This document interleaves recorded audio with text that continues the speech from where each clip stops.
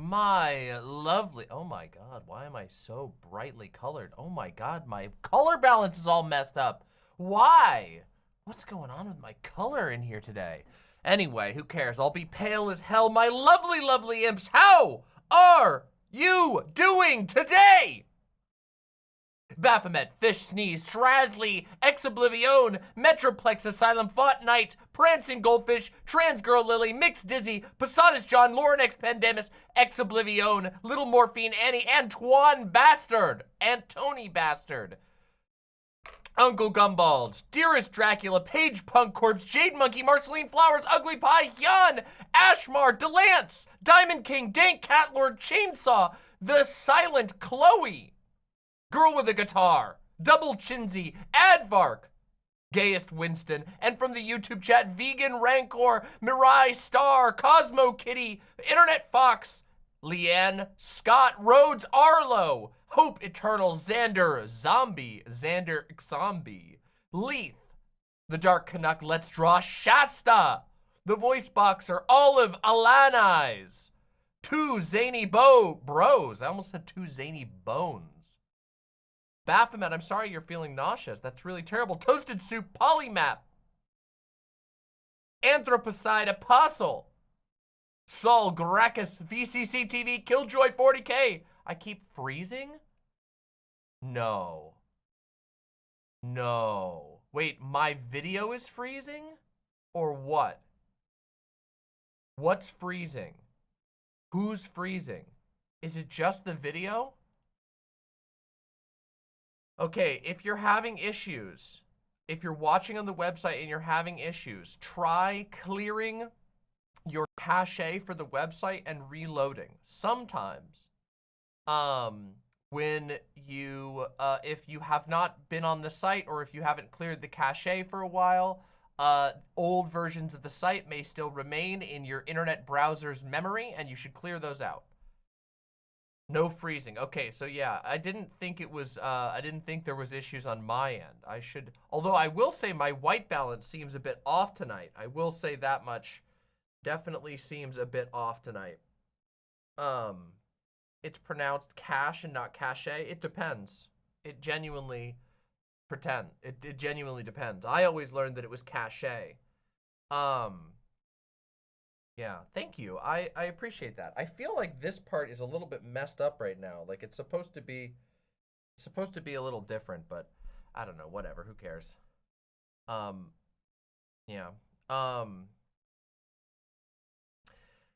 Mixed Dizzy says, with the tier 2 sub, thank you very much. Fuck Colonial Propaganda Day, but I got lots and lots of folks I love and I'm thankful for, and I'm hella glad to make stream on time. Well, I'm happy to have you. Thank you, Mistress Lynn.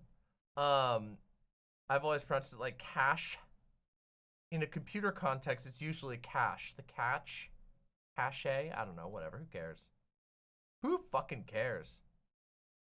Cash as in status, it's pronounced cache. Oh my God. You know, there's some weird thing, okay? And maybe this is just the way the internet works. But I feel like in streaming communities especially, chatters are over fixated in pronunciation.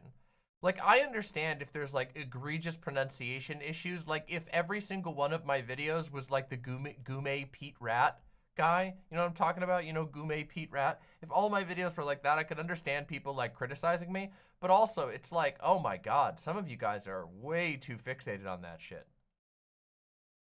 Holy shit. I'm pretty sure they are. Hold on, let's find out. Let's see what Google says, or Wikipedia.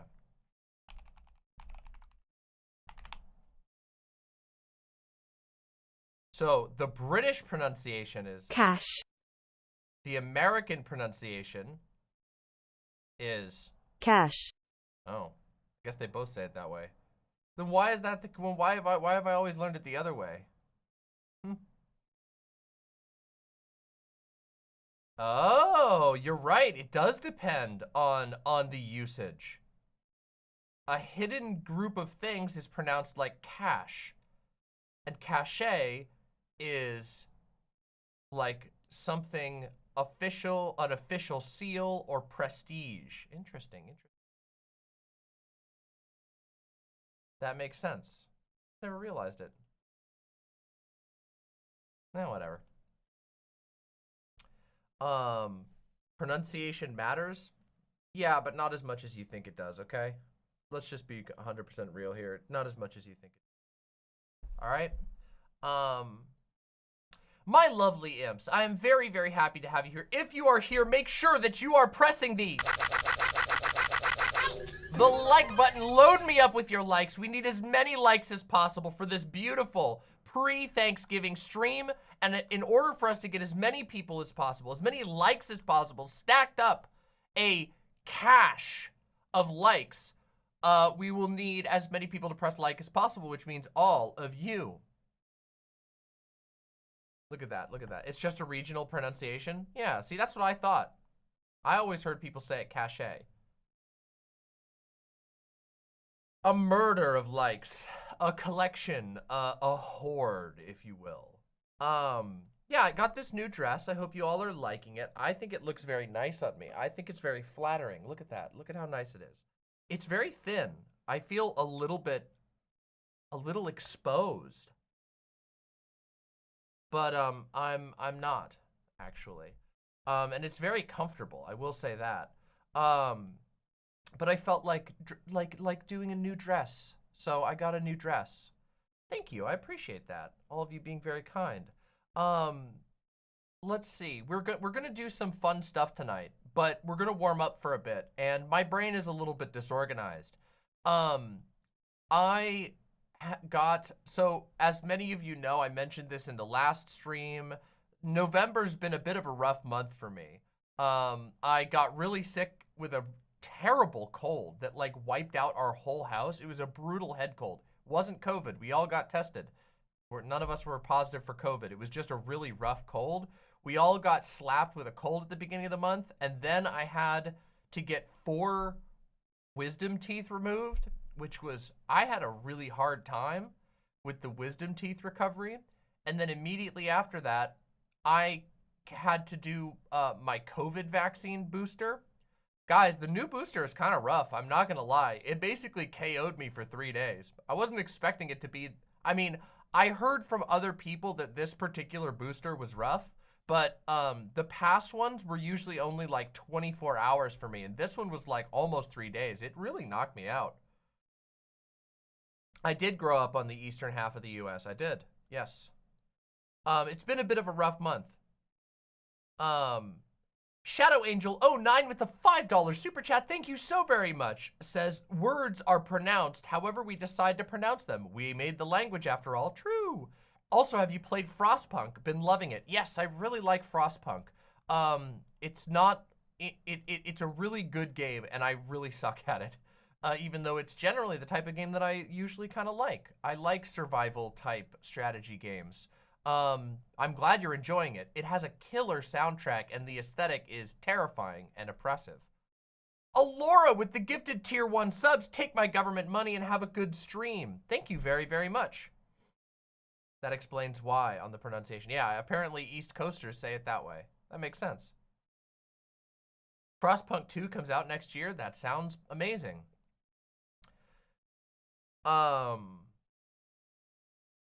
Has your wisdom been removed? My wisdom will never be removed. In fact, it's only grown greater. The reason they had to remove my wisdom teeth is because they were actually limiting the growth of my wisdom. You see, the teeth normally are the repository for the very small amount of wisdom that most people have, but mine were overflowing and damaging everything else. They needed to remove them so that the wisdom would flow to the rest of my body.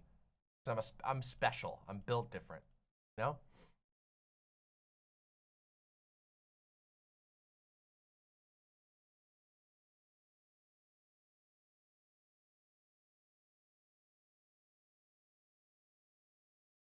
Yeah, I'm gonna try and do some Dark Souls stuff tonight if we have time. However, I have a lot of stuff to do tomorrow, so that's gonna have to come first. This month, this month has been a month of me having to put my health and well-being and family life first, because it's been a rough month, so gotta do that. We'll see what we can do. We have a lot to get through tonight. Tonight, for those who are here and wondering, what the heck are we doing tonight? Well, as the title says, we are going to be reviewing the Vaush versus TJKirk versus Paul's Ego 2v1 Giga Throwdown. I saw a little bit of it and I was like, wow, we got to talk about this on stream, because I feel like talking about it on stream will help a lot of people work through everything that was debated there. It was a pretty intense debate, so I'm pretty interested in getting into it. However, we are also going to be doing some other things, one of which is going to be the holiday, or the first part of the holiday family argument advice and preparation segment. I wanted to do a little segment with you all talking about how to deal with political arguments specifically with your family over the holidays, given it's the holidays now. And my goal is to, with this particular segment, is to talk about some general ground rules, some general piece of advice I have, and then of course to hear what topics you've encountered with your family in the past, and also give some general pieces of advice by topic to the stuff that you're likely to discuss with your family members. And I figured that would be useful, interesting, and whatever. Uncle Gumbald with the tier 1 sub. If we're doing a maximalism, we're not doing a maximalism. I did not prepare for a maximalism, but we might do that for a different debate. We haven't done a maximalism stream in a long time, and we definitely are due for one soon. Thank you very much, Uncle Gumbald. Naomi Chance with the tier 1 sub. Thank you very, very much. This now marks roughly 1 year since I started watching Demon Mama streams. Legends may die, but Demon Mama lives forever. True.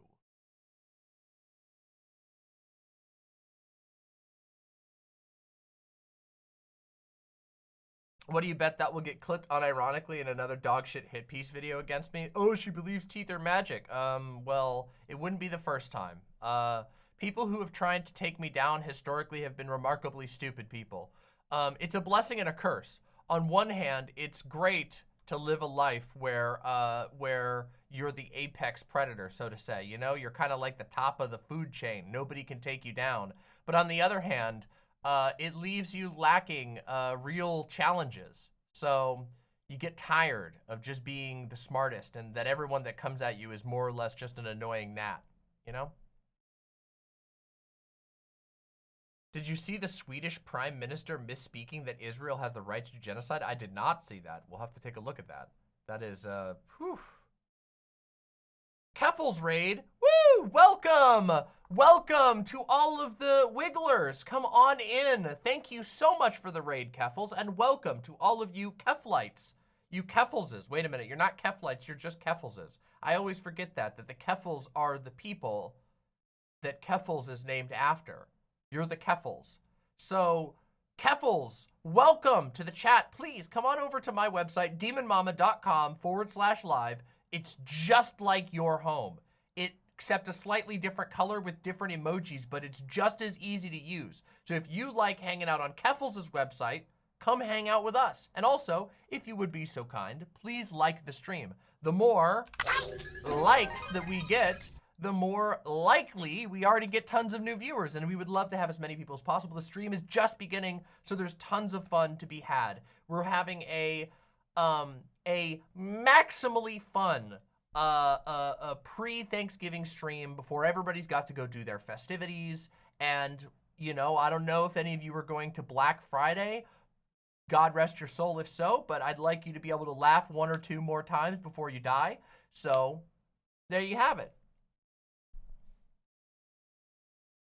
K-Prime says, good lord, I haven't been in chat in ages. I've been deep into Baldur's Gate 3 and Street Fighter 6. Woo! Well, welcome back. Keffals is 1, Keffals is 2, but only Keffals is Keffals. So there's 1 Keffals and there are no Keffalses. I don't know about that. Musk just posted QAnon? Did that literally just happen right now?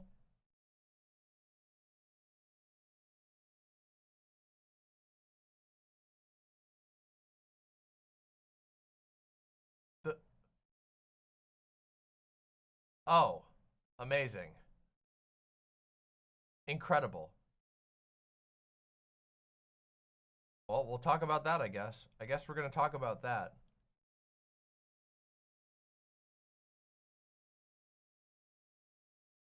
Advark, thank you very much for the tier 1 sub. Deeply appreciate. Here's my monthly tribute to the demon empire upon which the sun never sets. There is no sun. We are the sun. Do you celebrate Thanksgiving? Yeah, more or less. I don't really celebrate the holiday in the traditional manner. We're not making turkey or anything this year, though I have in the past. Mostly, it's just an excuse to eat lots of food and hang out with people that I like. I guess we're gonna talk about that. That's messed up. That's really messed up, honestly.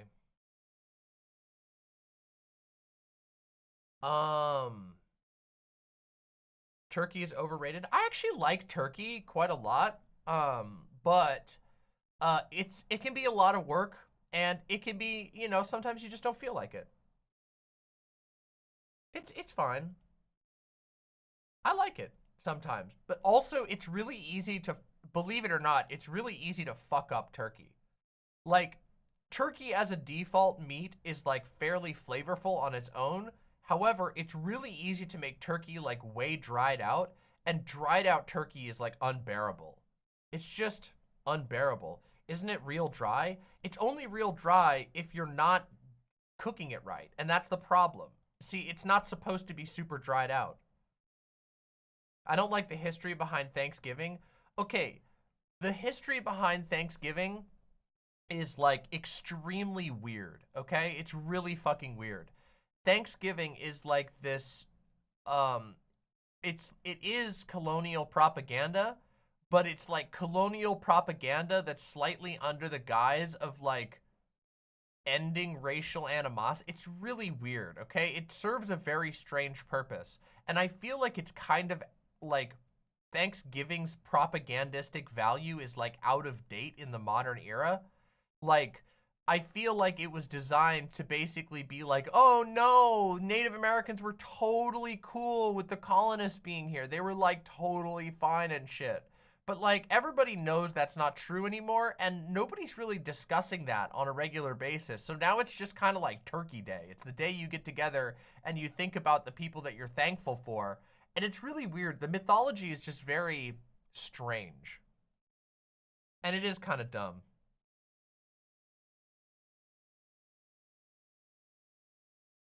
Yeah. Here in Canada, our Thanksgiving is in October. Yeah, that's I've always known about that you guys have a different Thanksgiving day, which is fucking weird. I just want the time off. I'll take it. Yeah, see, that's the thing too. Americans are always held hostage. Well, it's not just Americans. It's pretty much everybody, but especially Americans. Americans are held hostage by the fact that you don't get any time off work unless it's like a state-sanctioned holiday. And so Americans grab onto those even if they don't even make any sense in the modern day anymore, you know? JS Mascus says ham or turkey. Oh, turkey any day. I do not like ham. I am not a fan of ham. First of all, there are pork products that I like, but ham is not one of them, especially honeyed ham. I just don't like it. It's too sweet. Why is it like that? Why does it taste like that? It's sweet. It feels weird in my mouth. I don't like it. Not a fan of it. This is actually an old meme on my channel that a lot of people have forgotten about. The fact that I don't really like ham, that I find like honeyed ham and shit kind of disgusting. But yeah. We are making, let's see, what are we making for tomorrow? Doe is mostly making a lot of food, to be honest. Doe's been the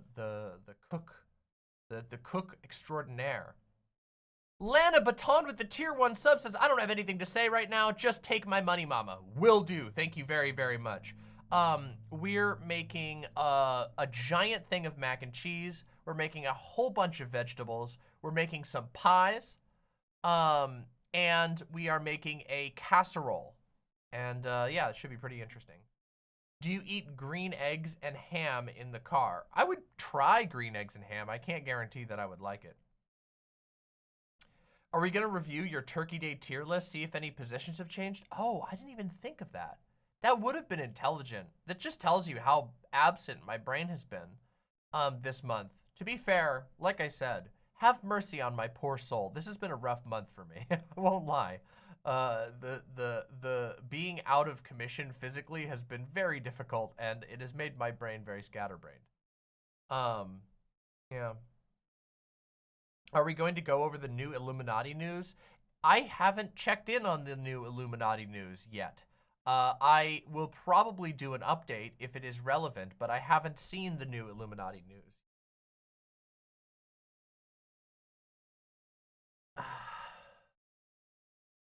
Sure to fall off. Terrible.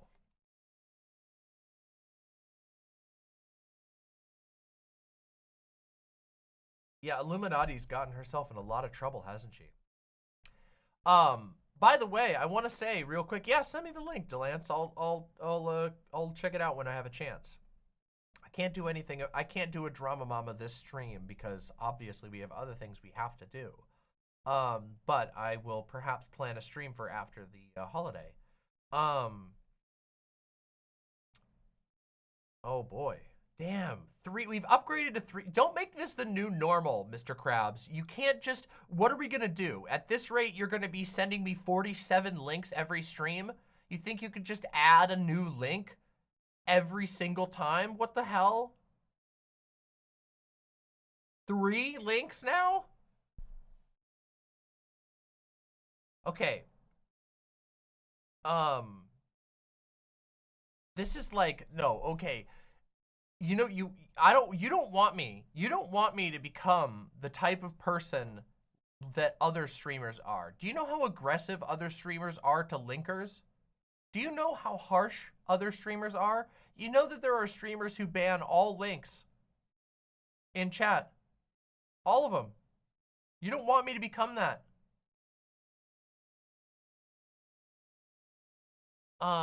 I wanted to say, before I got distracted, the Boogie videos have been doing very well, which makes me happy because I put a lot of thought and work into my Boogie Drama Mama special feature. I have been very interested to see how people have reacted to the Boogie information, and I've been a little bit, I've had a mixed response personally. It seems like a lot of people are basically undercritical of this Boogie documentary. I have heard a lot of people basically praising Mike Klum, the creator of the documentary, for like exposing Boogie, but he didn't really do that. As we outlined by watching and reacting to it in real time, it's not really an expose. It's actually just a sort of an extended Boogie e-begging stream, where he more or less tries to sell the idea that he's completely and irrevocably broken, and the only way that he won't die a horrible death is if you, his precious viewer, sends him money over PayPal right now. And I was thinking about that more. first of all, a lot of people positively commented on my videos on Boogie, saying they had not considered the angle that I approached the documentary with.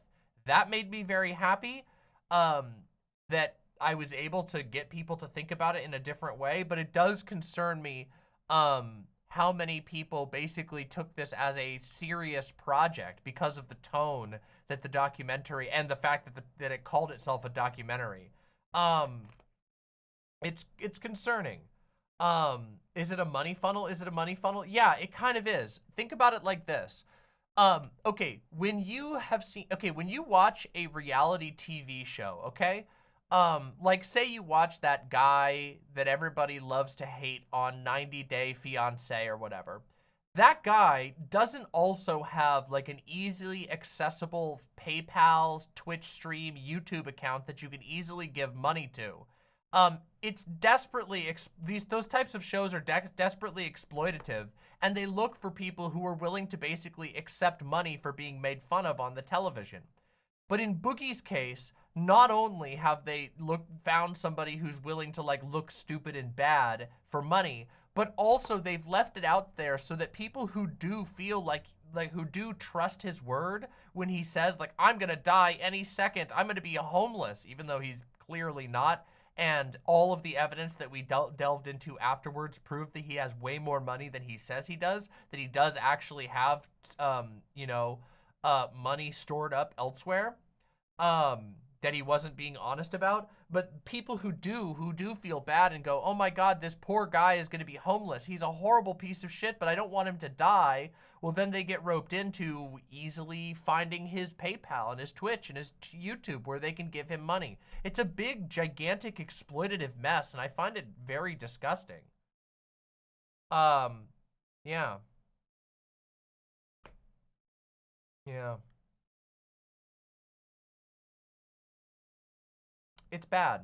And I think that it's manipulative and that more people should take issue with it. And I was a little bummed to see that there was a lot of big figures who basically treated the documentary as some kind of like shocking reveal of Boogie's behaviors when this is how he's been for a long time. And part of the reason why he doesn't have like as much of a platform anymore is because he's alienated most of the people who are like, he's alienated everyone who isn't easily duped. Boogie is ripping off and scamming a lot of his remaining audience. His remaining audience has dwindled, but the ones who remain are people who believe him when he says for 5-10 years that he's going to die tomorrow because he's so pathetic that he can't pay his own bills while he lives a life of luxury. I don't think that should be enabled. I don't think that should be enabled by anybody. And it especially shouldn't be enabled under the guise of a documentary. Anyway.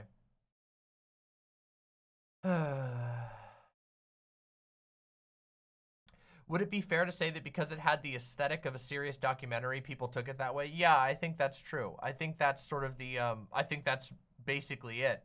What this kind of tells me is something that I kind of already knew, but it further confirms it, which is the fact that YouTube viewers, as like a broad group, people watching stuff on YouTube will basically believe anything. They are not very media literate. They're very vulnerable to manipulation. They're very vulnerable to even obvious and blatant manipulation. They won't do research. And they're also often willing to give their money to people who are directly ripping them off extremely dishonestly. Anyway, it sucks.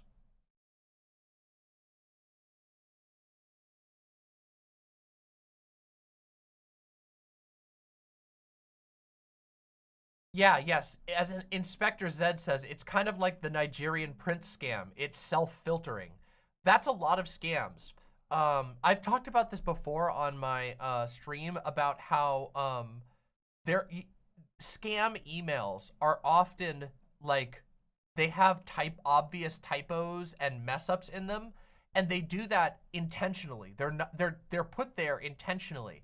And the reason they're put there is because they don't even want, they want people who are smart enough to notice typos, who are aware enough to notice typos and be like, that's a red flag. They want those people to disengage immediately. They don't want them digging in. They basically want you to go, ah, this is trash, and throw it away. What they want is people who don't notice those typos, who aren't paying attention to that, people who are willing to be like, oh my God, for real? Yeah, it's really gross. Delance says, Boogie298 has over 1 million and across various accounts. I don't know how high the number is, but he definitely has more money than he said. In the entire documentary was said, it was repeated over and over and over again that he's going to be homeless in a month. That he's gonna be fucking homeless.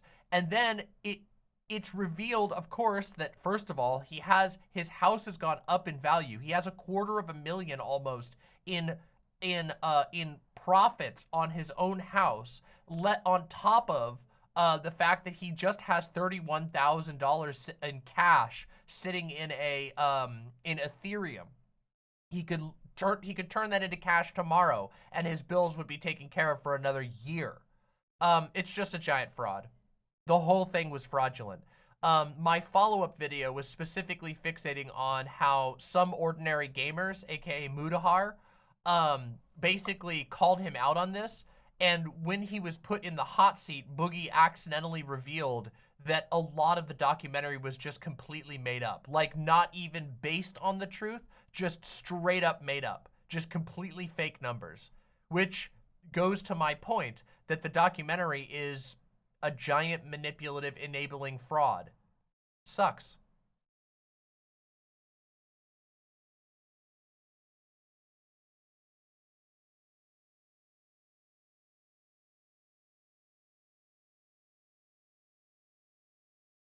Yeah. I don't know. Really sucks. Does he own his house? Couldn't he literally take out a lien against the property? Yeah, he probably could. And he does own his house, to my knowledge. Oh, actually, wait, maybe he doesn't. Maybe it's still mortgaged, but it's gone up in value. The crazy thing is that he admitted that he could sell his house, which means he could buy a cheaper house in the area and make money and have cash on hand, but he doesn't, so.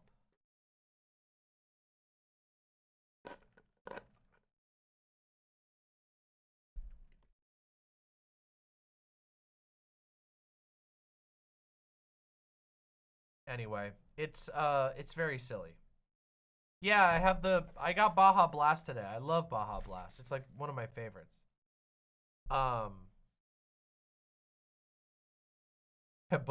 Blow high blast, yeah.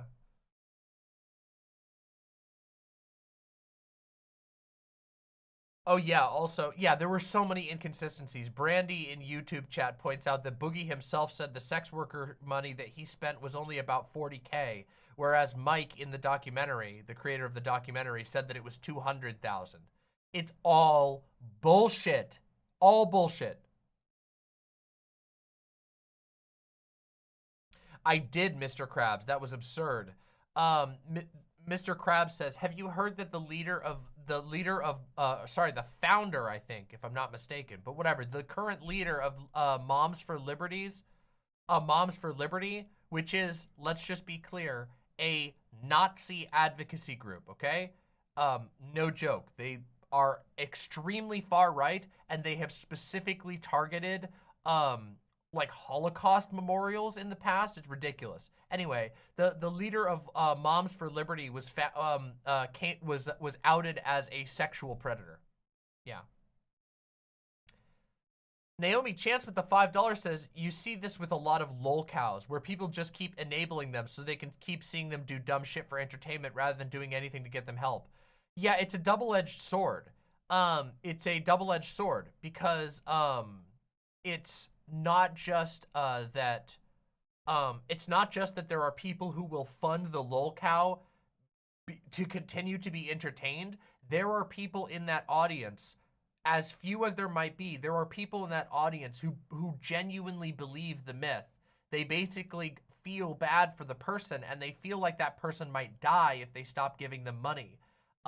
This has happened with a couple of people. DSP is another person who has done the same thing. Another person who's also kind of a lol cow, but who has basically sold himself as like completely helpless to his audience. And there are both types in the audience. There are the people who will continue to fund just so they keep getting to milk them for fun times or whatever. But there's also people in these audiences who genuinely believe the stories and they feel bad and they're giving their hard-earned money away. It's sad.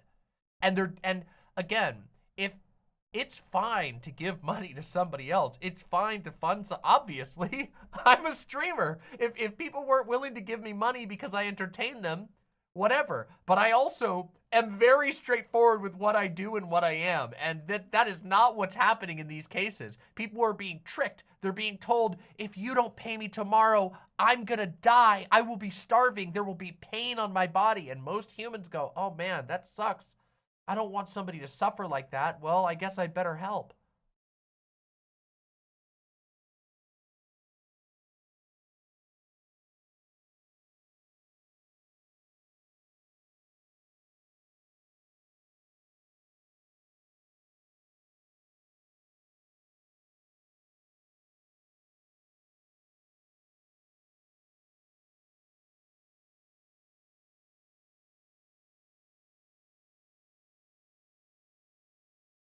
Oh yeah, I heard about that. I heard about that Fortnite, but I didn't get to see it. Wait, Demon Mama, if you're saying if I donate $10 right now, it will not save your life, it won't save my life, but it will make me happy. I would appreciate that. Mithril, thank you for joining for renewing as a member on YouTube. Deeply appreciate that. Thank you so much.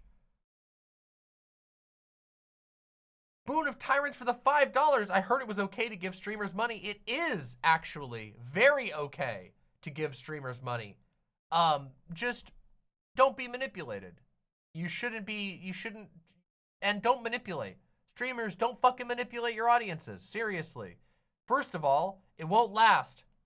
Secondly, it's not good.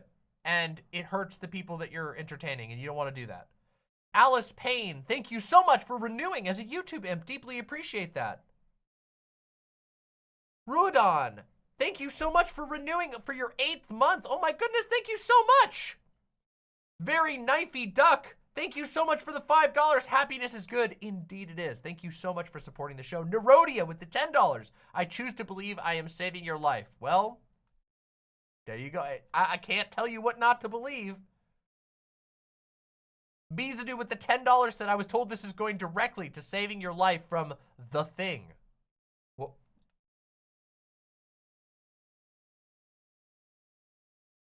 you know that's...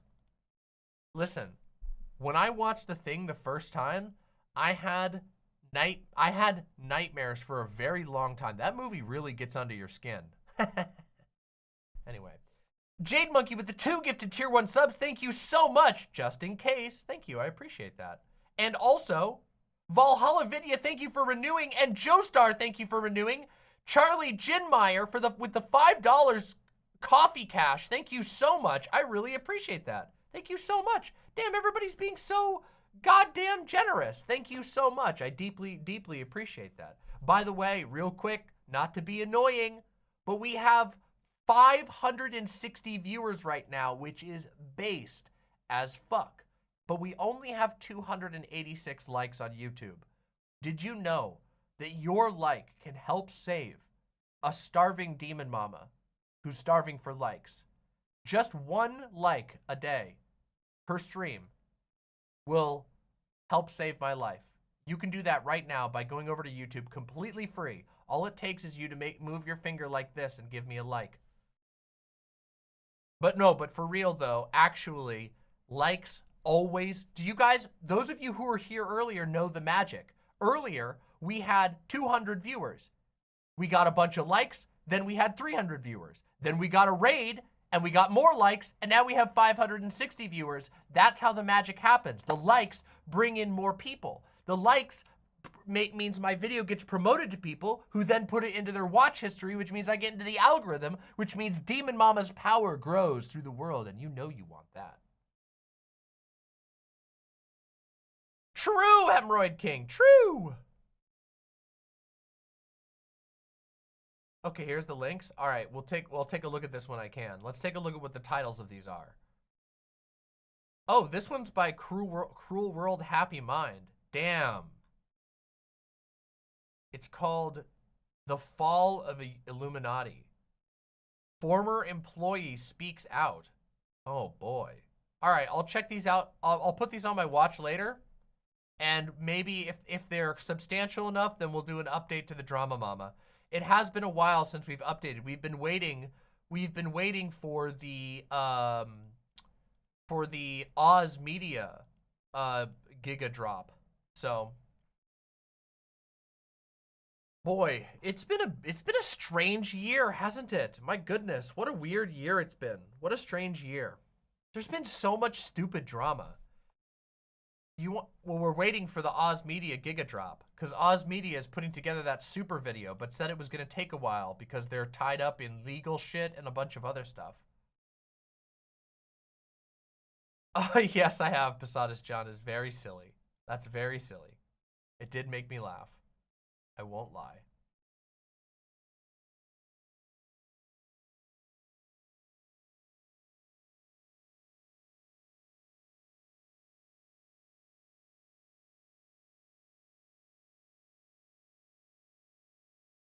Oh, why are there so many dumb people on the planet? Beezadoo! With the tier 1 gifted sub, this chatter said they didn't have enough money to sub, so here's to you, Chatterino. That's so nice of you. What a festive way to approach the world. Boon of Tyrants. I have no idea who Illuminati is or what transgressions they've committed. Can a chatter elucidate me? Boon of Tyrants, do I have a treat for you? It is a mountain of very entertaining content. Hold on 1 second. And I'll start you with the very first one, okay? Here we go.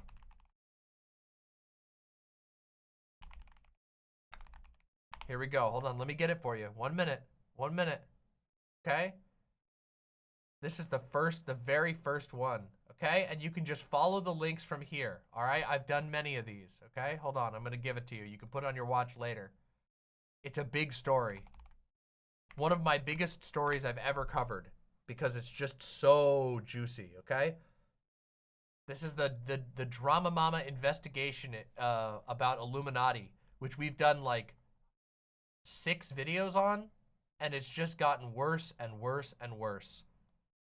And don't worry, once you find that one, we've linked the other ones in the description, so you can go watch the rest. It's a lot of content, I'll warn you. We covered it in great detail. It's crazy, honestly, to be completely honest, it's only because the gaslighting is so bad in this particular situation that we had to cover it so much. It's not even the biggest drama ever. It's just, it's big and also very, very, very disgusting and misleading. It's like the Miranda Sings one is definitely bigger as far as impact goes, but with the Miranda Sings one, it's fairly easy to engage with, whereas with Illuminati, like, she's such a practiced liar and it's gotten so out of control that it just took us forever. 7 videos total? Yeah, we have 7 videos total. Nethercat with the tier 1 sub. I'm subbed to Zan and Keffels. Figure it's beyond time I spread the love some more. Keep being awesome. Thank you. Deeply appreciate that, Nethercat. Very wonderful. Very kind of you. I heard about the Miranda Sings comeback. I have to look into that as well. There's so much stuff that's there's so much stuff that I have to look into that happened like right before this stream, but I already planned to do exactly what I was going to do today. I mean, there's another thing. Everybody on the Discord has been wanting me to react to the Thought Slime video, and I don't even know what it is. I don't even know what the Thought Slime video is.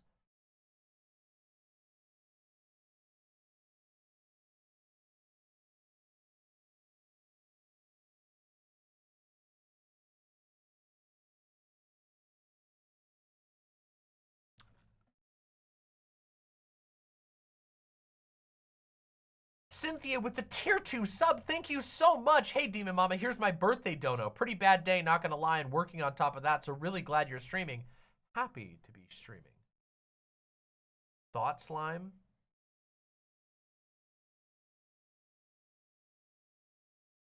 Thought Slime versus Shoe on Head? It's a beef with Shoe on Head? Oh. Oh. Oh.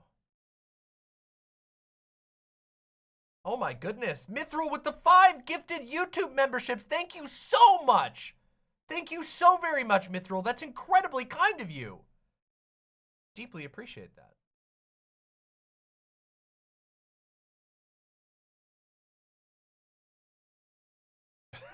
Yes, yes, Lefty McLefterson, close enough. Rechards. I feel like if you misspell the word retard when you're trying to call someone a retard, I feel like you deserve to get pelted a little bit with some tomatoes. Oh man.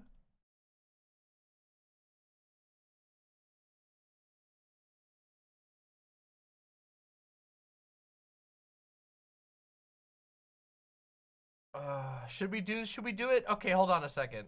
How do we want to do this? Do you want to, I've not seen it. I don't know what it's about.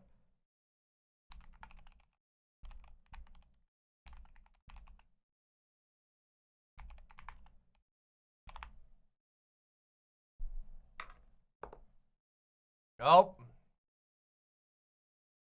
Oh. Oh. Ooh. Oh. Uh-oh. Oh. Oh. Ooh. Ooh. Oh. Mm-hmm. Chat's kombucha girling right now. The chat's kombucha girling on this.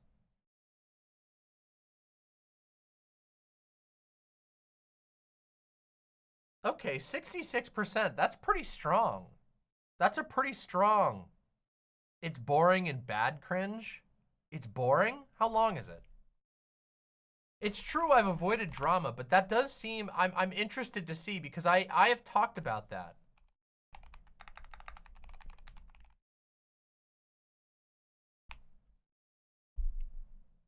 And also, I'm kind of curious because on one hand, oh,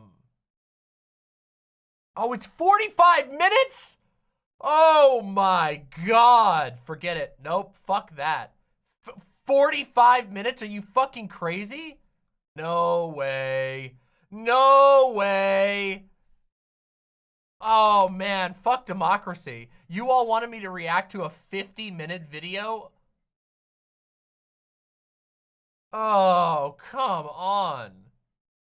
Delance says Illuminati is trying to go after everyone she knows and everyone who is covering her drama. Well, I haven't heard from her, so apparently she missed the most important person.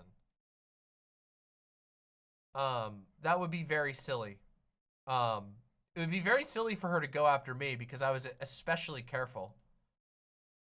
Where's the evidence of that though? Where's the evidence of that? I know. Well, okay. Kyle Corvus says the Vaush versus Paul argument is like 3 hours long. No, the stream is like 3 hours long. The argument is not quite that long. You've never worked with her. They said that it's anybody who's covered the drama.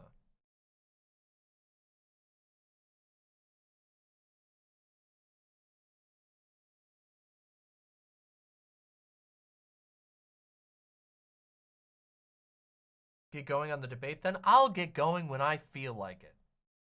I'll get going when I feel like it. It's not that long. It's long, but it's not that long. It's a nothing burger video? Okay, then we're not doing it. You know, sometimes I'm allowed to poll my audience just to find out what you're feeling, you know? Bizadoo says, Paul's ego debate is fucking brain rot. That man's actually retarded.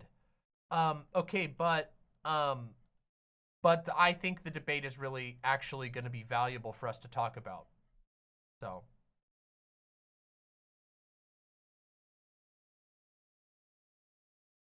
Thank you, Session. I appreciate that. Thank you so much.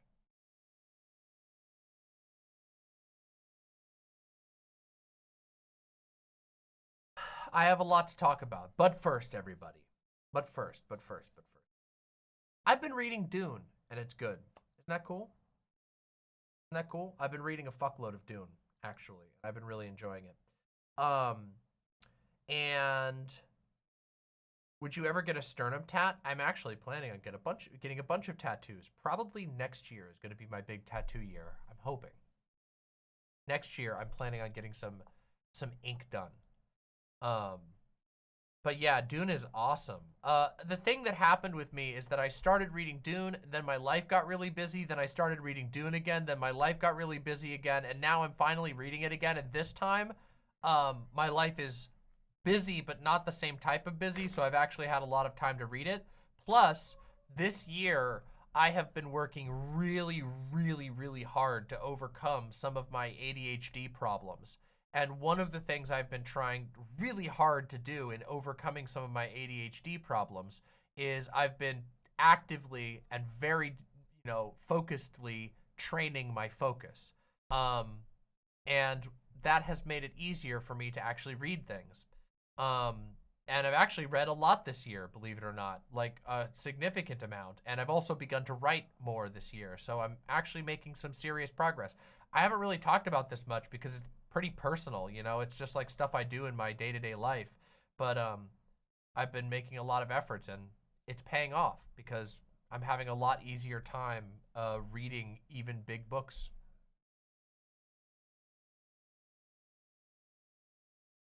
Are you ready for Dune Part 2? Assured to be better than Lynch's Dune. Have you paused reading Berserk for Dune? No. I've been reading Berserk plenty. I stopped for like a couple days to read some Dune, but I just want to keep things fresh, How do you train your focus? I've never thought to get on meds yet, but I definitely have something undiagnosed related to focus. Okay, this is a little bit difficult, but one of the things that I've been doing to sort of train my focus is to, I started with audiobooks basically, and I took baby steps, which was basically, because, okay, focus issues are weird in that focus issues are compounded by other emotions. And now this is me speaking as a layperson and not as like a professional or anything like that.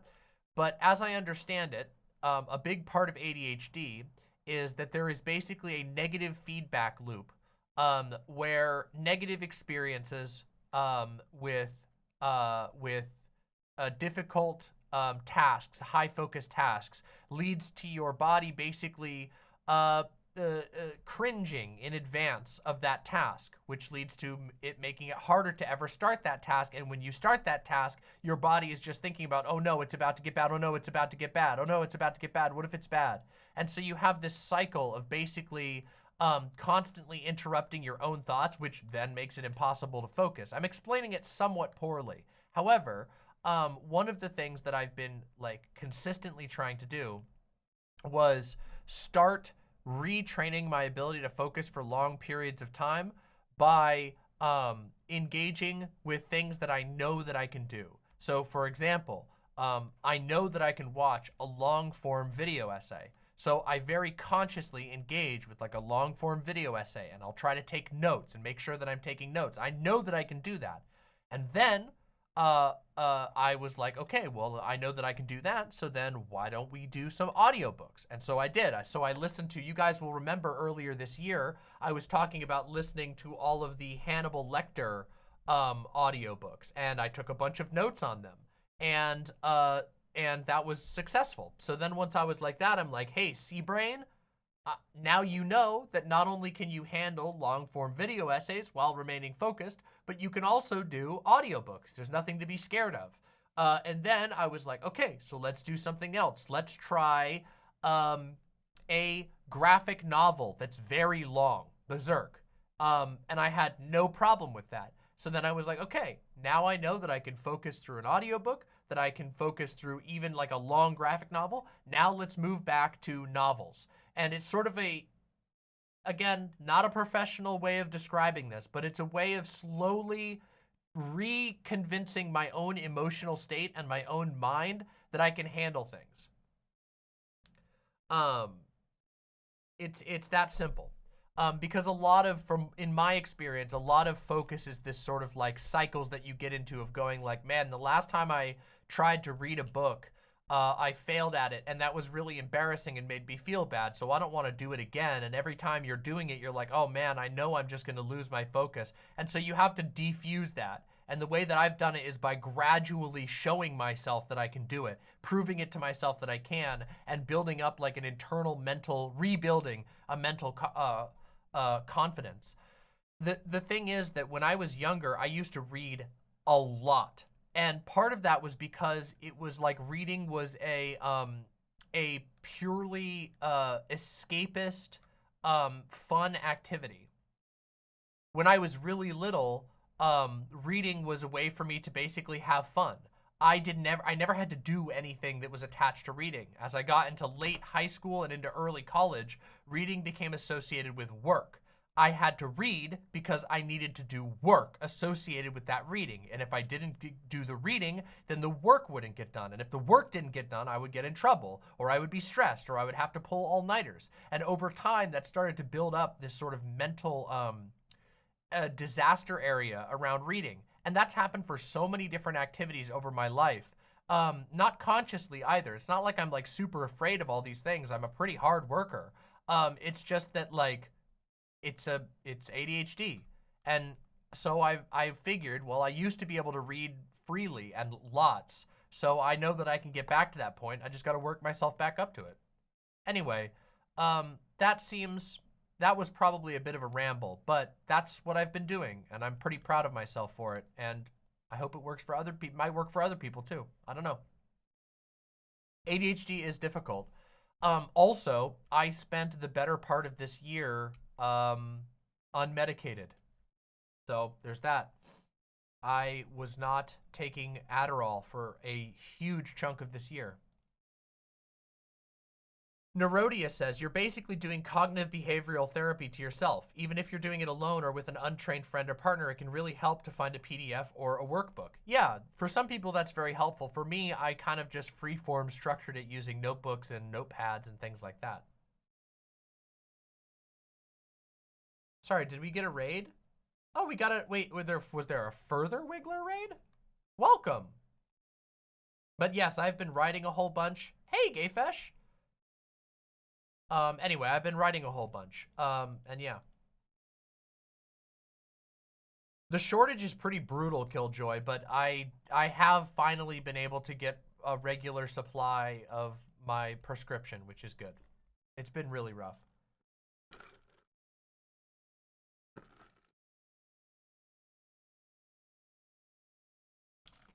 Why is it that so many people have school kill their passion for reading? It depends. Early on in school, when I had something like AR, I don't know if anybody else in the United States did AR. It's like advanced reading or something like that, or something. I can't remember exactly what it was called. Accelerated reading. I liked that, and it was because it was freeform. The way that AR worked was basically you can read books on your own pace throughout the quarter of the school year, and then you take these little digital tests on a website, and you get points if you remember stuff from the books well, like if you can prove that you read the book. And they let you read basically anything. So like I would read Lord of the Rings and then do the equivalent of like a BuzzFeed quiz on Lord of the Rings, and that would satisfy my reading requirements. And during that like got me really excited about reading because it was free form. It let me sort of pick what I was interested in. And I would read really difficult books. I read some wild stuff for AR. I read like the entire Redwall series. I read Lord of the Rings. I read The Hobbit. I remember reading a bunch of, what was his name? It was a Clive Barker book, I think. Hold on, I think it was this one. Yeah, The Thief of Always. I read that book, which was a fucking, that's like a, listen, Clive Barker wrote some books that were for like teenagers And let me just tell you, that book is a lot of Clive Barker is a little twisted, okay, for writing like young kids books, all right? Those books were messed up.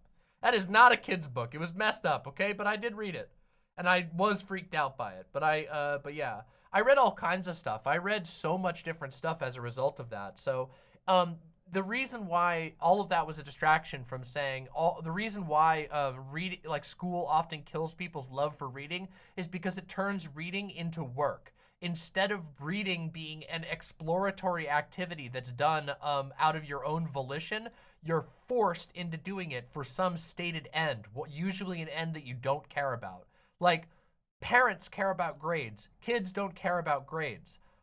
Kids care about stories. Kids care about learning. Kids care about discovering new things. But schools are very bad at facilitating that type of thing because they're designed to prepare you from childhood for a career. And it basically kills your childlike desire for things, which also, interestingly, basically nerve staples you for the future. But guess what? It can be undone. So, yeah. Periwinkle43 with a tier 1 sub says, love your streams. Thank you so much. Thank you for supporting my streams. Deeply appreciate that.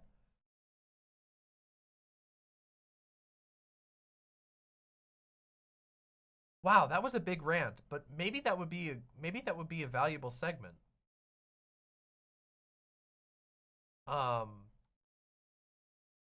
Yeah, that might be a valuable thing as its little segment to just talk about focus, reading in school. To sort of wrap it off in a meaningful way, school in the like current form really struggles to make people enjoy things, and I think that it like is especially hard for neurodivergent people, because like if you like struggle to be motivated by like traditional structures already, like grades, abstract grades and things like that, it's there's nothing there for you. So like I think a lot of modern schooling basically prepares people to be mentally timid and like guarded. And I think that's really bad. It's something I've struggled with, and I was somebody who generally liked learning. Like, I was motivated to learn for its own value. I liked learning. I even liked school as a kid in a lot of ways. Like, I loved the fact that I would get to learn about science. I loved the fact that I would get to learn about things. But over time, especially in high school and into college, like college was where it got the worst for me because when I was in college, it was a constant struggle to stay employed, to be able to make bills, to be able to make grades, to be able to keep up with the ridiculous requirements that are put on you in college, to keep up with even in an art degree, which I was in a film degree. Anyway, the point is that the structures that we are moved through, that we are forced through, actually damage our ability to enjoy otherwise enjoyable things in the world, and it's unfortunate. And I think it's worth it to take time to try and figure out how to re-stimulate love. And for me, that's part of that has been overcoming my focus issues on my own terms, building my own structures and saying, here's how I can prove to myself that I can do these things. Because I know I can. Like I said, I used to read voraciously, and it's only in my adult life, really, that I started struggling desperately with reading.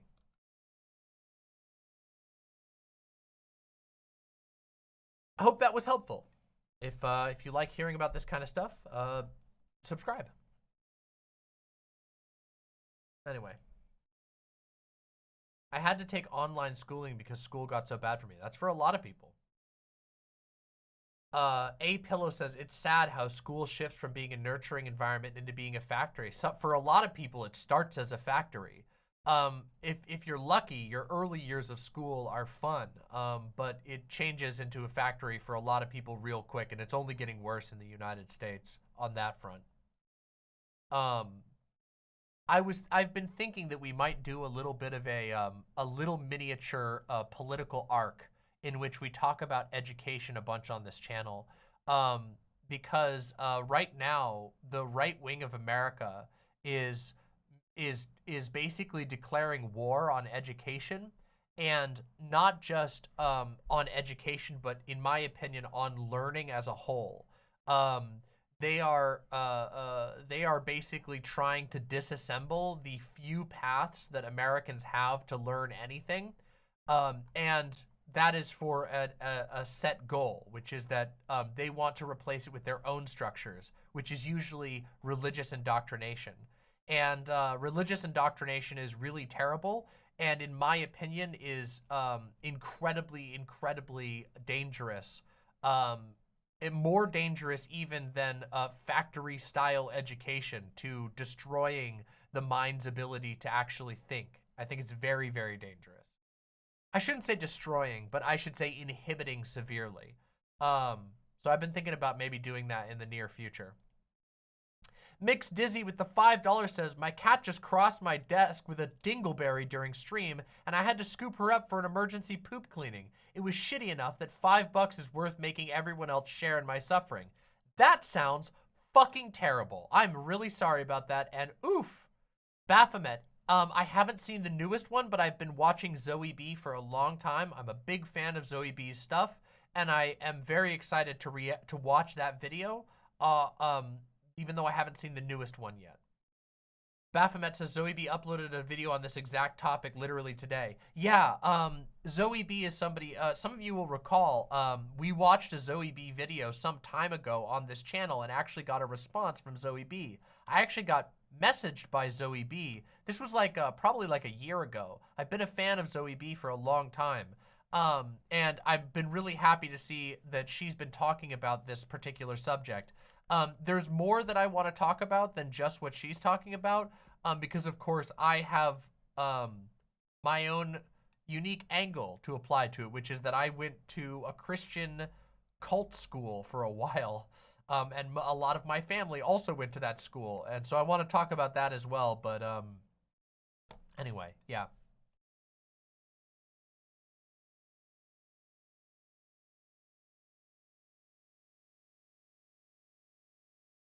Really sorry to hear that, Killjoy. That sounds terrible.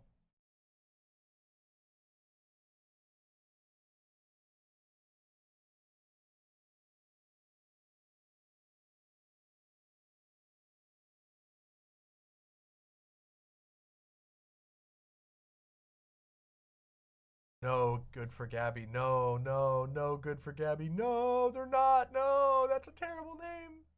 Don't say that. That's horrible. No.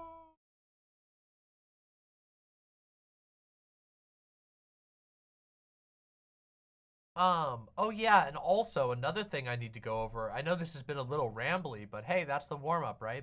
Another thing that we have to talk about on this channel that we haven't gone over yet is Project 2025. We have to talk about that. I need to do a segment on Project 2025 because that shit is messed up. That is some messed up stuff that we got to go over. For those who don't know, who aren't familiar with what Project 2025 is, Project 2025 is basically a framework for a conservative takeover of America that has been put forward by a massive coalition of conservative political action groups. They literally published a book. It's an actual handbook. And it includes things such as a stated goal to make it illegal for public institutions to use any name other than any name or gender other than the name and gender printed on your original birth certificate, which is kind of, I mean, obviously very anti-trans, but also is incredibly deranged because it would make it a matter of illegality for a teacher to use a student's nickname. So if your name is Theodore, it would be technically illegal according to what they want to put into law to call you Teddy or anything like that. It just is deranged. But of course, it just proves the level to which they're willing to bend over backwards to try and screw over trans people specifically. That's, of course, only one of many things. It also details a way in which the Republican Party could utilize the U.S. military and the Insurrection Act to essentially guarantee that there is no dissent against a conservative takeover and restructuring of America. It's a very aggressive plan that has explicitly been endorsed and, by Donald Trump. It has been almost exclusively crafted by Donald Trump's former cabinet, so people that he's likely to put back into power if he wins. And I want to spend some time going over it so that we understand exactly what the intentions of the people that we're grappling with right now in the political sphere, what their intentions are so that you guys can all understand it. Yeah.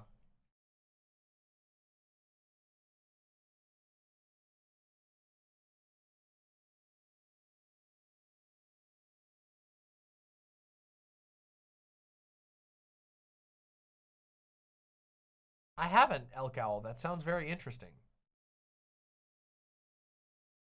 Yeah, yes, as Killjoy points out, the plan outlines a very specific path for them to put thousands of hyper-conservative lawyers and judges into position. They've basically sat down and had a bunch of people go, how can we use executive power to completely restructure America in the most aggressive and most conservative way possible? Yeah, very messed up.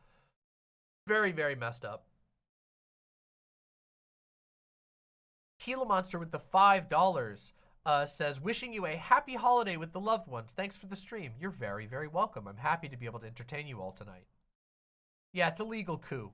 I mean, I think that, yeah, it's basically a hyper acceleration of government power to rapidly restructure in a incredibly undemocratic fashion the United States to match their worldview.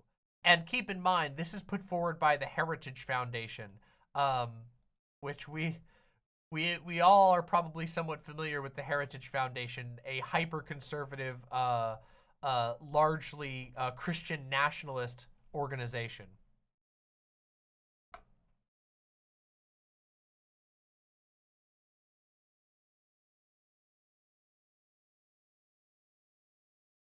Yes, I have heard about that. Swamp Hag says, Demon Mama, have you heard of the crisis that teachers have been signaling about in American schools on TikTok? They're basically reporting that middle and high school students are not able to read en masse. Yes, I have actually, I believe we reacted to some of that on stream, if I'm not mistaken.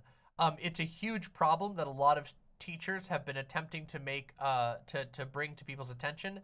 And it kind of makes sense if you think about it, given that we have had almost 4 years now of extreme disruption to the public education system because of the pandemic.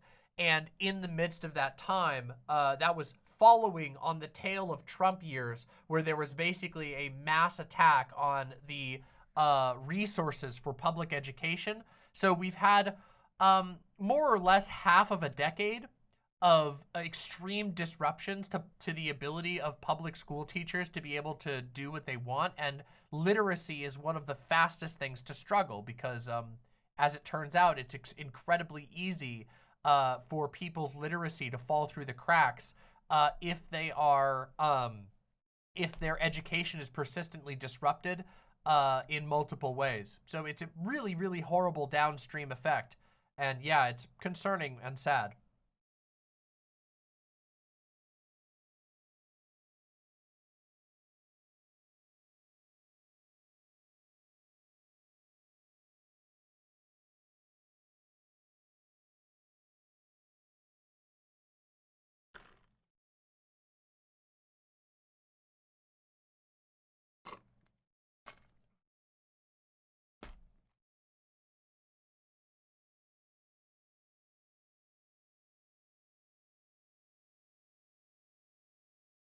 It's hard to teach kids when your building is crumbling and you have no money for books.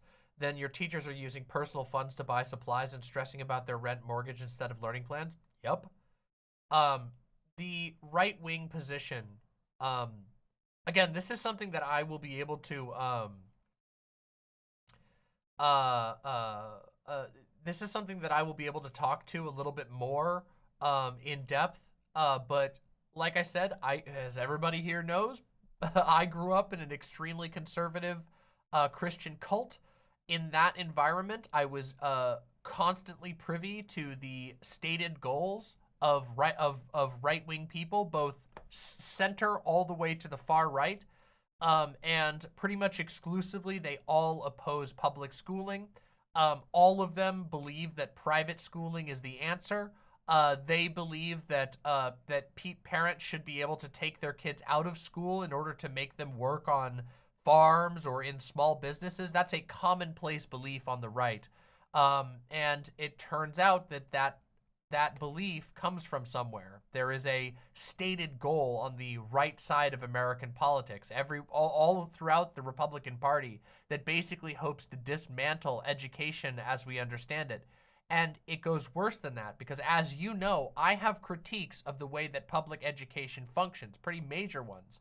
But it goes beyond their desire to disassemble education in America. Goes beyond just a dislike for public education. It goes into a dislike for learning generally. They genuinely don't think it's that important. They think that kids should just be able to learn by being put to work. A lot of these people will sort of like, without even thinking about it, say that, oh yeah, we should just keep lowering the working age. It's good for kids to get out there and work a bit, without ever recognizing that it's incredibly important for kids to be able to learn a lot of things with room to breathe. That like kids struggle when they're being used as free labor. It's bad. But that's a very popular belief on the right of America.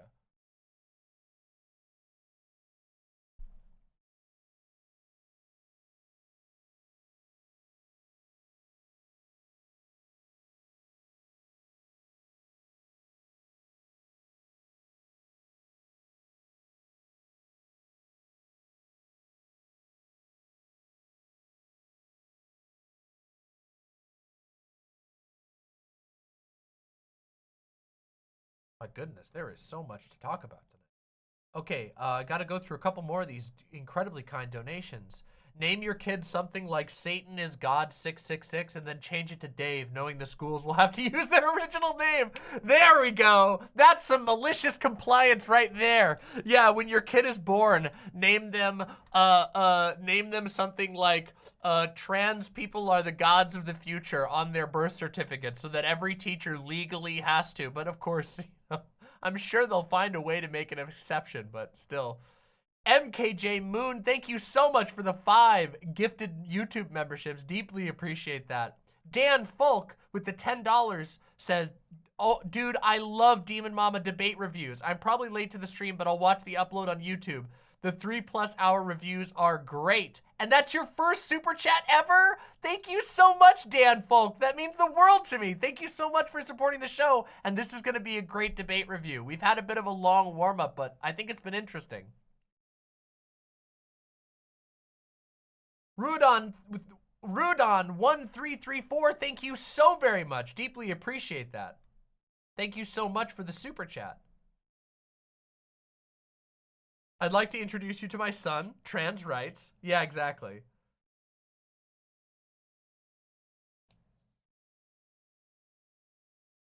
It's really pathetic, but we're gonna go through it. Some things are just silly. Like, of course, conservatives stating that you're going to have to, like, stick to people's birth certificate names is, of course, absolutely ridiculous and impossible to enforce. However, it's the sentiment that matters. What they want to do is they want to basically make it impossible to be a teacher. They want to make the job so difficult that there's constant infractions, that if you step out of line at all, they'll be able to find a way to get you in trouble. And interestingly, they will also use those laws to selectively target people. Everybody knows conservatives aren't actually going to target anybody for using someone's nickname. What they're going to do is they're going to make it an aura, a miasma of fear. around treating trans kids with respect. And of course, leave the door open for getting any teacher in trouble who doesn't do exactly what they want. Because if you can get in trouble for calling somebody the wrong name, God knows you can get in trouble for anything. Have you covered the 7 Mountains mandate? I don't believe I have, but that would be something to cover.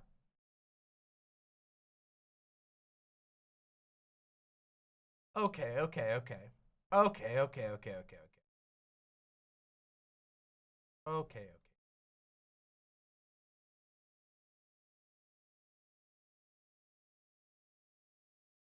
Arachnoid says, I hadn't thought about it that way. Make being a teacher so hard and stressful, people won't want to work the job. Well, they've already done that. Not to keep getting stunlocked on this particular issue, but there is a negative feedback effect where basically certain school districts, I bet you can guess what the statistics about those school districts happen to be for, that conservatives are so fixated on. But certain school districts get underfunded and stacked up with high student counts per teacher. So the ratio of student to teacher is very high, which means the teachers who are already underpaid have a whole bunch of students in their class, which becomes incredibly stressful, which means those teachers back out, which means that the budget is even more stressed, which means that those schools are being functionally defunded, even if they're not literally being defunded. So there's all kinds of ways, even though they are also often literally being defunded. So it creates a death cycle where the Republican Party is basically able to kill off public education indirectly when they can't achieve it directly. This is like a similar problem with the post office. The American Postal Service, the USPS, has been basically Donald Trump put in a mandate that the USPS needs to become profitable, and there's a problem with that, which is that the United States Postal Service is designed to be a public service. It is so necessary to the basic function of a country that it shouldn't matter what the cost of the postal service is, because it is so important to the well-being of the citizenship, to the well-being of the nation as a whole, that you should never be fixating on profitability for that. However, it's an easy talking point for people who want to continue to disempower sections of the government, that they can basically be like, well, look at how unprofitable and wasteful the postal service is. And so Donald Trump, of course, sold that to his base massively, saying, oh, it's expensive, it's ill-managed, it's not profitable, we need to make it profitable. And so what that does is that now you have this postal service that is being required to try and make profits, which means that the service is degraded. The service is degraded, which means people aren't going to pay for the service. They'll pay for FedEx or UPS because they are because they don't want to pay for the degraded service, which means the service degrades more, which means they struggle even harder to meet their profitability until eventually it collapses, and you've basically handed the entire postal system over to your buddies and donors over at FedEx, UPS, and whatever else. Pretty fucked up. Pretty messed up. Yeah. Oh, man. What a mess.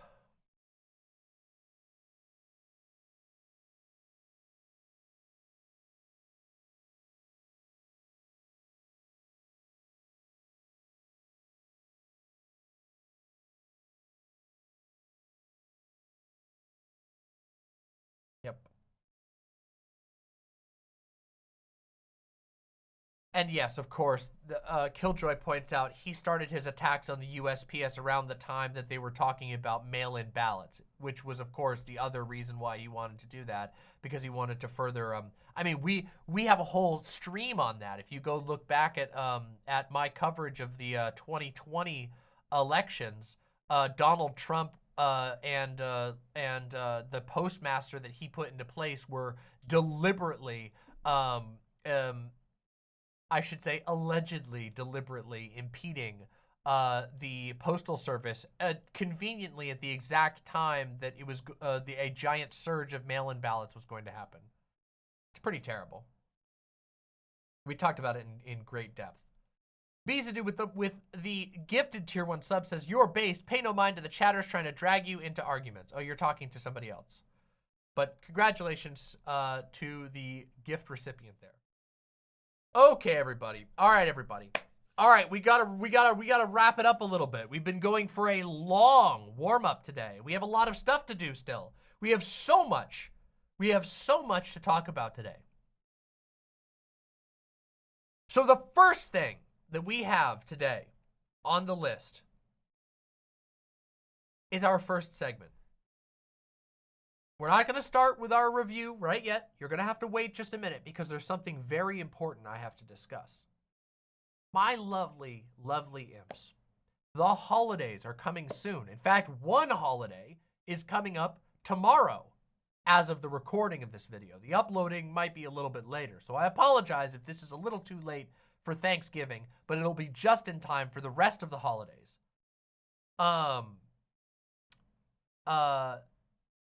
So we got to talk about something, my lovely imps, which is family arguments, specifically arguments with family over politics. Politics, politics, politics. You know, we talk about politics a lot on this stream. And I wanted to take a little bit of time, and this is going to be probably the first of multiple videos. We'll see how I'm going to gauge the interest and see how much people like it. But I wanted to take a little bit of time to talk about what to do if you are a little baby imp and you go to a holiday gathering and a political argument begins and you don't want to be caught unawares. So I figured a little bit of a holiday argument briefing segment would probably be fairly valuable to my community. So that's what this is going to be. First things first, always remember that you are not obligated to debate with your family about every single political topic that comes up. Even though there are lots and lots of family members in everybody's family who are incredibly politically vocal, nobody ever listens to the rule of never talk about politics or religion at the dinner table. No one. No one listens to it, especially your uncle who watches a lot of Alex Jones.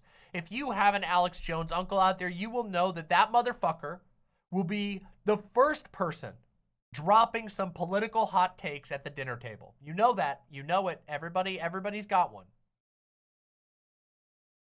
Well, thank you, Vivian Wolf. I appreciate that. Thank you so much.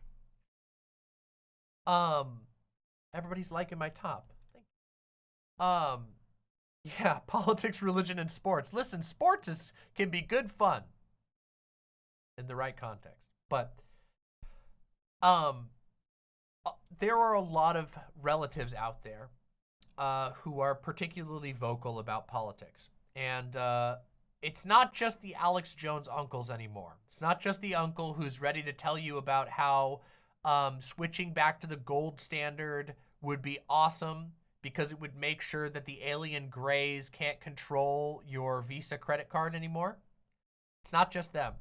The MAGA movement as a whole over the last, since 2016, has sort of had as a matter of culture this highly politically evangelical nature. And so more and more people are encountering arguments with right-wing family members, not just right-wing family members, but a lot of right-wing family members at the holiday dinner table.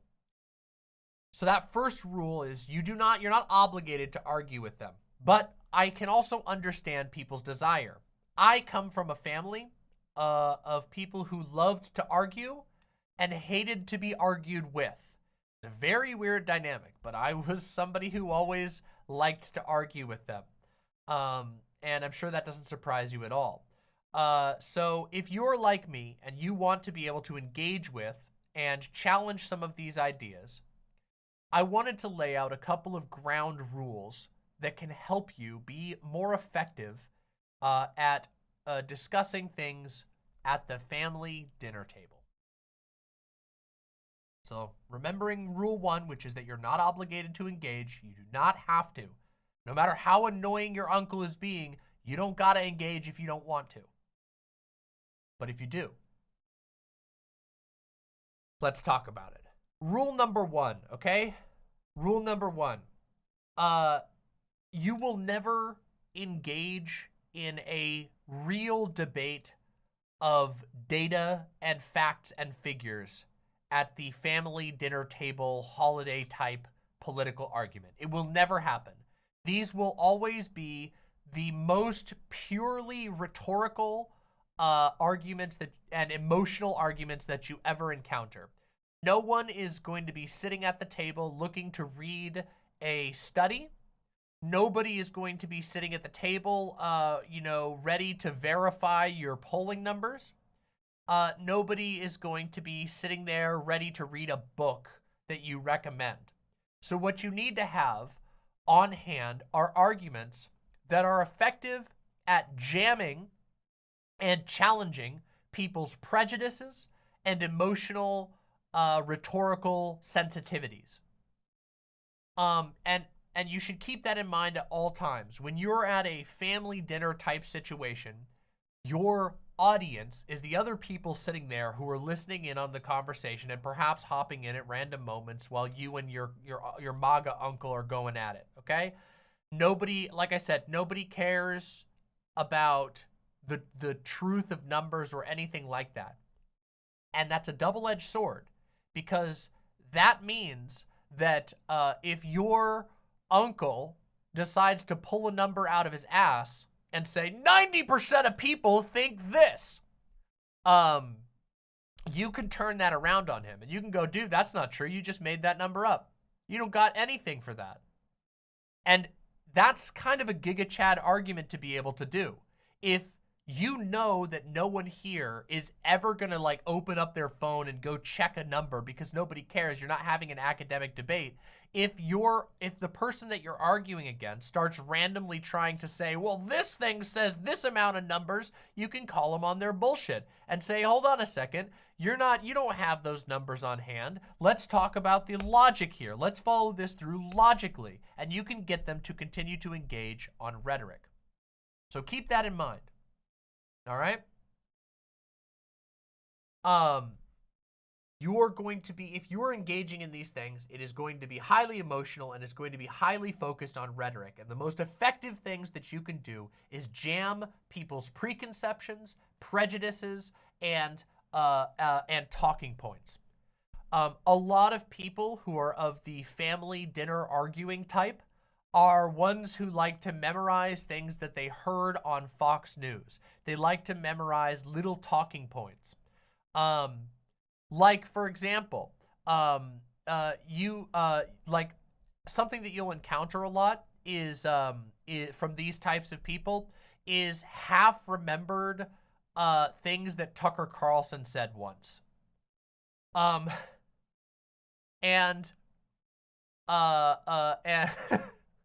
and if you can counter them on that, if you can call them as basically just pointing out that they're just sort of half remembering something from Tucker Carlson, you can make them look very silly. And often, if somebody starts to get embarrassed during a debate, that is the beginning of the end for them, of this particular type of like family dinner table, highly uncomfortable debate. If somebody starts to get embarrassed, if you point out, hey, what the hell are you talking about? You just made that up, dude. Like, if they're like, oh yeah, there's these drag queens are doing sexual story hour. And you go, where'd that happen? Did you make that up just now? Or did that actually happen somewhere? Did that happen here? Really? That happened here? Where?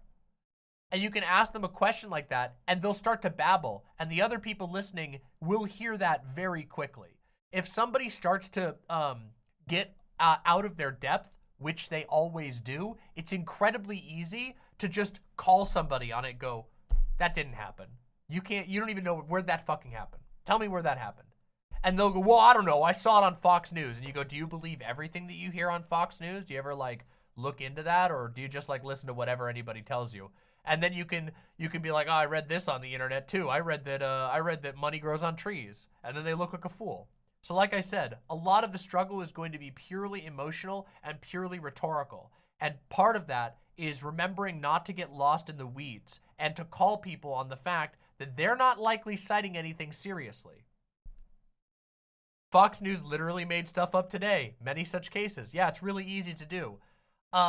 Especially right now, if you're in mixed company, like if you're with an entirely conservative family, like, you know, you're probably not going to get anybody who's going to be on your side. They might get angry and embarrass themselves. But if you're in like mixed company, if there are Democrats in your family who are listening in, they all know that Fox News is full of shit. So if you point out that your uncle just probably heard some random crap from a rant that Tucker Carlson or Alex Jones did, they're immediately going to roll their eyes and side with you, like instantly. You will have won that gambit. Yeah. Another thing is of course to be aware of the topics that people are most likely to get angry about this year. And also to recognize that that may leave them open to weaknesses on other topics that might not be in their memory. Something to know about conservatives in particular, this is true about everyone, but conservatives in particular, the conservative news cycle is incredibly, incredibly tight. They forget almost immediately about the thing that they were last mad about the moment that the conservative talking heads tell them to start being mad about something new. So for example, most of them don't remember any of their talking points about that they would bring up when Democrats would criticize them about the fact that Donald Trump was mass torturing children on the border. And if you were to bring that up, you were like, you can literally just, you can just go wild on that. If you remember anything about the border situation under Trump, they won't know how to respond to that at all.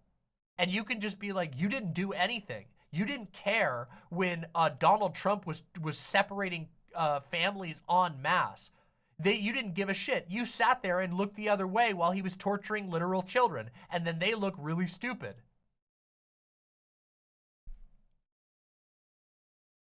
Yeah, remember when they were mad about M&Ms? They don't even remember that. There might be one exception to this rule, which is that they're still really mad about Dylan Mulvaney, but that's also really funny. If you have a family member who starts getting super mad about Dylan Mulvaney, it's extremely easy to point out that they're being ridiculously cringe. Honestly, I think trans issues are like one of the easiest to engage on at this particular point in time. And the reason for that is because you can just point out that no one cares about Republicans' derangement on trans issues. And you can also point out that nearly all of the Republican candidates who hyper-fixated on trans people lost their elections because even Republicans don't care about their derangement about trans people.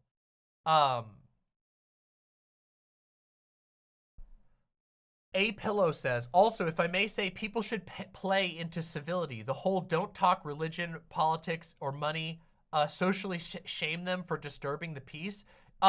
You don't always have to do that, but it can be effective, especially if they're getting particularly mad. And especially if they're getting like racist or sexist or transphobic. If they're doing anything prejudiced, it's really easy to get them on that point to basically be like, everybody here was having a good time until you started freaking out about your obsession with Jewish people, trans people, black people, whatever. That is definitely for real. And of course, yes, I do agree that staying calm is incredibly, incredibly important. If you're the one who stays calm in a family argument, you will basically win in the eyes of everyone else almost 100% of the time. And it's incredibly, incredibly easy to maintain your calmness so long as you remember that. If you remember the fact that staying calm in these types of conversations is your winning point. Now, of course, there are times for impassioned speeches, but you really have to know your audience and be prepared for that. And most of the time, if you're engaging with a family member who's going off on a tear, that's not the time and place. You want to come off as the cool, calm, and collected one. You want to remember that this is somebody who's basically freaking out about X political issue, a political issue that in all likelihood the rest of your family does not care as much about. And if you basically challenge them from a position of calmness and ask them questions and they continue to get mad, which they often do because they're extremely passionate about that issue, you will have a massive advantage and other family members will be more willing to open up and listen to you.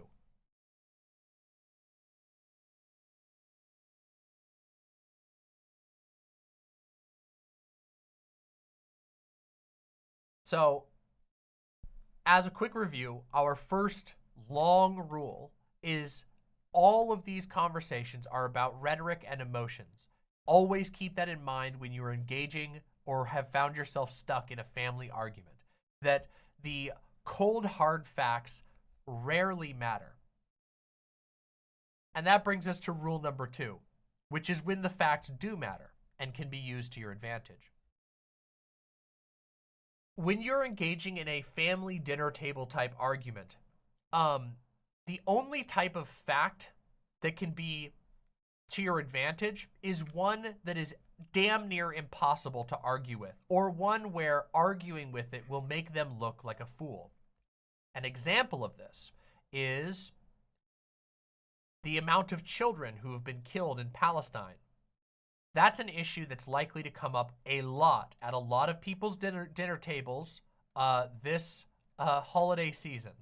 And one of the things that you can say very easily with an incredible amount of confidence is that a lot of children have died in Palestine, and that it's been verified not just by Palestinian authorities, but by the UN.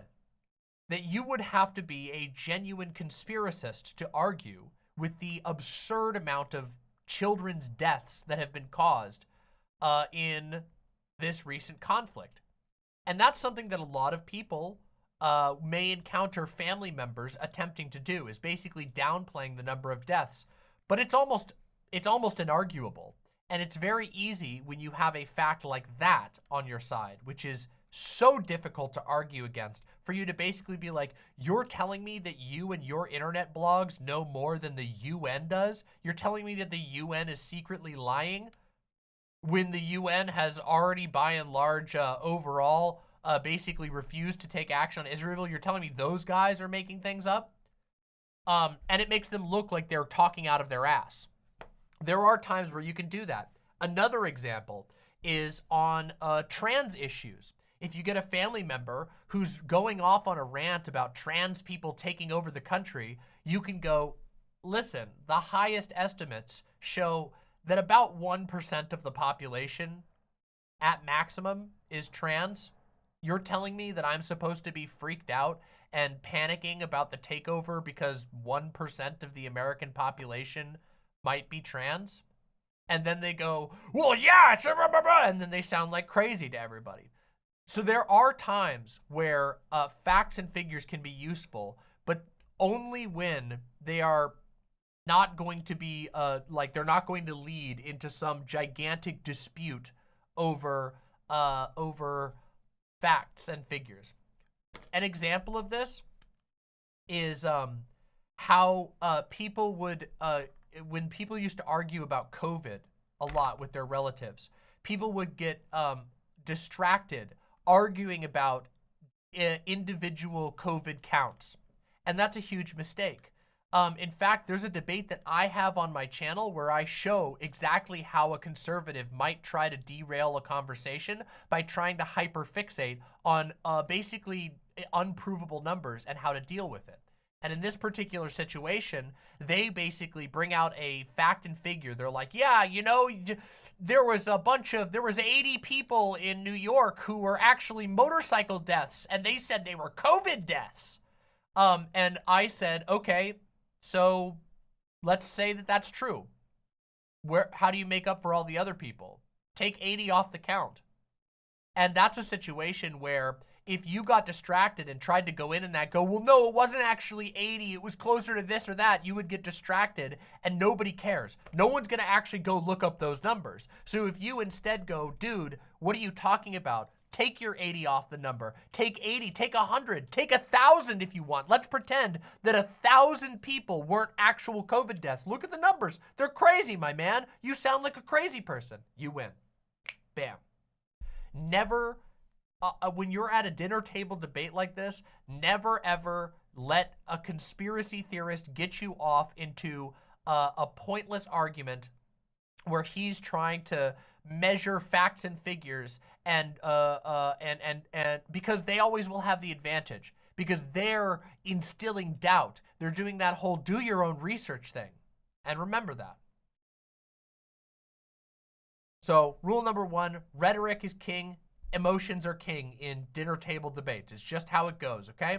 Rule number 2, if there is a need to invoke facts and figures, make sure they're the most rock solid ones you can get. Don't try and get involved in a slicing off numbers contest, okay? Just don't do it. It's terrible.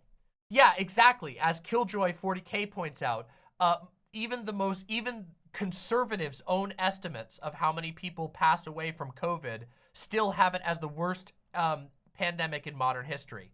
That's a point that you can make that completely avoids anybody having to turn their brain off and go, I'm not going to go read some report from the FDA about some stupid bullshit. It's Thanksgiving dinner. I got turkey in my belly. You never want to engage on that, okay?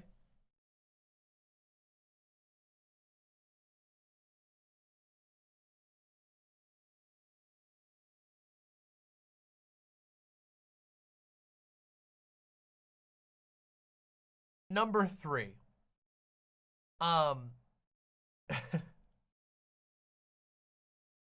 Don't underestimate the value of simply pointing out how somebody sounds, okay? If you have an uncle who starts rambling about, I don't know, crime rates or COVID or FDA translucent coffins or that wasn't the FDA, that was the other one. That was the other one. FEMA. That was the FEMA death camps thing. Or any of these other things. It's very easy to be tempted to actually engage with those conversations, but keep in mind, they're not engaging in a sense of good faith. They're trying to sound like they have a secret knowledge that other people don't have. And you can deflate that by basically just saying, what the hell are you talking about, dude? That's off the cuff. Why are you jumping onto this weird fixation? And why are you making the rest of us deal with it? This is something that we touched about in the previous thing where I said that, like, the disturbing the peace that A-Pillow brought up. The third thing is, yeah, don't underestimate the ability to deflate a topic that is genuinely off the chain.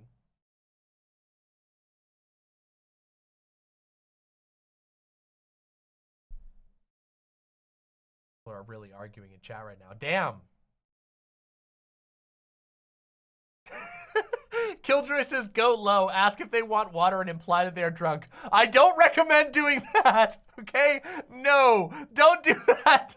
Don't do that, okay? No, that's rule number 4, okay? Don't insult people, okay? I know that it can be tempting. Don't insult people.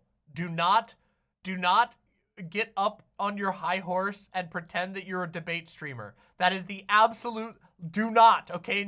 Rule number 4 is a do not. Don't do that, okay? Don't. Whatever you do, don't do that. Even if they're insulting you, don't do it, okay? I'm serious. Do not do that. And I know that it's tempting, but you will almost guaranteed fail in a family debate type situation if you are the first person to throw an insult. And I'm not talking about saying, I'm not talking about saying, hey, that's your own fixation. Don't bring that shit here, because that's not an insult. I'm saying don't call them, let me think of some of the greatest moments in debate history. Don't call them low IQ. Don't call them a Wojak or anything like that. Don't call them an NPC. Don't call them the R slur. Don't do any of that. Keep all of that. Don't call them fat. Definitely don't do that, okay? None of it. Don't call them a dumb fuck. Don't do it. None of it. Keep it very far away, okay? Just keep it really far away. And even, yes, as A Pillow says, don't call them an incel. Definitely don't do that. Don't do that. Even if they are, don't do it. And this is especially true if you're dealing with Christians. Christians have a massive persecution complex, and in a family situation, they will win if they get to feel like a victim. Don't do it. Let them insult you first, okay? And be like a duck and let it just roll off your back.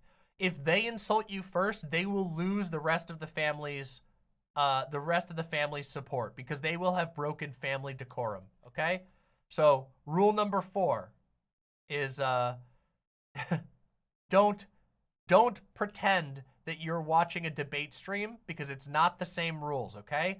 In a debate stream, when I'm debating with some random nobody Nazi on the internet, okay? And I call them a dumb fuck. That's because first of all, I've generally earned it by proving that they are indeed a dumb fuck. And secondly, there's some random nobody, okay? They're not family that you have to see again. And everybody here also knows that, okay? So don't do it, all right? Do not do it. It will not go well. Do not try to style on your family members if you're engaged in one of these debates, okay? Rule number 5, okay? Rule number 5, all right? So rule number 1 is rhetoric and emotion are king. Rule number 2 is if you have to talk about facts and figures, stick to rock solid facts and figures. Rule number 3 is if you can deflate the topic, do it. Which is basically to say, if your Alex Jones family member starts rambling off about some topic that is incredibly esoteric, it's okay for you to basically be like, dude, that's really weird, and nobody here knows what you're talking about. Can we talk about something real? You could basically undercut the value of the topic. And rule number 4 is don't ever insult first. Never be the first to insult, and if you can avoid it, do not insult in return. If you can be as Christ-like as possible and let them insult you, you will likely win, okay? And rule number 5, and this will be the final rule for right now on this particular segment. Rule number 5 is remember the goal, okay? And that's really important, okay? The goal when you're involved in a family in a family dinner table type political debate is not to own your opponent to get views on the internet. It is not to convince your individual relative that they are right or wrong, but rather, if you're stuck in that situation, and this is most of the time, it might be, I will say there's a small chance that you might actually be trying to convince your relative to think about things differently. That's a possibility. Usually it's not, though. Usually if you find yourself in one of these, it's because one of your family members has gone off on a tear about politics, and you're like, Jesus Christ, I need to shut this down, or I need to provide an alternative view. And you have to remember that. Your job is to basically make their view, whatever heinous view they have, make their view seem less credible to the rest of the family members who are sitting there listening or perhaps even participating. And you have to keep that in mind, that basically what you're trying to do is you're trying to inoculate the other family members from a particularly dangerous talking point. And the reason why I say this, people are going to be like, what do you mean? You're not really trying to convince your family member? You might be. it is true. There are some circumstances where you might literally be trying to, but most of this has been geared at dealing with the MAGA Trumpster family members that are going around evangelizing Trump stuff. And those people have, if they're still doing that at this point, chances are they're not going to be convinced, which means that what you're trying to do is basically convince the rest of your family that you don't want to be that guy. That's it. That's what your entire goal is. You're basically trying to have the rest of the family come to the conclusion, ooh, I don't want to be that person. I don't want to be that guy. I don't want to be, that guy sounds bad to me. It leaves a bad taste in my mouth, and I don't want to be that guy. And the reason I say this comes from a position of experience, okay? When I was younger, like I said, my family loved to argue at dinner time and hated to be argued with. And I had a couple of family members who all had pet issues, and a lot of them were particularly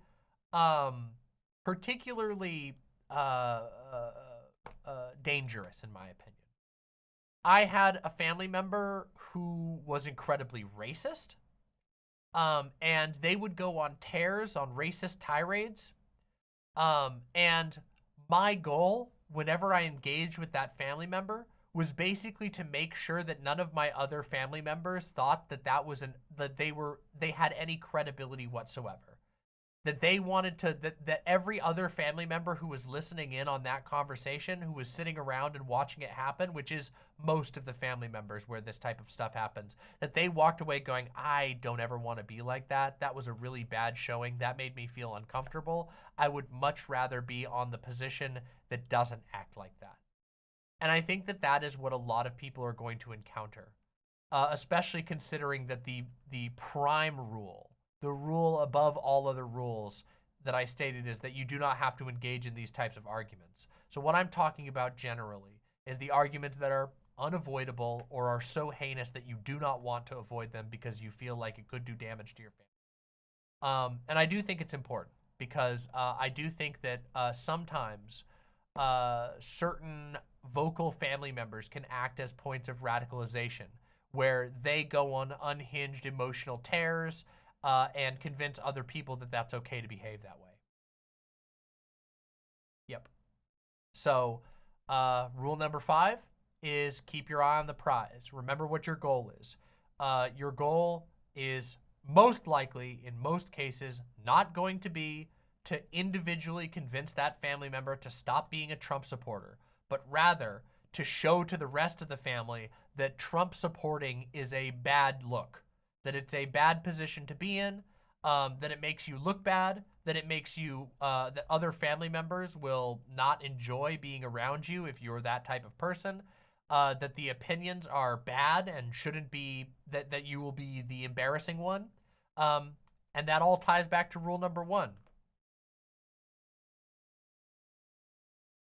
Rule number 5, destroy them in public amidst the marketplace of ideas. I mean, it is kind of like that. That's how these arguments go. And you have to keep in mind that that's what your opponents are most likely to be at a family dinner table conversation. At a family dinner table conversation, the person who's most likely to debate with you is somebody who's hyper opinionated on a topic, and they basically want other people to yuck along with them. They want people to be like, yeah, here's my racist idea, right? yeah, right? That's the opinions that you're gonna most commonly encounter. Or you're gonna encounter somebody basically doing cheerleading for their favorite political candidate who might be a serial criminal and fascist like Donald Trump, where I think it's pretty important to maintain a defensive line against that type of thing.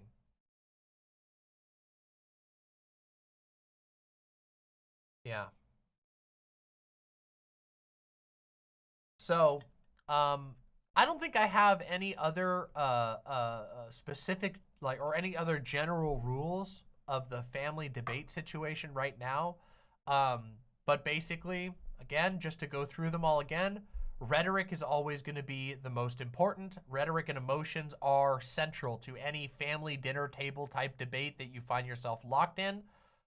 Rule number 2, if you get stuck on facts and figures, make sure that you're sticking only to the ones that you can basically absolutely, that are as rock solid as possible, okay? And never let them pivot you off onto some stupid nitty-gritty argument, because at that point they're just wasting your time. Rule number 3 is don't be afraid to deflate the value of the conversation topic. If somebody is going off on a topic that's particularly heinous, it is okay for you to say, dude, nobody cares about that. Why are you going on a rant about this? What makes you think that it's okay to like start bringing up this weird racial crap or this weird whatever crap? What makes you think that's okay? That's a fair thing to do. You can totally deflate that. Number 4, don't insult people and always maintain your calm.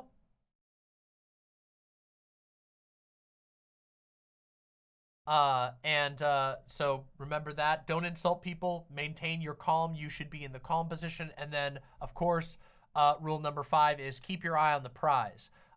You're not making a video for internet views, and you're not personally trying to convince your Trump uncle to not vote for Trump anymore. What you're trying to do is seem credible, more credible than the Trump uncle, to all of your other aunts and uncles and cousins and other family members that are there, okay? Those are the general rules. And of course, to bookend it, once again, just to be sure, you're not obligated to engage in these conversations, and you should generally avoid them. But they're not always avoidable. I've been there myself.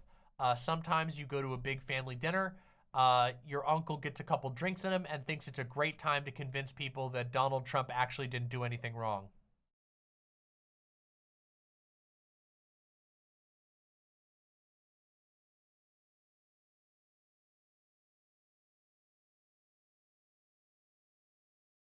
Yep.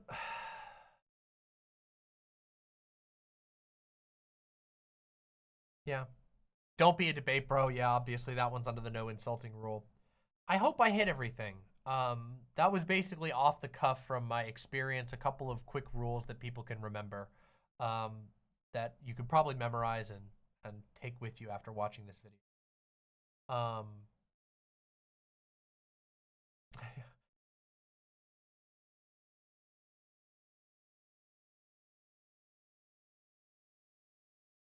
Number 6, bring up Monty Python skits. It worked with my uncle. Yeah, maybe that would, maybe that would work. I hope that advice helps you. I was actually thinking about whether or not it would be valuable to do, you know, topic by topic argument stuff. But I don't feel like I have everything on hand to do that. I did prepare some. I actually took some notes on stuff to talk about with Israel-Palestine specifically, because I feel like that's going to be one that comes up at the table a lot.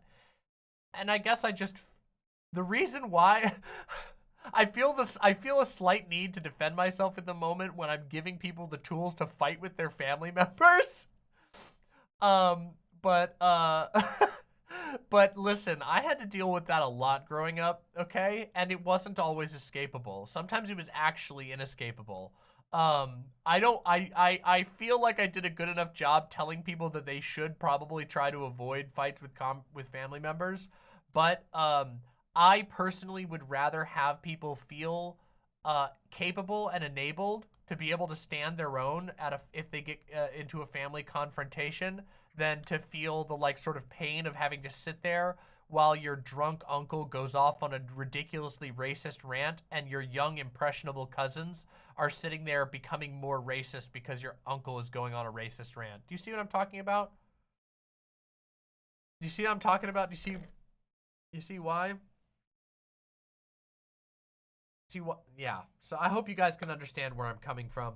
I don't generally think that it's a good idea to fight with your family members. That's why I said don't be a debate bro. Don't try to pretend that you're a debate streamer, because you're not. Even if you are a debate streamer, you're not in that moment. But yeah. Lauren X Pandamus, how to debate your family on Israel-Palestine. Don't. I do think that there's a way to debate your family on Israel-Palestine, but it's going to be a particularly difficult issue. And I think that one of the things that is going to be... Actually, here's a great thing. One of the things that is most important if Israel-Palestine comes up is to focus on humanity. And I mean that. To focus on the humane angle. It appeals to the most people. The vast majority of your family members are going to respond to arguments that fixate on humanizing the victims of the situation, which is to say, guys, it's not okay that this many children have died. It's not okay. That is a horrible thing, and we should be against it. It's okay to be scared of terrorism. It's okay to be scared of lots of things, but it is not okay to look the other way at children being killed. In the last 2 months, over 5,000 children have been killed by the war that's being declared against Gaza, a civilian population. That's not okay, and that will stick with people. That sort of argument seems very simple, but it makes people go, dude, wait, actually, I don't want to support children dying. I'm not okay with that. That's a bad thing. And it also puts you in the position where if somebody else starts being crazy about it, like if they're like, well, they shouldn't have done a terrorism then. You go, you think kids did the terrorism? And then your uncle goes, well, no, but their parents did. And then you go, so you think that kids should be punished because of the actions of their parents? And they go, well, you know, I don't know. Well, you know what? Shut the fuck up. You don't know anything about the world. You're just a kid. And then you go, okay, like the kids that died in Gaza that you just said that you were okay with? And they go, I didn't say that. I didn't fucking forget it. Let's go eat some turkey. That's like how 90% of the conversations are going to go if you remember these rules, okay? And everybody else who was watching that will basically go, oh shit, I don't want to be the kid. I don't want to be the kid death person. I really don't want to be the kid death person. I'm going to think twice before I fly off the handle about that shit.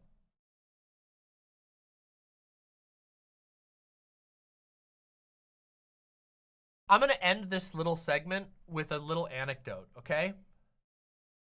I want to tell you guys an anecdote, okay? Just so you guys understand that I know where you're coming from, okay?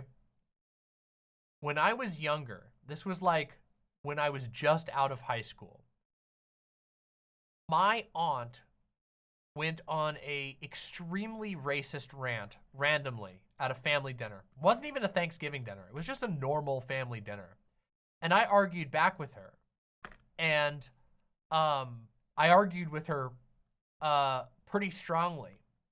And she said, she got incredibly angry and started shouting about how I didn't respect my elders and that I didn't have the experience to know the truth.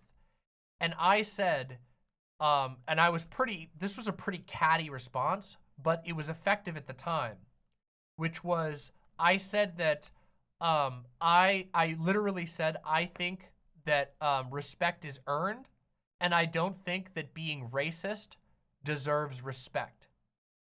And she got so mad, I'm not even kidding you. You guys ever seen the scary Bilbo from Lord of the Rings?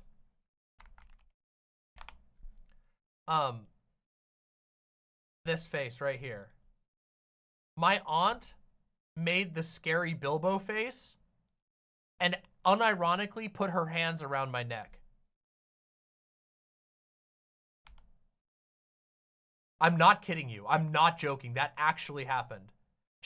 And then other family members, she realized that other family members were watching and she tried to laugh it off. She was just like, sometimes I want to kill you.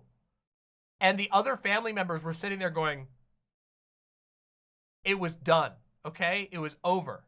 It ended it. She lost so hard, like it was done, all right?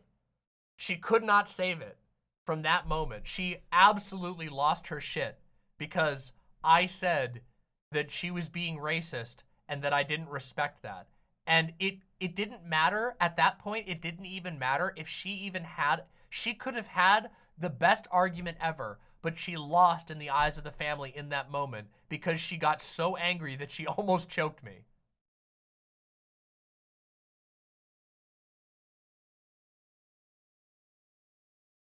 No shit, but that must have been scary. I will say it was not scary. And the reason why it didn't, I mean, it shocked me, but it didn't scare me. And the reason why it didn't scare me is because my aunt is incredibly physically weak and clearly had a complete gamer moment. And I just sat there and was like, what, like, you couldn't choke me even if you tried. Like, what are you fucking thinking? I know that that's funny to say. I know that it sounds funny, Uncle Gumball. Uncle Gumball's like, it didn't scare me because I could take her, but I'm not kidding you, okay? Like, she was much older than me and not in the best health, okay?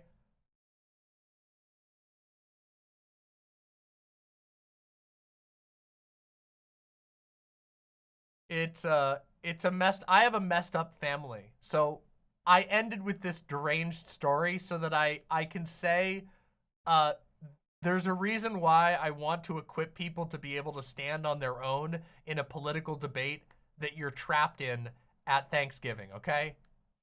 All right? Especially if it's on something heinous like racism, war hawking, more racism, ridiculous deranged transphobia, all that kind of stuff, okay? All of that stuff, I want you to be able to have the basic tools and these rules in mind. So if you're going into it and you're expecting that you're going to have a family member try and pin you into an argument, review the video and also brush up on the topic a little bit. You know there's a family member who's got a weird topic that they tend to argue about. Go look up some facts. Go look up some not facts and figures like I don't want to contradict my own information, but go refresh yourself on the topic. You don't want to have like a bunch of like, excuse me, did you know that this, that, and the other thing? But you want to know the thing. You want to be familiar with the topic. Anyway, that's all I got to say. If this was valuable to you, make sure that you press like below and make sure that you're subscribed to Demon Mama, because subscribing to me is amazing and makes you smarter and more based, and you'll have a good time. We're about to do something very fun. We're about to do a big old debate review, which will also plug into this topic because one of the things that you're likely to debate with a lot of family members about this year, especially if you're in a liberal family, is about Joe Biden. So if you're ready to do a debate review, stay tuned, okay? And subscribe to Demon Mama. All right. That was okay. How did you all feel about that? Did you all feel like those were some helpful tips? I felt like I didn't have like a set number of rules going in. I just wanted to lay down some really easily memorable ground rules, and I think I touched on everything that I wanted to touch on. Anybody else here who's had history arguing with family, let me know if you feel like my advice was good or if I missed anything. And if I missed anything, I'll add it right now and we can edit it in. Okay, lots of people are saying it was good. Okay, excellent. That makes me really good. Okay, I'll see if I can. Hold on. I'll see if my team can. Hold on. Let me just poke my team.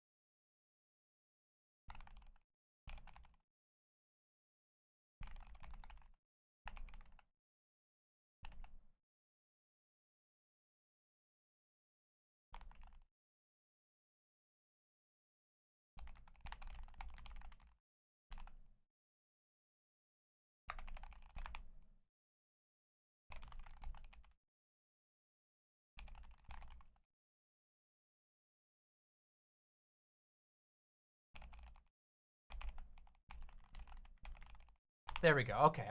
All right. Team has been notified and we'll see how it goes. CO says, I really love the soft clicking sounds. Thank you. This is a custom keyboard. This keyboard was made by my bestie, Grime Dango. It was customized specifically for my stream to sound good on my stream. And I think it succeeded. All right, I'm gonna read quick donos because I got a ton of donations during that segment and I wanna read them all. And then we are going to do the debate review, which I'm very excited for. I'm really, really, really excited for. First off, Gaming Blows with the tier 1 sub. Gaming Blows says, all of this is great advice, Demon Mama. Also, it pays to learn the bemused but dismissive eyebrow expression for those occasions. Powerful move to make them look stupid. Don't try that too hard because you'll end up looking like this. And you never want to look like this. That's an advanced tactic, okay? Don't worry about the eyebrow. That's an advanced tactic, okay? Advanced. You never want to end up looking like that. And Tony Bastard with the $5. Watching Demon Mama while tripping on LSD. Her curtains are trippy. Yeah, they are, right? I hope you're enjoying your time. That must be a fun trip. I should play some music for you to make the trip good. Maybe we can take a little music break. Oh no, I don't want to ruin it too much. Maybe you're not into music. You might not like the music I like. I love music. I've heard music is great while tripping. Bizadoo with the gifted tier 1 sub. Oh wait, that's the one that I already read. Okay, next I gotta read my YouTube donos real quick. Let me read the YouTube ones. Really?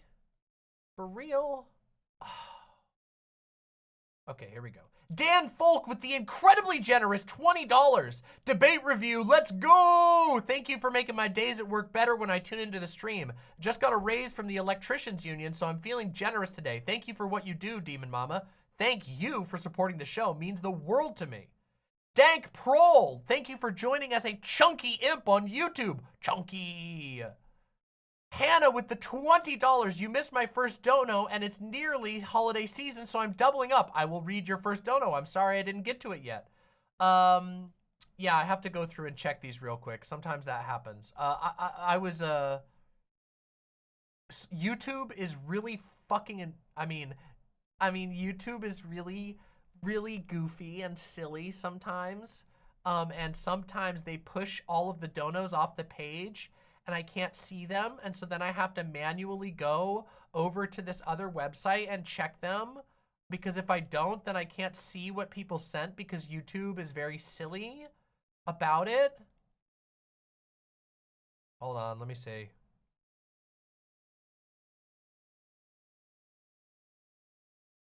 Oh, oops, I went to the wrong one. I went to Stream Labs and I meant to go to Stream Elements. Why do I gotta make the mistake? Why do I gotta make a mistake? Gentle Vulture with the tier 1 sub. The more advice you can put together for focusing with ADHD, the more I can focus on subbing again. Well, I will definitely try to help you with that in the future. Hold on, let me get the activity up. Here we go. All right, here we go.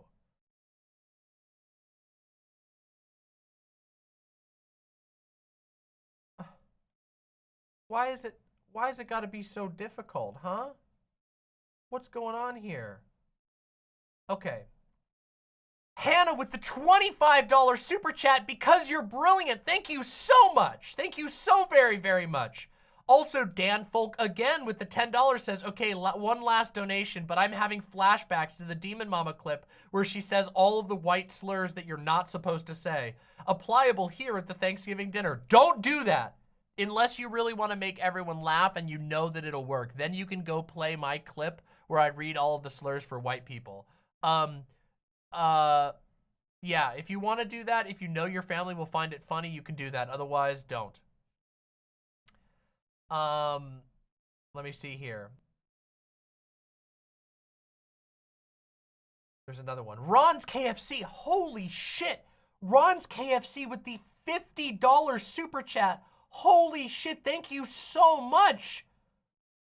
Ron's KFC says, hey, Imp, sorry for the dead air over the last few weeks. I've been in the hospital. Cancer took my dad and came after me in the same year. I'm waiting on surgery this Friday. Ron's KFC, I am so sorry.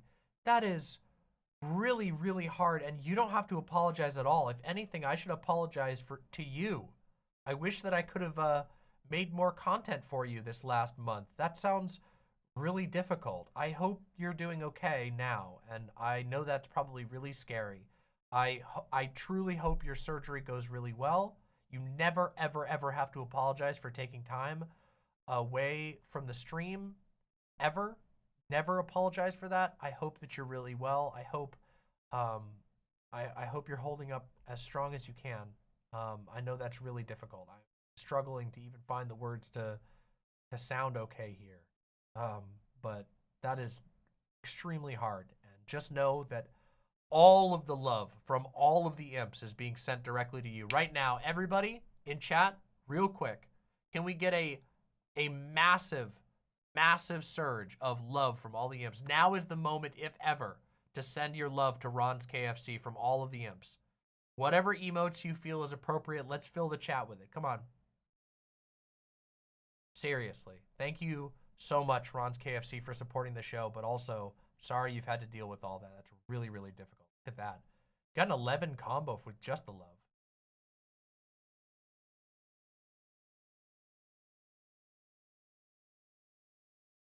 Look at that. There goes the chat. Chat is flying with love. All of the imps are sending their love right now. Just know that.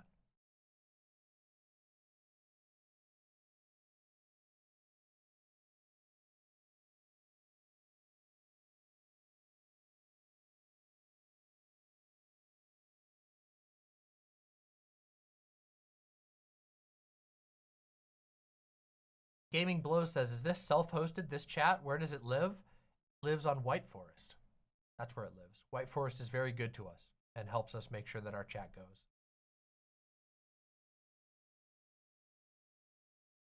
Killjoy and Mr. Krabs, I'm going to do the memes after the debate review tonight. And the reason we're going to do the memes after the debate review tonight is because we have 700 people here who are excited to see me review this debate. And I love your memes, but they're very niche, and I don't want to keep the 700 people waiting for the debate review waiting any longer. So don't worry, we will get them. By the way, if you are one of the 700 amazing people here watching right now, first of all, thank you for being here. I hope you're having a good time so far. It's only going to get crazier. So buckle in, because we're about to do a big debate review. And also, if you're not subscribed to my channel, why not? Make sure that you press subscribe. And also like on the YouTube. We have 518 likes, but 700 viewers, which is... No! Oh, no. Somebody had to. Of course somebody had to do it.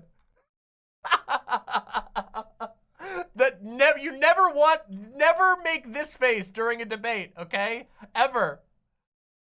This is the face you never want to make during a debate, okay?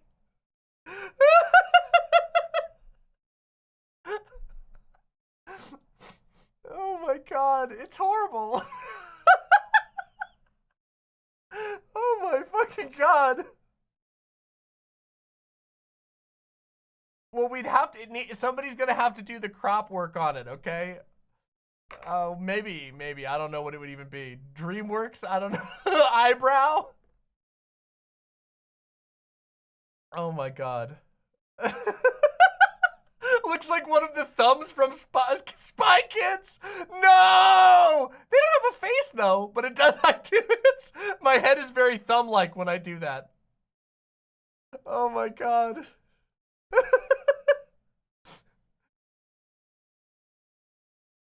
When you learned epic debate tactics from the online streamer and your uncle just started dropping 1350. You hit him with the eyebrow. Oh God. Oh no. The brow. Hit him with the brow. Show me your debate face. No, God.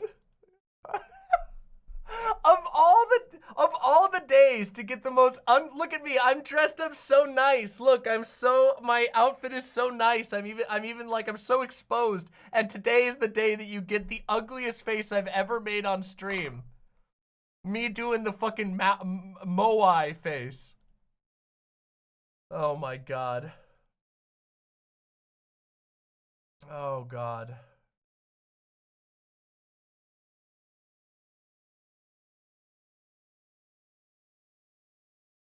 Very nice is not the ugliest face I've ever made. Very nice is sillier. This one is uglier, in my opinion.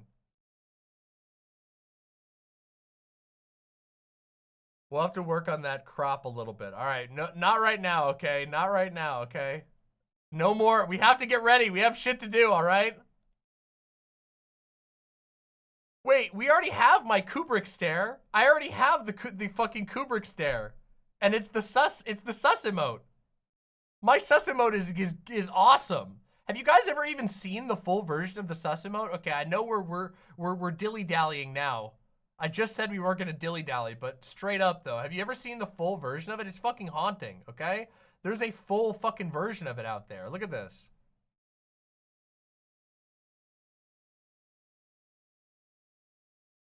It was made by Rapti. Just an absolutely excellent. The custom sus emote.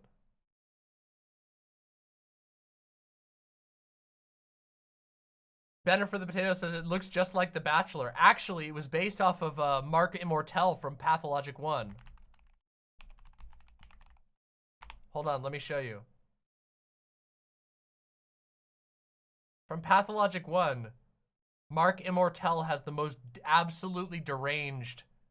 Look. Here, I'll show you. Hold on. That's why on the Discord it's called Marky Mama, because it's based off of this one.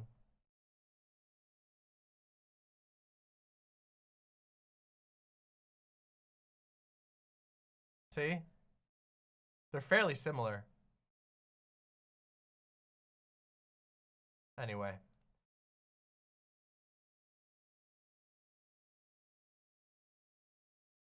All right, everybody. So hold on a second. We're about to do the debate review, but I need help. I need your help for a second, okay? Where does it actually begin? I need help from somebody, from one of the Vaushites who's here. Where does the debate actually begin? Earlier, I started going through, and I think I found the approximate beginning spot, but I'm not 100% sure at the exact spot where they start arguing about this shit. Yeah, it has the timestamps, but it doesn't actually say where the debate begins. Because, this thing, S2P1, S2P2, S2P3. There's a video. I didn't see a video segment. DFF uploaded just the Vaush convo to their stream. Okay, do you have a link to that one instead? Okay, here's this one. This is the direct link. Ah, here it is. Okay, so this is just the debate. Oh, okay, perfect.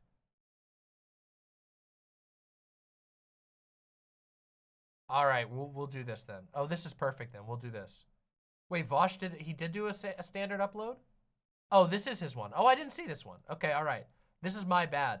I grabbed as you can see, I grabbed the VOD, and that was the mistake. I didn't see that this was up here.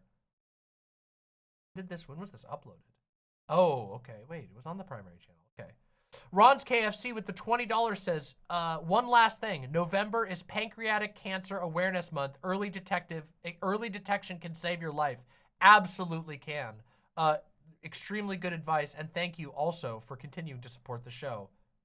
Get checked. Keep up a good relationship with your doctor, and do your fucking tests. Okay, we will watch this one then. We will watch this one that I didn't notice. This is my bad.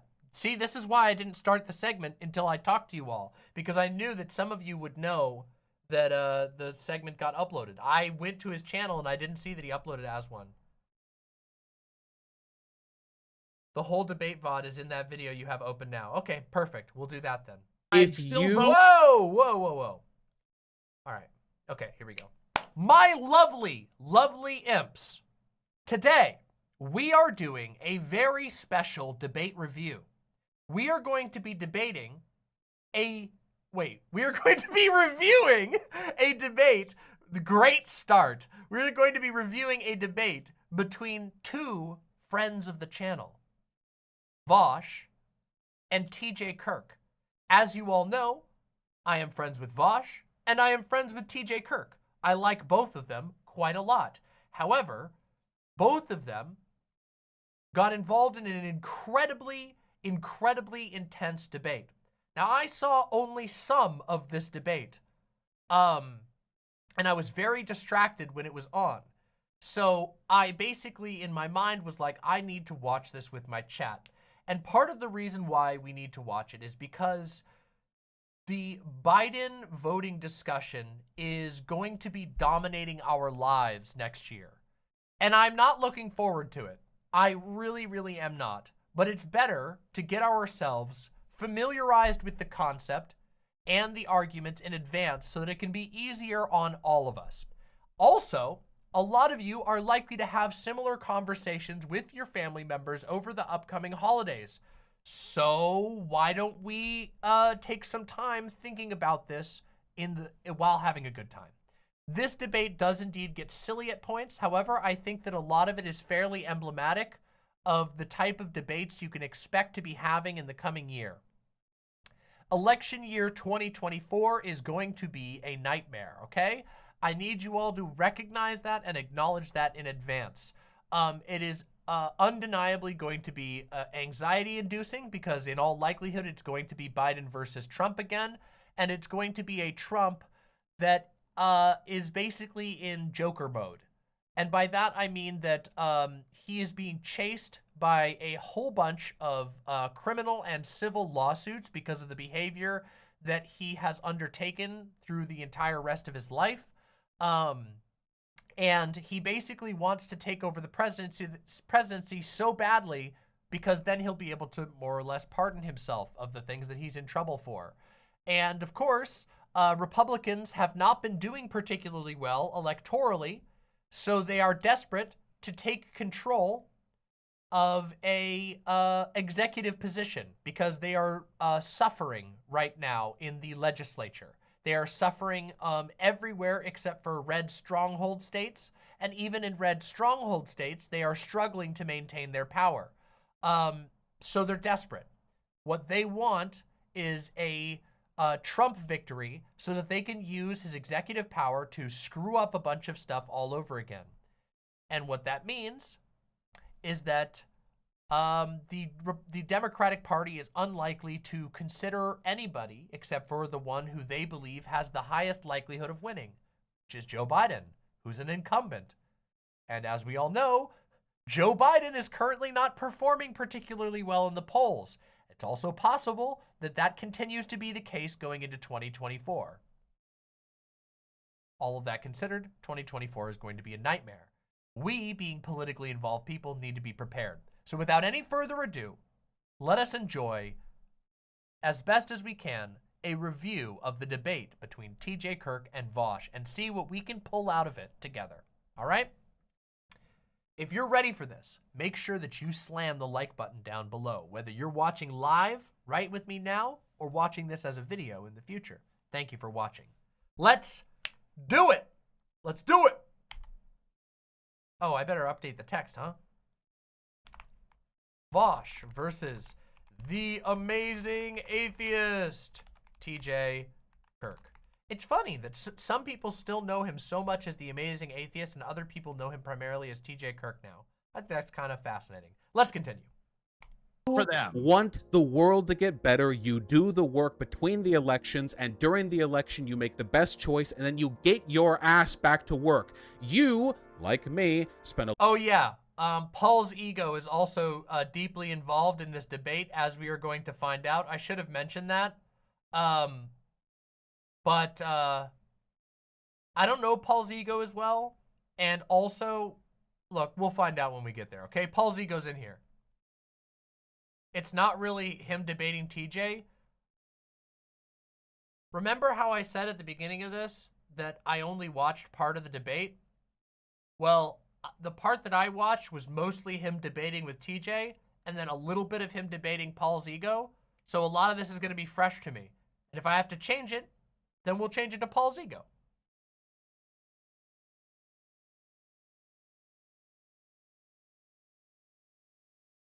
Let's continue. A lot of our time whining online, that's our jobs, but the difference between you and me is that I don't think I'm special for my abstemiousness from the process that other people have lived and died and bled for, trying to build a world comfortable enough that we could be dipshits in a computer chair. Woo! Rapti, thank you so much. Sorry for missing that. Rapti, thank you for the 2 gifted tier 1 subs. Deeply appreciate that. I will check that out when I can. Thank you so much. Deeply appreciate that. Let's go. I try to keep my nose out of drama unless I'm directly implicated in it. And I keep hearing people sort of like foretelling, you know, like the church bell tolls. What's happening here? What's going on? So I've done a lot of introspection over the last couple of days because I've been accused of having a real bad case of the VDS. So this is Paul's ego talking. That's the voice you're hearing right now. And I think, well, here's the thing. That's here's the thing. I think what I actually have is VFDS. I've got Vaush fan base derangement syndrome, which I think is I've got that too. That's a whole different ball of wax. You know what I mean? Fortnite says, I think this includes a conversation that isn't really a debate for the first 30 minutes or so. That's okay. That's all right. We'll listen to it. Because, you know, you and I haven't talked in like 2 years or something. And every show I do, there are still people reminding me that you handed me my ass 2 years ago, Vaush. You grabbed my ass, put it on a silver platter, flipped it around, and handed it right to me. 2 years later. Look, the people in my audience really like Biden. Okay, it's Wait, they're fanboys. What did they debate on 2 years ago? Does anybody know? Uncle Gumbald says, speaking of which, have another talk with TJ. I am looking forward to that. I hope that I will be able to. I will be probably reaching out to TJ in once past the holidays because I would love to sit down and have a talk with TJ. Oh, specifically about electoralism, the same topic. Oh boy.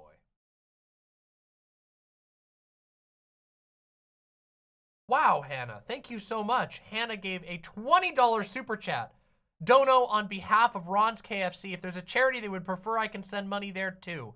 I had an inherited windfall. That's wonderful. Congratulations, Hannah, and thank you for sharing a little bit of it with us. Deeply appreciated. Not even a little bit, a decent amount. Thank you so much.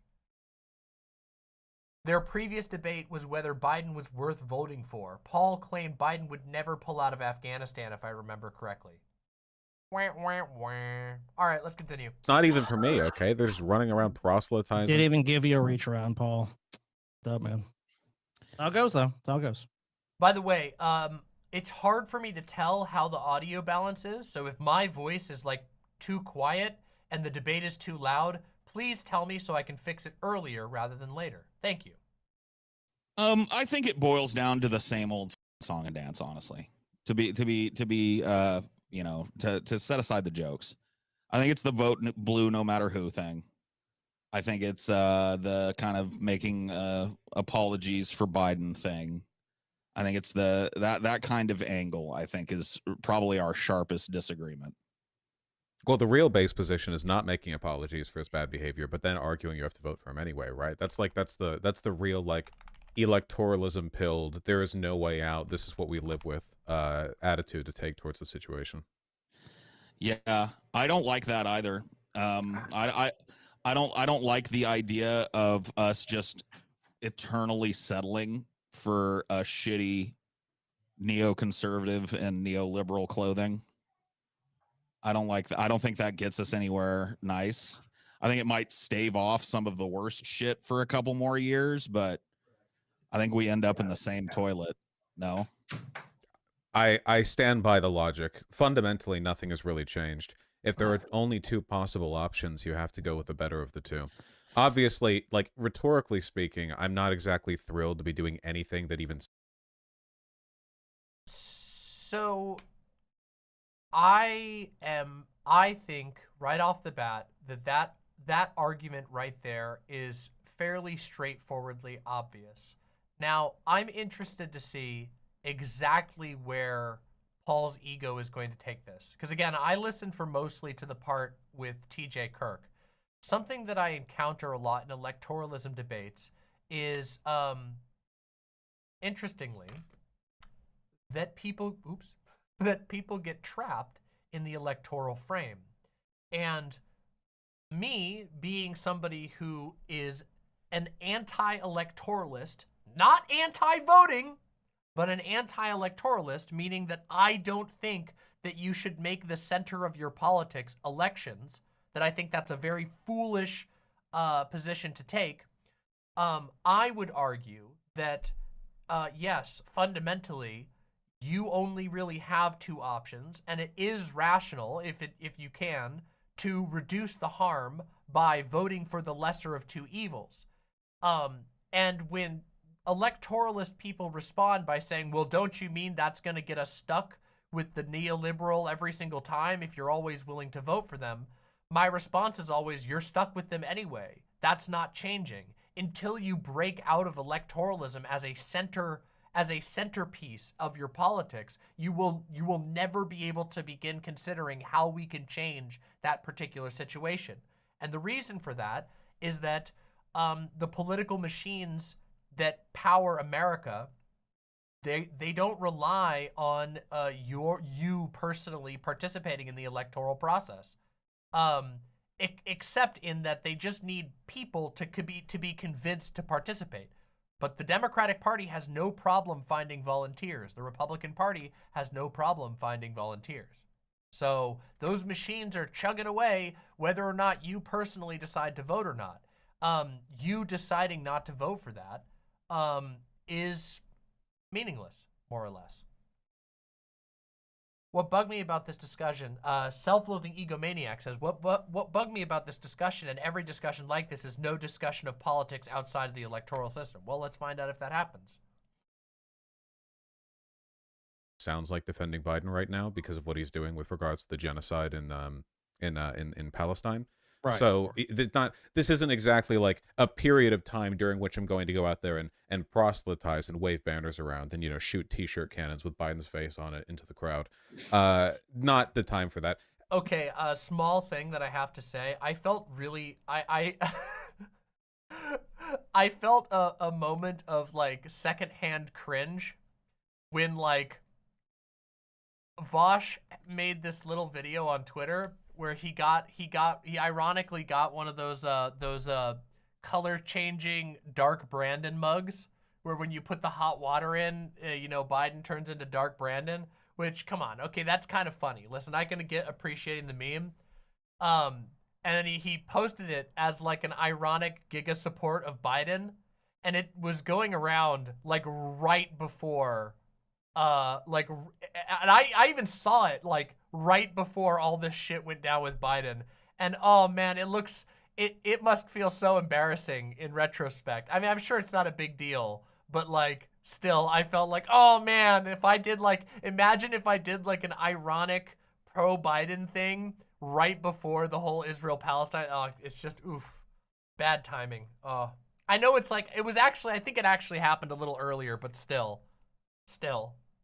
More probably going to focus on tearing down the GOP, you know, but ultimately, like, isn't it time now? Isn't it time now more than ever to do that though? I mean, Biden's numbers are tanking, right?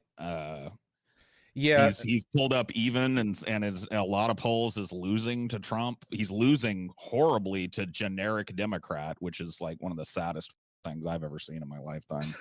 The polling's not good. I don't think it's as bad as a lot of people think it is, because everyone who is going to vote for Trump thinks positively of him. At least most do.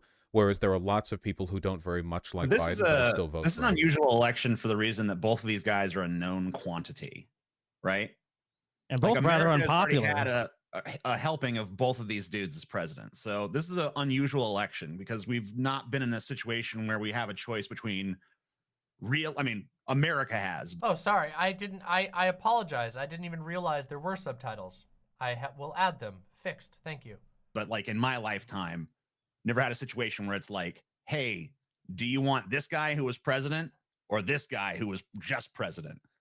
It's like, which one do you want a second helping of? And the fact that so many Americans are just like, hey, I'll take a second helping of Trump, please, seems pretty crazy. Yeah, I mean, there's no getting over just the sheer lack of intelligence of your average voter. I mean, that's definitely sort of an ongoing problem we have to deal with. I mean, in materially speaking. Also, it's not just a lack of intelligence; it's a lack of impact and care. Most people cannot, for the life of them,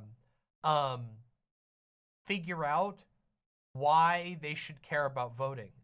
This is a problem all across the country. America has shockingly low voter participation rates, like really low. Like, I wonder what it was for the last election.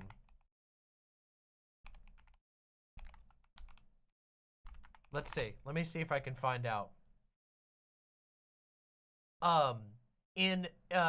Okay, so this is from Pew Research for 2020. About 2/3 of the voting eligible population turned out for the 2020 presidential election, which was considered a fairly high amount. That means 1/3 of the population just does not care. And that's for a presidential election. It gets even worse for local elections. We're talking like 1/3 of the country just does not care. And part of the reason for that is it's not just stupidity. It's that, I mean, that is definitely a part of it. There are definitely a lot of people who just don't ever think about like the world that they live in. But a lot of people are just, they're not able to parse any of it. They don't have any access to someone who can make politics make sense to them. They don't know at all how the decisions that they make will impact them, and they feel like they can't know. And I want you to think about this. A lot of us here are particularly invested in politics, but I want you to think about what it might be like for somebody who's like devoted their life to something else, like somebody who spends all their time working at their job, and they have to think about that job all the time. And they maybe get politically involved one time, and a politician says, I'm going to do this, and I'm going to do this, and then the politician doesn't end up doing any of those things. Or maybe they do, but they never actually hear about it, so they don't know what actually happens. They never feel the impact on their life. It's a huge problem. Like, disinterested voters is a massive, massive issue. I just wanted to say that because I think that it's a recurring issue that we've been talking about. Yeah. Anyway, let's continue. Like, obviously, Biden's presidency has been a lot better than Trump's. The big stickler in that has been this business with the genocide of the Palestinian people that he aids and abets. Which, I mean, there's no defending that. Obviously, Trump would have done the same thing. Trump has been even more loud in the. There's been more sticklers, right, than just. Oh yeah, I may have gotten the stats slightly wrong there, Killjoy. I apologize. Compulsory voting. I don't know that compulsory voting will help anything, especially in a country where we don't have voting, where you can't get time off your work for voting. You would just be penalizing the poorest people. Palestine. Well, that's definitely the main one. But apart from that, his presidency's definitely been better than I expected it to be. Certainly not perfect, but, you know, from what you get with neoliberal candidates, he's definitely exceeded in some critical areas, mostly with regards to union stuff. I mean, he was doing so well with that, and then we have this. Yeah, I mean, I did get excited with his NLRB, you know, kind of protecting unions in a way that we haven't had since the 80s. You know, preventing companies from union busting before the union is even ratified. I think that that's a huge deal. I gave him props for that for sure. But outside of that, I find very little to crow about when it comes to the Biden presidency. You want to list off some of the wonderful things Biden has done? I mean, he's done a good number of good things, mostly because there are good things that are just sensible governance, but it's really just a matter of whether or not he's done better than Trump, which I think is pretty easy to make the case for. It's a little hard as well. I'm sorry? It's a low bar as well. Yeah, it can be all the way down in hell. The math doesn't change. But yeah, I mean, he's a competent politician, right? In the sense that he actually cares about governing in a way that Trump and the Republicans don't. So a lot of the stuff that he does that's good is going to be like very baseline stuff, like, you know, not like keeping the country funded and not gutting the administrative state, like really, really basic stuff like that. But the bar keeps going lower. I mean, with Project 2025, the Republicans just openly admitting they plan on like gutting the democracy from the Killjoy says, yeah, it's 94% of registered voters turned out in 2020, but we only have about 62% of people actually registered. And the number one thing that you can do to flip most states is automatic registration. That was the stat that I was pulling from. I wasn't really considering the total registration numbers. I was looking at the number of like eligible voters overall, which includes people who could have registered but didn't. So voter registration is a really complicated topic in the United States, particularly because a lot of states deliberately put roadblocks in the way of registering, even though there's no real reason to do that. We've had the technology to cross-reference votes for a very, very long time, making sure that you can't basically double vote. It's very, very difficult. It's extremely difficult to successfully do voter fraud in the United States. Very difficult. Yet some states, for some reason or another, still make it very difficult to change your registration or to update it. Some states don't notify you when your registration has expired, or if they do, they notify you only by snail mail, which you may not have updated with the state, so the mail might go to a previous location. And a lot of states, get this, a lot of states in the United States don't have same-day voter registration. So imagine this, you live in a state where you only get notified by snail mail that your voter registration expired.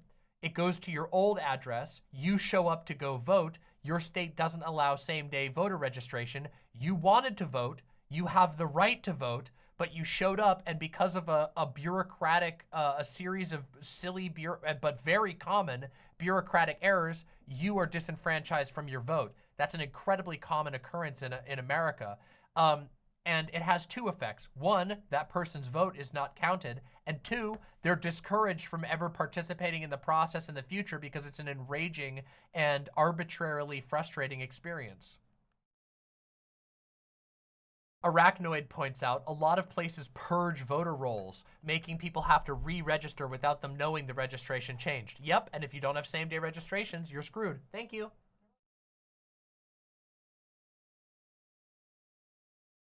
Okay, hold on one second. Oh yeah, I wanted to check this. Dan Folk with the $10 super chat. Thank you so much. I just got home, so I'm going to spend some time with my husband, but I'll watch this review later. Hope you enjoy it. Have a good time. Let's continue. From the administrative state, once they get the chance to, in the face of stuff like that.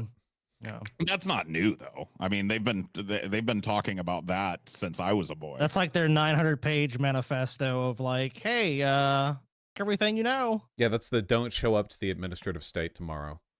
You've been cool. Don't show up. Manifesto that they wrote. Yeah, I mean they've always threatened to do stuff like this, bitched about the administrative state. Seems like they've been a lot more aggressive about it lately, but no sense in giving them the opportunity to prove to us whether or not they mean it this time. I do have kind of a hypothetical question I wanted to ask you. I don't know, maybe it's a little bit out there, but maybe it's not too crazy because we've seen some polls where RFK Jr. is polling at like 22% in one poll. Most polls is like 10, 12%. So obviously you could be at that, you could be at 20% and still not get a single electoral college vote. Right. But I wondered if there was a point where his candidacy became like he had an actual path. Would you then have to look at this three-way race and pick the lesser of three evils, or are you still just automatically for Biden? Well, I mean, if RFK Jr. was better than Biden, he's not. I mean, he's terrible. I think it's arguable because I mean, I think RFK Jr. is a crazy lunatic, anti-vaxxer, just as pro-Israel as the rest of them. So he's got a lot of, severe issues. But there's also some stuff that he's like pretty based on. So I don't know. I'd have to kind of weigh it out. Well, like what? What is he better on than Biden? Let me just pull up his page, I guess. Like his webpage sucks. It's really funny. RFK's website directly contradicts things that he said on basically every public appearance that he's ever had. But let's continue. He says stuff like that, but a lot of the stuff that he said, B-Sadu says, RFK Jr. said that COVID was a bioweapon. Yeah, I heard about that. It's ridiculous. Hilarious. Yeah, RFK is a giant joke. Yeah. Like at rallies or when talking to people publicly, has wildly differed from his. That's every his vaccine policy is gonna be about the same as Trump's or worse. You could say the same about Biden too. I mean, Biden ran on a $15 minimum wage. Biden ran on a bunch of, ending the border crisis. Those were there's a talking points of pretty his. Critical difference where like there's lots of like every politician will say they'll do things. Let's just RFK Jr. is not really important. Let's just take him out of it. Let's just say there's a third party person that rises to the level where they could win. Would it then be lesser of three evils? If they had a shot at winning, I suppose. The problem is because we don't have ranked choice voting, so it's insanely risky, even if there was a really, really good shot of trying to push a third party candidate. Because obviously, if the third party candidate's good enough to me that I would consider voting for them, they'd have to be left leaning, which means they'd siphon. This is a circumstance that actually led to my home state of Maine to adopt ranked choice voting. There was an independent candidate who was incredibly successful, and he was poised. He was polling such that it looked like he was going to win the election. And basically, a month or so before the election happened, the Democrat, the sort of mainstream Democrat who was running, had basically put all of his team towards contacting all of the sponsors for the independent candidate and basically being like, oh, you guys, if you guys don't back me, if you guys keep backing this independent, you're going to get stuck with the Republican and he's going to damage your business interests here in the state. And he did that to basically all of his sponsors and all of his backers, to the degree that he poached really bad. Now, that Democrat ended up barely squeaking out a victory over the Republican, and then ended up ultimately failing in the long run against the Republican. And the independent got burned so bad that he basically devoted his entire life to campaigning for a change to ranked choice voting. And there were enough people who were so pissed off by that, because he was a popular candidate, that the state ended up successfully putting in ranked choice voting. However, that is a very, very, very unlikely outcome given the way that national elections work. We have never seen a third-party candidate come close to the popularity of either of the two major parties. So it's kind of a fantasy scenario. We have never been able to see that happen. No one's been able to pull it off. Even really, really popular candidates haven't been able to pull it off. It might now. What I think might happen is that if enough states implement ranked choice voting, the literacy about what ranked choice voting is might spread throughout the United States and might make for a possible change to the national elections. But I feel like we're a ways away from that. And in the meantime, we have to deal with the playing field as it is. More votes from the Dems. I feel like in this system, it's almost impossible to get an outcome like that. But I guess hypothetically, if the math worked out, that would probably be preferable to just like touting the two-party thing. Don't you feel like there's like a certain risk in creating a standard for Democrats no higher than just like be better than the opposition? Like long term, don't you think that produces worse and worse candidates and hurts the party in the long run? Well, I think the problem is that it really hasn't produced worse and worse candidates. We've been a two-party system for centuries, effectively, with very minor exceptions. And the trends that have dictated like better or worse governorship don't seem to be like, it doesn't seem to be just like a downward plummet. I don't actually think that like I don't think the politicians are that motivated by the prospect of winning. Like, non-participation doesn't seem to motivate Democrats in the ways that we want it to. If left-leaning people indicate that we're not reliable voters, they'll just move to the right to pick up more moderate voters, which is historically. Which is what they do anyway. That's not a result even of the left. Like, you can't even blame the left for that. The Democrats have a vested interest to do that because a lot of rich people happen to be right-leaning, and there are some rich people who are center-right, and the Democratic Party wants to scoop them by basically appealing to them even when it's dangerous to their own votes. And so what they do is they make a gamble. They go, ooh, well, we'll do like center-right politics so that we can get all of the campaign donations, and we know that because it's a two-party system, the lefties will have to vote for us no matter what. Again, electoralism will never be your answer because it's the electoral gameplay is cucked out of the favor of anybody who doesn't want to just continually perpetuate right-leaning politics.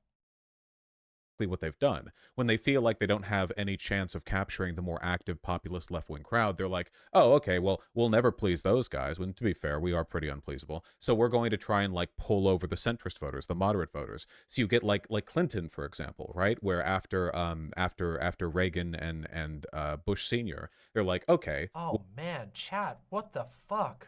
Holy shit, chat is already ripping each other just to shreds. Okay. First off, this is a contentious topic. Don't be psychotic. Secondly, if you're going to put your opinion in chat, there's a likelihood that your opinion is going to get responded to, and there might be people who have different opinions than you. So keep that in mind. Can you guys fucking keep it real? Realize there's other people fucking watching too? Nuts says, I was accused of stalking because I pushed back. Okay, well, that's a little crazy. All right, that's a little much, okay? That's a little much. This has been going on for maybe 15 minutes. That's because, you motherfuckers, that's what you mean. What do you mean? 15 minutes? We haven't even been watching this for 15 minutes. Okay, actually we have. All right. Okay. All right. It started a bit before you started it, though. Okay, that's fair. All right, let's fucking continue this, or else we're going to be here all night. Let's go. I'm literally doing timestamps. You can't lie to me about the time. All right, true. It has been a while. All right. Continue tearing each other to shreds, but do it in a slightly more polite way, okay? Let's go. Well, you know, the anti-war advocacy movement has basically died down. The boomers are all in like middle management corporate jobs. There isn't an active engaged. Puerto Rican musician says, every time I come in here, they harass me without engaging. Literally every time, and I ask them to stop. What? Is that true? Mods? Okay, here's the rule. You two, don't engage with each other for the rest of this stream, okay? You two, just you two specifically, all right? Mods, anybody who's here and in mods, bring up their chat logs and find out if that's the case. If that's the case, then you can send that to me in the Discord mod casual, but until then, just don't talk to each other. Now let's continue. Left to appeal to. The Cold War is like ending, so there's not even that. So like, who do we appeal to win? And Clinton was like, oh well, we'll just do Reagan's economic policies, but you know, we'll smile about it and we'll be like slightly less homophobic and racist. And but that works. We know there's a ton of like very like there are things where the American people are not lockstep with the American left, but like there's a lot of very populist leftist economic policies that poll well, that Bernie Sanders was taking advantage of during his campaigns to tremendous effect. So I think there is ways to bring people in, but it seems to involve, you know, doing more actual. Wait, Bernie is a perfect example of what I was talking about, though. Bernie did everything right, and they still indicted him. Bernie was in the Democratic Party and had incredible popularity within the Democratic Party, but the Democratic Party machinery moved to take him out because Bernie threatened the Democratic Party's current status quo, which is that they're able to get a lot of money from people who don't support Bernie's policies. There are a lot of rich people who donate to the Democratic Party because they find the Republicans mildly icky. And the Democratic Party, there are a lot of people in the Democratic Party who have entire jobs that are predicated on how much money is coming into the party. In fact, you could argue that's the entirety of the political machine. It is a money-moving thing because we are in a capitalist country. So when Bernie, someone who threatened some of that income, even though his politics were popular, even though he had a massive support on the ground, even though he was polling well against Donald Trump, they couldn't have that because he would endanger the income stream for the party itself. This is the problem that you're always going to run into with the current status quo in the United States. And it's not solved. You cannot solve it in an electoral fashion.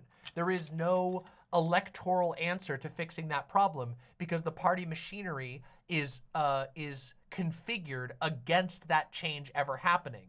The party itself, which is gigantic and represents one of two parties, is designed to self-enrich. It is designed to self-empower in that particular way. You have to think outside of that particular box, or else you won't solve the problem at all. Stuff for people instead A of lot just of being states like, give it hey, up. here's a little few tokenistic gestures, competent governance, but no real change, TJ, except for very incrementally. in the state you and I have lived in for a long time, Louisiana, but you don't live there anymore. I mean, we normally have basically an open sort of parties thing. So like basically, if you don't get 50%, then we go from a primary, then we go to an actual election. I was actually avoided this year because Jeff Landry, a horrible conservative, won the state easily. He got over 50% of the vote, and wasn't even competitive because if you actually looked at the voter turnout and in the race, it was 29%. So I mean, the Democratic Party in this state is a joke. They're not even really trying to run anyone credibly. When this is a state they probably actually could be competitive in, and there's a lot of states like that, but they're not competitive. Did There's you like hear that's a about red the state, stuff- that's a blue state, and it's like almost like neither party even gives a shit or tries. With that Louisiana governor you're talking about, Well, the soon-to-be governor. well, I yeah, guess, the governor-elect, he wants to withhold funds for New Orleans water infrastructure He does. until women who seek abortions are prosecuted.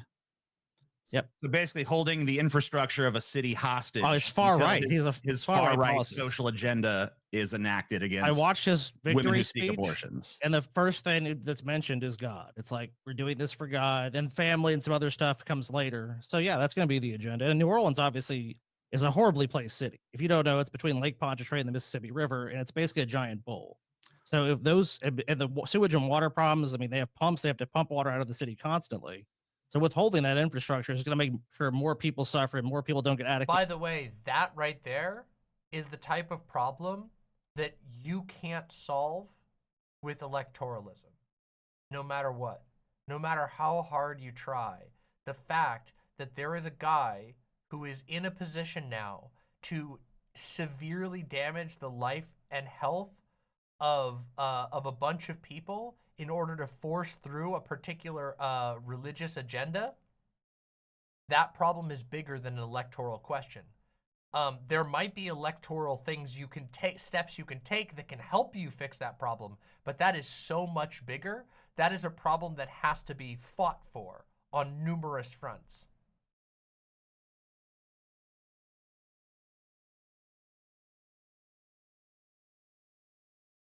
Yeah, Killjoy.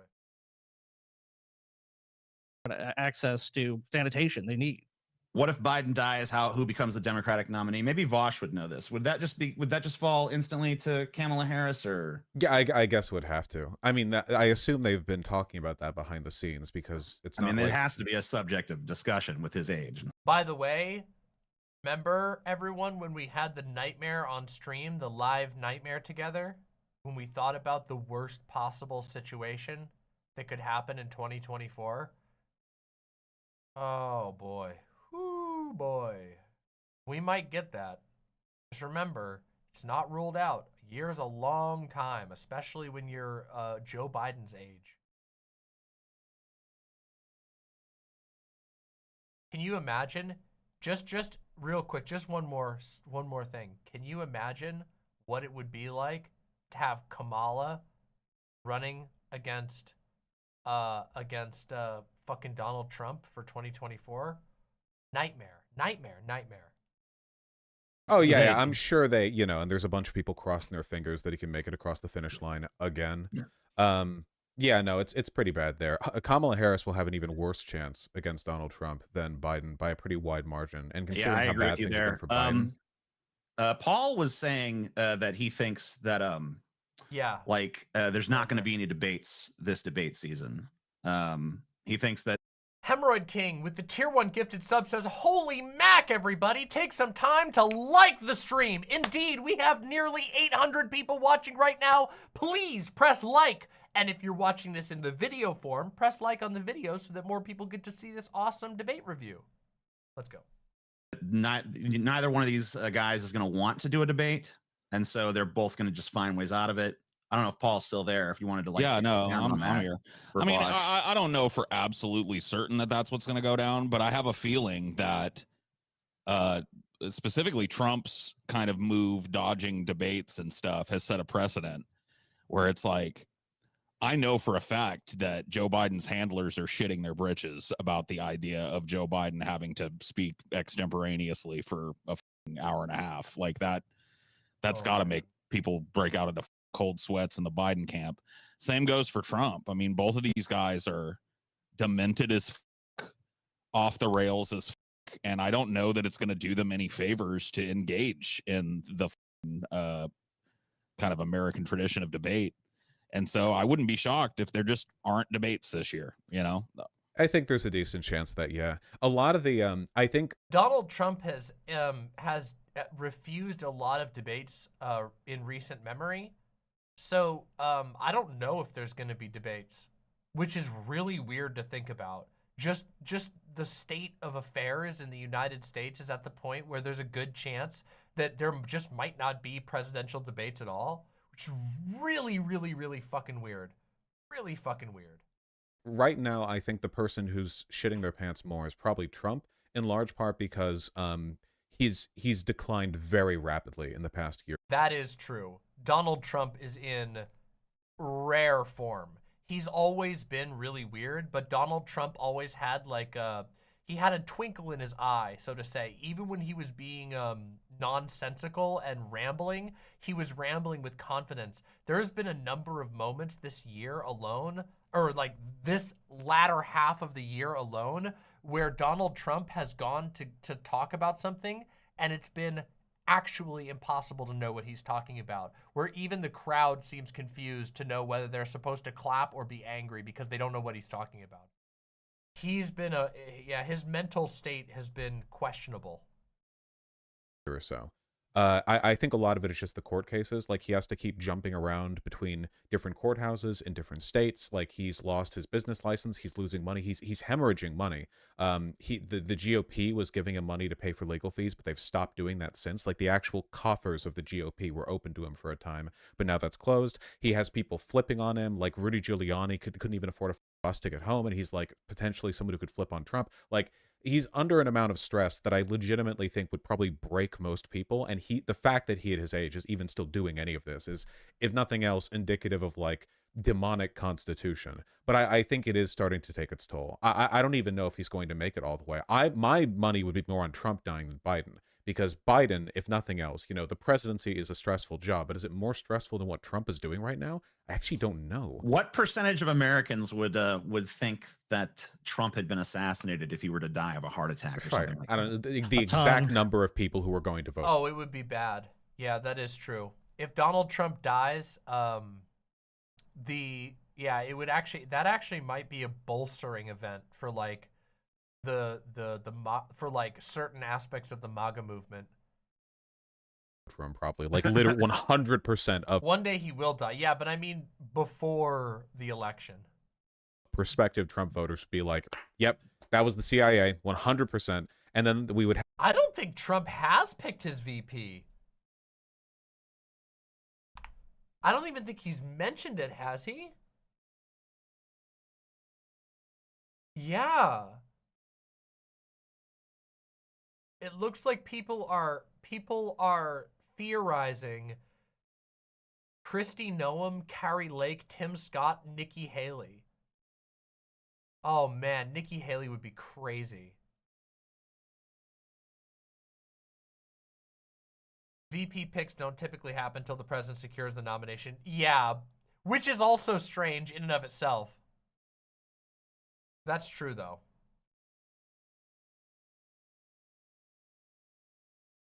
God, Nikki Haley would be crazy. have like Marjorie Taylor Greene pretending to be anti-CIA for a bit, the way she was anti-FBI to cover for Trump. So yeah, I guess that'll be fun. There's not really any easy way through this, right? Like even the best possible outcome still involves half the country adopting new radical conspiracy theories to explain their loss. Yeah, but you know, I am one of the few reasons that I would say that one of the few things I would think of is like, hey, this is an interesting reason to vote for Biden, which I have, you know, not even come close to deciding I want to do. But I was thinking about the fact that maybe if the Democrats win enough elections, the far right wingers would be like, it's so rigged, there's no point in even doing it. Glad you're safe. You know, just JS totally Masochist. disenfranchise the right wing. Just like, oh shit. I think we've actually It's all kind of been rigged seeing against us. that. No Hey, point in Nasty. doing it, boys. Let's just stay home and then drink beer. I think we've been seeing that a little bit because we've had the elections in 2022 and the ones we just had a week ago. In both Democrats cases, do seem to be beating polling. yeah, numbers. consistently. So Republicans are answering their phones and saying, yeah, you know, we Biden is Charlie Crist part due. Not again. Says more retro with the $2 super chat. Thank you very much. I really appreciate that.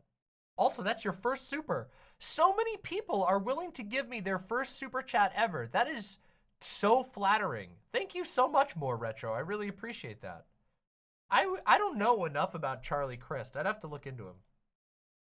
want this, we want Republicans, yeah, blah, blah. But then when it comes to actually going out there, the whole 2020 election fiasco was basically the entire GOP screaming, our elections are rigged, nothing you do matters. And I think as a consequence of that, there are a lot of like boomer, you know, like geriatric Republicans sitting at their couch thinking like, well, what does it matter anyway? This country's going to hell in a handbasket. You know, I hope the rapture comes soon.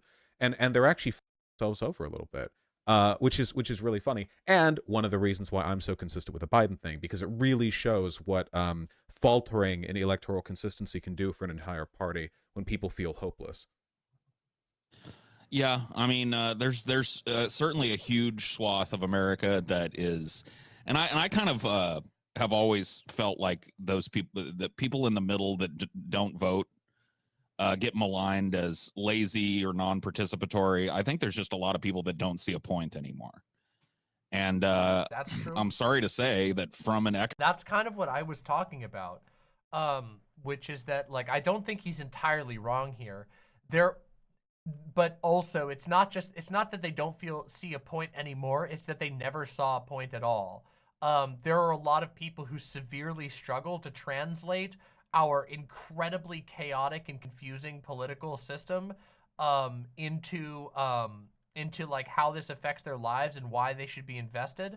And that's especially true because, well, let's just say we don't have incredibly consistent like opportunities for political learning around the country.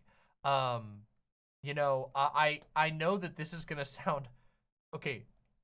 I promise you, I'm not trying to be egotistical or overinflate my own value here, because this is as terrifying to me as it should be to everyone else.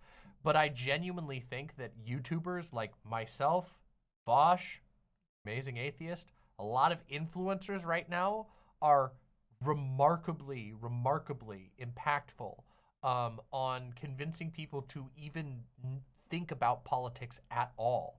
Now, I'm a little bit different because I am specifically built around politics, but if I continue, as I have over time, to move beyond politics, my audience is going to reflect that. And as many of these other creators aren't purely politics streamers or creators, their audiences, might be the only person that members of their audience have to get them to think about politics at all. America's a really weird place right now.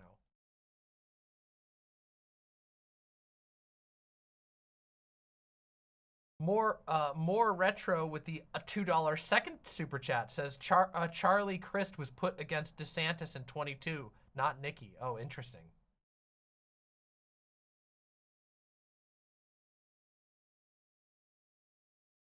Oh, I didn't see that. Economic standpoint, especially, which is really what people vote on. You know, social issues are great and they can motivate voters. But I think that ultimately people vote their wallets, and Joe Biden has been horrible for American wallets. You know what I mean? He's been horrible economically speaking. No, the economy has been bad, to be sure. I don't think he's done much exceptional Oh, that's in terrifying, either direction nasty. when it comes to economic management. I mean, the Inflation Reduction Act worked, so that was good.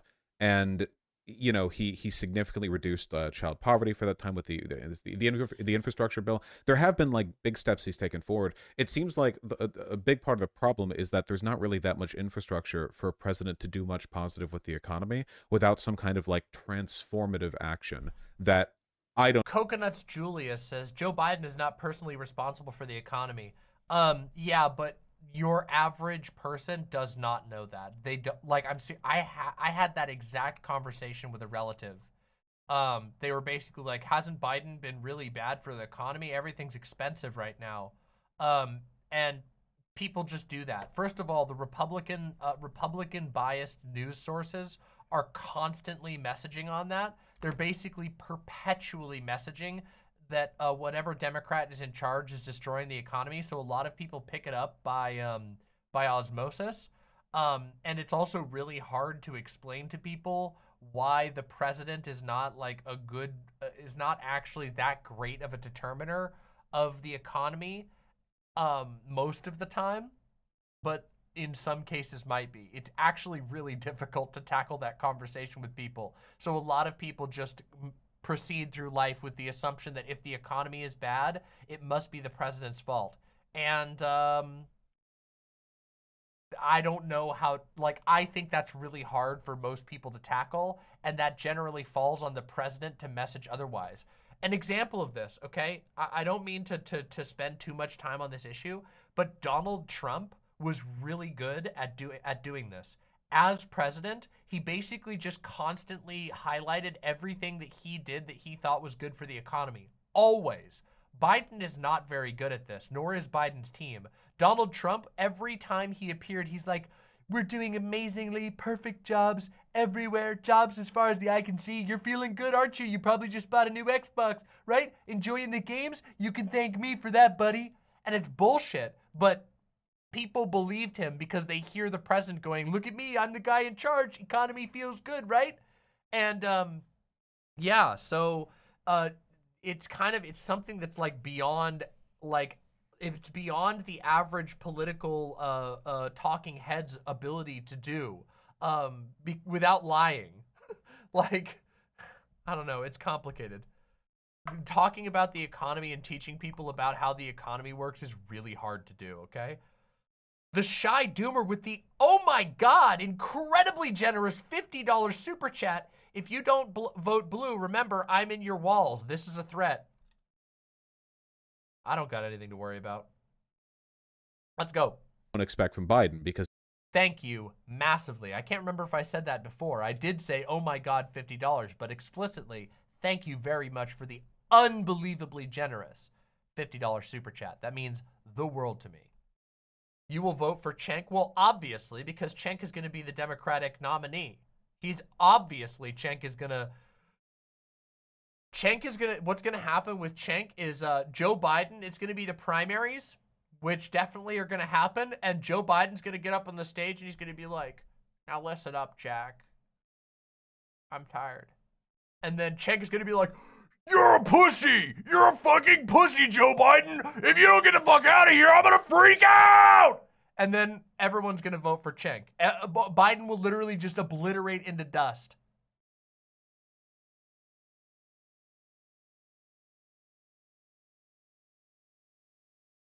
he's just a liberal, right? But like conceptually, I think you would have to reach really far out there with like some kind of insane like price control deal or like direct negotiation. Hey Joe, wake up! With corporations or like something like that, you know. Did you see that they've trotted Obama out there now to pimp the UBI to people? He spoke in favor of UBI? No, I didn't see that. Yeah, Obama, they've been quietly kind of trotting Obama out at these little events and stuff, talking up UBI. Fucking hate automation is bad. You need a UBI. He's basically doing the exact pitch that Andrew Yang was doing a few years ago before he decided he was going to do his stupid forward party into irrelevancy. Yeah, then tank in the mayoral election in New York City. I mean, if you're going to start a third party, like it should probably have, I don't know, backing, like, and like. We never even watched the Cenk Hassan debate, but I really wish we had. Maybe we'll go back and we'll do a throwback debate review because I feel like the Cenk Hassan debate was so telling. Anyway, let's get back to the debate review. Let's go. Orders, ideas, and like things you actually take positions on. You see how Cornel West like announced his candidacy, went with the People's Party, which is like the Jimmy Dore grift wagon, then hopped from that to the Green Party, and then hopped from that over to being an independent in like no time at all. Really serious stuff here on the third party. Yeah, I don't know why he's popped around so much. I saw Jill Stein's announcement video. I wasn't super impressed with that. I just put out a video about that. So this argument of mine gets painted as emotional, and I'll admit there is definitely an emotional component to it. We'll talk about it. But what do you say to the argument that I find it utterly unconscionable to vote for Joe Biden, given what he is? A total vampire, liberal? Crony capitalist, destroyer of the environment, exploiter of the third world, fascist when it comes to his border policy, completely and utterly feckless when it comes to his foreign policy, just absolutely and utterly unconscionable, racist, author of the crime bill that put a generation of black men behind bars. I mean, the list goes on, right? I could continue. I mean, and this is you know, what I'm being asked as a leftist to mobilize for. And really what I feel like is, and you can correct me if I'm wrong, I feel like people with your position are arguing against like, let's give up. Let's cede the argument that we're ever going to have something to vote for again. And let's just vote against. And that's not a great motivator for me. I have, as much as I'm painted as a doomer, I have high hopes for the future of humanity. And I think that humanity could do so much better and that people could be so much better off. And when I'm served up two options, in which there's no chance for that happening, I feel completely and utterly disenfranchised. And I really... Cause I got high hopes for the living. Cause I got, it's fucking Buttigieg.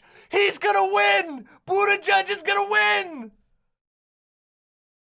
I find it hard to see the point, and morally, I find it hard to reconcile going and doing it. I mean, I think that like we need that Jeb map, but it's with Buttigieg and the little high hopes dance. At the end of the day, wanting good things is fine and all, but aspirations have to be tempered by an understanding of how to get there. It's like being a doctor at a triage and only having a limited supplies, and you can only heal 10 people for every 100, and throwing your hands up because, you know, you're engaging in a system where you don't get enough medicine to heal all 100 people. I feel like impulses like this, though well motivated, are ultimately designed to shut us out of power. If not by you, then like broadly in the ways they're enforced and sort of suggested and incentivized. Because by the standards you've set, we would never vote for any president, really. Maybe like, I don't know, maybe Carter first. Like there are some presidents maybe who wouldn't fit the specific set of parameters that you've said are unacceptable to you, and that's fine. But they're all bad. Power is bad. And as long as we shut ourselves out to the means to influence it, you know, we hamper our ability to make real change down the line. It's if casting a vote for president is a moral act, then you are basically everybody's screwed. And that's because I have never bought the idea that like who you vote for is like a meaningful moral act. Outside of like, I guess how you feel about it. Like it's just not like if you vote for Joe Biden over Donald Trump because you feel that Joe Biden will do less harm, you're not personally endorsing every action that Joe Biden didn't take, because not voting would have, like, choosing to abstain entirely from your vote would also would like just mean that like there's one less vote for the lesser evil. It's I understand why people come to that conclusion, and there is an aspect of like manufactured consent in democratic societies generally. In fact, we've seen this in the Israel-Palestine situation, right? Where it's like, oh, well, Hamas is in charge of Palestine, and Hamas won an election in 2006. We're going to ignore the fact that most of the population was not able to vote, or many of them weren't even alive in 2006, but they did. So, well, you know, you voted for them. And that is like a bigger problem than like whether or not each vote is like a moral endorsement of all behaviors. You're trapped in a machine. Everyone, from the moment that they're born, if you're born in the United States, you are trapped in a machine.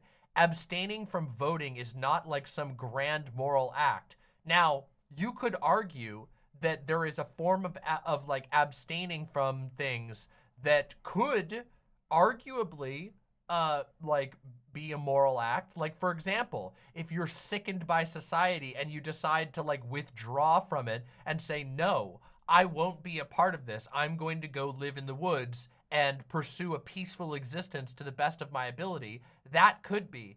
But abstaining from voting, of all things, you're not taking some grand sacrifice by not voting. It's not a big enough act to even register.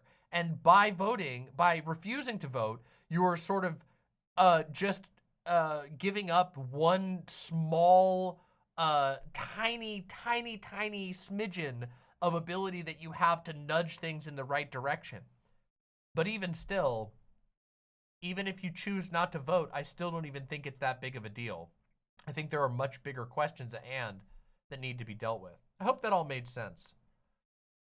I've never understood this argument of basically like and I don't think I never get the feeling that it's really genuine. I don't think that anybody feels a true moral quandary, that like, oh, I voted for Obama because I didn't want Mitt Romney to win, and Obama did bad things. I have blood on my hands. When it's like, you probably drive a car every day. You probably are a meat eater. You probably pay taxes. You probably live in a town that's on native land. Like, the moral faults that you have just by existing, by being born into the machine prison of America, is worse than voting. You're just making a big deal and hyper intellectualizing an incredibly minor act. Does that make sense?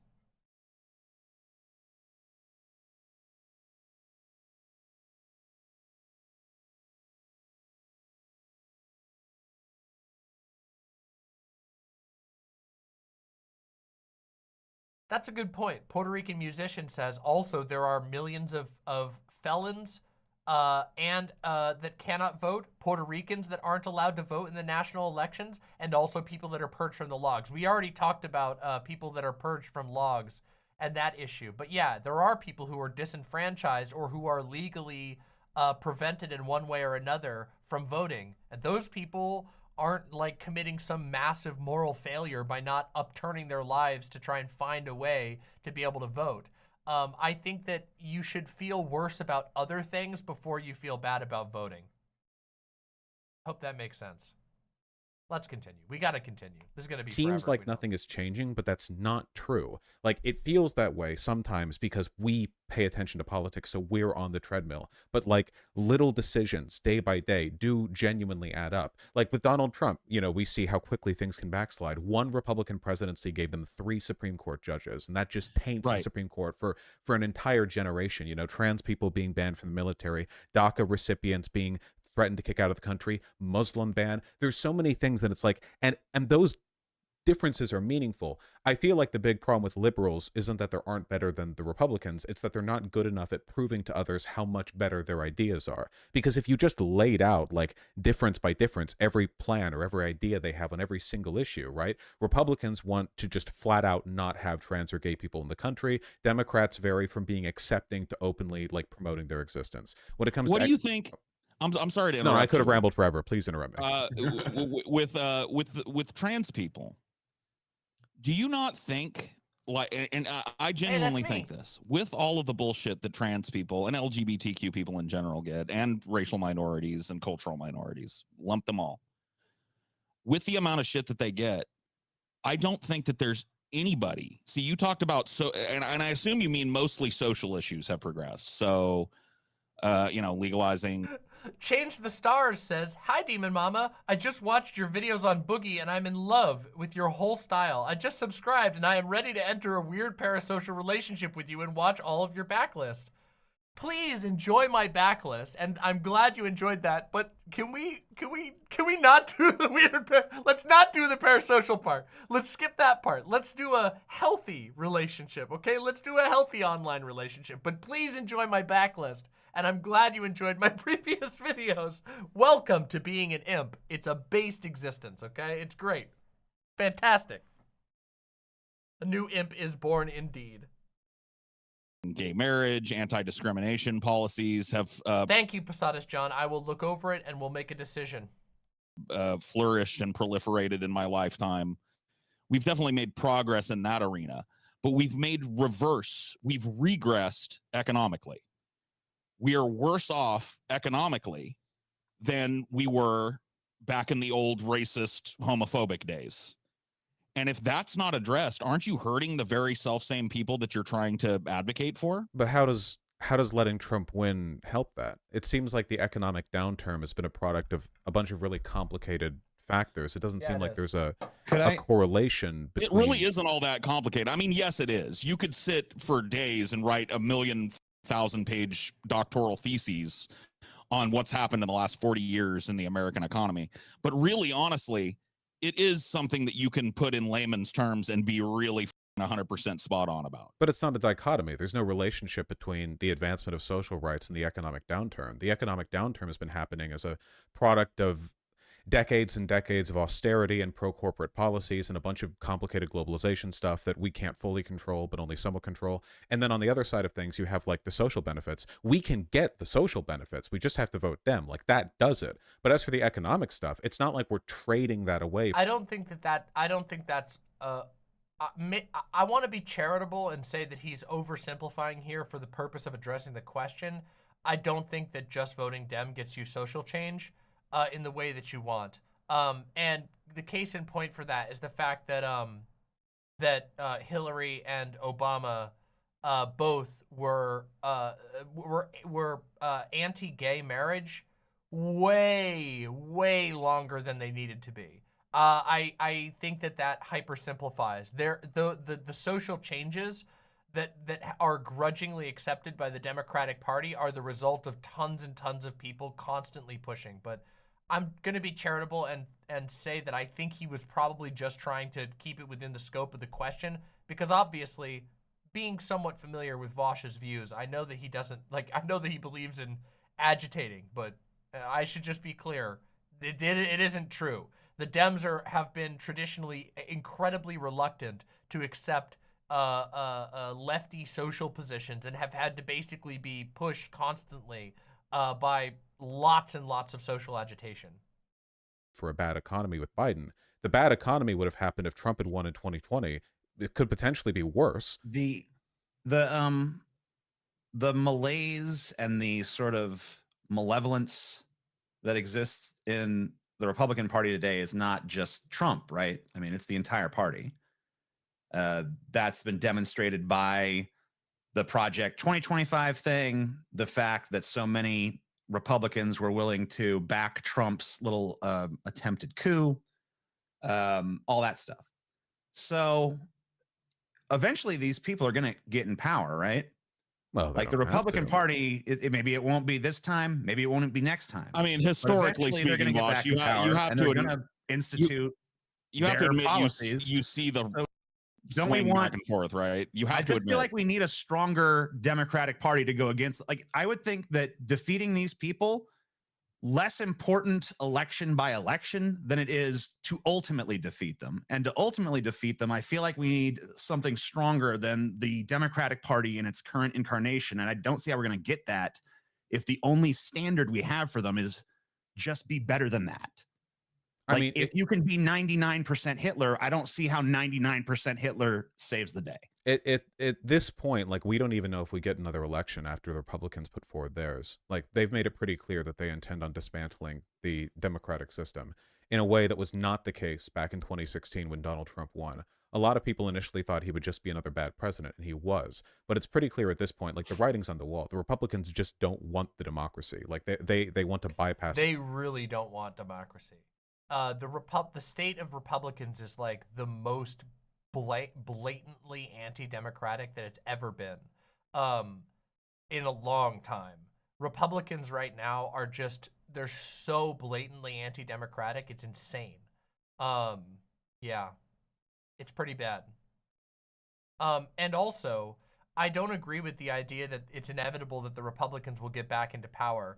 I do think it's possible to actually choke out the Republican Party such that they are forced to functionally gut themselves out and rebuild themselves as something else. It's happened before. Like, keep in mind that the Republican Party and the Democratic Party had a switch, in the past because of something very similar to that, where basically the current state of the then Democratic Party was no longer viable. The post Civil War Democratic Party was so set in its ways that it simply could not function, and it had to completely gut itself out and reinvent itself completely as something new, which we call the switch, where the Republican Party went from being like the progressive party to being the more, regressive party. Now, that's a hyper-simplification, but I hope you'll understand what I'm saying. I'm not trying to do a history dive into the party switch. What I'm trying to say is that it is possible, and there is historical precedent for basically making a party so electorally irrelevant that they are forced to radically reinvent themselves.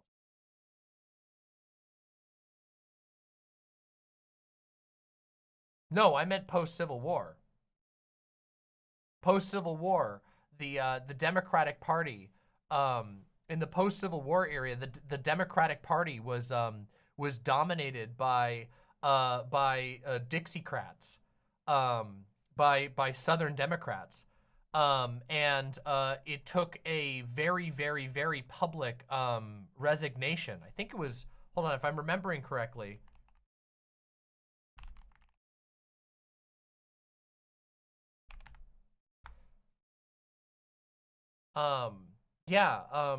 Hold on, let me make sure that I'm remembering this correctly.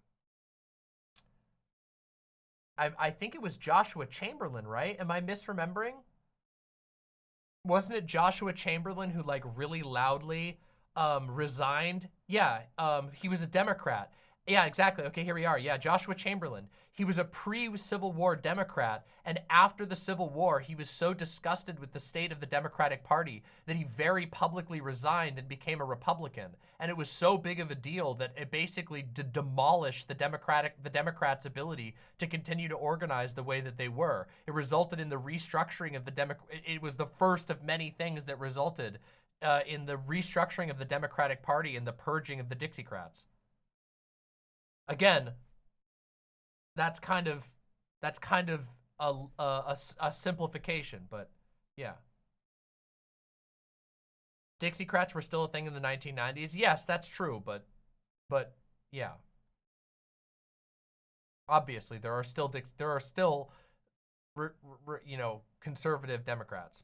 All right, let's continue. Let's continue this.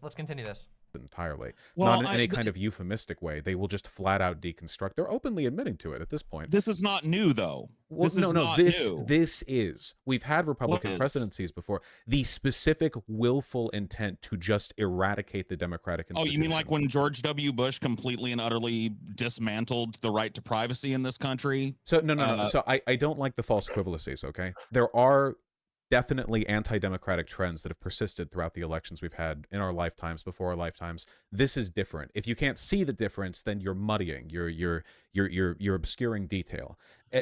George W. Bush, the Patriot Act, what happened in Florida with the butterfly ballots. There are things to criticize.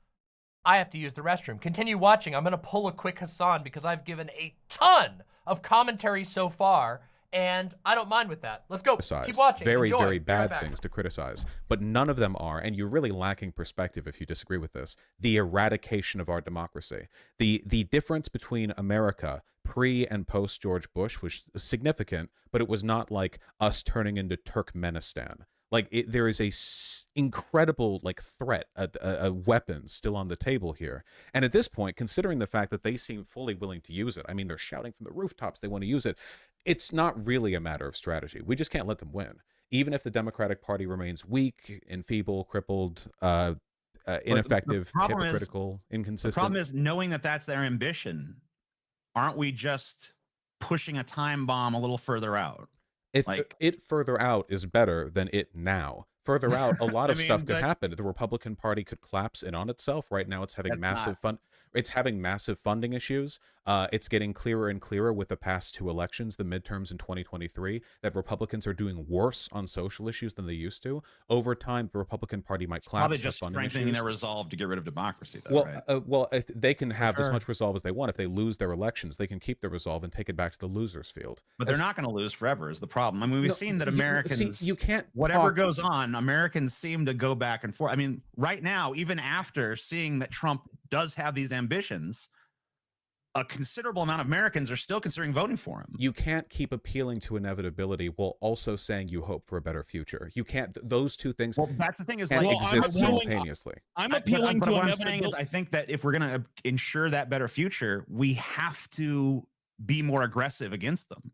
And I'm appealing to like, it can't just be the tepid messaging of Joe Biden that's like, hey, Jack, I'm going to restore democracy, and I'm basically the most milquetoast politician you could conceive of, and I'm not aggressive against these policies, and I'm doing so unimpressively that America actually almost wants saying, like, helping of Donald Trump. I think I get what you're saying. You're saying, like, if we're talking about elections, what if they just say, well, having an election even before they get into power? I think that's what you're saying. Like, so if it's inevitable that they're trying to push the country towards like a fascistic state or something, or totalitarian state or whatever, that if it's too weak to manage to stop it at the polls, I mean, like, maybe you can have that. Maybe you have a weak Democratic Party, but that just gets overthrown. So what you're essentially arguing is, like, let the fascists win because they're going to win anyway, and I just don't think that's true. Well, wait, please.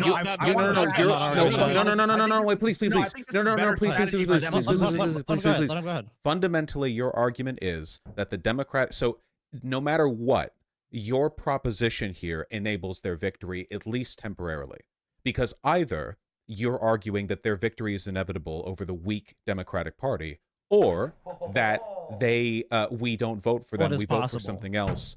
Under what circumstance exactly do the Republicans not win ever under your scenario? I mean, there's no scenario in either world where they don't win ever.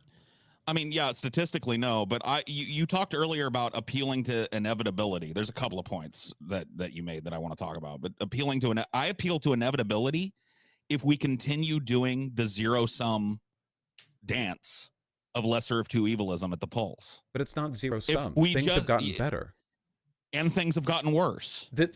You keep referring to, like, the state of the economy. The state of the economy is not a product of deliberate policy decisions that you can trace to this administration. We're not sacrificing some good. Please let me know. What has Joe Biden done that has led to the current state of affairs economically? I mean, the infrastructure package was a giant giveaway to corporations. It was a compromise on the compromise. It was basically Joe Manchin's infrastructure Yeah, because package. he couldn't get anything better put through. Are you suggesting Republicans would have done better? He can't. See, this is what I reject. I reject this politics of defeatism. No, stop. No. This it's nonsensical. You He can't could. just you can't just argue that because you can't because we're you expected to can't believe just that Joe Biden argue. is powerless in the presidency, You- but Donald Trump will have infinite power No, in the you presidency. can't just argue. No, it's not that. It's not that Joe Biden is powerless in the presidency. It's that they choose what they do with their power, and we don't control them. There is no mechanism by which you and I, everyday random people, can control people or can control the president.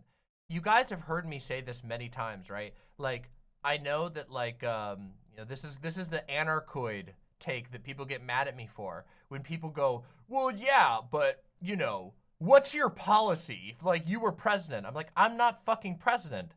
I don't have a real way for me personally to make a policy. I don't have that. I will likely never have that. Even if I fought for my entire life and devoted my entire life to pursuing political power, there is still a very good chance that I would never have the power to put that into place. Instead, my position in the world is a different calculation, and so is that for most people. And it's a serious issue we have to grapple with. A lot of people basically want to get like, they basically get into like Hearts of Iron 4 or Civilization brain or Stellaris brain or Warcraft brain, whatever strategy game you want to imagine. People get their minds in it that they're like, that when they're thinking about politics, they're supposed to think about it as if they personally were in control of the entire machine. But the reality is that we're not, and we waste our own time if we constantly think about politics as if we control the seat of power when we don't, and when the seat of power is designed to be resistant to anybody who doesn't basically seek it to use it to preserve the status quo. We have to think bigger than that. We have to think more complicated than that. We have to think about strategies that allow us to influence the world without being in control of the seat of power, or in ways that we can undermine that seat of power from being able to do things that harm us.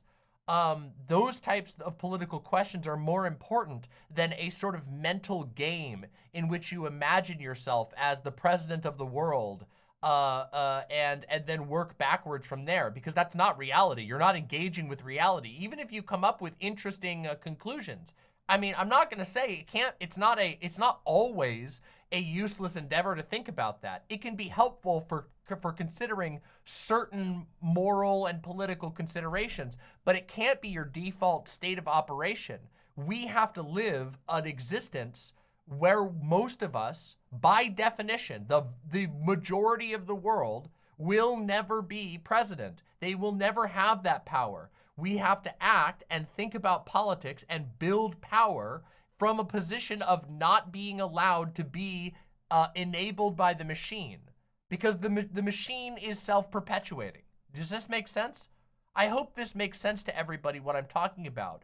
It's a thing that I think a lot of people struggle with politics, is that especially American politics asks you to basically to spend all of your time basically empathizing with somebody who you will never be, and never think about politics from your actual position. Never think about politics from the position that you and everyone you know is actually engaging in. And this is why I find questions like, what the fuck do you do if you've been neglected by your government, so important? Because that is the experience that most people have. A lot of people in America have experienced their government failing them, sometimes very acutely. Like, for example, when I've talked about in the past, people who are in wildfire areas and the state just doesn't isn't able to help them, and they're just left there fending for themselves against a natural disaster that is heavily influenced by the government that is now abandoning them. Those are real political questions that everyday people might actually have to grapple with. Everyday people will, by definition, never be president. And that, like I said, that doesn't mean there aren't things to talk about, but you have to be very careful in politics to not spend all your time pretending that you're going to be the president, or pretending that the guy that you put in the presidency is going to do what you want. You are going to, as a matter of your life, most of your life is going to be spent looking at a guy with unbelievable power who will be ignoring you completely. Do you guys think that anybody who voted for Obama got the hope and change they were hoping for, or did they get a guy into office who promptly proceeded to not actually do basically anything that he promised? It may have given them some good things, but those things were watered down versions of what they were promised. We all know the answer to that question. The answer is that life, if you build your politics around hoping that the guy that you voted for is going to do everything you want, you're going to be sorely disappointed. And also, you're going to be wasting your time.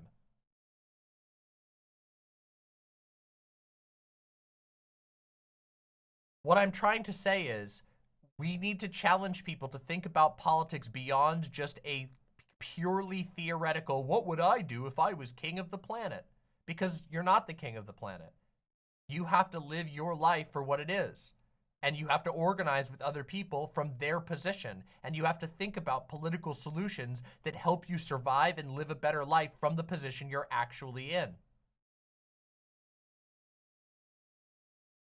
Let's continue. Let's continue. That because you don't like a thing that happened, that it could have been better.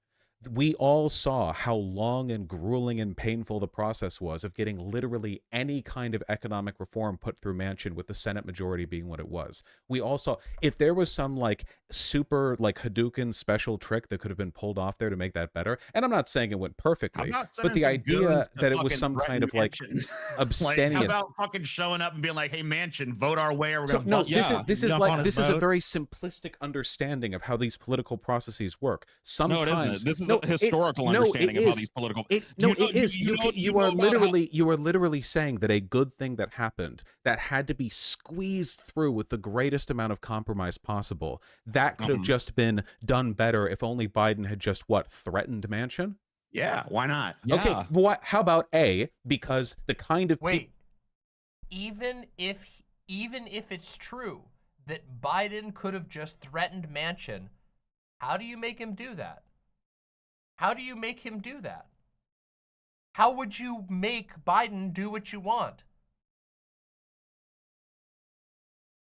That's a different question than, than voting can answer. It's not just voting. Voting can't do that. What? For the next, you should have 10 years ago made sure that every election in the country went your way, so that there would be 20 members of the squad instead of 4 members of the squad. Let's continue. People who are hardliners for Biden and his progressive policies are not the kind of people who vote for Manchin. B, Manchin is the only Democrat who could win in his section of West Virginia. C, Manchin already seems to be on his way out with regards to direct collaboration with the Democratic Party. And D, it would have been optically horrible if Manchin, who would not have been threatened in his electoral viability as a consequence of this, would have just come out and say he was threatened and bullied by the president into accepting his anti-coal big government agenda. And people would have called him a pussy. No, that's maybe on Twitter. In real life, that's not how these things happen. Why would Manchin ever cede to these? What can Biden actually offer Manchin? Okay, so let me give you an example. Non-broken kneecap. But like a real answer, though. Let me give you. Okay, that is my real answer. That's not a real answer. My answer is it's not this. You can't disengage from how politics functions, then get in.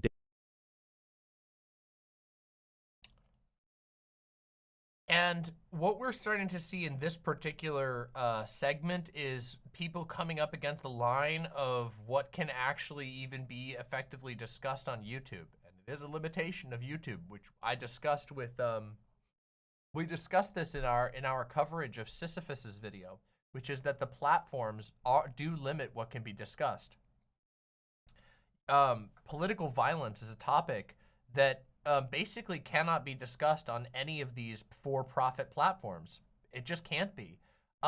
You can't even necessarily, there's a lot of like universities where you can't even talk about it in the theoretical without finding yourself in trouble.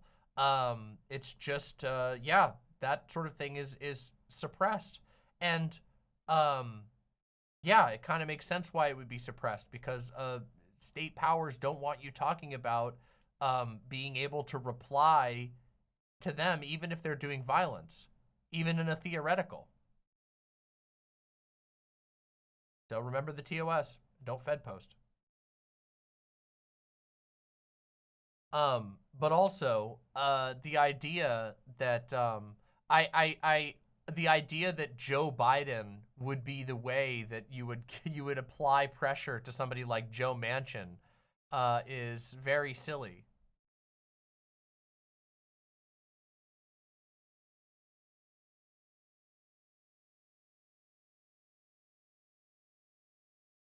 Voting Biden, but shaking my head the whole time so everyone knows I don't like it. I mean, listen, I think that's a fairly decent thing to do.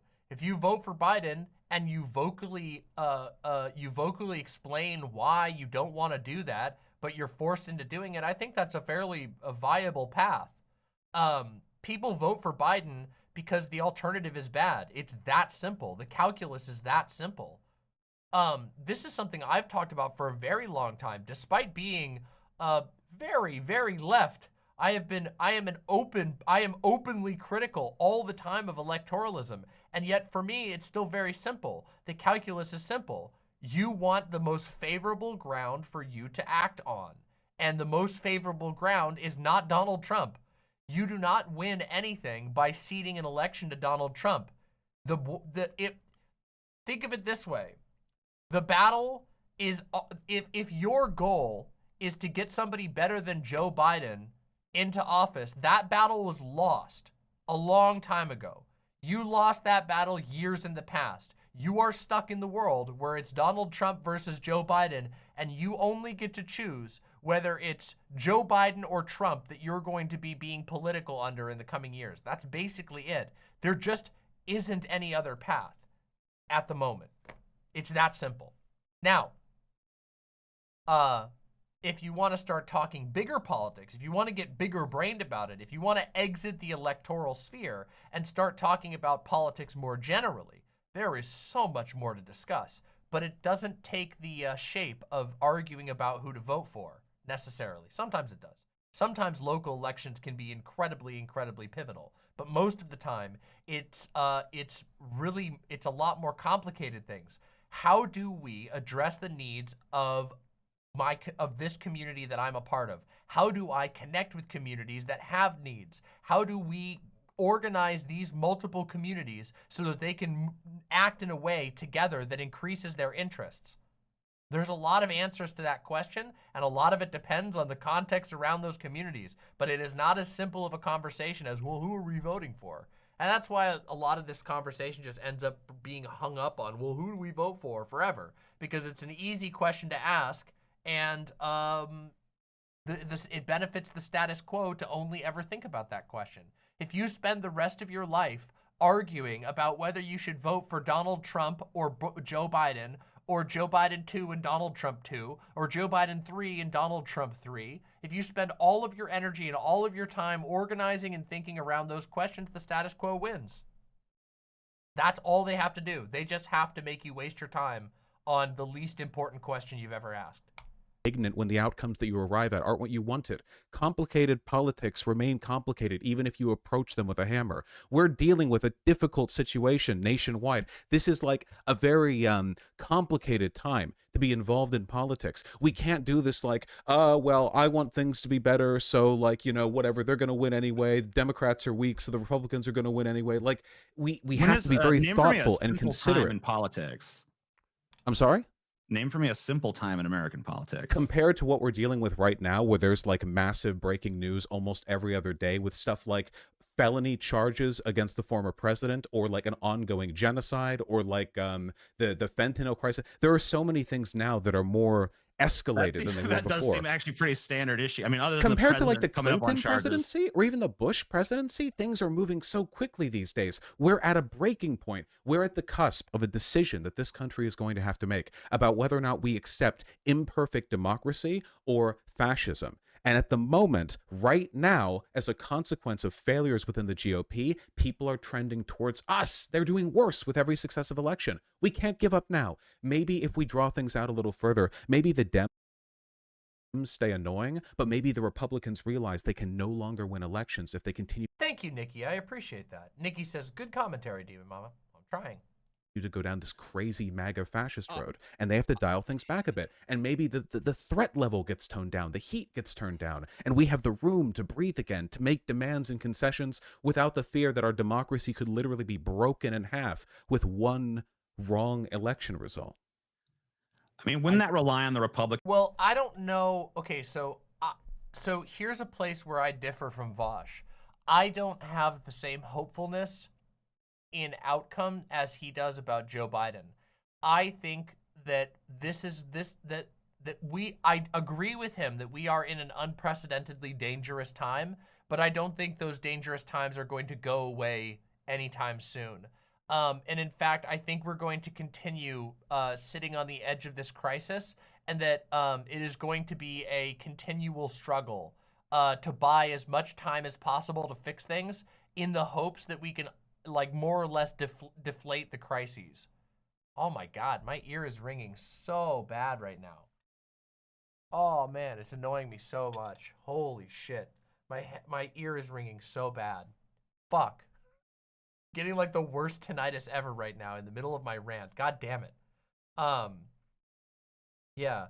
No, what I'm trying to say is that like America has huge pieces that have crumbled and that are not easy to fix.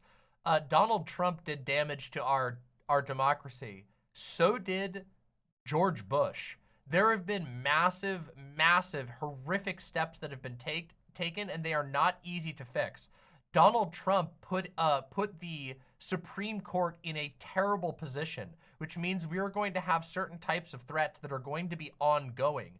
This is something we have to acknowledge about the future, that the American system never really was as stable as it was made out to be, but is currently operating in an incredibly dangerous position and may always, for the foreseeable future, be on the cusp of fascism.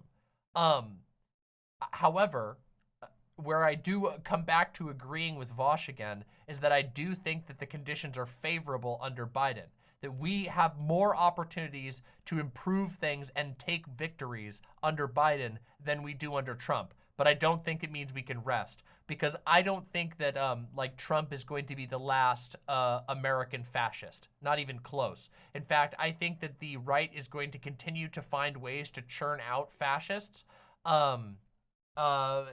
ongoing into the future. There is a clash of culture. That I don't mean just a culture war in the term, in like the way it's used online. I mean that a lot of the right are Christian nationalists. Their vision of the future of the country is one in which Christian law and Christians are the supreme people, that they get to rule supreme over other people. And the rest of us have to reckon with that fact, that that is what these people are pushing for, and they are very convinced of it. I don't think we're going to beat that faction in a single election, so I think it's going to continue to threaten. But yeah, I don't look at the Biden victory as like letting us have like a real good time. I just think it's a less bad time. And I think that we need to acknowledge that like a Biden victory is not going to stop the fascist movement or settle us into like imperfect democracy for a predictable future. However, it might do some damage. It might buy us some time. Party fundamentally becoming a different party than it is now. It has in the past 20 years. It went from neocon to fascist. If it can go from neocon to fascist, I think we can break them back into being neocons. At the best. I mean, maybe we can make better I mean, Republicans. it's right? happened throughout. It's happened several times We can in US expect more of the history. Parties Democrats could once change the Republican completely. Party is pushed back from fascism to neocons again. I mean, it would be a lot easier, I think, to do the whole "I'm going to threaten to vote for a third party" Because thing. I still heard all these arguments when it was still. Tomino's Pizza says, nowhere does it say anywhere, nor is there any evidence or statistical data that suggests fascism will be quelled if we go on stream and moan about the Dems not being good enough for the quadrillionth time. I don't know about that. I think it depends on how you do it, right? If you're just complaining about the Dems being shitty, then no. But I do think that, I mean, right now on this stream, there are 700 people watching me have a very in-depth conversation about about challenging people to take their politics to a deeper level. And I am complaining about the Dems a lot. I think the Dems fucking suck, but I think that you can't just stop there. You have to go, okay, the Dems suck and we have been disempowered. How do we win power for ourselves? How do we think about the world in a way that lets us make decisions that are empowering to us and our communities and the people we care about? Yeah. You're welcome, Uncle Gumbald. You're very welcome. So I do think that complaining about the Dems can be effective, but you got to do it in the right way. Just a neocon party. They're still true. You should still vote for the lesser evil, to be sure. I don't think that abstaining there's with no your vote. time when we can actually hold the Democrats to a higher standard. You can't is the thing. You have dreams of doing this, but you can't. Life is suffering. Mostly this. There has never been a point in human history where it hasn't been suffering. And they call Paul the doomer Jesus. I know. No, that's totally no. defeatist. You have to find joy in it. There will always be the terrible joy in choice the you have whip. to make. Yes, yes. Life is the Yeah, whip. love At it. no point in human history. Well, I don't ever want to hear that I'm a doomer again.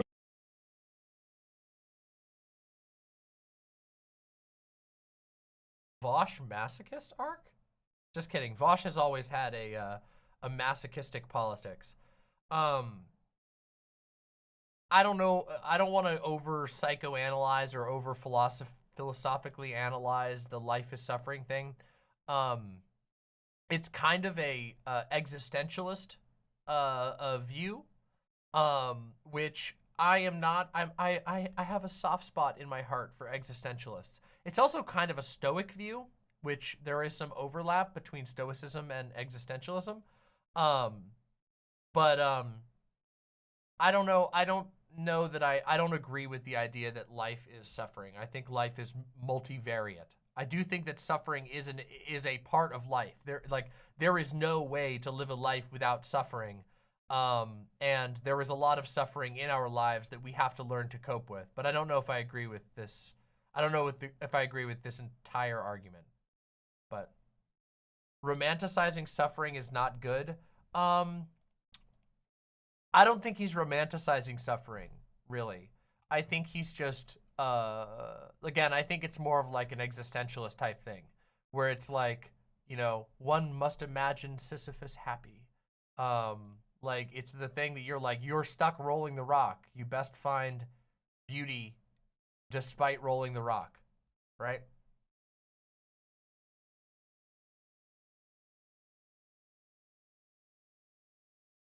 How can one not be an existentialist and less religious? I'd have to think about that particular question. Yeah, No, this this isn't being a doomer. This is being realistic. There has been no point in human history where Said people have every had doomer the ever. luxury of just Mother Meerset with the incredibly generous $5 reminds me of a line from Princess Bride. Life is pain, Highness. Anyone who says differently is selling something. choosing the political option that made them happy. For most of human history, like 95% of it, and for a majority of people alive today, they don't... Oh yeah, by the way, if you're here and enjoying this incredibly fun debate review, press like on the stream or the video if you're watching in the future, and make sure that you're subscribed to Demon Mama. Tonight has been an incredibly, incredibly wonderful night. We've had 700 people here for a very long time, and that's really exciting. I would love to have you come back in the future, and also for you to check out my backlog. So press subscribe. get a choice. And for Yeah, the I think- very small portion of people historically that have gotten a choice, it's usually a choice between two lesser evils. And by usually, I mean always. We will never have the luxury to not vote for the lesser evil because electoralism is ultimately about that final say, that final choice. How about a far lesser evil? If you Can we sure, vote for that? then do the groundwork, the media work, the advocacy to When are we going to popularize do those that people. and stop? It depends on your I mean, democratic system too, because not everyone has the American Sure, system. Bernie Sanders nearly won in the primaries in both 2016 and 2020 as a consequence of a lot of work for decades to legitimize progressive perspectives politically. Now, And he lost as a direct result of the DNC being not everything propped up and allowed to run roughshod over the will of the voters. That should teach you not to overinvest in electoralism.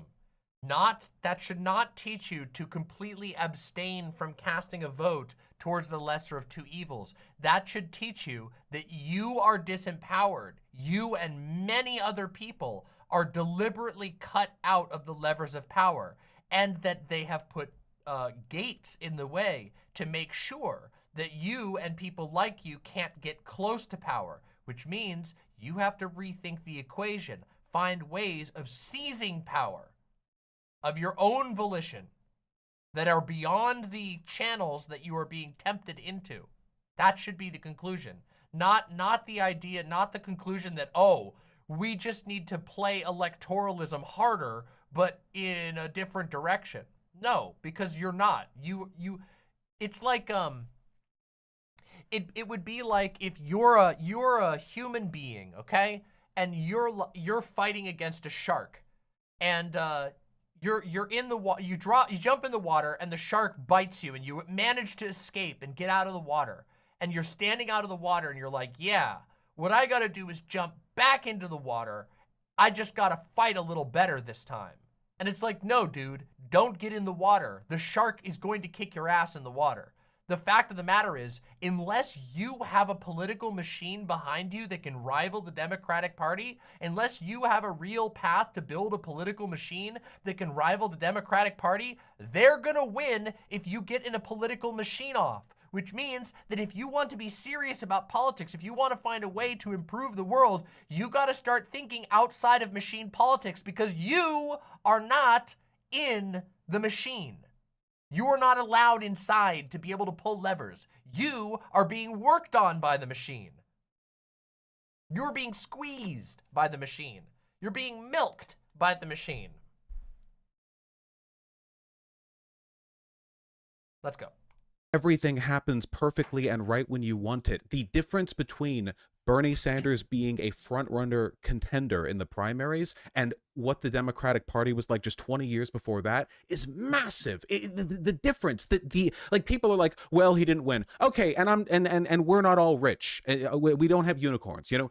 Bernie Sanders, it would have been nice if he had won, but the difference between the Clinton years in terms of what was acceptable, what progressive policies could be put forward, what you could say on TV, and 16 years later with Bernie Sanders, remarkable. But when you talk over that, when you say, well, he didn't win, you're stamping on that legacy. Real progress takes work. Thousands of people, broken bodies, blood, effort, sweat, tears. Fortnite says anti-voting anarchists are more useful than this position put forward by Paul. Unironically, I agree. Even though I don't agree with anti-voting anarchists, and they call me a liberal for that, which hurts very badly. Everybody calls me a liberal. Stupid. But even though I don't agree with the fact that you should abstain from voting, because I think that's a useless and frivolous act. If you have the right to vote, if you're enfranchised, you should just throw the vote in the direction that makes the playing field better if possible. But even though I don't agree with them, the fact of the matter is that most anti-voting anarchist types are actually doing other things. They say, I'm not fucking voting. I'm gonna go do my own fucking shit. I'm gonna go do this. I'm gonna go volunteer for Food Not Bombs. I'm gonna go volunteer at a local book club and teach people about politics on a deeper level. They're doing something that's more politically impactful than the vote. So them saying, I'm not gonna vote, just is meaningless in comparison to other actions. It's so easy to outweigh a vote. It's so easy. You outweigh a vote anytime you do any political action that impacts the world and impacts a real person, you have already outweighed your vote. Votes, your vote is so minimal. It's so small. It's so tiny and meaningless. It's such a distraction from everything that matters in the world. So yeah, I agree with you is what I'm trying to say. And a lot of suffering, but eventually, maybe you get it, and the victory is worth all the suffering before, all the work that it takes to end slavery or to legalize gay marriage. And it takes decades and a lot of people's misery, but when you get there, it's worth it. Union workers died to give us the weekend. Maybe we died to give 2050 a better Democrat, but we kind of have to work. Let's talk about. I hope that's not the case. I hope that if people are gonna die, they'll do it for a better win than a better Democrat. But yeah. Workers for a second. It's also crazy too. Invoking unions here. Unions are like one of the most obvious and open examples of extra electoral action in the United States. Unions, Unions' power wasn't because they all got together and voted for the Democrat, although they've certainly been able to do that at various points. Union power is that they all got together and said, fuck this, we're not gonna work.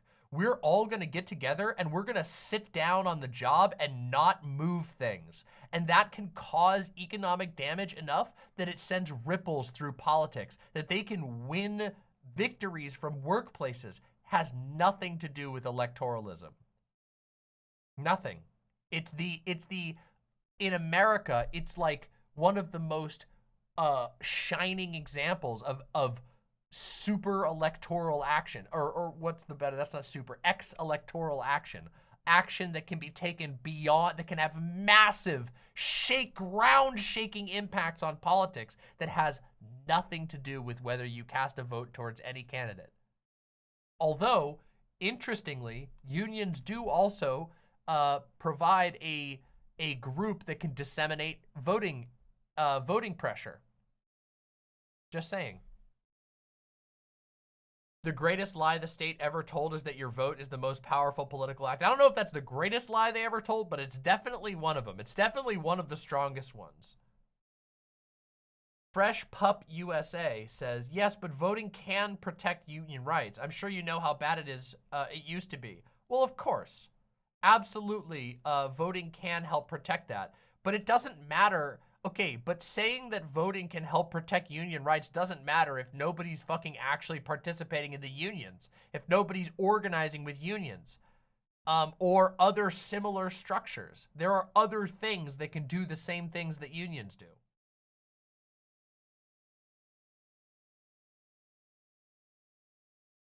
Oh, fresh poop. Fresh pupusa. Okay. Let's continue. We've silently, in repayment for the blood, sweat, and tears that workers shed on the line, we've kind of silently, fecklessly, with a just insurmountably cringy shrugged off the economic degradation that's happened in this country. All of their hard-won gains in the labor space have been given back. Okay, but that's true whether or not you abstain from a vote. Even if you decide to vote, that is still true. Even if you choose to abstain from a vote, that is still true. Because guess what? Voting has nothing, literally nothing to do with that problem. There's just nothing, there's almost no overlap. The ways in which people have shrugged off the wins of labor movements of the past has nothing to do with whether people vote for Biden or not. It's the fact that people have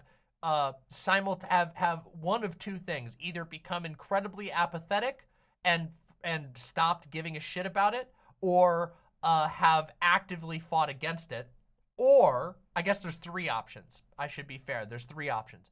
They've either shrugged and become apathetic so that they don't care about these issues at all. Two, they've joined the far right and are actively fighting against labor wins. Or three, they've been oppressed out of being able to have them at all. For example, via union busting. That's something that would be valuable to discuss here. That Republicans throughout the 80s especially aggressively aggressively fought against unions, not just electorally either. Keep in mind that part of the reason why unions no longer don't have as big of a presence in the United States as they used to is because, interestingly, not on an electoral front, but because Republican business owners organized together and told each other and taught each other how to propagandize to their workplaces, how to suppress the formation of unions, how to misinform their workers.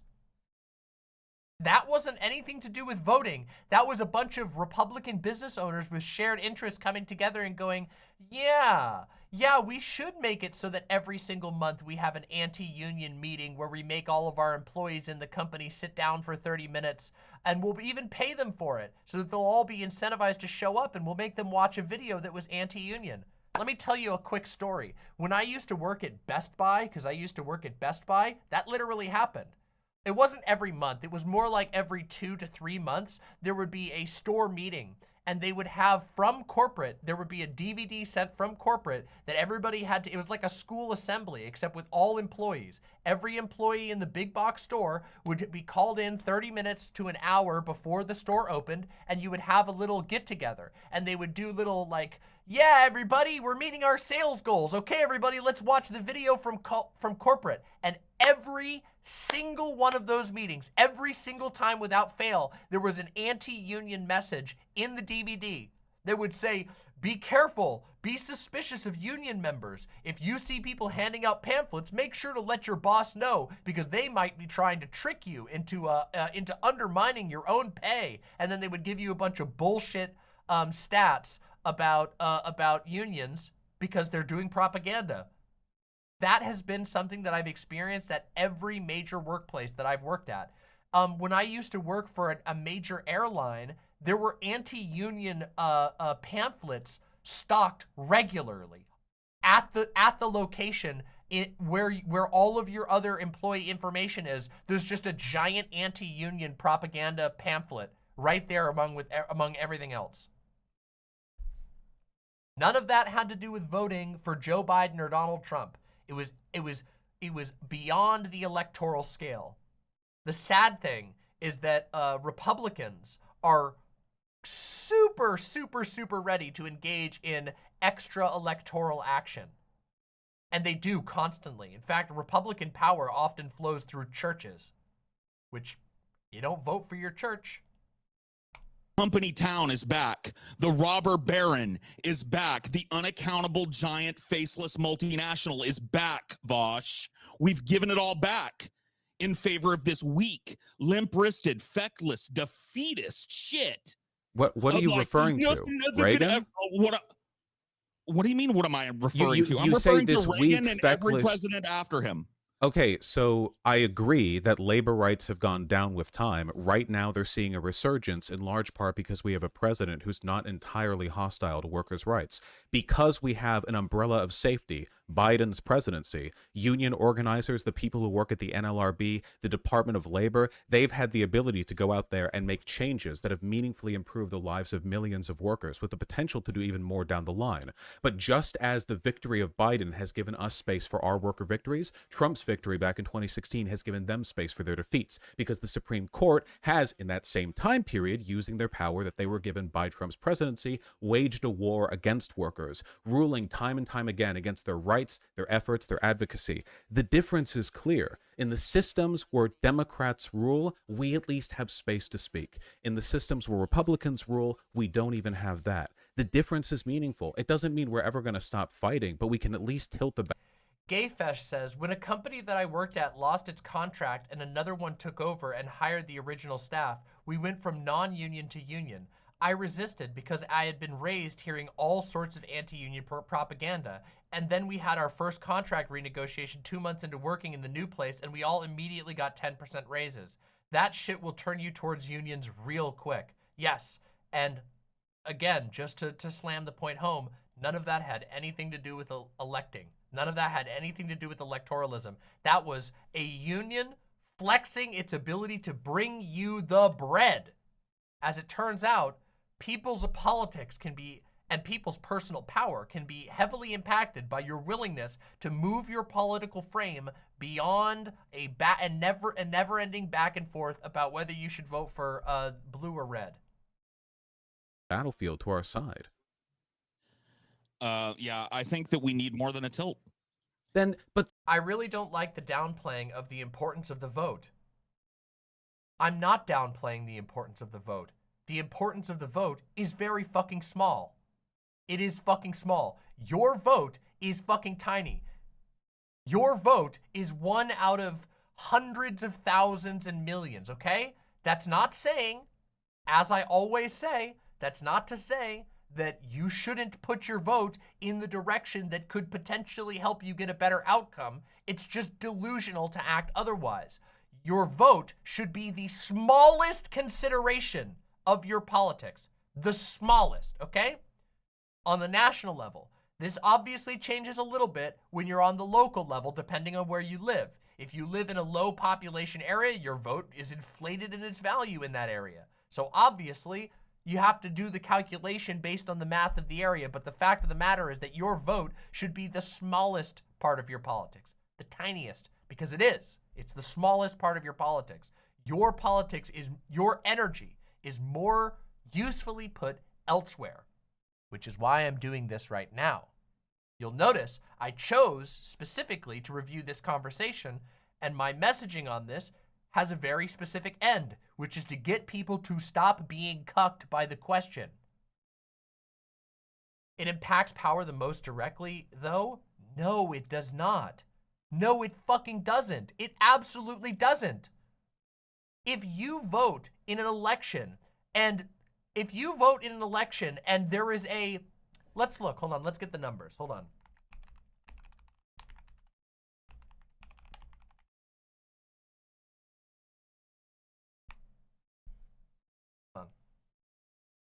Hold on, wait. Wait. Let me just get this real quick.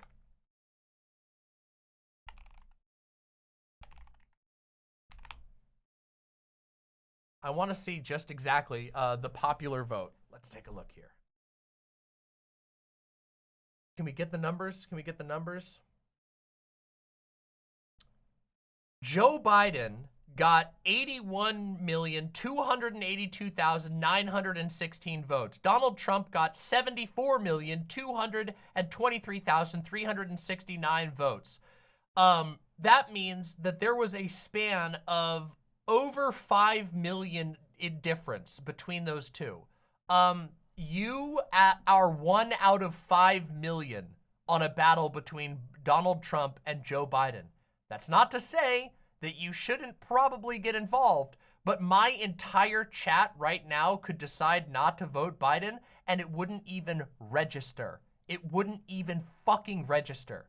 So no, it is not your most direct say-it power. The most direct say-it power is one of thousands of other actions you could do. If tomorrow you decided to go and feed someone with your own hands, you went and worked at a local food kitchen, and you made sure that someone got their meal for the next day, that would have more impact than a single vote.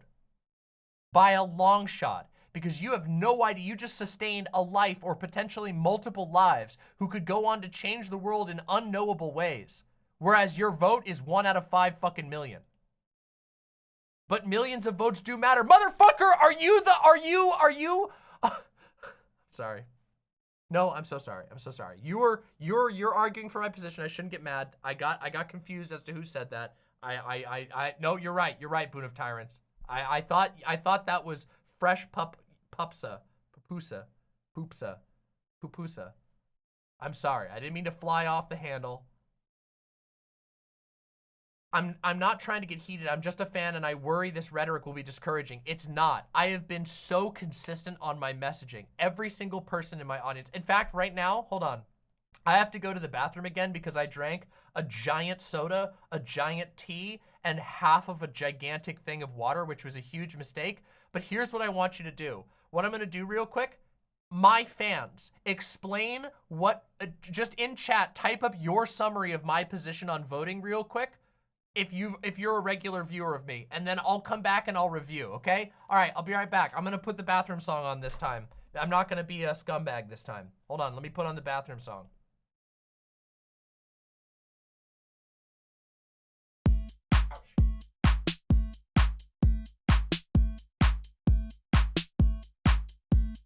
Hey chat, Demon Mama has to go to the bathroom, so listen to the Demon Mama bathroom song. She streams 20-hour days and 9 days a week, so let's give her and her bladder a little fucking break.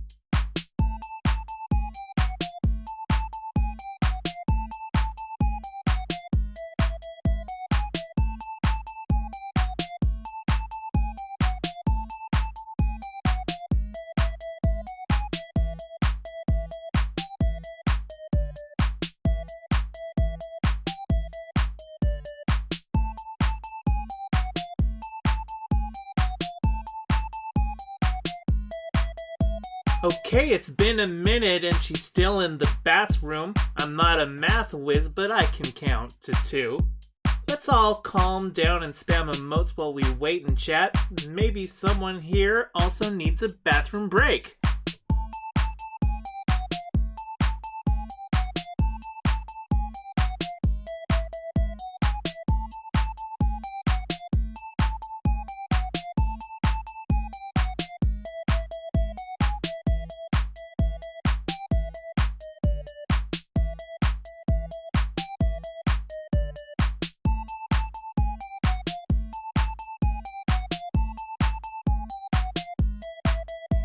It's been a bit since Demon Mama went to the bathroom. Not like I'm counting, but this track's at 142. So don't you fret, my little lips, cause I wrote this track down to give you something boppin' while she's taking a break.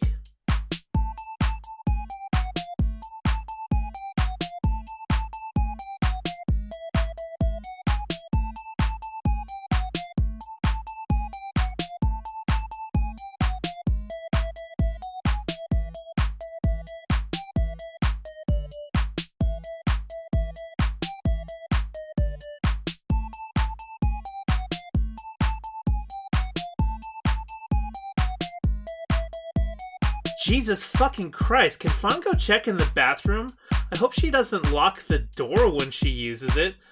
But if she does, you might need a little running start and hope the door hinge is weak enough to break.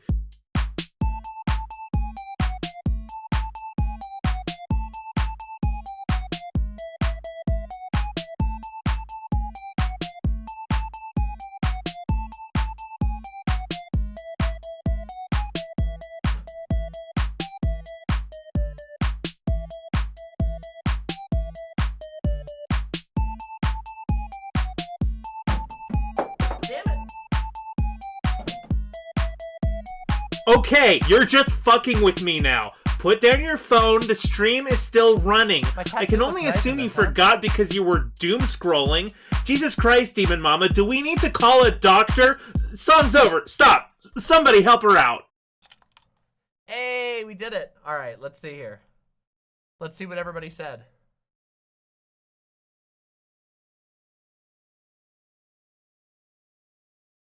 Gila Monster says, voting is important, but not enough in itself to affect meaningful change. Constant political action and advocacy are required as well. Yes, vote, it's important, but don't just vote.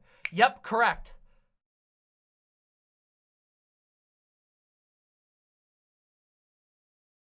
The electoral system is a lost cause for getting the world we want, so we need to organize our lives so that we are dependent on our own communities and not whoever is present.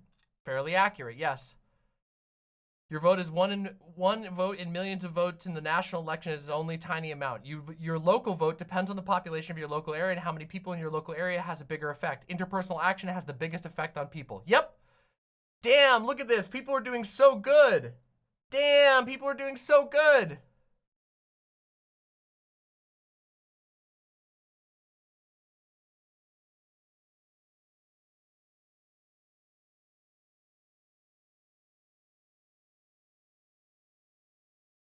Oh man, a lot of people got muted for doing all the dancing. Q-Berry Shortcake, Demon Mama's position on voting, to the best of my memory. You should do it, and you should vote in the way that keeps the bad people out of power. That being said, voting is not political activism. It's the participation trophy of political activism. Correct. Mama's position is that we should vote, but also understand that it's not the end-all be-all of political activity. Doing things like volunteering at a soup kitchen, food bank, or homeless shelter are just as, if not more important, depending on where you live. Correct. Damn, everybody's got my position. See, my consistency is unbelievable. Okay? Unbelievable. My consistency has been 4 years of this exact same messaging. I do not downplay the value of a vote. I believe that I give votes the rational value that they have. I believe most people overplay the value of a vote, usually to virtue signal. All right, let's continue. Let's continue. You don't get you can't keep rejecting reality in favor of an imaginary, hypothetical, better alternative that doesn't exist. Then why even be a socialist? Just be a Democrat. Because socialists are the ones who make Democrats do. Ooh, we lost almost 100 viewers. One bathroom break, negative 100 viewers. See, this is why Hassan does the, this is why Hassan just does a chair stream. Next time I'm doing a chair stream. Damn. Damn, that hurts. This is what the viewers demand. Do the occasional good things that they do. By doing what? By putting forth wild ideas that are improbable at the time that slowly but surely become common wisdom. And right? how do you get those ideas realized? You fight for them. You fight, right. yes, but you don't just turn your back on the entire political process. Bernie Sanders single-handedly kicked off. Hold on. Yeah, but I'm tired of you saying that is my position. I don't know who you're arguing against, but my position is not to say fuck it to the political process. My position is to say fuck it to the duopoly. That's the political process. But saying fuck it to the duopoly is not, it cannot be done by abstaining your vote. Even by abstaining your vote loudly does not fuck the duopoly. It actually just leaves the duopoly exactly as is. It'd be like saying, I am picking up this lens cap and I am squeezing this lens cap in defiance of the duopoly. I'm also doing it in front of 600 people. Formerly nearly 700 people. Wow. Process. Right. In your mind, that's all the politicking that can be done. No, I'm arguing the opposite. You're the one who's saying this is the venue through which you have to make your change. I'm the one who's saying your vote every 4 years should be simple and thoughtless. The actual work is in the advocacy you do between those elections. That's where I think change happens. That's where it does happen. You're the one who's arguing that you have to make this big grandstanding ideological defiance of the two-party duopoly at the polls. And I don't think, I mean, you can. I don't think anything good comes from it. In fact, I think it makes work harder for the people who actually do that work for the past 4 years. Because you don't provide them that space, that umbrella. All the people doing that NL. Yeah, Vaush is basically making a very similar argument to mine right here. He sometimes goes sometimes further in support of voting than I would, but this is very similar to my argument. Yeah. RB work. They couldn't do it if Trump had won in 2020. They're only able to do these positive things because they were given that space. So we build the umbrella, we build the shield, but the real work, the difficult work, it is a lot of suffering. A lot of people spend their entire lives doing local politics in like fringe Midwestern towns and they die without seeing any positive change. Very Knifey Duck says, confession time. I was internally pushing back against your argument about how much a vote counts until I realized that I also agree with the argument that refusing to vote has no real effect on the system. I was literally doing a doublethink. Progress has been made. That's based. Always improving your thought processes is good, and I'm glad that I could help. But that's the nature of politics. That's just living, right? I mean, that's always how it has been. If anything, it's better now than it used to be, because it used to be that the people who dared to speak up against the current regime were just... Oh, was I in Vaush chat at this point? I think I did pop in at one point. I see Conyer. Was there me? I don't know if I actually popped in this stream. Like I said, oh no! No! Left and right, threatening people. Oh shit, where were we? Fuck. I hate that so much. How do I save this? Hold on. How do I do this? Wait, I know how to do this. Hold on. I can watch my own stream real quick. 46.49. Okay, there we go. Okay, all right. I saved it. 46.49. That's where we were. 46.49. Wait a minute. Wait, no, wait. That's where I am now. God damn it. That was too live. Here we go. Hold on. Give me a second. Okay, we're pretty close. 41.44. That's where we were. We were pretty close to this.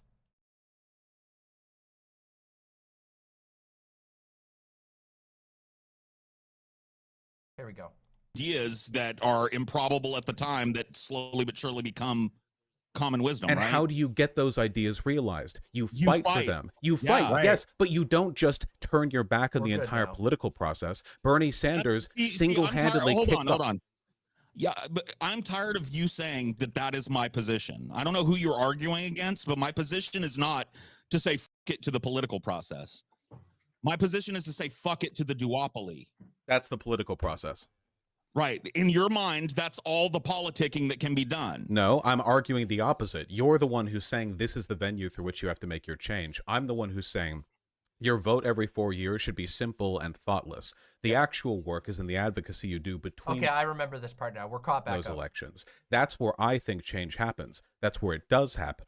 You're the one who's arguing that you have to make this big grandstanding ideological defiance of the two-party duopoly at the polls. And I don't think, I mean, you can. I don't think anything good comes from it. In fact, Very Knifey Duck with the $5 says, thanks for helping me overcome a thought error. You are based and cool. Appreciated. Thank you for the support. Thanks for being here. I think it makes work harder for the people who actually do that work for the past 4 years. Because you don't provide them that space, that umbrella. All the people doing that NLRB work, they couldn't do it if Trump had won in 2020. They're only able to do these positive things because they were given that space. So we build the umbrella, we build the shield, but the real work, the difficult work, it is a lot of suffering. A lot of people spend their entire lives doing local politics in like fringe Midwestern towns and they die without seeing any positive change. But that's the nature of... That's really unfortunate. And I think we should try to avoid that outcome. I don't think that type of outcomes should be valorized.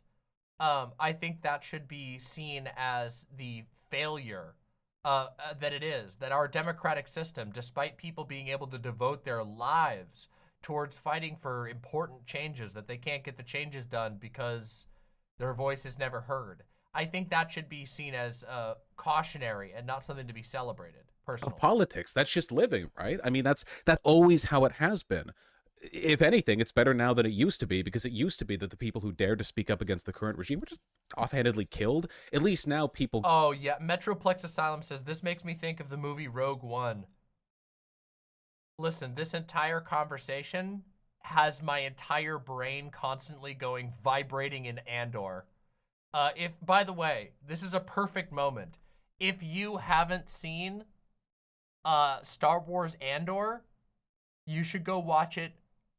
It should be the next thing that you watch. And I mean that.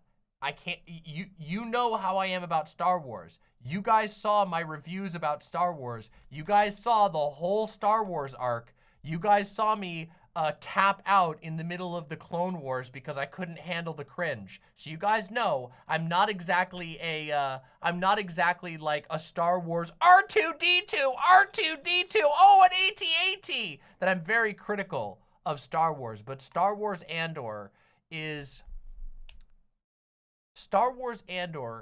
such an incredibly good analysis of political change.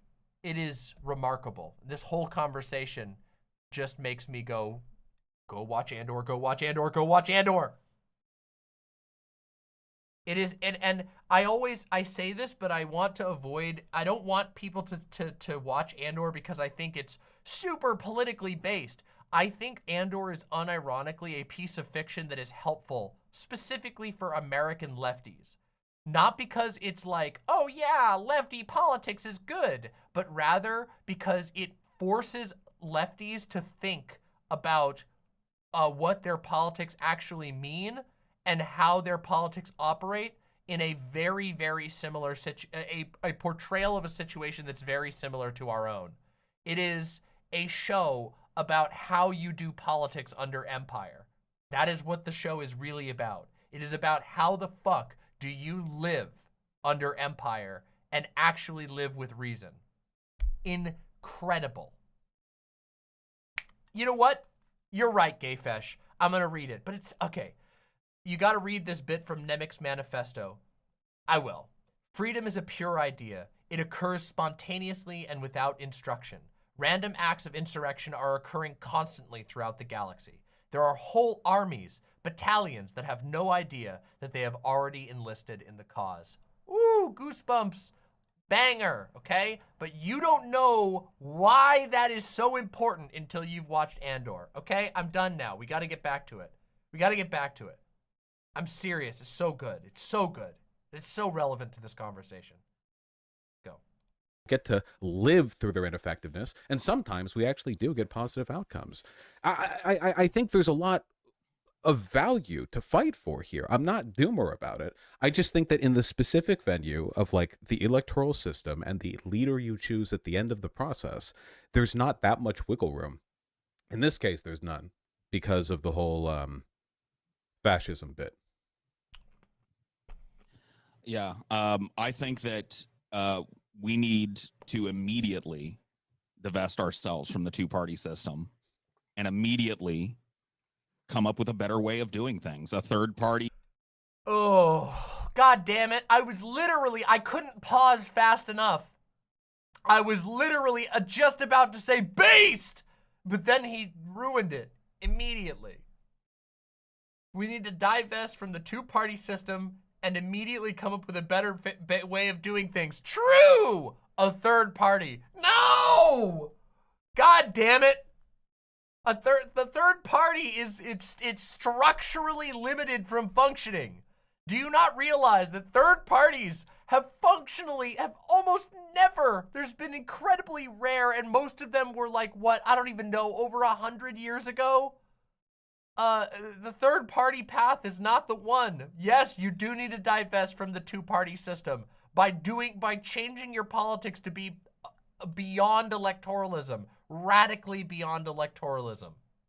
Is only ineffectual because largely because the people whose votes would help it believe that, oh, you know, there's no point in doing it, so whatever. And that kind of seems like what you're preaching here. You're the one making that argument for voting for Biden. Let's not waste any of our time trying to create a new workers' party in this country because it's just pointless anyway. Or just More Retro with the $2 super chat says, I'm down to 1 bottle of wine. How long do you go? Well, we're going to finish this debate, so we got a ways to go. You got plenty of time. we're just trying to push the Democratic Party left from where it is. That's not even necessarily left, but just like, hey, these things you guys promise, why don't you actually try to do them? That's happening. And why don't you, I mean, very ineffectually, in my opinion. Yeah, because you have to pay attention to the details. Recently, the White House has been flustering on its position with regards to Israel's support of the genocide going on in the Gaza Strip because they've been Reagan ended that shit with a phone call in his administration. Biden could do the same. Yeah, I'm aware. Prop up Israel. All Biden would have to do is be like, yes, he could. And will he? The answer is no. How are you going to make him? Are you secretly like sitting in the room next to Joe Biden? No. Who can put the pressure on him? The squad can't even effectively pressure Biden most of the time. And those are people who have been elected to office, who were able to raise the money and get elected for office.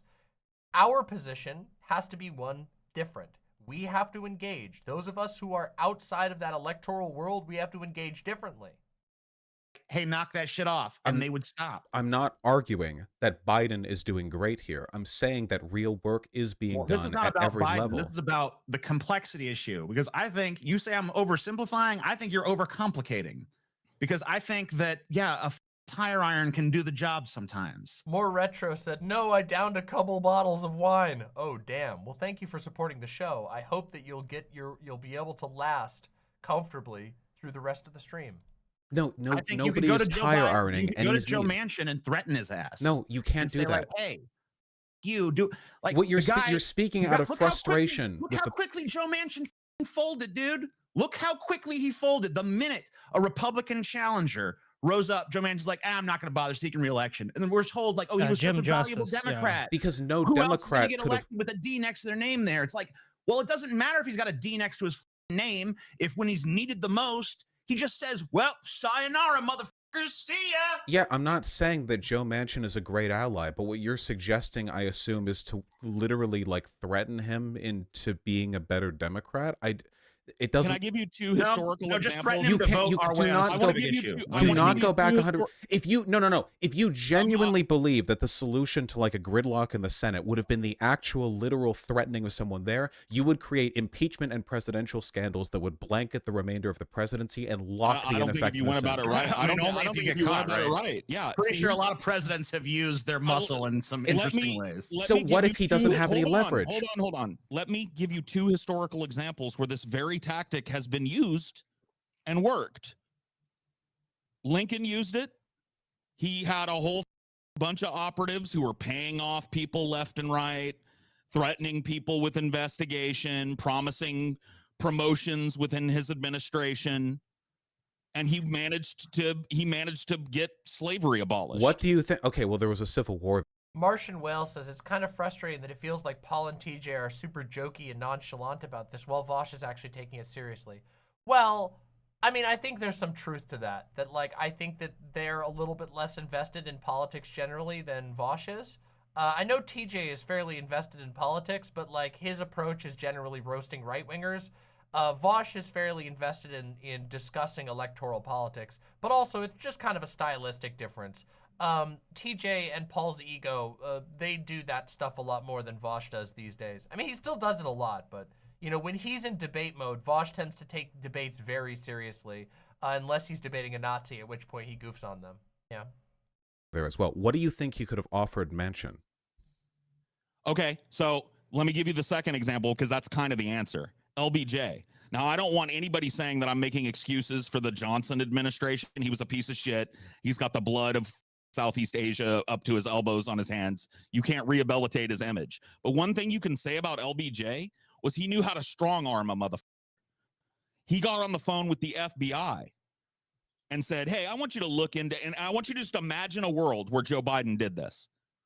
Yeah, that's great. I can imagine a world where Joe Biden did that too. How do you make Joe Biden do it? That's not Joe Biden's politics. Joe Biden is not interested in doing that. He's fine with things going the way they are.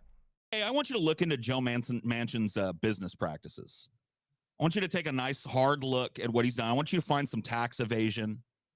I want you to find some unfair hiring practices. I want you to find some illegal offshoring. I want you to find the dirt on Manchin. Okay, do you and think then hold on. Imagine that it's not a weak, feckless dementia patient sitting in the chair, but a actual politician. And he looks Joe Manchin in the eye and he says, hey, motherfucker, I'm about to bring you up on 5 federal tax charges. Guess how you're going to vote. That's a good idea, More Retro. I'll try and check that out. That's a good idea. I know Bo's done some pretty good videos on Florida elections, and I think that's a pretty good idea. What is Joe Manchin going to do? Is he going to run to the media and say like, oh, I've been dodging taxes for 20 years and Biden threatened me? Killjoy says, do you think part of the problem is that Paul and TJ are Gen X disaffected libs and Vaush is a bright-eyed, bushy-tailed millennial who isn't willing to just smash up the system and hope there's a replacement system on the other side after that system is kneecapped by the tire iron they keep bringing up? No, I just think that the tire iron sounds strong and like a strong argument, even though they don't actually wield the tire iron.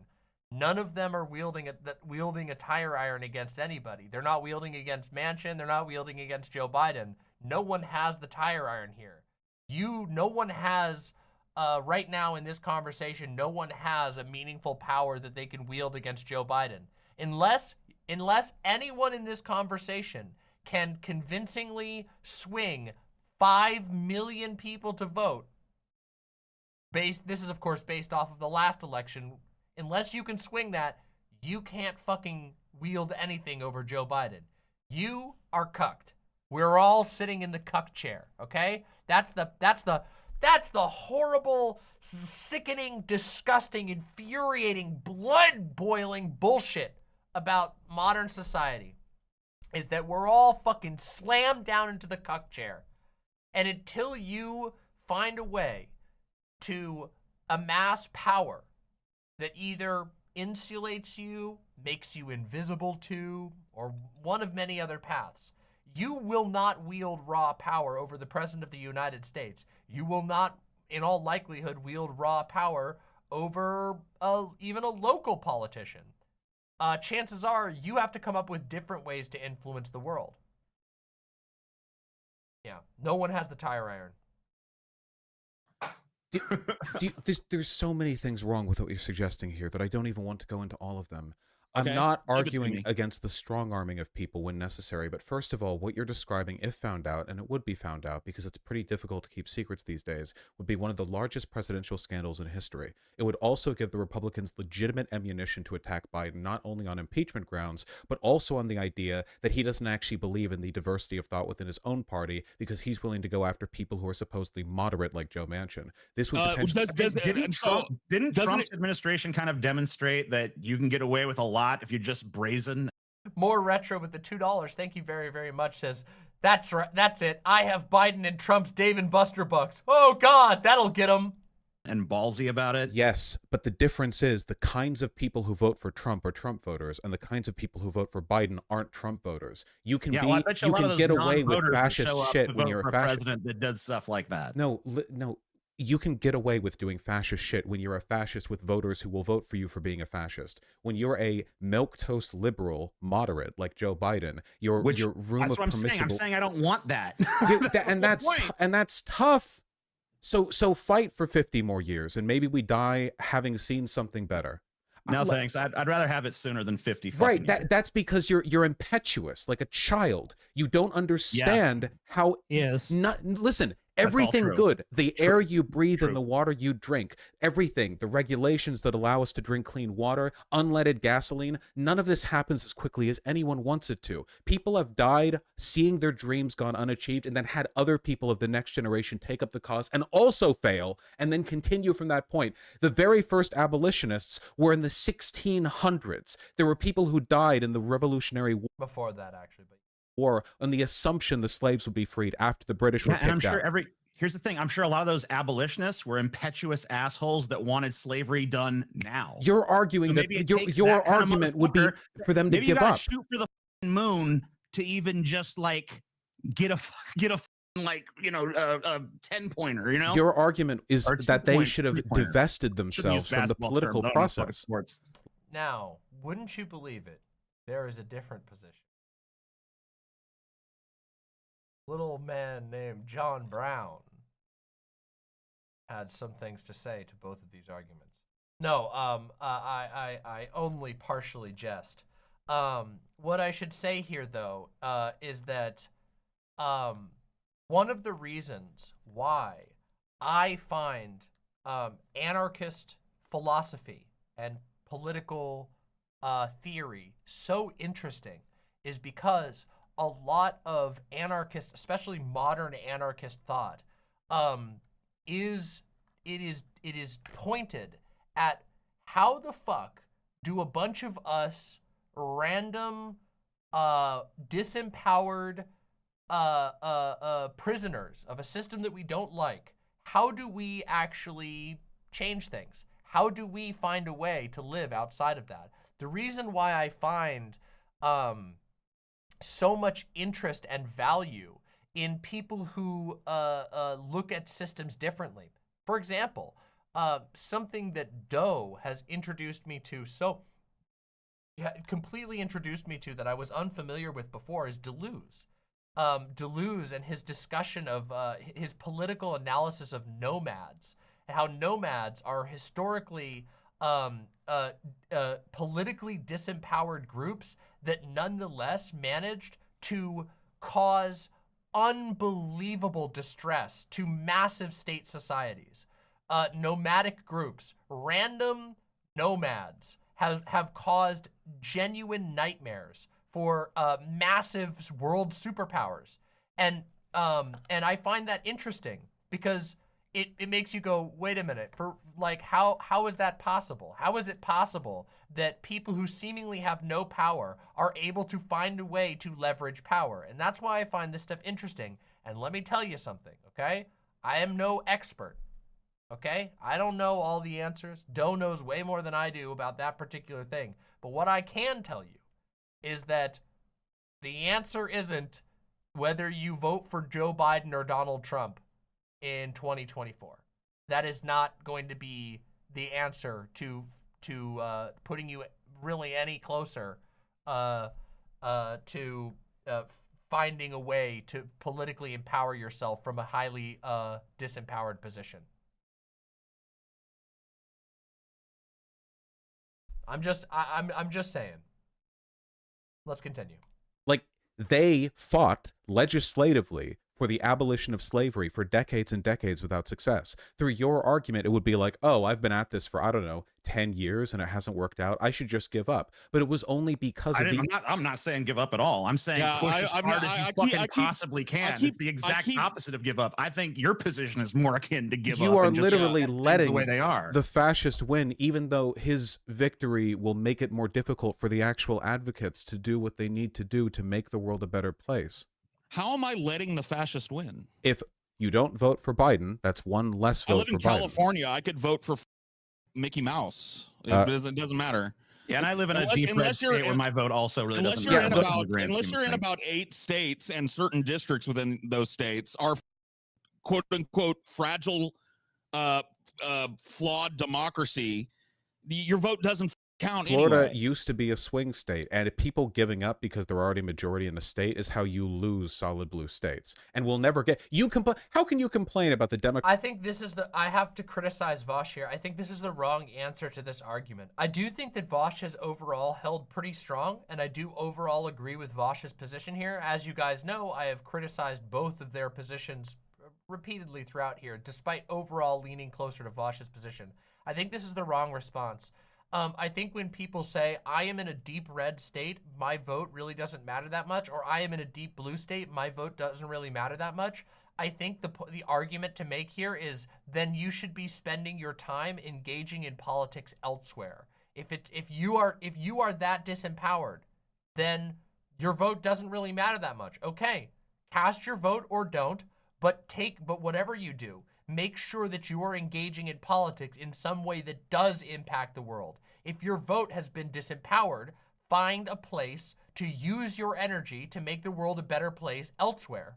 But see, the thing that's happening here is that they're not actually doing that. They're not doing that argument. They're saying, I should deliberately not vote because that will show them. But that's not the argument. That's not the answer. And the answer isn't you should vote anyway. The answer is, hey, are you disempowered?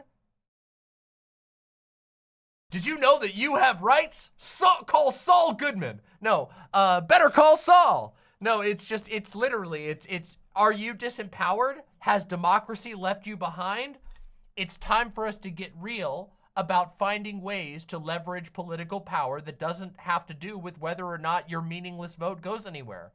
And they're not wrong. If you're in a deep red area, because of the Electoral College, if you're in a deep red area, your vote isn't as impactful. If you know within a statistical certainty that your area is going to give all of its Electoral College votes to the Republican candidate, there's not much you can do about that. Same thing goes if you're in a Democratic state. Your vote probably doesn't matter that much. But you know what does? Your fucking energy. Your energy can go really far. And I always bring up the simple example of a soup kitchen. Because imagine putting your vote value at higher than helping to make sure that somebody, their body is sustained for another day.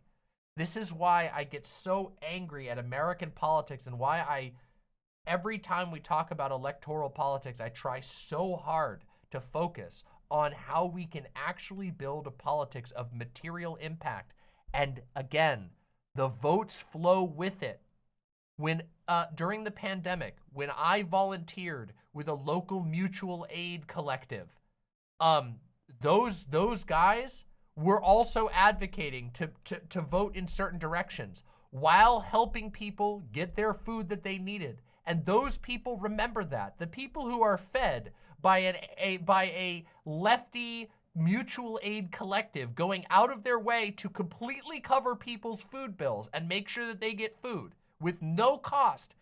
And then they go, what's this group really about? And they go to that group's webpage, and that group just fed them. And they read that group, on that group's webpage, they read them say, we are for this, we are for this, we are for this. They vote that way, because they go, that group fed me when I needed it, and they're advocating, and I trust that they're advocating to make sure I get my food, because they showed that they would feed me. Democrats being bad in Louisiana, when you're saying, oh, it doesn't matter if I vote for Dems here, I'm in a far red state. That's what they think. They think, oh, I'll give up on it because they're far right. You're saying, Well, oh, who cares I'm not because in it's far Louisiana right. anymore. Well, yeah, that's Oh, not well, him. okay. And I'm still in a red state. I did vote, by the way. Okay. So just so you know. So, yeah, so the logic is the same. This isn't about, like, we're talking about one day of work, not even work. Bizadou says, the sheriff of my local friend's town in Louisiana just flipped Democrat in a Republican majority state by a single vote. These people are still under the watch of a sheriff for capital, but at least it's not one who advocates for fascism. That's not good, but it is better than the alternative. Yes, as I've said over and over again, I'll repeat myself again, there are local elections where your vote might be very, very, very important. If you live in a super rural area and there's a sheriff election and there's one guy who's a giga asshole, a super racist asshole, and there's another guy who's an asshole but not racist, you should probably consider voting in that election because your vote probably does matter. But again, the context of this conversation is mostly national electoralism. Remember that. Every 4 years, you show up. It doesn't matter whether or not you think it does anything. It's a very simple civic process. Let me just, I want to just clarify this really quick. I have every intention to vote. I'm all for making fun of Brits because I live here, but Americans always make fun of the Brits in the least accurate way possible. You want to know what's really offensive about the Brits? Here, I'm going to hit you with a real fucking shocker, okay? Is that British people are convinced that they're better than Americans. They're convinced that their country is like more civilized than the rest of the world, and especially than Americans, while they sit in the seat of the most debauched and disgusting empire that's ever existed. It's that image from Seinfeld where it's like, I'm not ashamed of my heritage, and then it flips over and it says, that's the problem, you should be. It's that. That is like one of the biggest problems I have with British people. And it even creeps into British lefties where they're like, thank God we're not America. And then you're like, you're Britain. Do you not remember what you were? That you are like the reason that America even was able to exist? That like the oppression and starvation and mass murder that your people carried across the globe don't fucking get any, you should be the least patriotic person ever. You should be ashamed to call yourself British. At every moment you should be like, I divest myself from Britain. I disavow Britain at all times. It's like, I believe in white guilt, but specifically for British people. There you have it. That's my actual take. In the election. I just don't know if I'm going to vote for Biden. Who would you vote for if not Biden? I don't know. I'm undecided. Well, it's either Trump or throwing the vote away. So I guess between those two options, I might choose to quote unquote throw my vote away then. Which is like not voting as far as I'm concerned. Third party votes are not voting as far as I'm concerned. Your voting isn't voting, TJ. No true voting. Yeah, that, dude.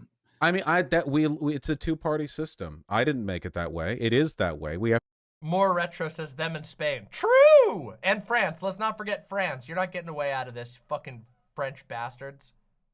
To acknowledge you kind of are that perpetuating that, though. Yeah, it's that way because of the complicity of people. Domino's Pizza says, but the problem with this conversation is that both nations do this and assume we all voted for the terrible shit that happened in the history of the country, but we assume the same thing about Americans. Yeah, that's true, obviously, but that's not what I'm talking about. What I'm talking about is that even British lefties who are like, you know, who are able to acknowledge that they don't like support their country sometimes get a superiority complex over America and over other countries as if they didn't like rule over, as if the country didn't rule over a colonial empire for like 3 times the length of the existence of America, you know? So just, you know, let's, when it comes to like ancestral guilt and whatever, Britain's like pretty much on the top of the world when it comes to that. People like you. No, it is that way because for mathematically, yeah. Yeah, there you go. See, Domino's Pizza, there you go. Right there, that's the way to do it. I'm fucking Scottish. You just did it. There you go. Now you're free. See, now you don't have to worry about it. Never identify yourself as British. That's the secret. If you never identify yourself as British, you win automatically. There you go. But see, that's the thing. Like I said, the British lefties, they sometimes forget. system we have incentivizes that There's outcome. actually other countries that don't use first past the post that still have robust third and fourth parties. And fifth and sixth. You mean and they seventh do and use eighth. first past Yeah, the post? coalition. You're talking about coalition. Yeah, there are different rules for voting in different countries that procure different outcomes when it comes to what you actually have to deal with. Mind you, the absence of a two-party system has not made things any less fucked in England. Like, I agree with that. yeah, it's like, so there, Sure. the problems that we're facing here, like I mean, the they are a little two-party less fucking duopoly. England, right? They've got a national No, health. they're Wow, perfect timing. How hilarious. pretty plan. fucked right now. They're pretty screwed Yeah, up. I mean, not if they They're get trying cancer. to cut. They're trying to privatize healthcare. If I get a cancer diagnosis, I'd rather be f***ed over Yeah, but there than f***ed over that's, here. Sure. That's in the process of being rolled back. In the so. process, but isn't let's I mean, not be they let's have not some lie good about our stuff level that's like here. a holdover from a bygone era. Like the current political climate of the UK is horrible. Incidentally, the reason the NHS is getting privatized is because people let the Tories win too many times. So as a consequence, even though Yeah, they've won a lot of elections over there. yeah, even though the Labour Party is not the glorious socialist vanguard party that might have once been 120 years ago, there's still a meaningful difference between allowing conservatives to tear apart your systems and allowing liberals to preside over them competently. See, I mean, but the problem is that if conservatives are running better campaigns and getting more people to vote for them, then that's how it is. Like, why is it? More Retro with the $2 super chat says, no, Scottish did this in New Caledonia and joined in. I don't know about that. Why is the onus always on I'll have to look into it. But thank you for supporting the show. Seriously. like the non-voter or the third party voter to fix the problems for the Democratic? Like, bail us out again. It's like, do something for me then. Do They anything do. for me and I will. If Joe Biden did one thing. But see, that position is so silly. This is the position that buys into American democratic propaganda. The idea that your vote is actually valuable, that your vote is that your vote can allow you to flex pressure in anything but the most rural niche election between two guys in a town is like, dude, that's like, it's a fantasy. That's a fantasy. You don't, unless you have 5 million other people voting alongside you, you can't meaningfully even come close to threatening Biden. Unless you and 5 million people are all like, sell to us, bitch, then he might get scared. And that's a might even still.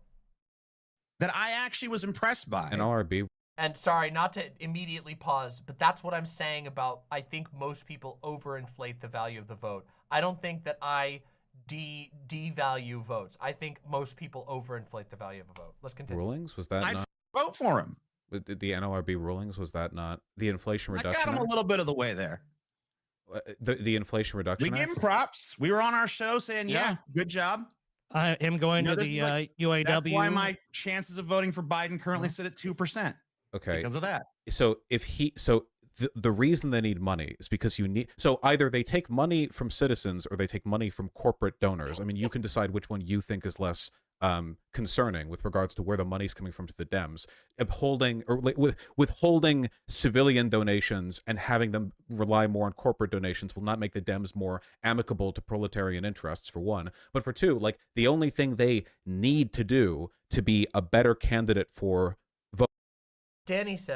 Danny Fallon says, so we have to win local elections and state elections. We need to organize around that. But here's the problem. We are going to have a fascist eventually put back in charge, be it in 2024, 2032, whenever. The next Republican candidate is probably going to destroy what remains of our democracy. So I don't know that there's a good answer in how we defeat them other than building coalitions locally and trying to make sure individual states hold protections. My opinion, this is a humble opinion, but my opinion is that we need to start now. And this is why I talk about this so frequently on my show. Now, before the fascist is in charge, we need to start building networks of survival, networks of resilience, networks of local and interconnected political power. Whether those take the form of unions, whether those take the form of social groups, whether those take the form of political, of reading clubs that communicate with one another and have strong social connections, whether those take the shape of communities of highly politically active streamers, whatever they are, we need to start building roads and connections that will be able to help people fight, survive, and resist. Because I agree, I do think that it's inevitable. I think that the state of America is rapidly trending towards some type of fascistic power, that the democratic institutions are crumbling, that many institutions generally that have provided a certain type and flavor of stability have begun to crumble, that the milieu is changing. And if we want to be able to survive and thrive in changing times under potential extreme hostility, we need to start building structures now that can keep us going. And the answer is not always clean. It's not about necessarily always voting for one person or another person. There's no single answer. It is a mentality of an approach of everyone using their talents, organizing together, connecting together, and keeping an eye on this shit, educating one another, making one another resilient and strong, building up backups in case things that we rely on now no longer work.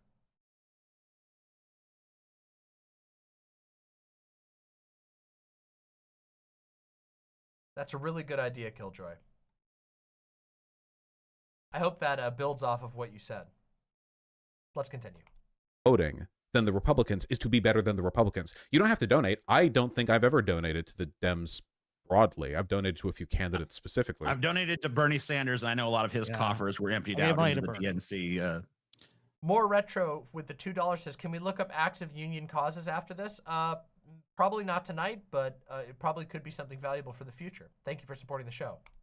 Yeah, even I gave money to Bernie. Yeah. So my money that I gave to Bernie, I think some of it did end up going to the Democratic Party. Money in politics. Citizens United was a disastrous decision. Oh, a good chunk of what people like us donated to Bernie ended up in Joe Biden's pocket and Hillary Clinton's pocket, respectively. Of course, yeah, it did. Gotta love that DNC. We can't withhold because things aren't as nice as we want them to be. Bernie winning still would have been a significant Isn't that the whole improvement. point, though? Like, I mean, here's the thing. You think I'm not I don't know about Paul's position on this. I don't want to be conflated every time. Yeah, watch yourself. And I'm sure he doesn't want to either because our positions are unique from each other's.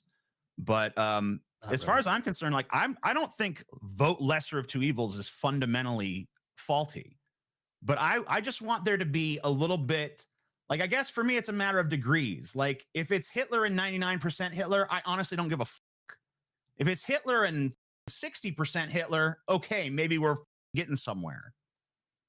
Do you really not think that compared to Donald Trump, Joe Biden is at least 60% Hitler? Or less? What would a I don't know. Palestinian say? You know, I'd have to go I'd have to really sit down and put it down issue by issue, look at the cultural impact both ways, look at the long, like the... I think you should do that. I think you should spend a little bit of time doing that. And you'll realize, I think that Joe Biden is, as much as I dislike Joe Biden, a significant improvement over Trump, especially if you truly do believe in politics that are greater than voting. Because keep in mind, one of the things that was most dangerous about Trump was Trump's willingness to crack down on protest. Donald Trump fucking hated free expression. Do you know that they're the current Trump plan is to use executive power to further punish protest? that they want to like severely punish free protest. They want to destroy the actual thing that the First Amendment stands for, which is the ability to dissent from the government. And Donald Trump is totally in on that. He wants to use every law in his power to punish protesters as much as possible. And Joe Biden, as bad as he is not like that. Far-reaching effects of both outcomes, because I mean, here's the thing, and I've always said this, and I've said this for every president throughout my lifetime, and I know that to a degree it's ignorant and sort of like self-absorbed and stuff like that. So, you know, I'll head that criticism off of the past. I realize it, and I'm not putting 100% stock in this, but like, if you somehow were to cast an enchantment on me where I was incapable of knowing who the president was, and I could only judge it based on like what's going on in the rest of the country, I don't think I'd ever have realized we were under new management. Like on just a personal level. I genuinely maybe that's think like white privilege or some shit, but it is white privilege.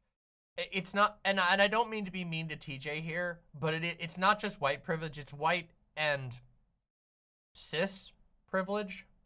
Let me tell you, on a very personal level, a house full of trans people, the day-to-day experience of being trans under Obama, Trump, Joe Biden has been very, very noticeable which era we've been in, okay?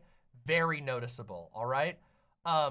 When you live under a president who explicitly bans people like you from enlisting in the military, even if you have no desire to go into the military, the fact that you know that state institutions are turning against you is an incredible negative effect on your day-to-day life. Not to mention that Donald Trump intentionally took moves to make it more difficult for trans people to get their documentation changed.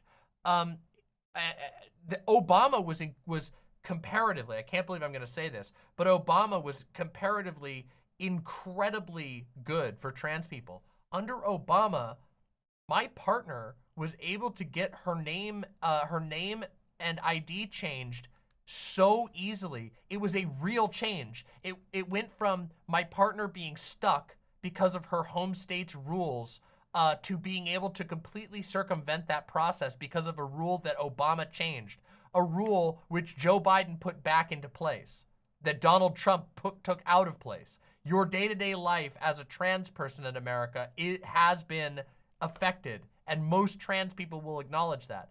Now, I'm white, colored. You know, I don't really strongly identify with whiteness as a structure, but that's how I'm identified by other people, okay? So there's a lot of stuff that I don't have to think about, but I can imagine that there's a lot of shit that that many non-white people have had to deal with under Trump that they do not have to deal with under Biden anymore. Martian Whale with the $20. Thank you so much. As a very small political commentator, I just wanted to let you know you're a huge inspiration. Happy to inspire. More Retro with the $2 super chat says, this is why the 22 Florida election needs review. I agree. Martian Whale and More Retro, thank you very, very much. Thank you so much. Y2 Yasmin says, Asian here, and oh my god, did my racism encounters rise heavily under Trump. Yeah, I feel like there's a lot of people who encountered that, who encountered that shit under Donald Trump. And that's not even to mention the broader things. Like, I mean, can you imagine being undocumented under Trump? Not only is it a matter of the laws are incredibly hostile towards you, but the rhetoric is. You couldn't escape it. I mean, the same on the rhetoric front, nearly like trans people were constantly being attacked under Donald Trump from the office of the president. Oh God, it's crazy. Let's continue. We got to continue. Let's continue. Maybe. I think a lot of that is also because you engage. LTL says, having experienced under Obama, Trump, and Biden, the immigration system was very different under each one. There you have it. Engage with things as a lot of people do, I think much to their detriment, from a very high level day-to-day news on a federal level like perspective, and a lot of the stuff that you concern yourself with is also like inseparable from broader economic trends that would have happened under any president. So as a product of that, like the very real like if you want to know about the differences, don't listen to the news. The news will always sound the way that it does right now, no matter whether or not something good or bad is happening. Listen to somebody on the local level. Listen to somebody who works with administration, somebody who works for local schools, somebody who does legal work, somebody who's like engages directly with like activists, NLRB, unions, anything. To them, the differences are massive. Right now, the culture of hope for unions in America, for like what's happened with SAG-AFTRA and the UAW, massive surge of hope. What's been happening with Starbucks, like the in terms of like worker advocacy, this is the best that we've been at. This is the best we've been doing in over a half century. Like for you say you can't tell the difference. You talk to people whose job it is to pay attention to the differences, and it's clear as day. Now, to people like, say, the Palestinians, yeah, no, I wouldn't go and ask them to vote for Biden right now. Not just because, you know, they're getting bombed, not an American, blah, blah, but also because I acknowledge that there are going to be kind of common trends of suffering under Biden or Trump or whatever else. I do think Trump would have made it worse, but still, very bad as it is now. But we can't toss that out. I mean, what? Yeah, I have to say that while I think it's very, very bad tactics to try and push Biden when discussing the current Israel-Palestine situation, but I have to agree. I think that Trump would have been way worse, especially given that we have Trump's record from when he was president. Trump's handling of foreign affairs was fucking terrible. It was terrible. You're telling me that him and his cabinet aren't going to be worse on this particular issue? I think it's I don't believe it. Maybe, but I can't help but feel that Trump would have been worse on this particular issue. What we have done is still worth fighting for and preserving. I applauded Biden's NLRB ruling. Yeah, true. Better for the potato. A great point. Donald Trump literally did a Muslim ban. But let's not overvoice the positivity here. There's still a gigantic gape. You mean the guy who moved the embassy to Jerusalem to try and get clout with his base would be bad right now? Yup. Loophole that hasn't been addressed by the NLRB. I haven't heard much talk about it being addressed by the NLRB. I'm certain Biden has been mum on it, which is the fact that companies can still indefinitely refuse to agree to a contract. There's no like weight over their head to agree to a reasonable contract. There's no litigation process that a union can engage in.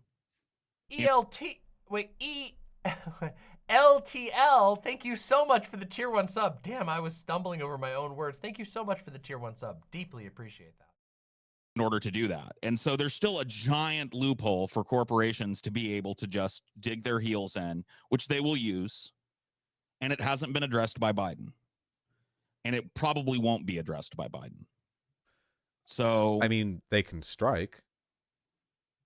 Yeah, well, they can strike, but we've seen that Biden is willing to step in and end those strikes too, right? He ended one strike because it was right before the midterms, and then he quietly went behind the scenes and tried to get those workers he ended the strike for. So he f***ed them and then gave them a reach around. Sweet. Essentially, at least they got a nut. You know what I mean? Yes. Well, yeah. Considering the fact that no other president, to my knowledge, has ever done that, at least not since, I don't know, like the Roosevelt days, I guess. By the way, the contract that Biden forced on them was pretty paltry in comparison to what they were asking during the strike, by the way. Yes, because it was not. Yes, I agree. It was not everything that they wanted. But in terms of like, if we're taking a look at like overall good or bad for unions, he has been better for unions than any president in our lifetime by far. The rail strike thing is unfortunate. I'm not defending it, though I do think that he's done more to amend for that than any other president would in his stead. and all the NLRB decisions, the general advocacy for striking, the fact that the NLRB is like more actively involving itself in defending the rights of striking workers, these things are huge. But again, like I feel like right now I'm arguing about like the particular arrangement of confectionaries on a cake when my opponent has served me a slice of shit. Like, Donald Trump wouldn't do, you know, some of this stuff a little better and some of it a little worse. He would do none of it, and the stuff he would do would be anti-worker. Aren't you kind of arguing that you would rather eat a turd that has a dollop of Cool Whip and some little icing rosettes on it than a raw turd? Isn't that kind of like the essence of your position here? I mean, I'm getting forced. Giant douche versus turd sandwich. Excellent. South Park. We're back at South Park. To eat one of them is the thing. There can only be one of those. Like I don't have the choice to not do that, and I guess I would. I mean, you do have the choice to not do it. You've just chosen not to do it. No, that's not true. See, you are being force-fed the sandwich. The only people who are not force-fed the sandwich are those who find a way. The only people who are forced to not eat the shit sandwich are those who find a way to build independent power. And not many of us have found a way to do that, okay? Most of us are being force-fed shit, okay? Listen, I've been reading Dune lately, so I'm in a very Dune mindset, okay? The only people who aren't eating shit are the Fremen.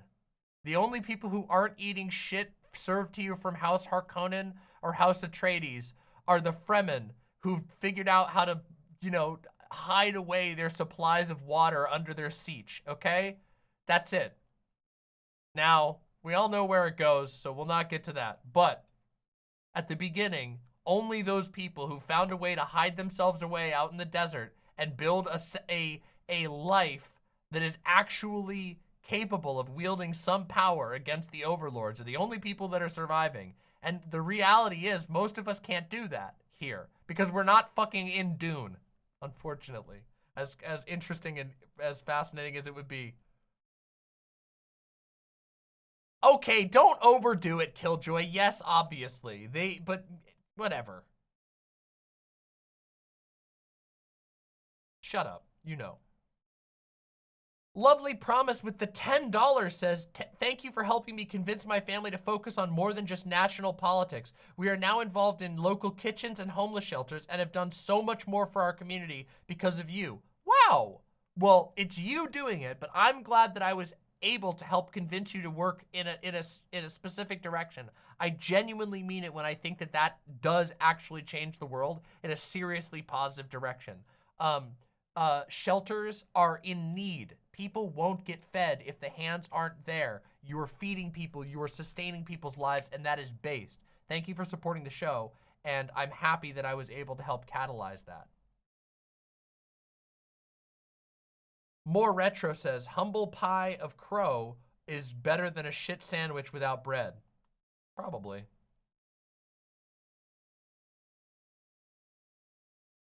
Uncle Gumbald says, Diamond would be the most based and fearsome mother in the Bene Gesserit, and you all know it. Oh, so you think I'm a eugenicist, huh? You think I'm a galactic eugenicist?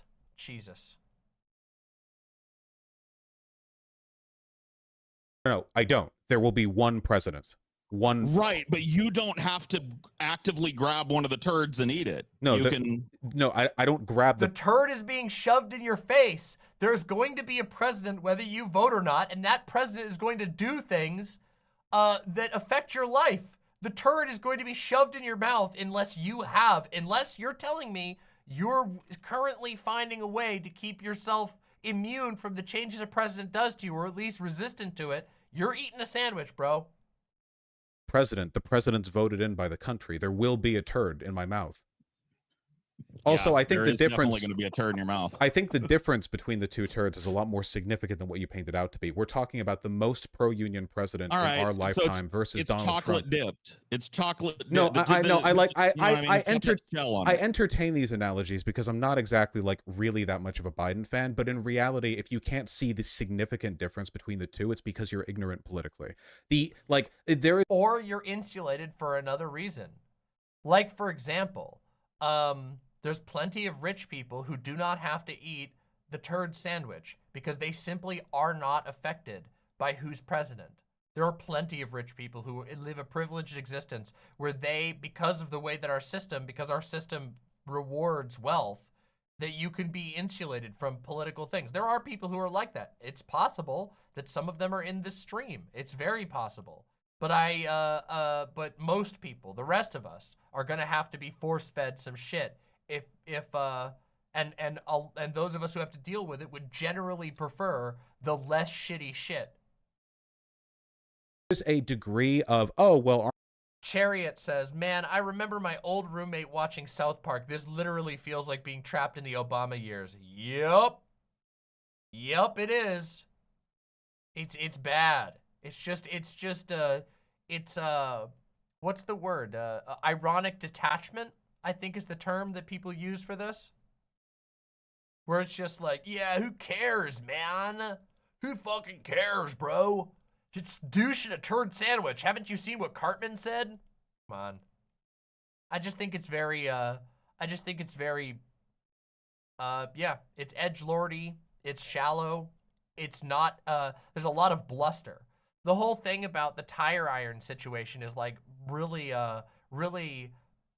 emblematic. None of these people have power over Joe Manchin or Joe Biden or Donald Trump in any way. Their vote, as they said by their own admission, their vote doesn't matter. So no one's wielding any power here. It's all just a bunch of people sitting in the bottom of a fucking septic tank complaining. Which sucks. But you're not really winning anything. Arlo says, damn, the scat fetishists are eating good tonight. Fuck you. But true. Fuck you, but true. More Retro with the $2 super chat. Thank you very, very much. More Retro says, there will be a turd in my mouth equals bad clip. Yup.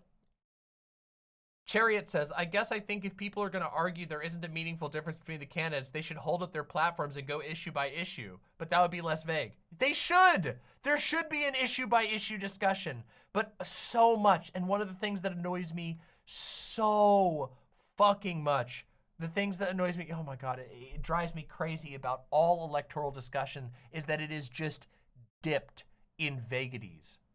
Vagaries, not vagaries. Maybe they're both a real thing, but vagaries. Everybody is always so vague about everything. Everybody's vague about how much your vote counts. Everybody's vague about the candidates. It's all just a bunch of posturing bullshit. Let's continue. Aren't they all bourgeois parties anyway? That comes across as woke when in reality what you're doing is just waving your hands at 1,000 complexities that... Bruh. Apparently, like a 1950s fucking muscle car just drove by my house at rapid speed. Jesus Christ, that was loud.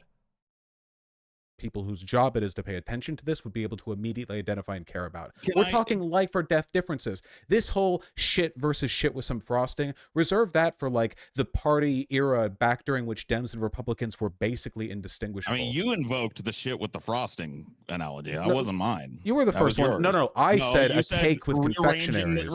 And you're served a piece of shit. We need a replay. I said cake with confectionaries. Rearranging the confectionaries on a piece of shit. No. I took it. The confectionaries were on a cake versus the shit. I think that Biden, when it comes to union rights, I think he's the cake. I mean, I don't know if I'd go there. If the NLRB secures the right for a litigation process for unions to force these companies to come to the table and actually gives teeth to the union movement again, well, then they have been. It's better than anything that we've seen. I drink your shit shake. I drink it up with frosting on top of the diarrhea. Before in our life, when a company can just cross its arms in front of its chest and go, nuh-uh, labor unions cannot flourish in this country. Well, that's when the strike happens. But again, this is still better than anything we've seen before.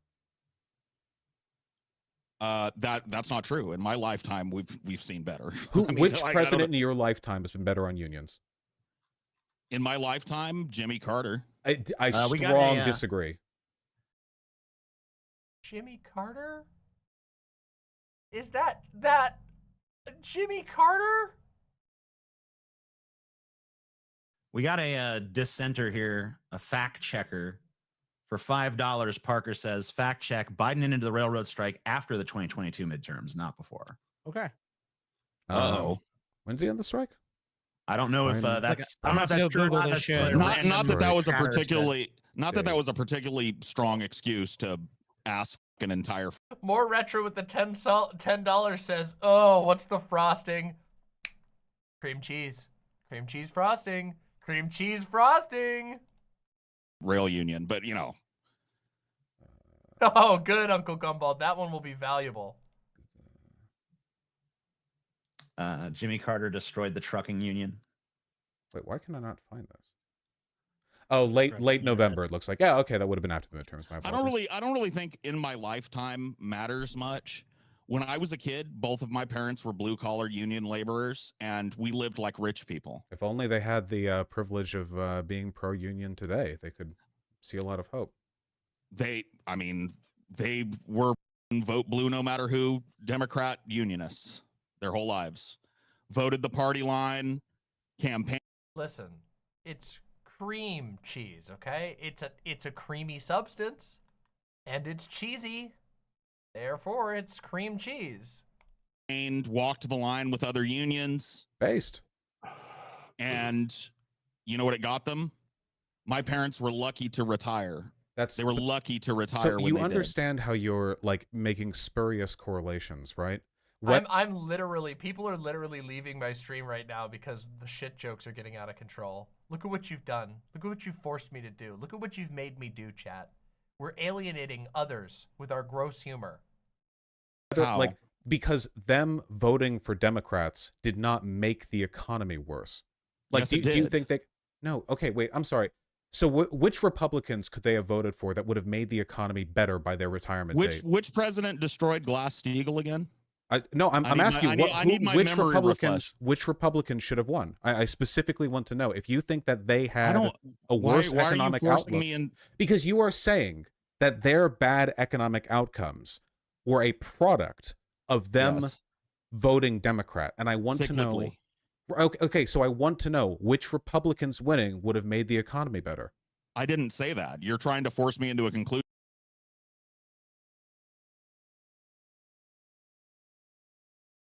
Dude, come on. There was no third-party option, ever. None of them have ever been viable in any of the elections that you're talking about. None. They haven't even been close.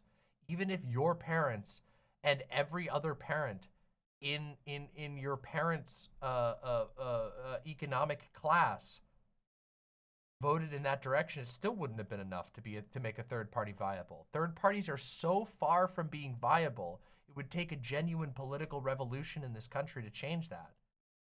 Even if you were to win an entire demographic, it wouldn't make a third party viable.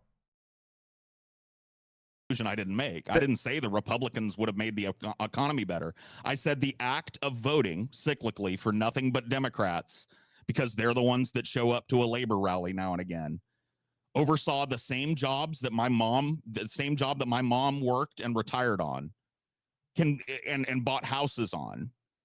The people that work that same job at that same Houses. factory in my hometown Yeah. can barely afford the rent on a 2-bedroom apartment. This now. is happening everywhere right now. Yes. Yes. How is this the Democrats? Because the Democrats have done nothing to shore it up. Okay, so what would Republicans have done better? I'm not saying they would have done it better. I'm Then- saying that the people that are supposedly the best choice for me They are the best choice. for you. presided during their time that they had, which was substantial. Yeah, it's not supposed. Nobody is disagreeing. This is the thing that is so frustrating here. No one is disagreeing that the Democrats fucking suck. It's just that you don't get to choose anything better than the Democrats in the electoral system. The electoral system limits you to 2 options. And until you move beyond electoral politics, you don't get to choose anything else. That's it. That's all you get. That's all you will ever get. That's all that anyone will ever get, as long as you remain in that framework. And even and the sad part is, even when you start to move out, you still only get those options because so many people do not and will not in the near future have access to a base of power that can insulate them from the effects of these giant motherfucking monsters sitting on the throne of the US democracy. Supposedly, they are. If a bad thing would have happened in both cases, you can't blame the better option for the bad thing that happened if it would have happened anyway. I mean, at that point, you might as well be blaming them for... I mean, you can, and this is I'll disagree with Vaush a little bit here. You can, but you have to do so intelligently. It is the fault of the Democrats that that shit has gotten worse in this country. It simply is. But that doesn't mean that voting for Republicans would have been better. It doesn't mean that voting for a third party would have been a better option. That you're trapped in the machine with the Democrats. The milking machine is being operated by the Democrats and it's milking you. And if you want to get out of the milking machine, because it's not a nice milking machine, it's a painful and ouchy milking machine, you have to figure out a different structure. Well, I mean, it the just wind... doesn't. It just They like seems like provided there's a no lot of pushback. issues Oh, with- don't complain about me switching to the milking machine jokes. Everybody's whining about the shit jokes. So I switch to something else and you all start complaining. You can't fucking win. There's no winning. I moved to a better analogy and everybody complains at me immediately. Oh. There's not really much of a choice. Like There isn't a Israel, choice. On Israel, where's our choice? You don't get it. Yeah, exactly. Like there's so many issues where there is no choice whatsoever. And we're just supposed to accept that election cycle after election cycle.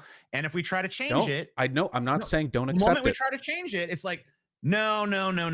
You got to just go along with it. I'm not it's saying the best you don't can fucking possibly do. I'm not It's the saying you best we have can to do. accept it. There are plenty of things you can do with And regards to advocacy and political pressure. wanna I'm ask you a saying question no. about- Again, no. Please, again. I wanna change the this subject. I'm tired of this it. is political engagement. Okay, there are plenty of things that you can do to change the duopoly and change what is politically All right, acceptable. lay it out for me. Lay out the chain. How do I It's change called the duopoly? everything. Oh my God, I didn't know I didn't know I could pody more with more money. Yeah, you could put more with more money. That's true. I need to upgrade from wine to liqueur. What is it milking from you? It's not cream cheese or milk. I'm not answering that question because all of you are horny enough. Thank you for the $5 more retro. Deeply appreciated. This is where their argument falls apart. Well, let's see it. Other than who you vote for on election Specifically, day. what is I'm sorry. Did I miss something? This No, and whatsoever. And we're just supposed to accept that election cycle after election cycle. And if we try to change it, I know. I'm not saying don't the accept moment we it. try to change it, it's like, no. You got to just go along with it. I'm not it's the saying best you don't can fucking possibly do. I'm not It's the saying best you we have can to do. accept it. There are plenty of things you can do with And regards to advocacy want- and political pressure. I wanna I'm ask you a saying question no. about- Again, no. Please, again. Martian Whale says, Demon Mommy, you seem very knowledgeable in milking. My hands are soft and strong, but gentle. That's all I can say. I want to change. This is political engagement. Okay, there are plenty of things that you can do to change the duopoly and change what is politically All right, acceptable. lay it out for me. Lay out the chain. How It's I change called the duopoly. everything other than who you vote for on election day. Specifically, what is it? Advocacy, pushing funding, arguing with media I already organizations. do advocacy. No, hold on. Go to local town hall meetings. Write letters to your local Congress people. Write letters to local people, like mayors, town. That is a thing. Letters can be effective. Unfortunately, also sometimes letters just get added to a pile and somewhat ignored. But you want to know what's really hard to ignore? Going in person to your representative's office and actually lobbying them. You can actually do that. It's actually possible for you to do that. And if there's an issue that's of incredible importance, you and your friends can do that and it can actually make a major difference. You can actually go to your local representative's office. They usually have it publicly listed. You can take a piece of paper. You can go and wait in the lobby. You can hand them the piece of paper and say, hey, here's something really important to me. I want you to understand why it's important to me. And if you're in a local area, that can be incredibly impactful. Sometimes some guys are not going to give a shit. There are definitely politicians who get so much lobbying that it doesn't matter to them, but there are a lot who don't. Commissioners, even like local city planning boards, that can do a surprising amount of good. Hey, in the Arcanon with the tier 1 sub, thank you very, very much. Deeply appreciate that. past decade or so, we've seen a recent rise in legitimately progressive politicians. Right now, yes, our government may be broadly pro-Israeli, but America is more pro-Palestine than ever before. And why? Did that just happen out of nowhere? Did that just happen out of the ether? No, it's because people worked, and they've been working for longer than any of us have been alive. There have been Palestinian advocates who for decades have had their cries for justice met with deaf ears. For decades, and only now will people listen. And yesterday, just yesterday, John Oliver, a generally presentable media personality, presented a fully pro-Palestinian take to an audience of millions of people. You can do stuff. And you know what? The consequence of you doing good stuff is that people vote smarter in future primaries and you get better presidential candidates to pick from. Without changing the first past the post system or the way we currently do things on a structural level, it's still always going to be a lesser of two evils deal. Don't you but think it doesn't mean you don't do anything. We could save those Palestinians a lot faster if all of those people who say, hey, I want a choice on Israel, were like, I don't know if I'm voting for a Democrat this year. Earn my vote. Again, stop with the fairy time bullshit. If all of No, TJ, why'd you do it? He did the face. Oof. these people somehow magically coordinated, listen, over here in reality, if some of these people all magically coordinated, if some of these people all magically coordinated and they all decided on a single No, magically is a good point here. I think that Vaush maybe could have worded this slightly better, but he's right. It's actually incredibly hard for someone like John Oliver or me or Vaush to directly control our audience's voting habits. We don't have that ability. Even parties don't have that ability, and parties can do a lot more than we can. Controlling people's voting options, convincing a ton of people to engage in a gambit to pressure the president is very difficult, and it doesn't tend to work in a system where the stakes are so high. Most of the people listening to that are legitimately and understandably scared of Donald Trump. They don't want Trump to win, and so they're unwilling to engage in a gambit that could involve with Donald Trump winning. Most people aren't willing to gamble that. They would rather gamble on something else.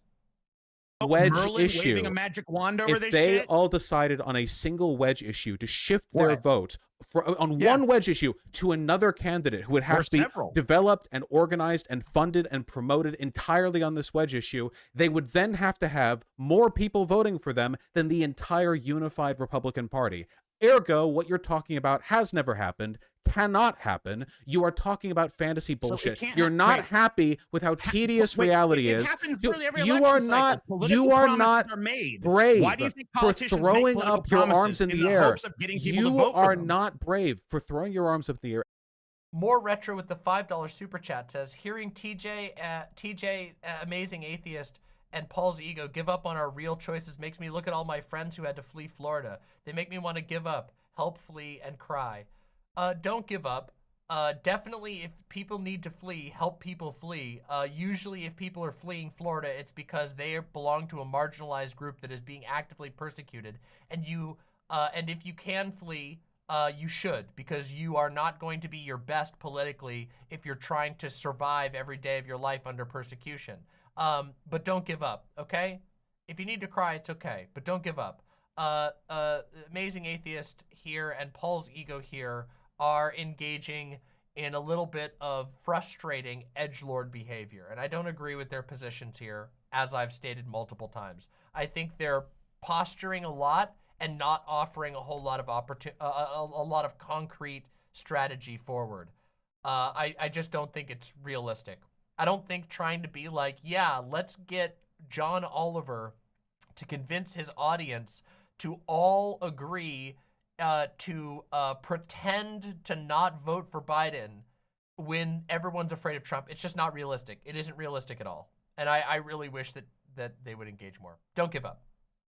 Ignoring reality and only saying you'll lift a finger off or lift your ass off the seat if some implausibly, impractical, historically like unprecedented shit happens that no political analyst would ever say would happen, but you're like, only for this will I, politics king, get out of my seat and do shit. You're not special. And no, you are. You're special in a class sense. You're more privileged than the people liable to suffer. If this country goes under, I can leave. I'm rich. But there are millions of people in this country who not only don't have that privilege, but they work tirelessly to put the effort in where you think there's no point.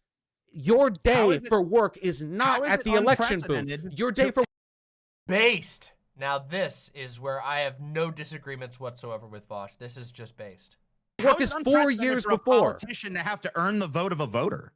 That's not unprecedented. That's literally politics whining 101. that you're not being catered to. You have it better than 90% of the people on this planet. We're not talking about me personally being catered to. We're talking about the huge block of people who oppose the genocide going on in the Gaza Strip and to be heard. And they're doing and they're doing work. And their lives will not get any easier if they just don't participate. If those politicians have to spin on that issue to change on that issue in order to secure those votes. You're just speaking for them. You're privileged. You're privileged and arrogant, and you're angry, and you're using them as a shield. You're using them as a shield. So of course these people would have a huger incentive than ever to You're want to hiding win. behind them. The math doesn't change. The math doesn't change for you or That's for right. me, Democrats for nobody. Can't win If unless you people who are against the genocide still vote for them. Want the world to get better, you do the work between the elections, and during the election you make the best choice, and then you get your ass back to work. You, like... He's just 100% right here. He's just 100% right here. I have nothing to detract from what he's saying here. He's correct. This is the most clear and the most in alignment with my positions that Vaush is right here. And also, I do genuinely appreciate the fact that he's willing to point out that basically everyone in this particular situation is in is acting from a position of at least a certain level of privilege. A lot of people aren't. A lot of people in Vaush's audience, a lot of people in my audience right now do not have the privilege that any of the people talking about this have. Even myself, where I am not even, close to as financially stable as Vaush. I am not as close to as socially stable and as well known as DeepFatFried people are. I'm a small fry here. And even I am in a relatively privileged position just by the fact that I have a stream where I can... If I need help, I can turn on my stream and I can talk to 500 people and say, help, I need help. A lot of people don't have that. So I appreciate him bringing that up and also pointing out that a lot of people who are way less privileged than anyone involved in this conversation do work really, really, really hard. Me spend a lot of our time whining online. That's our jobs. But the difference between you and me is that I don't think I'm special for my abstemiousness from the process that other people have lived and died and bled for, trying to build a world comfortable enough that we could be dipshits in a computer chair. You can do the work. You have to do the work. You do not have a right to complain and pretend that you are smarter for keeping your hands off the work. Where are you people who are bleeding and dying right now, and we want to vote for the party that's allowing it to happen? The people who are bleeding and dying right now, the most likely people to bleed and die, the poorest people in this country, those people vote Democrat. The poorer you are in this country, the more likely you are to vote Democrat, because in spite of the fact that your average American poor or rich is a hard, the significant proportion of people understand if you are poor in this country, there is a difference between living under a Democrat and living under a Republican, and you are trampling over that and the work that other people have made, the sacrifices. Do you think that winning is the hard part of politics? Losing is the name of the game. It always has been for every group all the time ever. Most of life is learning to deal with compromise. Let me ask you a question. Sure. Damn, that was a absolutely fire fucking response there. I gotta say, I really don't have much to say to what Vaush said there. I just wanted to say, You know, a lot of this conversation has been me basically disagreeing with everyone to a certain degree. It's been me critiquing what Amazing Atheist and Paul's Ego said. It's been me saying, I don't 100% agree with Vaush in this direction, but I just agree with him on this one. More Retro with the $2 super chat. Thank you very much. I see what you mean now. Thank you. Another bored person with the $5 super chat. Thank you very, very much. Another bored person says, TJ and Paul are wrong about leverage. You cannot pressure Biden to do X if X hurts his interest more than what Trump will enact. I agree. Most people do not have meaningful leverage over the president of the United States, and it is a fanciful delusion to think otherwise. We don't have, like, unless you buy into the mythology of American democracy where every single voter matters to the president doesn't know who you are. He doesn't fucking give a shit. Because I think that this is pertinent.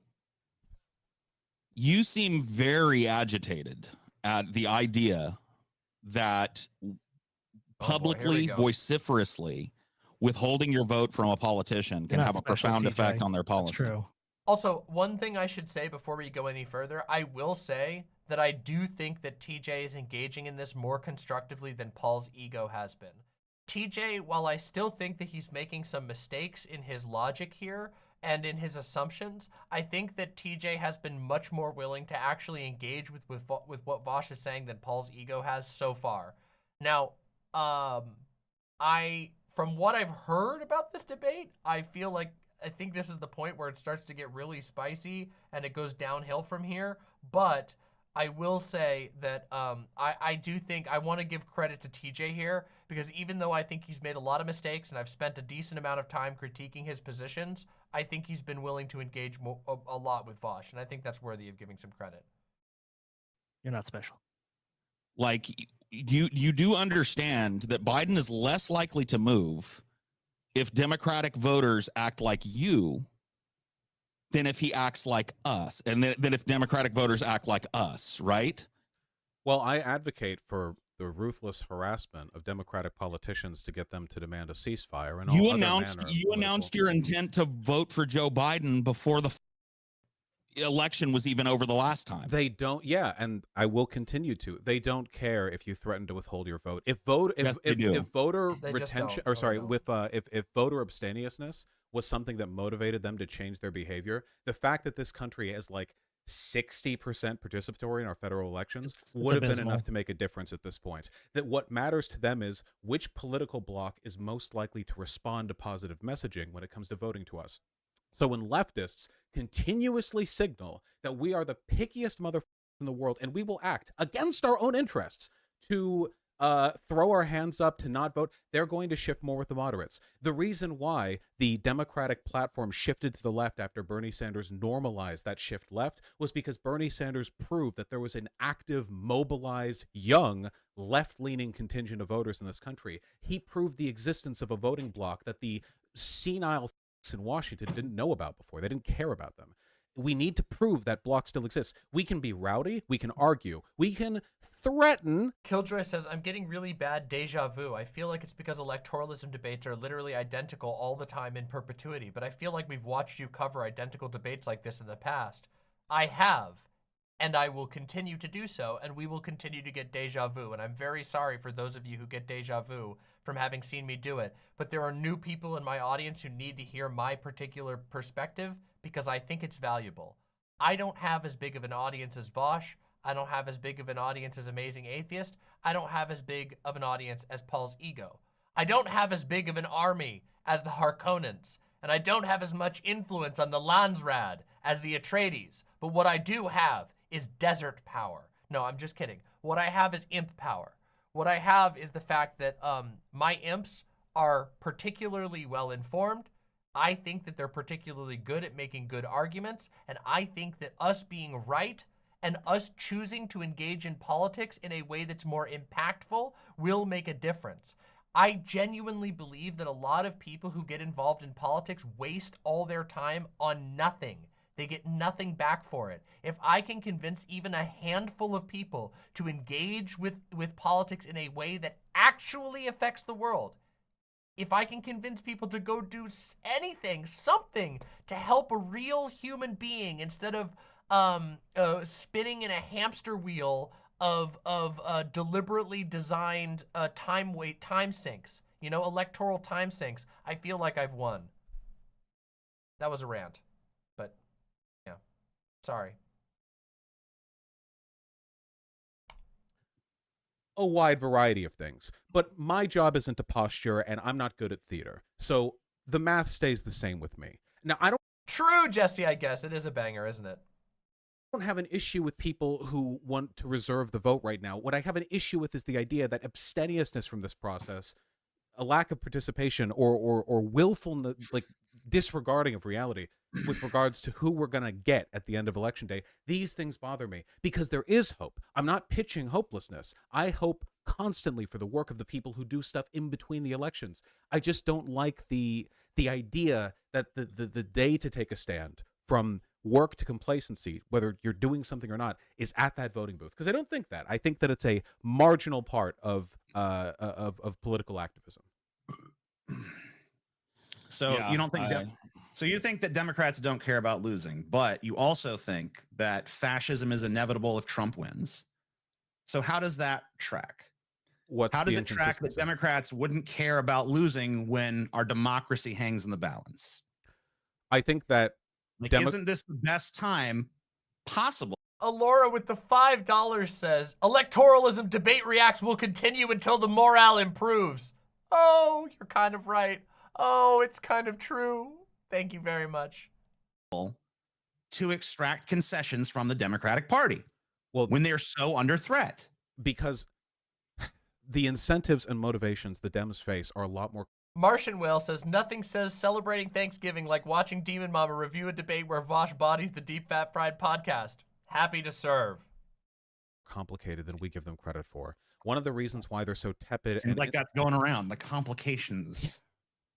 One of the reasons they're so tepid on the Israel thing, one of the reasons why their messaging has been inconsistent and shifting is because, for example, Israel has a heavy degree of corporate and political coordination, both with local police departments and with Sophie with the tier 1 sub, thank you so much. I've been enjoying your recent streams. Also, thank you for covering issues like Palestine in such a compassionate way. You're very welcome. That's the way I want to do things. That's the way I want to cover them to the best of my ability. Welcome. with our military defense contractors, meaning that no matter how powerful the Dems are, it actually is pretty politically risky as a president to call for a ceasefire. Still think he should, mind you, but they're not being abstinent on this issue because they're like willfully negligent or evil. Now, there are people who are drinking the Kool-Aid pretty hard, Fetterman being a good example of them, and there were the Democrats who voted to censure Rashida Tlaib. So, like, I'm not arguing that they're all, like, unwillful participants with their hands bound. Drops a lot in YouTube chat says DeepFatFried advocates for creating a new party, not just voting any third party ad nauseum. They haven't said that in this debate. It's possible they could believe that, but in this debate, they have not said that. They have not advocated for creating a new party.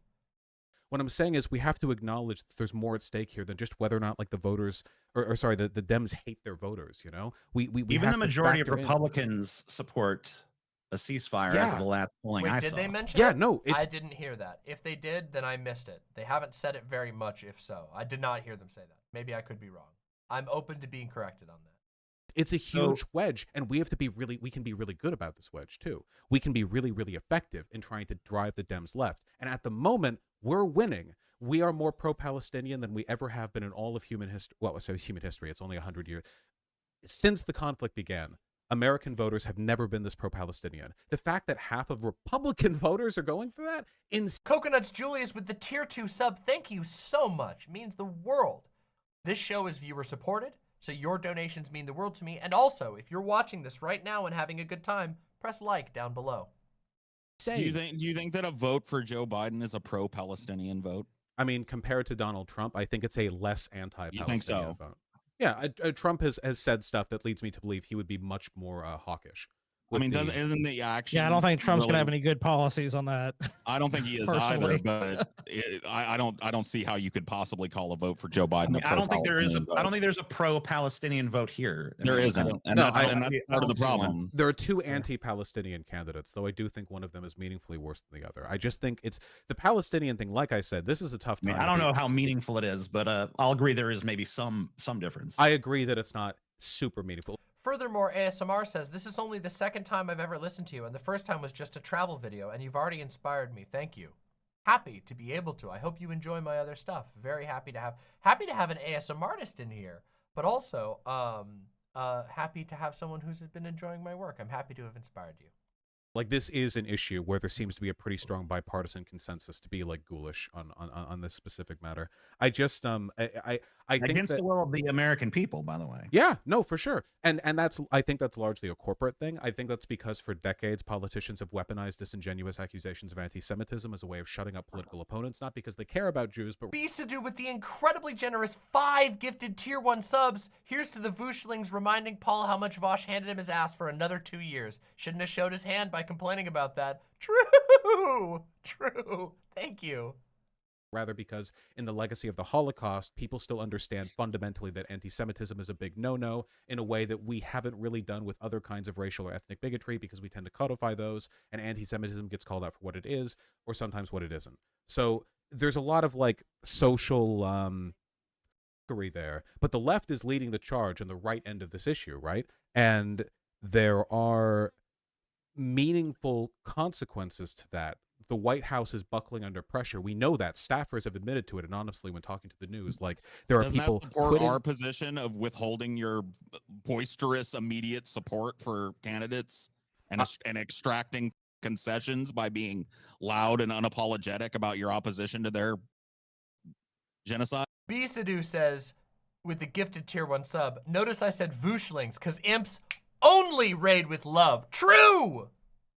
I'm totally okay with you guys, with everyone. Why don't you? Then why don't you do it? Because you have been openly just not only saying that you plan to vote for Biden no matter what, but encouraging your fan base to do it too, which kind of doesn't give you a whole lot of leverage when it comes to, it definitely dumbs down the leverage, don't you think? I think that the opposite doesn't give any leverage either, because as I said before, that would just incentivize Democrats to go after a moderate voting base. I mean, your voice is reaching the halls of power, where you were just at the White House, weren't you? I advocate for harsh criticism and pushback, but at the end of the day, I think the best way to advocate for that, in my particular position, is to refer to the voting interests of others as a general block. I just don't see what the incentive to give a shit about the harsh. I mean, like,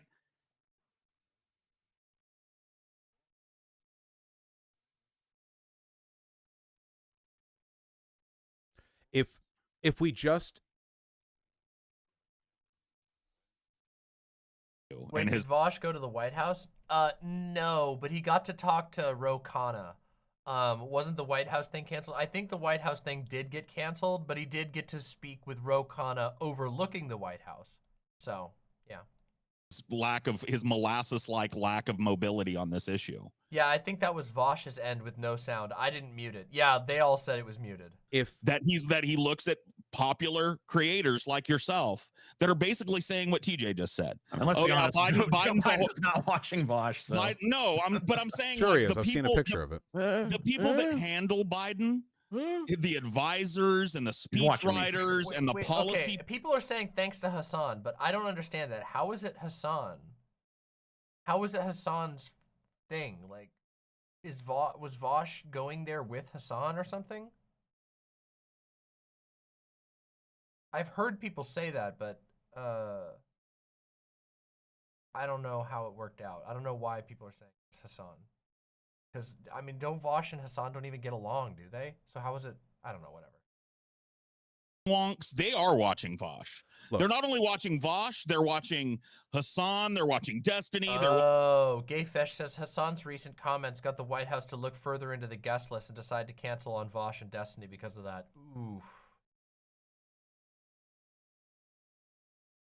Watching social media trends where this type of shit is rampant. That makes sense.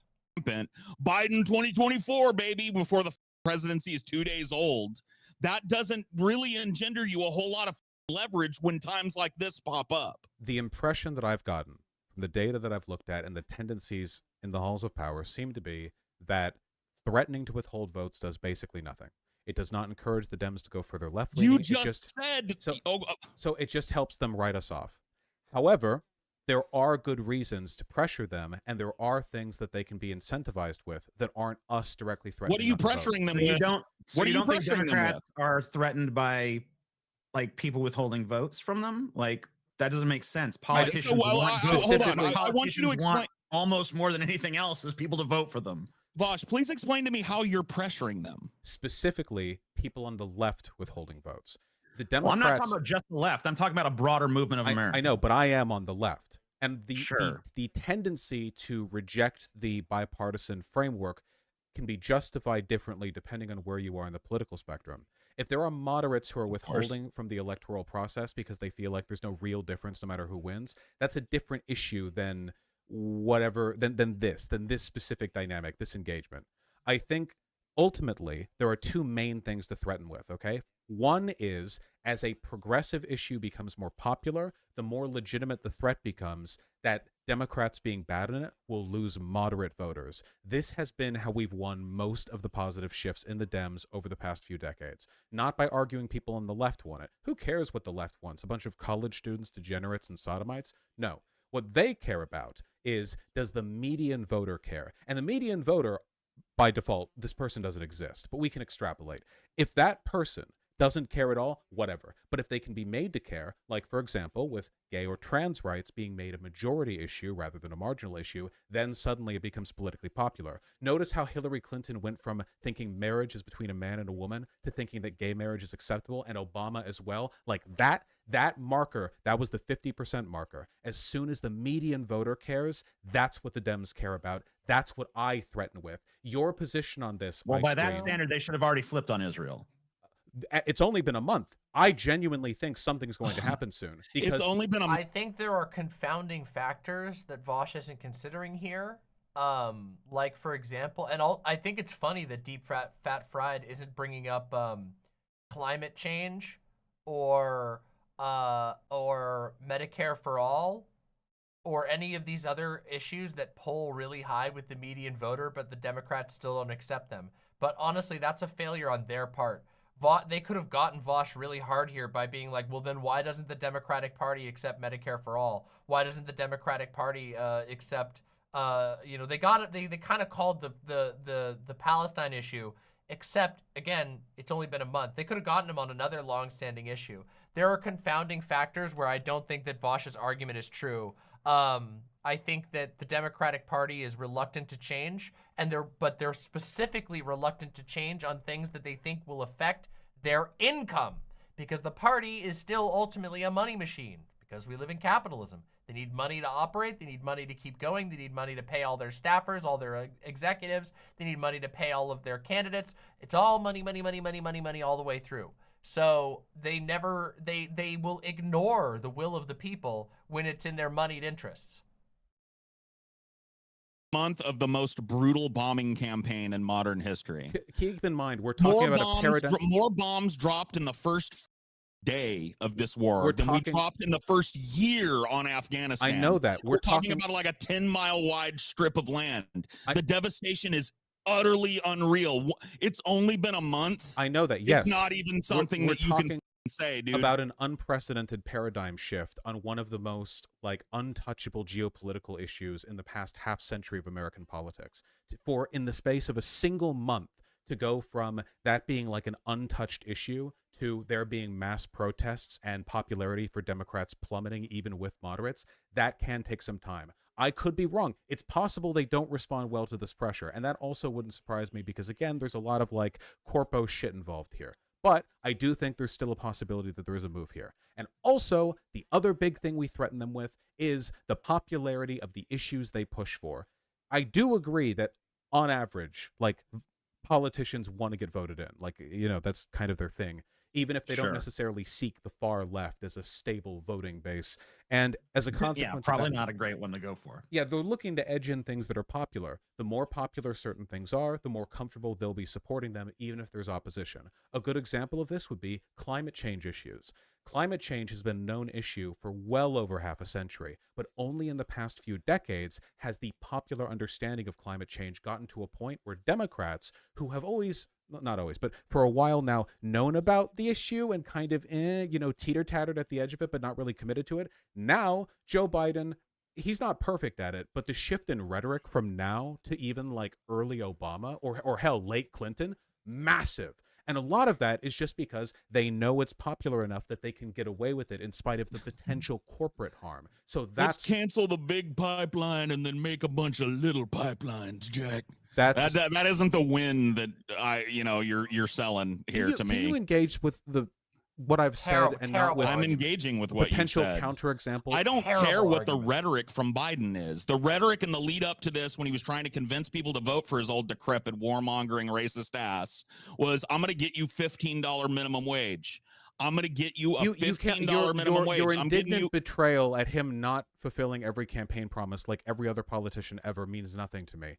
His rhetoric and his policies have been better on climate than were in the past. I don't know what's worse, my indignant betrayal or your placid acceptance. So no, listen. This is you. This is the child tossing their dinner off the table. Yeah, I am you not love calling people children. I am not You've done accepting. that No, I am not accepting I'm anything. not a fucking child, when kid. I state the fact Beverly Hills that fucking Biden's piece of shit rhetoric and call me a fucking policies. child, you bitch. Oh boy, here we go. Wait, be less emotional, okay? I've done more stand-up labor than your lily white Beverly Hills ass has ever done. Don't call me a child on my show. Okay, then, like Go an fuck adult, yourself. listen to what I have to say. I will, right? as soon as you agree to stop being a shit. Can you show me then? Listen, okay? Like a child myself, I lack object permanence, so I need to witness you not act like one for 5 seconds while I talk, all right? Woo! You can say it's acceptance, it's reality. The rhetoric and the policy have gotten better, and it's a product of public acceptance. You providing examples of Biden doing bad things or saying that rhetoric itself isn't enough, these are not meaningful counterarguments, okay? Things have gotten better. I'm arguing for hope. I'm arguing for a process that makes things happen. You got a weird way of arguing for hope. Life is suffering, and you just got to accept it and suck it up because that's just the way it is, Jack. Man, and now we have that's some real thin gruel hope you've got there that you're selling. And now we have weekends. Now we get to enjoy. Yeah, for how? No, do we really though? Yes. See, you haven't held a 9 to 5 before. I don't know what a weekend was. Saturday was just a day of the week to me when I worked my jobs. Yeah, and that's so rough. You, like, it's a shame you've turned your back on the proletarian interest now.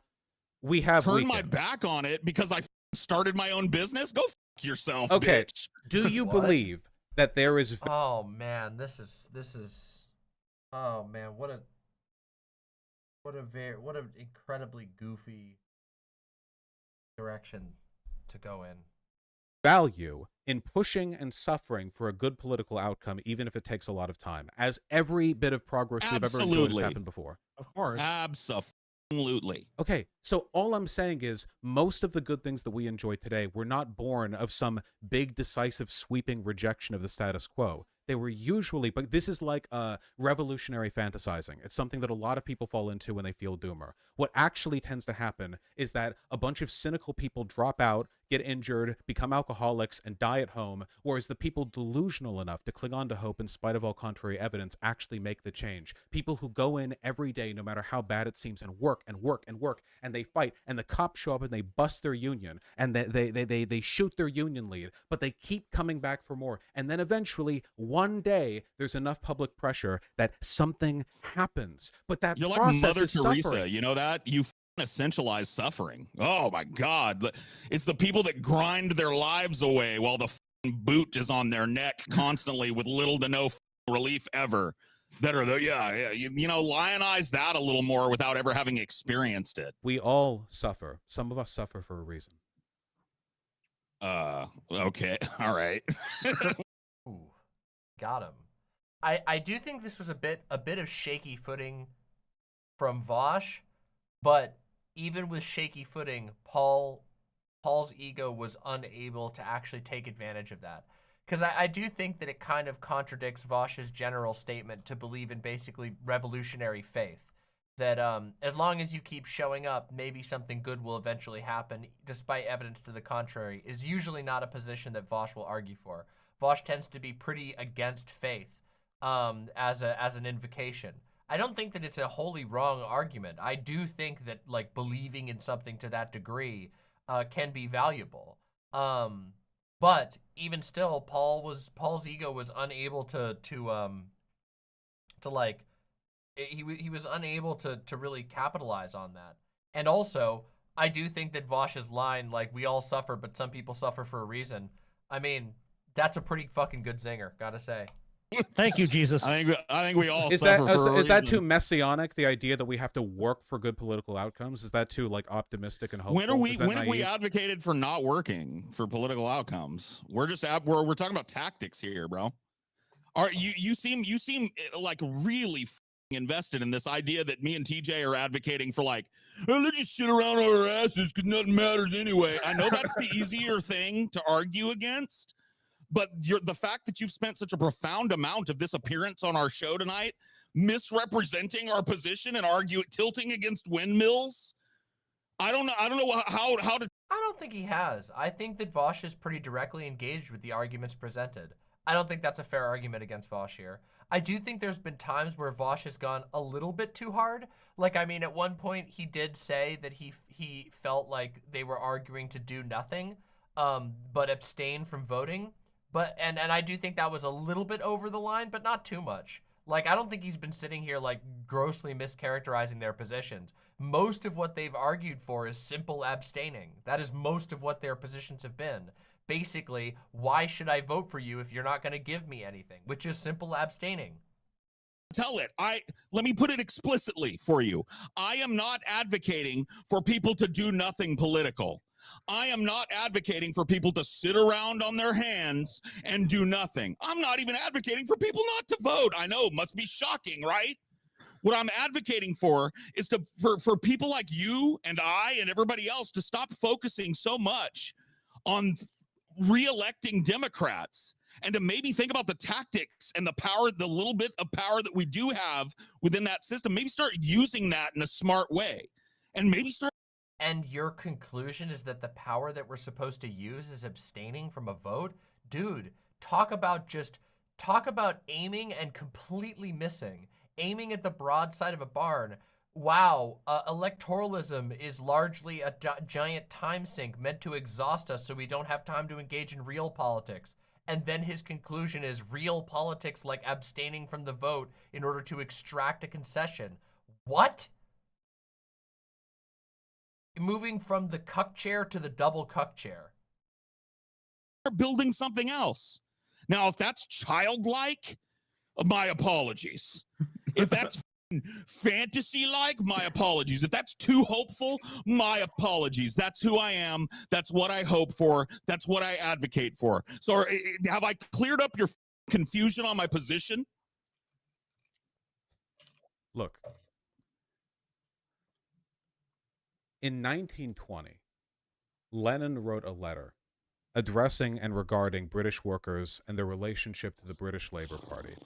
He thought the Labour Party was a bourgeois institution full of social democratic cowards that weren't capable of getting the work needed done. But he advocated that people vote for them and engage in their political processes nonetheless. He did this because despite being as much of a hardline revolutionary as anyone could reasonably be called, given the fact that he led one, he believed that there was value in sheltering under legitimate political organizations that were meaningfully better than the alternatives and doing good work within them. I disagree with Lenin on basically everything he's ever said or done, with the exception perhaps of this. This is how work is done.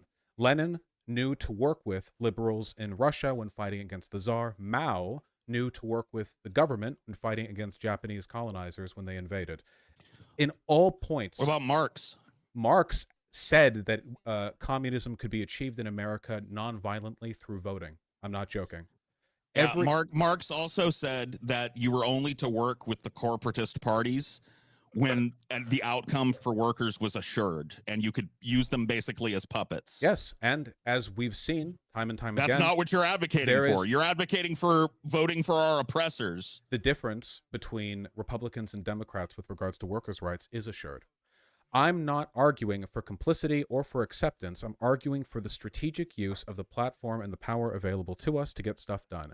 Every bit of good change that we have ever seen in this country has been a product of this strategy. Yes, Killjoy. I'm not arguing for complacency. More I'm or arguing less. for its opposite. I'm arguing for intelligent engagement with and deconstruction of these systems. One of these requires that fascists not win. That is a prerequisite. Under fascism, we will be killed. Not we in the broad general sense. I mean me and you.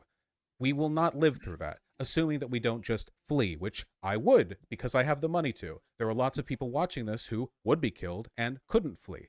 I think that maintaining... Yeah, for the record, I'm not one of those people. I wish I was rich. I can't. I'm stuck here. I'm stuck here. So then we have to not shit where we eat then. It is very important, at the very least, to maintain the baseline platform upon which good advocacy can be built. If nothing else, liberal democracy. Liberal democracy, this is the battlefield socialists most flourish in. This is where we make our difference. If we are trying to fight within a fascist system, the secret police come for us. If we're trying to fight within a monarchy, the secret police come for us. It is only under a liberal democracy that we are given the space necessary to even argue our positions. These positions take time to... I don't like this framing that much, but he's more or less correct. I mean, liberal democracies are still, as we can see by the fact this conversation is happening at all, liberal democracies are still incredibly hostile in many ways to radical change of any type. Yeah, a monarchy is obviously worse. A fascist dictatorship is obviously worse. I just don't think it's like a liberal democracy is giving space to anybody. It has to be one. In fact, liberal democracies have actively... I mean, we're talking about the United States where communists and anarchists at various points in history have been actively and openly by the government, as in made illegal or explicitly persecuted. I mean, McCarthyism was a real thing where there was explicit government policy in place that allowed a crazy guy to just, if you were suspected of communism, to just persecute you, to just ruin your life, because. So it's not like we're given space. It's just easier to fight for under a liberal democracy. That's the only thing I have to add here. Flourish. I'm not asking you guys be happy with the Dems, and I can't force you to vote for anyone. I'm only saying that there is value and meaningful difference in a presidency under Biden versus under Trump. And that's the main thing I want to stress. Not who you vote for, but when you compare, oh, he's a shit versus he's a shit with like frosted cupcakes or whatever. If this were an election that was just like, hey, I'm just looking at this in isolation.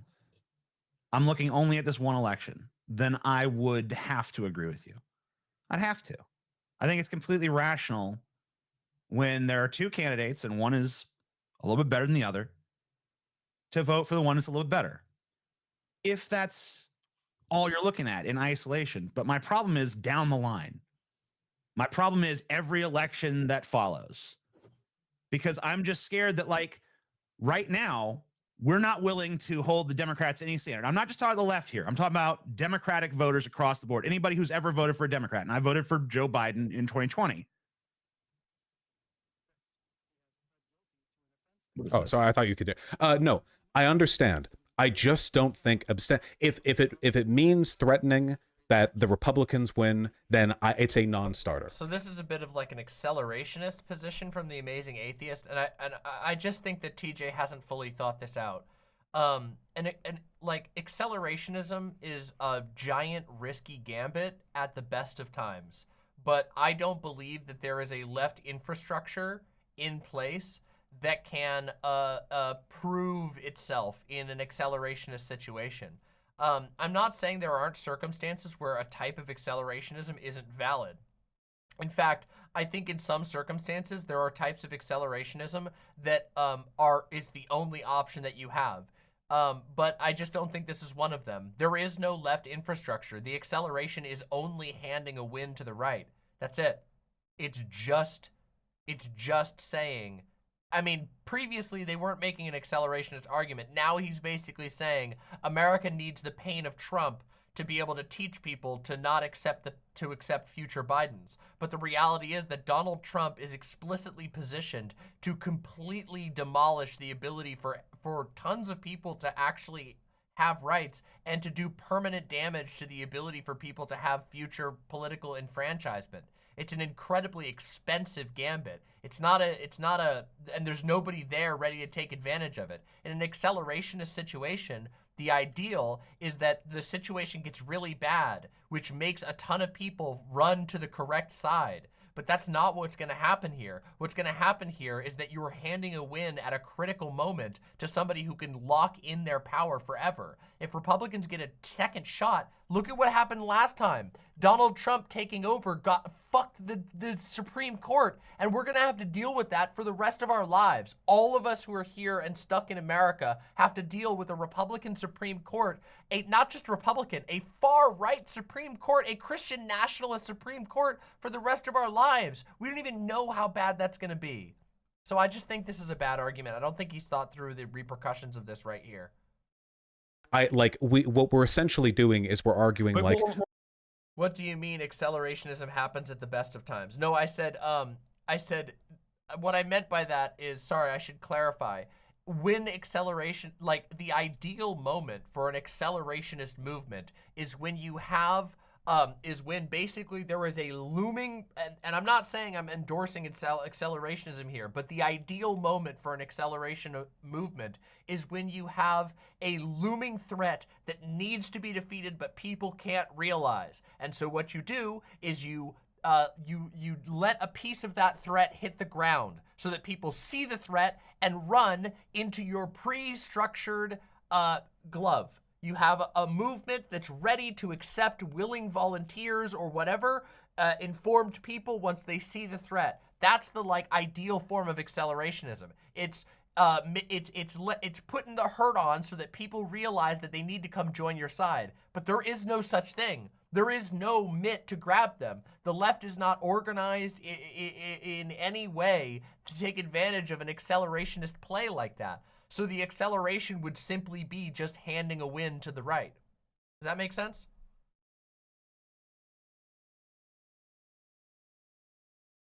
Yeah, exactly, Posadas John. Yep. But my problem is this. I'm sorry, I was just hearing some audio piping in from somewhere. I wasn't sure where it's coming from. Okay. The thing is this. I mean, I'm just kind of scared that somewhere down the line, the Republican Party is going to win. It's going to be, I mean, look how divided the country is now in terms of this vote. So I'm just scared that if it's not this election cycle, it's the next election cycle or the one after that, and they're going to be just as far right as they are right now because no one's ever showed that they need to be anything other than that. And if we can all agree, I think that the Republican Party has moved right. You agree it was a neocon party, an election cycle or two ago. yes. So what my big fear is just we've seen that the Republican Party is moving right. And, the criteria being put forth is that we're just going to vote for Democrats as long as they're to the left of Republicans. So let's say this trend continues. Republican Party moves further and further right. The Democrat Party is free to move further and further right itself because as the baseline moves right, so can they. They're free. It's like the ratchet effect. They're free to move in one direction and there's no pressure to pull them in the other direction. So, but that's not happening. They've been moving left considerably. The Silent Chloe says, what the hell is a neocon? I've been hearing it a lot and I have no idea what that is.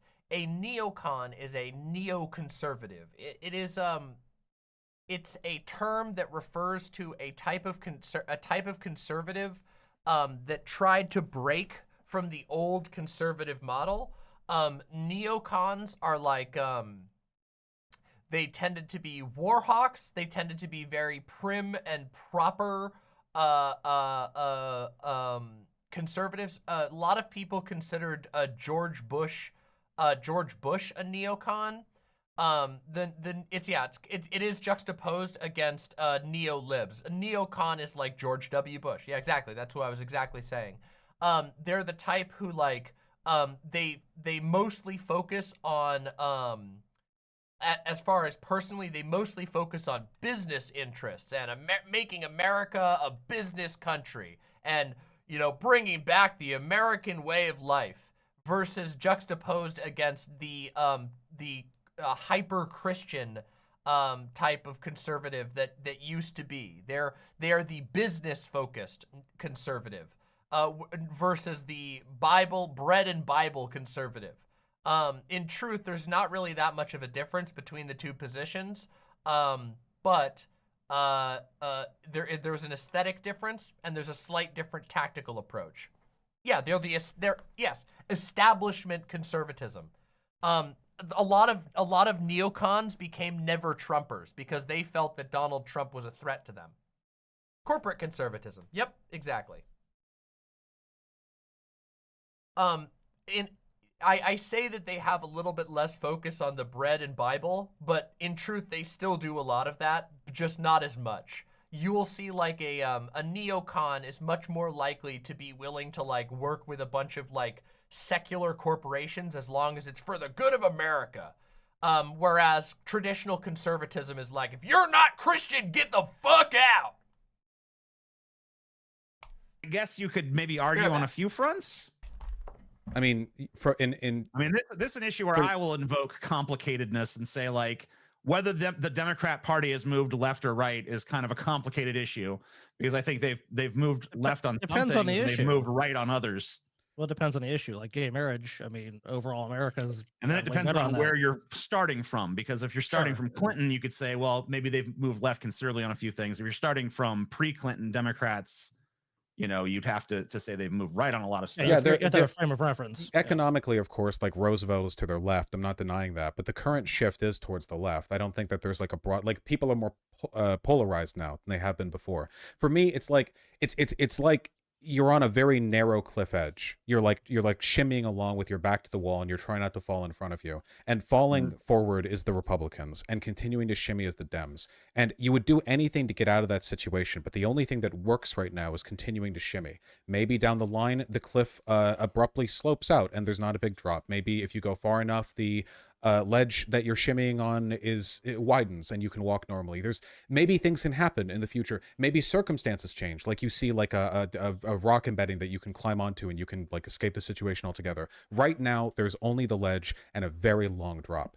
I don't think that nothing can be done while operating within this duopoly. I think that even if we just accept the idea that Democrats have to win because Republicans' victory is unthinkable, you can still get a lot of good work done. And I think that we should all be wary that in the future there might be like a wedge that can be used. There might be a point, but right now, like every trend is pointing towards the strength of the duopoly.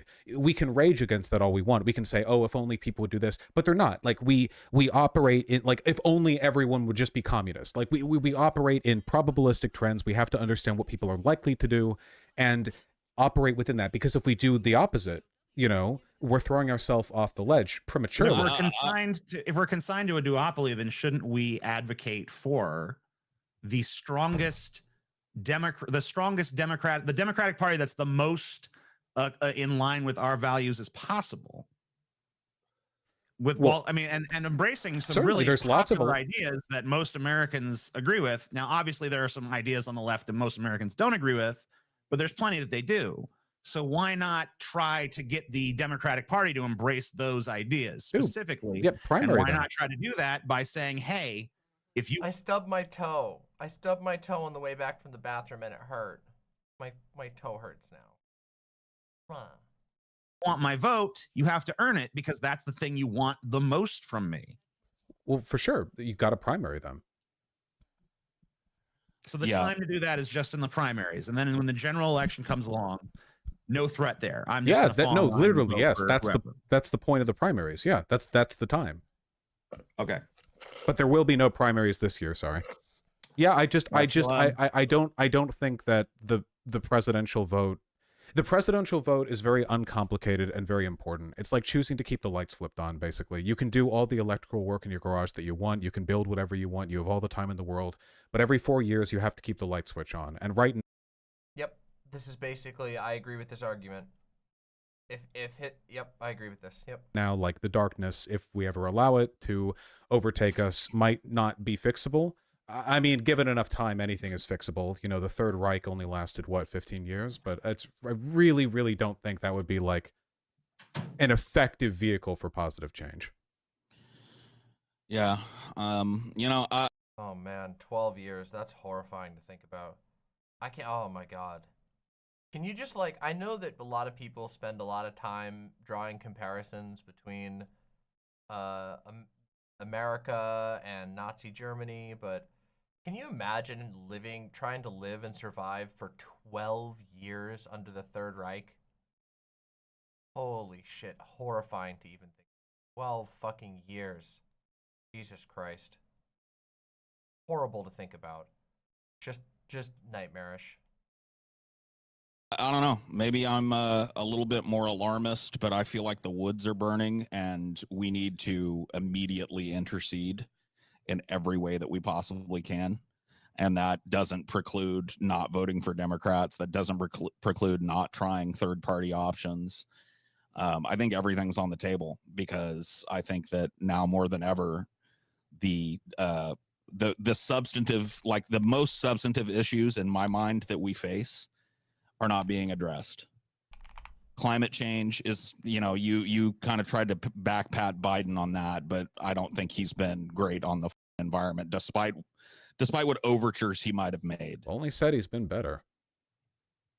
I mean, I don't know. I don't think better matters right now. It does, I think we need a paradigm shift. No. Johnny Bravo says, what do you say to the argument that Donald Trump is not smart enough to be a fascist and he wouldn't be competent enough to get his agenda passed? He already did. He already did in so many ways. The fact that he got a bunch of Christian nationalists onto the Supreme Court, which are lifetime appointees, shows that you don't have to be that smart to get your agenda through. A lot of Donald Trump's focus, and this is also true, by the way, of the German fascists, is focused on basically expediency. It's doing whatever they can to force through changes that are favorable to them, and in the process damaging things that were there before, that functioned in a different way before, that may have been more equitable in a way before. And once they're damaged, it's really hard to get them back. It is true that Donald Trump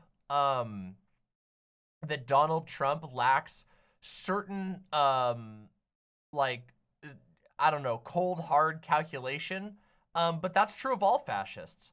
You know, like, and he carries with him a lot of followers who are smart enough to make the plays that he's not smart enough to do. Donald Trump is the sort of ideal figurehead for their movement. He has a devoted cult of followers. He's incredibly bombastic. He's incredibly chaotic. He's very difficult to counter for a lot of people. So yeah, I just don't buy it. He has a lot of people in his movement that are perfectly intelligent and capable of putting into place fascist politics. They don't need, he personally doesn't have to be a genius. Adolf Hitler wasn't a fucking genius. Adolf Hitler was a dumbass on a lot of things and also really weird. He was just insanely charismatic and carried with him a whole lot of really, really smart and sinister people. So, yeah. Recanis with the tier 3 sub. Oh my god, thank you so much. Just a silly European getting ready for a day of busy work, sending some love to our brimstone mother. I should make some fan art one of these days. Trans rights. Thank you so much. Thank you. I love, how you doing? You doing okay? I love you. I'm going to be done as soon as we're done reviewing this thing. I love you. Thank you so much, Recanis. And Taco Face Fart with the $2. Hate seeing streamers I love be mean to each other. I know generally, but don't worry. I think they'll get over it. Let's continue. Look at what I got. Doe just brought me ice cream and brownies. One brownie and a little bit of ice cream. Ow! Let's continue. No, it doesn't. Every climate activist in the world would disagree with you. Like, you can check their Well, statements. every f***ing biologist and geologist and climatologist in the world would disagree with you. No, they wouldn't. Band-aids aren't. Wait, no, they would. Wait, why helping. would you say that? They would absolutely advocate Trump over or Biden over Trump, like 100%, like with almost no exceptions. They might advocate for Biden over Trump with no exceptions. I'm saying they wouldn't agree on like little bit better being meaningful at this point. First of all, I didn't say that. Second of all, it's not a little bit better. Trump flat out denies the existence of climate change. And third of all, I think they would argue that even if things don't go perfectly, it's better for things to be a bit better than it is for them to be not better at all. Yeah, I mean, I don't really see it from that perspective. Then don't invoke theirs, because they do care. Maybe my understanding of the seriousness of climate change is incorrect. It is serious, which is why we shouldn't accept worse people being the president on it. The main that I've heard with that. The ice cream is Tillamook French vanilla, which is fantastic. Tillamook has basically become my favorite ice cream brand. They're just really good. It's a Pacific Northwest brand, and their ice cream is just phenomenal. Normally I don't love just vanilla ice cream most of the time, but with brownies, it's the best. You just get a really good, flavorful vanilla ice cream with brownies, and you can't beat it. Yeah, Tillamook is fantastic. I feel very lucky that I get to have Tillamook ice cream because it's so much better than all other ice cream brands, and it's also not expensive.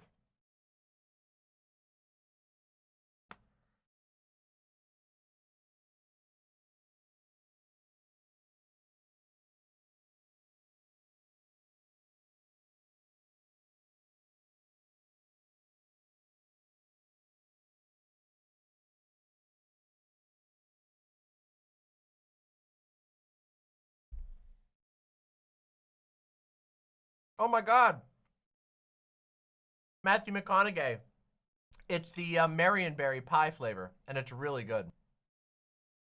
Is advocating for change now. That's the main thing I've heard when I've read articles and they've interviewed people who are really into this issue of climate change. That's mainly what I hear. Dramatic change now. Yes, like and limiting emissions and trying to stop it from raising 2 degrees Celsius, or or the catastrophic consequences that the planet's going to bear, or well, I guess humanity. I mean, the planet itself will probably be. Well, I agree, and they also want Biden to win.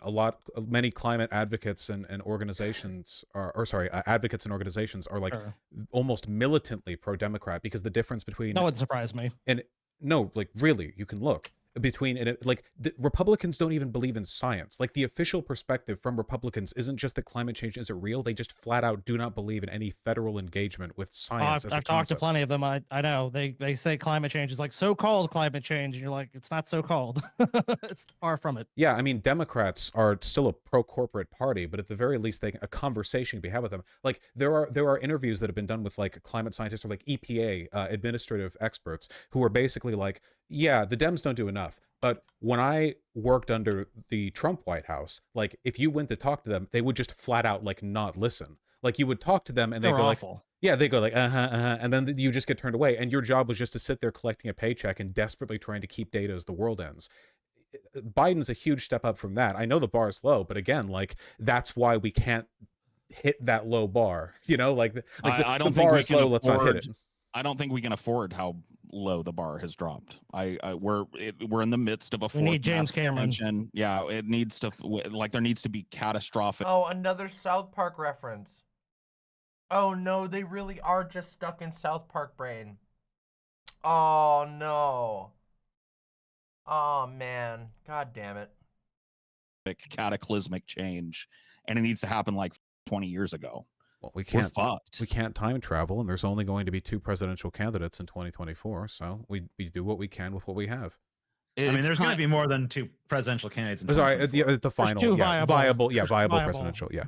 But I mean, let me just ask you this: only 2 in all of America. Only 2 people. Let me ask you this, though. Yeah, there's a lot of quackers that think they're going to be president. Of course. Let me just ask you another question here. You might understand. I mean, you definitely have a better understanding of civics, stuff like that. So I just want to ask: So let's say all of America lost its mind, right? Everybody in America lost their mind, and we all just decided, like, we're all gonna go vote for Jill Stein, and she wins in a landslide, right? At that point, yes or no, does Jill Stein become president? You mean if she legitimately won the popular vote? Yeah. If she won the electoral college. Electoral college, yeah. Yeah, I think, Yeah, I think so. I don't think she'd get very much done, but I think that the corporate superstructures that that keep the lights on in this country, I think they can operate mostly without the president. Like, even if the president just flat out doesn't play my only ball. question is, like, They would need how is it Congress the case that as well. only Democrats and Republicans are viable then if the voters could choose something else? Because that's who people vote for. They're popular because they're popular. It's tautology. So it's all, like, you admit It's just self-reinforcing. Nobody will vote for a third party because they don't want the opposing side to win. Republicans aren't going to vote for a third party because they don't want Democrats to win. Democrats aren't going to vote for a third party because they don't want Republicans to win. And there's way too many people who are already invested in those structures. Is it technically possible to convince a ton of people to perhaps jump ship? Yeah, but that's a massive challenge. It's just a massive challenge. And it has not happened ever. it's like an Ouroboros of shit forever eating. It's like a turd forever eating itself. Yeah, it's historical inertia. I mean, that's the case with pretty much all political parties. I don't think there's most of human history. Yeah, they root themselves in, like, they have like specific Damn, like corporate relationships, and like their name recognition's a big one. Like, Well, maybe like, that's something we could try to change, though. well, that Maybe do a little differently. I don't that know. I agree with. I think that, like, this is one of the reasons why I'm a big fan of independents running Democrat in main elections, because I think that in that way you benefit from the soapbox, but at the same time you can be like, yeah, and if you want more like out there populist takes, take a look. I may have missed your dono. Let me double check on it real quick. Let me check the dono real quick. Orthrus Dork with the $5. Hey, I just found out my sibling is a trans girl. I'm trans too and fought tooth and nail to get my parents to accept me. I'm very happy for her, really. It just hurts. I idolized her when I was younger too. Well, I hope everything goes very, very well for you. I can understand feeling pain to some degree when someone well, I don't know if they're older or younger, but someone who comes after you doesn't have as hard of a struggle because you had to struggle that much. But always remember, that just means you made the world a better place. Thank you very much for supporting the show, and congratulations. And I hope that you'll stay strong and don't let it hurt you too bad, okay? Because hopefully she'll watch out for you too. Yeah, you were the trailblazer, and that's something to be proud of, even if it hurts sometimes. I think you can legitimize it a lot that way. Like, that's why Bernie ran as a Dem, of course. If he ran as an independent back in 2016, he wouldn't have come even close, because he wouldn't have gone to the debates. He wouldn't have thrown Hillary Clinton to the left It was clearly a deliberate choice. I mean, he's an independent and he caucuses with the Democrats. It was clearly a deliberate choice. Yeah, I think it's like being a leech to the power, really. I mean, that's what Lenin advocated for, like he distrusted the Labor Party, which I guess he should have, considering what it turned out to be. But like, in the meantime, you can go to their meetings, show up at their debates, change people's minds, and that doesn't put you on top immediately, but it makes you a lot healthier than you used to be. It was only 20 years ago that the socialist movement in America was dead and silent. I mean, properly. Like, the closest thing we had to populist left-leaning activism back in the early 2000s was like the anti-Iraq war protests, and that wasn't leftist. That was just left of center, really. In terms of leftist engagement, it was dead quiet. And now, like, you go into any downtown city street and you are tripping over flyers and pamphlets from local, like, Antifa or socialist organizers. Like, it's crazy. And it's happened not just in your lifetime, but like in like modern teenagers' lifetimes. Like, it's happening so quickly. I just think we've got some momentum going. We got to keep at it. And a lot of that is like extra electoral engagement, and a lot of that is also the fact that the squad in the Dems, by operating under their wing, taking shelter a little, they can get a lot of messaging out that wouldn't otherwise be heard by so many people. Like AOC and her little Insta stories, or Rashida Tlaib censoring probably will open her up in the long run to a lot more positive press than the negative press she's getting now. As a quick pause, I want to thank you all for being here with me. We are currently at 7 hours into the stream, and we still have 523 viewers. This stream is growing, and that is awesome. It makes me feel very good. Throughout this year, which has been a difficult year, this stream has continued to grow all the way through the year. No matter how rough it's gotten, no matter all of the challenges we've had this year, the show has continued to grow. And I want to thank you for watching my show and for supporting me. Thanks for being here. Seriously. And if you're watching this as a video and you're not subscribed to my channel, subscribe, because Demon Mama's channel is rising. This is where it's happening, and I know you want to be in on it.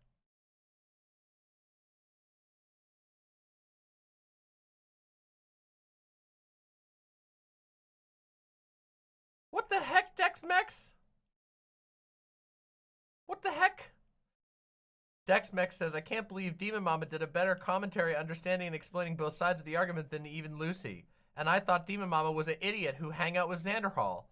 Well, I do hang out with Xander Hall, but I don't think I'm an idiot. Anyway, I'm really happy that you think my commentary is good. I've done my best here. I really do my best. Zan is great. Don't hate on Zan. Listen, he's great. Okay.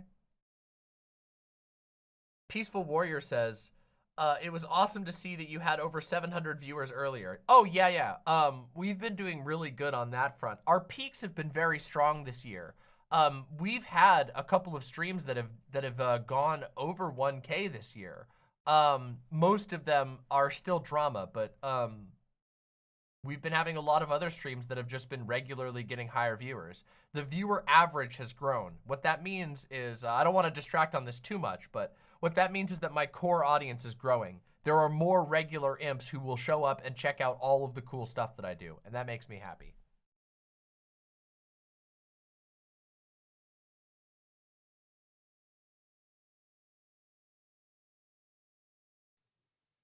I think. It's entirely possible. I mean, it raises your profile.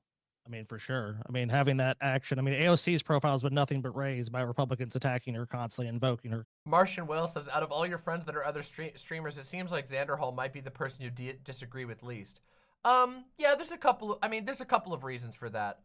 Mostly because Zan still does a lot of politics, but Zan doesn't do as much politics as he used to.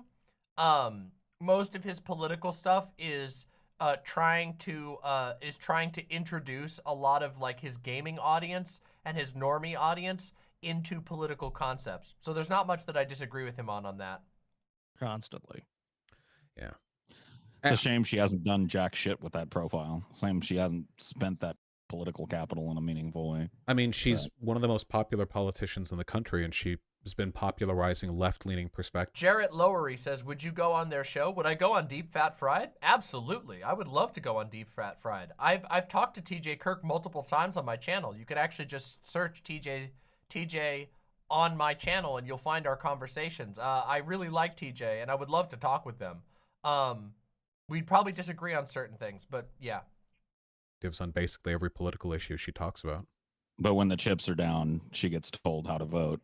Yeah, she does get bullied. Yeah. We all saw that vote with the Iron Dome and Pelosi, which is at this point. I mean, that was devastating. I mean, and that just goes to show you that this hope of getting I think she's a great advocate, but I don't think she's really all that great of a... Yeah, I mean, we don't, unfortunately, we don't need great advocates. We need great actors. We need people in we do need great positions of advocates, power. but we don't need them when they act. You don't need them in the halls of power. You know, it's if she wants to be a cheerleader, that's one thing, but she's just one congresswoman amidst about 400. I mean, you know, but there have been times. I mean, you know, there was a time when the margin was razor thin, and their little enclave could have affected more change. Well, I'm not a force voter. Oh yeah. Yeah, I know. Which you were against, by the way. Yeah, because force the vote was fucking stupid. I was not against the tactic. I was against the issue. No. I was talking about Vaush. Vaush was voiced. Amazing Atheists. Again, another thing I appreciate about TJ is that even TJ could acknowledge that force the vote was a bad idea. Where I stand on it. Vaush was vociferously anti-force the vote. Yeah, 'cause it was fucking terrible. Basically the squad doing what we were told they were going to do. I think it's more anti-force the voters, the Jimmy Dore crowd. People weaponize that issue pretty maliciously. The fact of the matter is, no matter how... Oh yeah, I forgot. Some people don't know what force the vote was. Okay, force the vote was basically a scheme that was cooked up by some people that would take advantage of the very thin margin of advantage that the Dems had in the Senate, in the House, right? Because because it was Pelosi. Yeah, it was of the House. It's slight advantage in the House. Sorry, it's been so long now. It would basically take advantage of this very thin margin of advantage the Dems had over the Republicans, and the idea was basically to threaten to not vote in favor of Democratic Party positions, members of the squad, so that they could depose Nancy Pelosi. The problem, of course, with this is it's really funny because we've kind of seen that happen with the Republicans. The Republicans have now had their own little force the vote situation, and it's been a giant fucking disaster for them. It's all just been a giant waste of their time and hasn't really accomplished anything. But the force the vote idea was basically to be able to threaten Nancy Pelosi and show that the progressives have some power. But it was a bit of an ill-fated venture.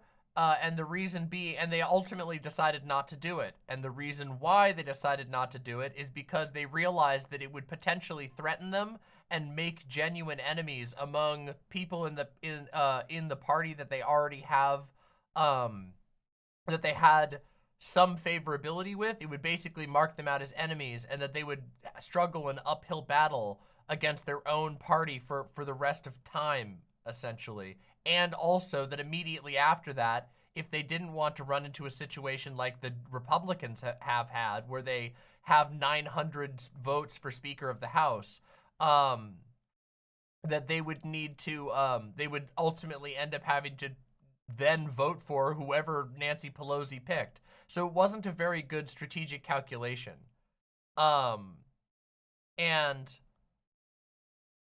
Yes, people say the force the vote was to expose people voting against M4A. Yes, but it wasn't a good tactic, and the costs outweighed the benefits. And of course, the reason why force the vote has become a meme all these years later, because Jesus Christ, this was in 2021, if I remember correctly. It's almost 2024.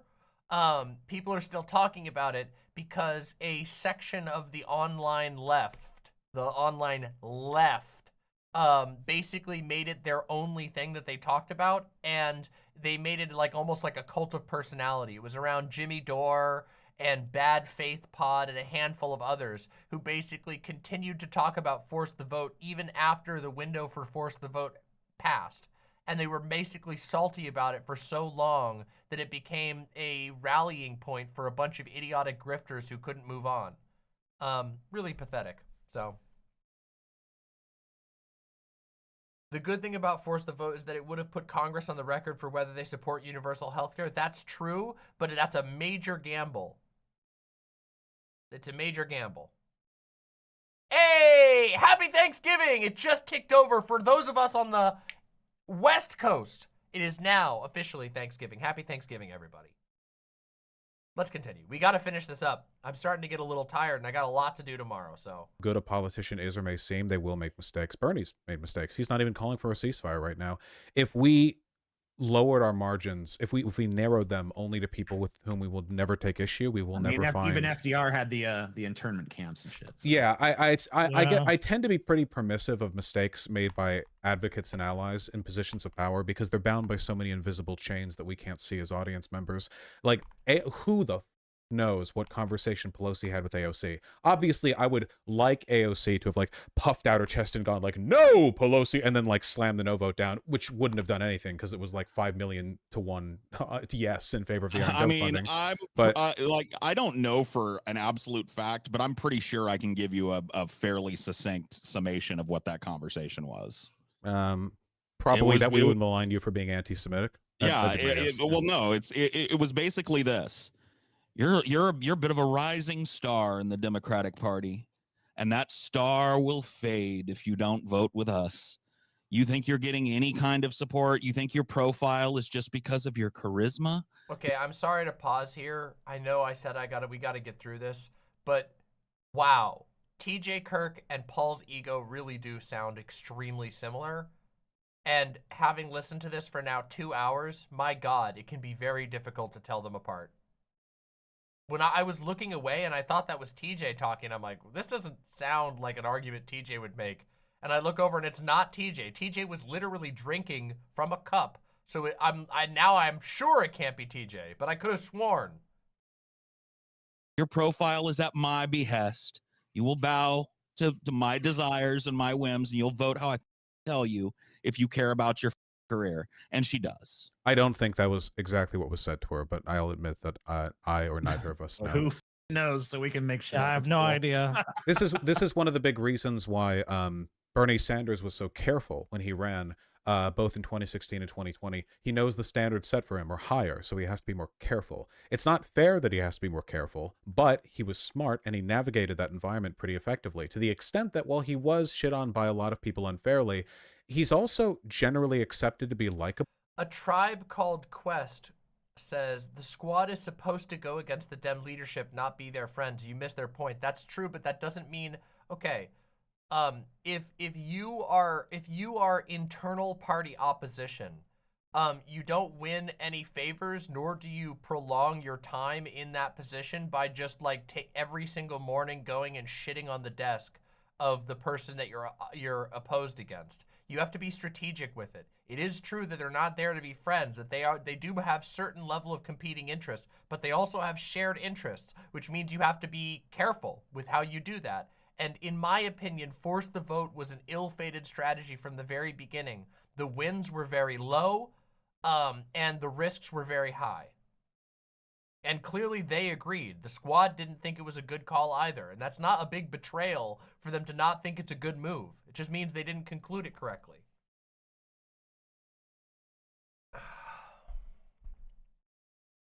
Let's continue.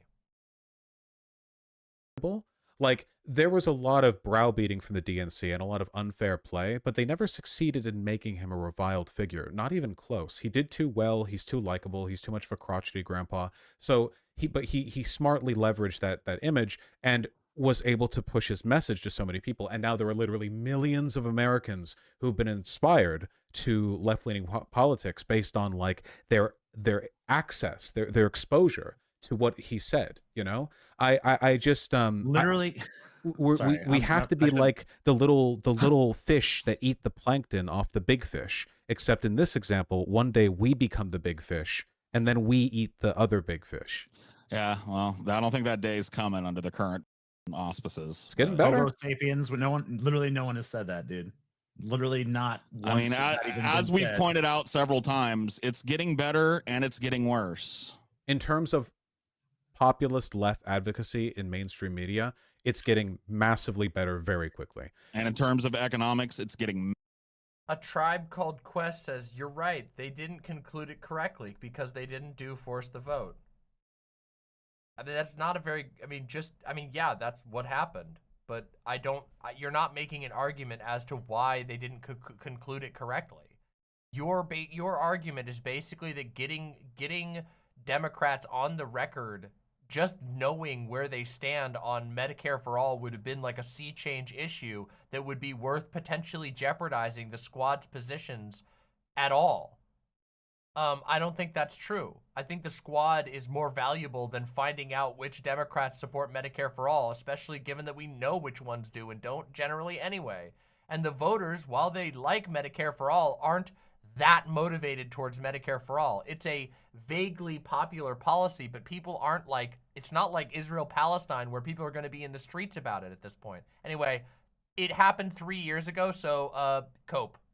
Massively worse True, very but quickly. that's not a product of the Democrats shifting right on economics. Yeah, and see that you're giving them a huge pass for saying that. No, but it's not. I'm not They giving them a provided pass. no meaningful pushback and oversaw the undoing of some of the most important legislation. I agree, but that's not them shifting massively right. That's a continuation of the party duopoly's bourgeois. Them deciding to allow conglomerates and robber barons to come back and like completely and utterly obliterating the legal protections that prevented that isn't a shift to the right in terms of I thought politics? we're mostly talking Biden's administration, but even if we go back, no, we're talking about the whole output of your very, very well-known and very, very well-worn tactic of vote blue no matter who.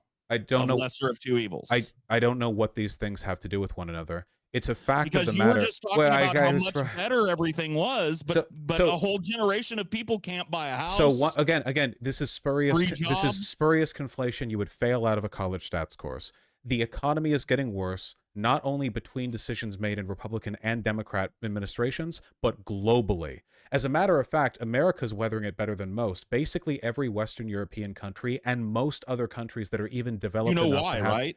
You know why? There are a lot. Okay, if you're about to boil down why the global economy is faltering to Democrat policy, you're not, right? I'm going to boil it down to the absolute inability of Democrats and Republicans to steward the economy. Yes, I agree. Because 2008 was allowed to happen because regulators were asleep at the wheel in both parties, and that's what caused the current global economic downturn that's never recovered from. That's a huge part of it. Yes, absolutely. No, that's the part of it. Yes, that's it. Yeah, it's a huge part of it. And as you said, it was a product of a shared bourgeois tendency in both parties. Therefore, it's not really relevant to the conversation when talking about Democrats versus Republicans, or whether or not Democrats have shifted. Well, it is relevant when the position is, shouldn't we expect more from our Democrats? We should always expect more. What I'm talking about I don't know if you're expecting more if you're going to give them your vote no matter what they do. We're cycling. We've talked about this. Yeah, it's going in circles. I don't think that attitude round and round we accomplishes go. anything. I think there's a lot of evidence that my attitude does accomplish things. I think that we've seen recently, especially, but broadly over the past few decades, a rise in the prominence of left-leaning voices, both in America broadly and in the Democrats specifically. And I think a lot of that is because of institutional savviness that some of those actors have engaged in specifically. I think that savviness requires compromise and sacrifice, because there's no way to be some kind of hard-lined, principled, like super zealous advocate while also being politically effective. You kind of need to draw lines somewhere. And as a consequence of that, sometimes they do stuff that disappoints us. I get disappointed too. By Bernie, now with the ceasefire, by AOC, then with the Iron Dome stuff. But I'm still heartened. Look, don't get me wrong. I'm not expecting perfect politicians here. They're politicians. Promises will be broken. Deals will be made behind closed doors. No one can swear any politician. I'm not advocating for some like perfect, ultimate, wonderful Democrat that's like, oh my God, they're glorious in every way and they shit gold, because that's never been a thing. That's never going to be a thing. I don't think anybody's advocated for that. Right. Yeah. I'm not expecting the perfect Democrat to come along and just be like this wonderful, magically good candidate. And anyone who falls short of that, I'm not going to vote for. What I do expect is a little bit better than this. This isn't good enough. Well, the Democratic Party as it stands right now, not good enough. Needs to be better. The Democratic Party, I don't think or that's Biden? A reasonable standard, because it's been better in the past. Biden is the Democratic Party. He's the head of the Democratic Party. Well, sure, but there's hundreds of federal members of the Democratic Party with regards to just elected officials. There are different people, and the. I mean, I think there's value in distinction here. For example, we know that there are probably a lot of left-leaning people in the Dems who keep kind of quiet because, like most politicians, they see an incentive in sort of holding the cards close to their chest. They're playing the game. Yeah, which is fine. The more popular left-leaning perspectives get, the more likely they are to get louder. It's just a matter of process. We don't disagree that the Biden's not enough. We don't disagree that the Dems need to do better. I just think that this strategy for making them better and for providing better outcomes, in addition to the existential threat the Republicans pose, is different. Like, we differ on that, but I think it's a meaningful difference. And I feel like you've consistently tried to equate the Dems and the Republicans in a way that I find very irresponsible now. I think that the two parties are very similar in geopolitics and in their bourgeois tendencies. So economically, economically and foreign policy wise, I still think there's a difference. I still think Biden's better, practically ended the drone war, so that's cool at least. But again, genocide in Gaza. Now he just sells those drones to other countries or lends them to other countries to do it. I don't know if he ended the drone war. I think he just abdicated responsibility by giving it to somebody else. Right? Well, we sold weapons previously, but whatever the case is, like I agree certainly that there's a closer parallel there. When it comes to preserving the stability of democracy in this country, there's no comparison. And we need that democracy because, again, they will kill us if we lose. We won't get a chance. Economics is social justice. People that are LGBTQ are vastly overrepresented in poverty statistics. The same is true for minorities, immigrants, and migrants. These are all the people that desperately need our help right now. And by allowing these feckless Democrats to sell our fucking what do you mean I keep not engaging? What do you want me to engage with?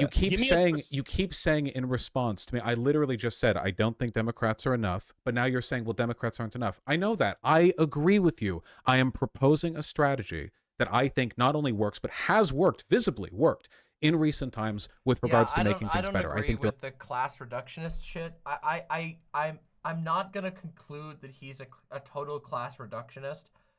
Though I will say that does sound like class reductionist rhetoric. There is not, you cannot simply fold economic issues into general social justice issues. There are things that persist, even if you settle some economic issues. I mean, there are so many examples of this throughout history that just solving an economic issue doesn't necessarily, I mean, there are, like, what if you have like so like if we create like Christian communism, you don't think that like there's going to be an ideological predisposition to discrimination against gay people?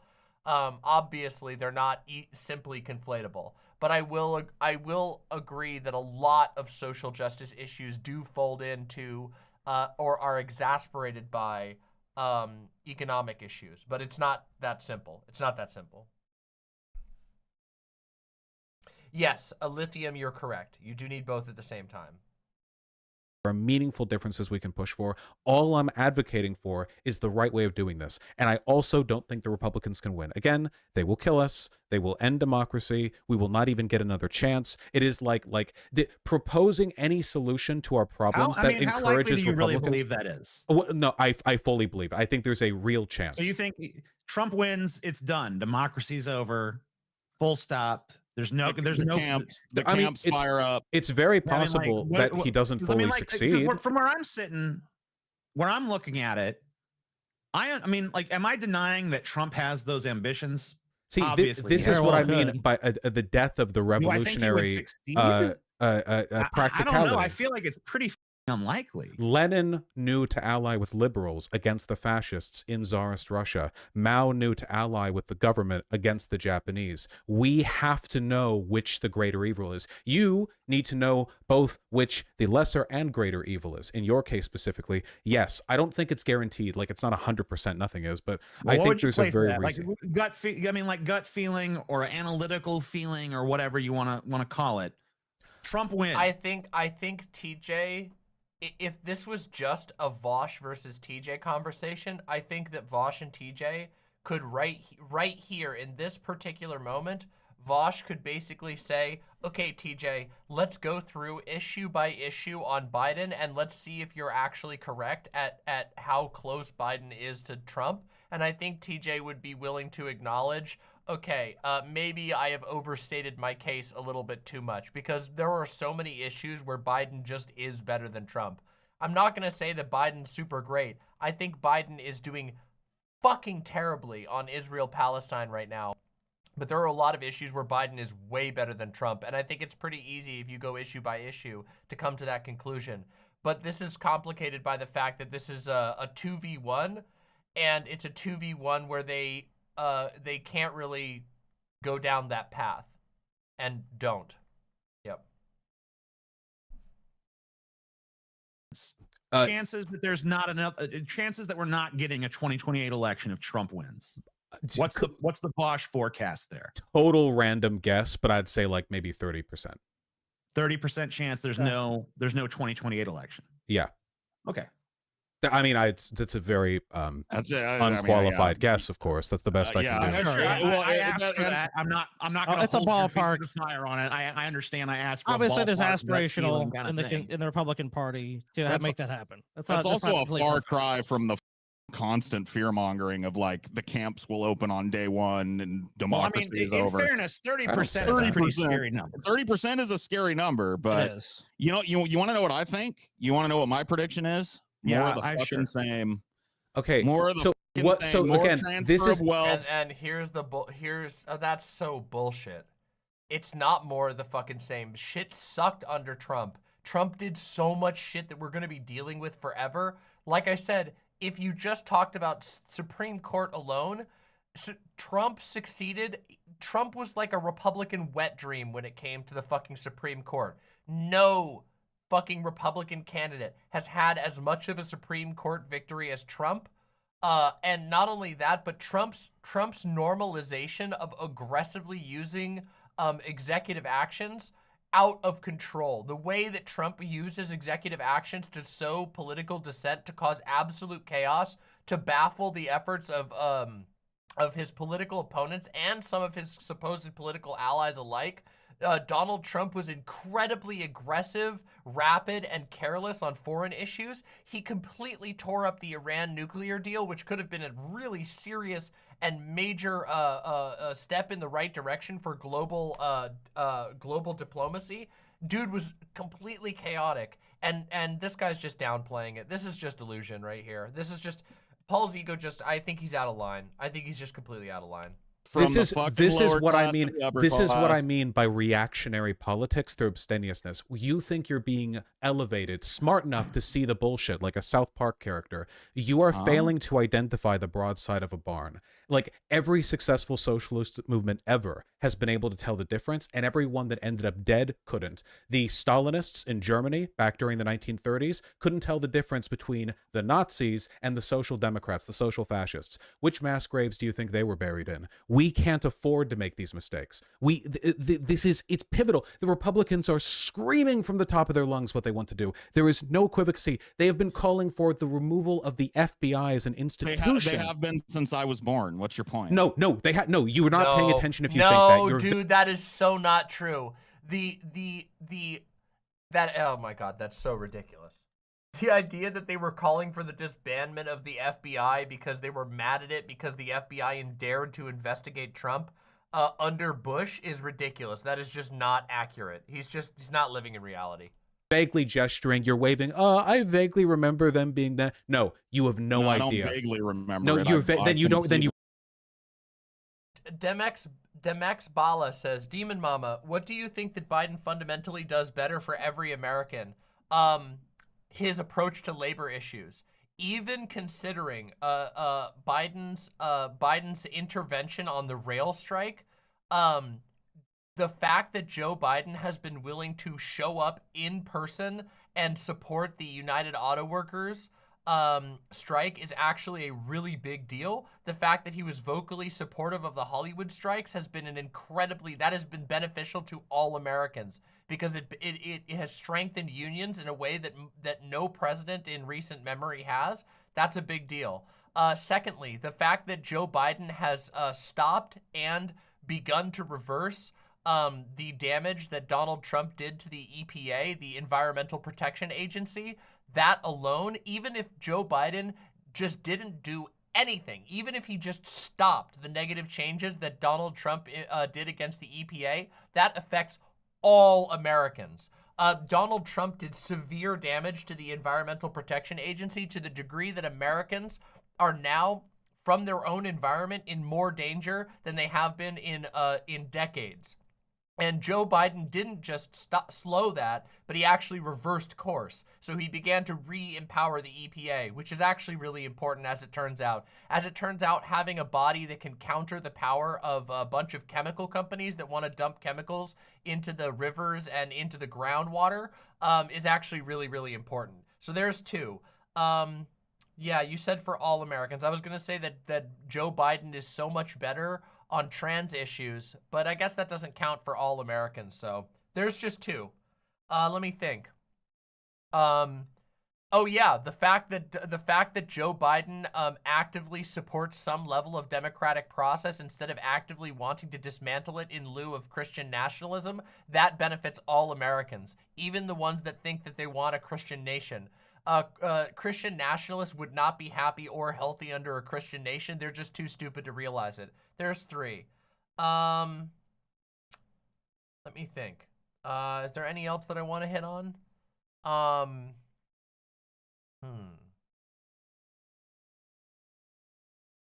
think that's pretty good.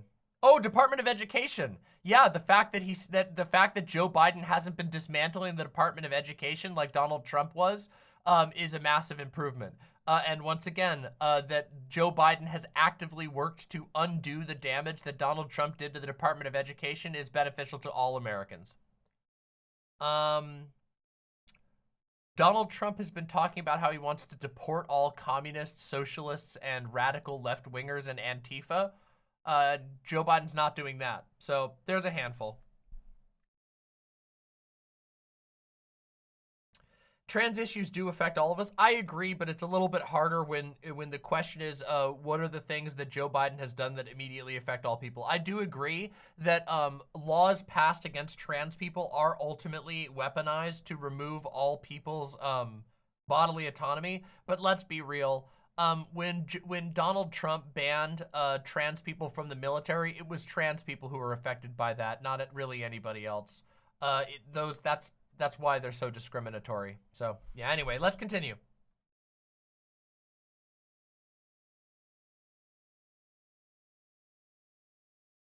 Wait, did I, Okay, let's continue. Remember nothing, then your mind on this subject is a void. This is incomparable. This is like you think the Patriot Act being passed compares in any way to the protracted multi-year-long campaign on every level of the GOP coordinated to delegitimize the election? They did an insurrectionary attempt. The creation of unitary executive theory and its application by both parties since George W. Bush is another thing. I mean, the fact that the president can declare war without congressional approval is a modern construct. Just again for clarity's sake here, okay? Right now we have a democracy where you can vote and the person you vote for can win. The world that he wants to build is one in which every single member of government that is either elected or appointed fundamentally cannot accept a victory from a Democrat.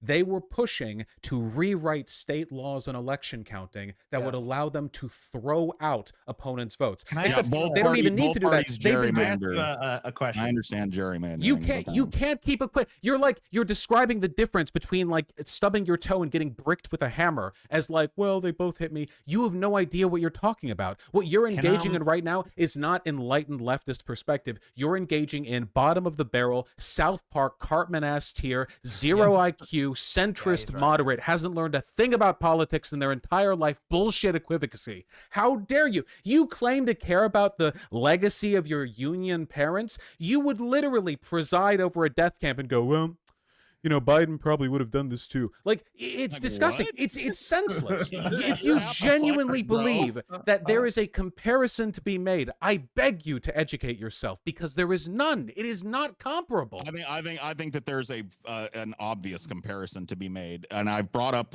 the reasons why over and over tonight, and you seem to get more and more frustrated every time I do, but I don't hear an answer to it. You keep saying things are getting so much better. I'm saying while things got better on one hand, they got far worse on another. And you seem to want to divorce. You seem to want to divorce your tactic from that problem. when the truth, Vaush, You don't need to divorce two things that were never married. The truth is, I don't have a hazy memory when it comes to what it was like to live under George W. Bush or Barack Obama. I'm not 12, bro. All right, I was a tax-paying only 9-to-5 worker during both of those presidencies. So let's be real about this shit. You're literally doing the bit too right now. You're like, well, I wore my blue jeans to work. Well, you don't know shit, dude. Maybe I'll remember how it went. Yeah, I know that triggers you young think people. is wise cynicism. Like, you think boy. you're like, what are you, Rick Sanchez? You just don't know shit. You do not know. Got This is it. why you keep running back to the same, well, Biden's bad. I know. Great. Tune into my streams. Find out more reasons he's bad. You think you're brave or evocative for pointing out that things have gotten bad, that the You need to economy's write a gotten book worse? like Everyone knows this. How Biden is the worst thing to ever exist, and why you should still vote for him.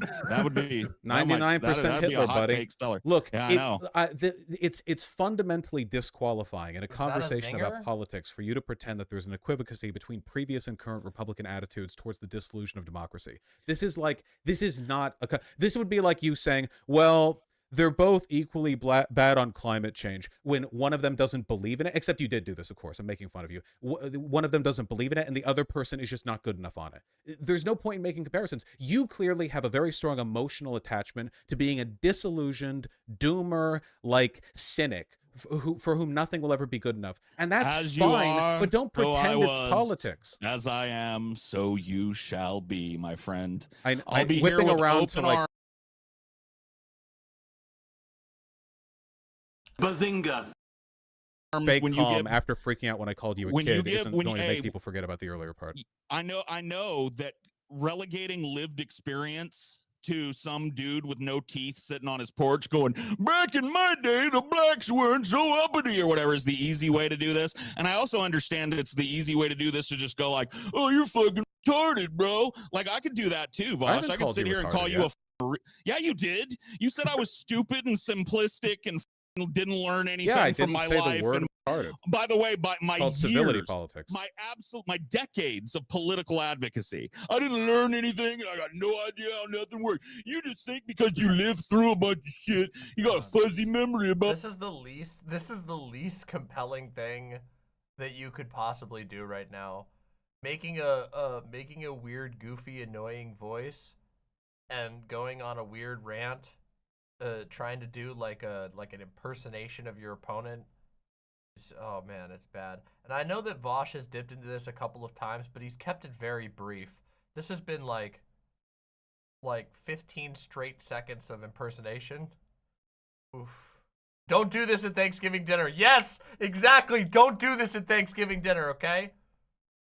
Out of curiosity, do you genuinely think that being like, what, 45, 40, whatever, means that you have like some hidden insight into politics that isn't possessed by people who are merely 30? Like, is that like the bar you fall into where you're legitimately doing the like, well, no matter how wrong I am, at least I have slightly worse knees? Like, what are you getting at? I'm making the position that people, when you live through something, you might have something to speak to that a person that didn't live through something wouldn't.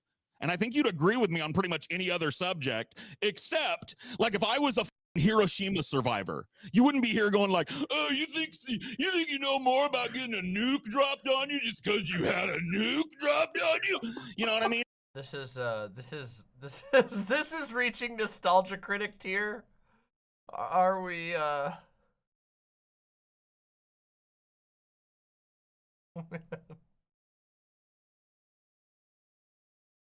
Do you think having a nuke dropped on you gives you like a degree I don't in think physics? you would disagree. I don't think you would disagree in that instance. But for some reason, no, I would happily tell a Hiroshima survivor. This is so silly too, because his argument is just bad. Even if he remembers what George Bush was like and it was bad, it's just there's just so many fronts on which Donald Trump was worse. Donald Trump was everything that George Bush did and worse. Obama was not everything that George Bush did and worse. Obama was some things that George Bush did and some things better. Biden has been some things that George Bush and Trump did, but better on other things. His argument is just, he's just mad. He's triggered now. It's so ridiculous. He's lost in the sauce and he's gone full nostalgia critic. fiber to their face if they were wrong. Hold on. Well, hey everybody! Don't you know how dumb it is? If I talk like this, my argument must make sense. George Bush wasn't as good, wasn't as bad as Trump. Look at how dumb you sound.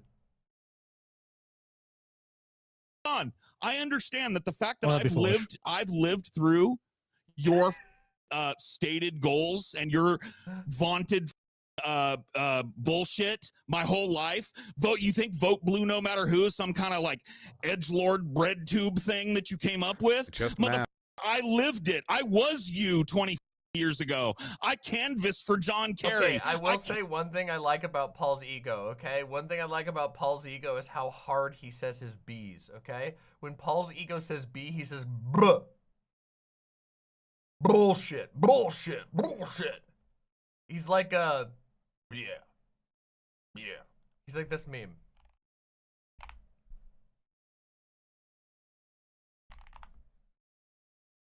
This is the one. All right, so welcome everybody to the meeting of the BS. As you know, we do this meeting every single month to make sure we agree on things. So let's just get started. Cheeseburgers, yeah. Hot dogs, yeah. Donuts, yeah. Bar fighting, yeah. Bug collection, yeah. Okay, well that's it. That's the meeting of the BS has commenced.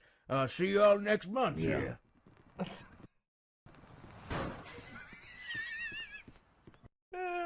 Yeah, that's what it made me think of, okay?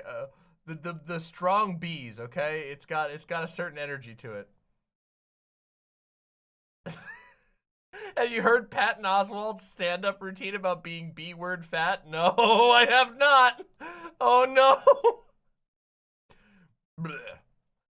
Bullshit. Canvassed for Al Gore. I was out there going like, look, dude, I know these guys suck, but we can't handle another George W. Bush presidency. You know what else isn't new? This argument that you're making that okay, that's how I can tell the difference between the Amazing Atheist and Paul's ego. The Amazing Atheist doesn't say his B's is strong. The Amazing Atheist doesn't do bleh, but Paul's ego does. I can do it now.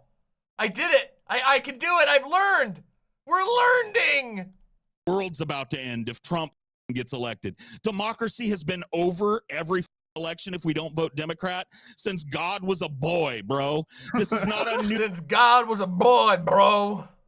This is not a new edge that you're slinging. You're slinging old hash. I don't you're like you're hash. arguing against the concept of math. You're basically saying, bro, you've been telling me to breathe air my entire life, and you and it hasn't even fixed my debt. I'm still in debt. Like, what do you like? My student loans haven't gotten paid yet. No. I'm not saying I'm still in debt. I'm saying I'm in worse debt than my parents were. Yeah, then manage your finances better. Look, I don't know.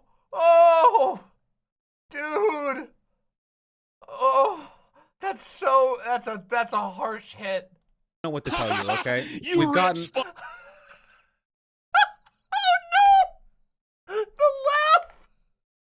Haven't gotten paid yet.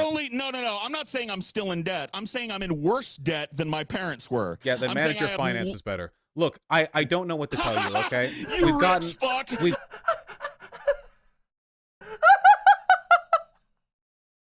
Oh my god! That is the most aggressive ha ha ha I've ever heard. Oh my god, some of you will know what I'm talking about. Hold on. Oh man, I'm never gonna be able to find it. Okay, who here has watched Arby and the Chief? If you've ever watched Arby and the Chief, that old edgy Halo goofball bullshit, there's an episode where they meet an MLG player and he tells a joke and one of his friends does a laugh. That is the hardest laugh I've heard since that particular bit. There you go. Holy shit. then manage your finance. No, I'm not saying I'm debt. I'm still in. Saying I'm in worse debt than my parents were. Yeah, then manage your finances better. Look, I don't know what to tell you. Okay, We've got. It's killing me. Fuck. We've gotten around to this. Dick. Manage your That's why people are working 3 jobs. Wait, is this the one? Is this the episode? Hold on, I have to find it. I have to find it now. Remember you said I was awesome. Oh. Captain, you face. Hard on right. Well, that's early on. Think that Ken said, good luck. Wait, no, this is the episode after. This is the showdown. It's the episode before this one. What's the episode before this one? This is episode... Oh, whatever. It's so good. I wish if anybody can find that moment. He tells a joke. He's like, he makes a joke about like, oh, do you poop in your diaper or something? And then his friend goes like, ah, like this extremely aggressive laugh that sounds exactly like this. It's in the episode before this one, I'm pretty sure. But I don't know. This is all so low quality, I can't even tell what episode it is anymore. Damn. Is this the one? You found it? Yes! Yes! That's it! This is the moment! Yes! This is the Paul's ego laugh right here. What the hell is your problem? What's yours? You need your diaper changed? It's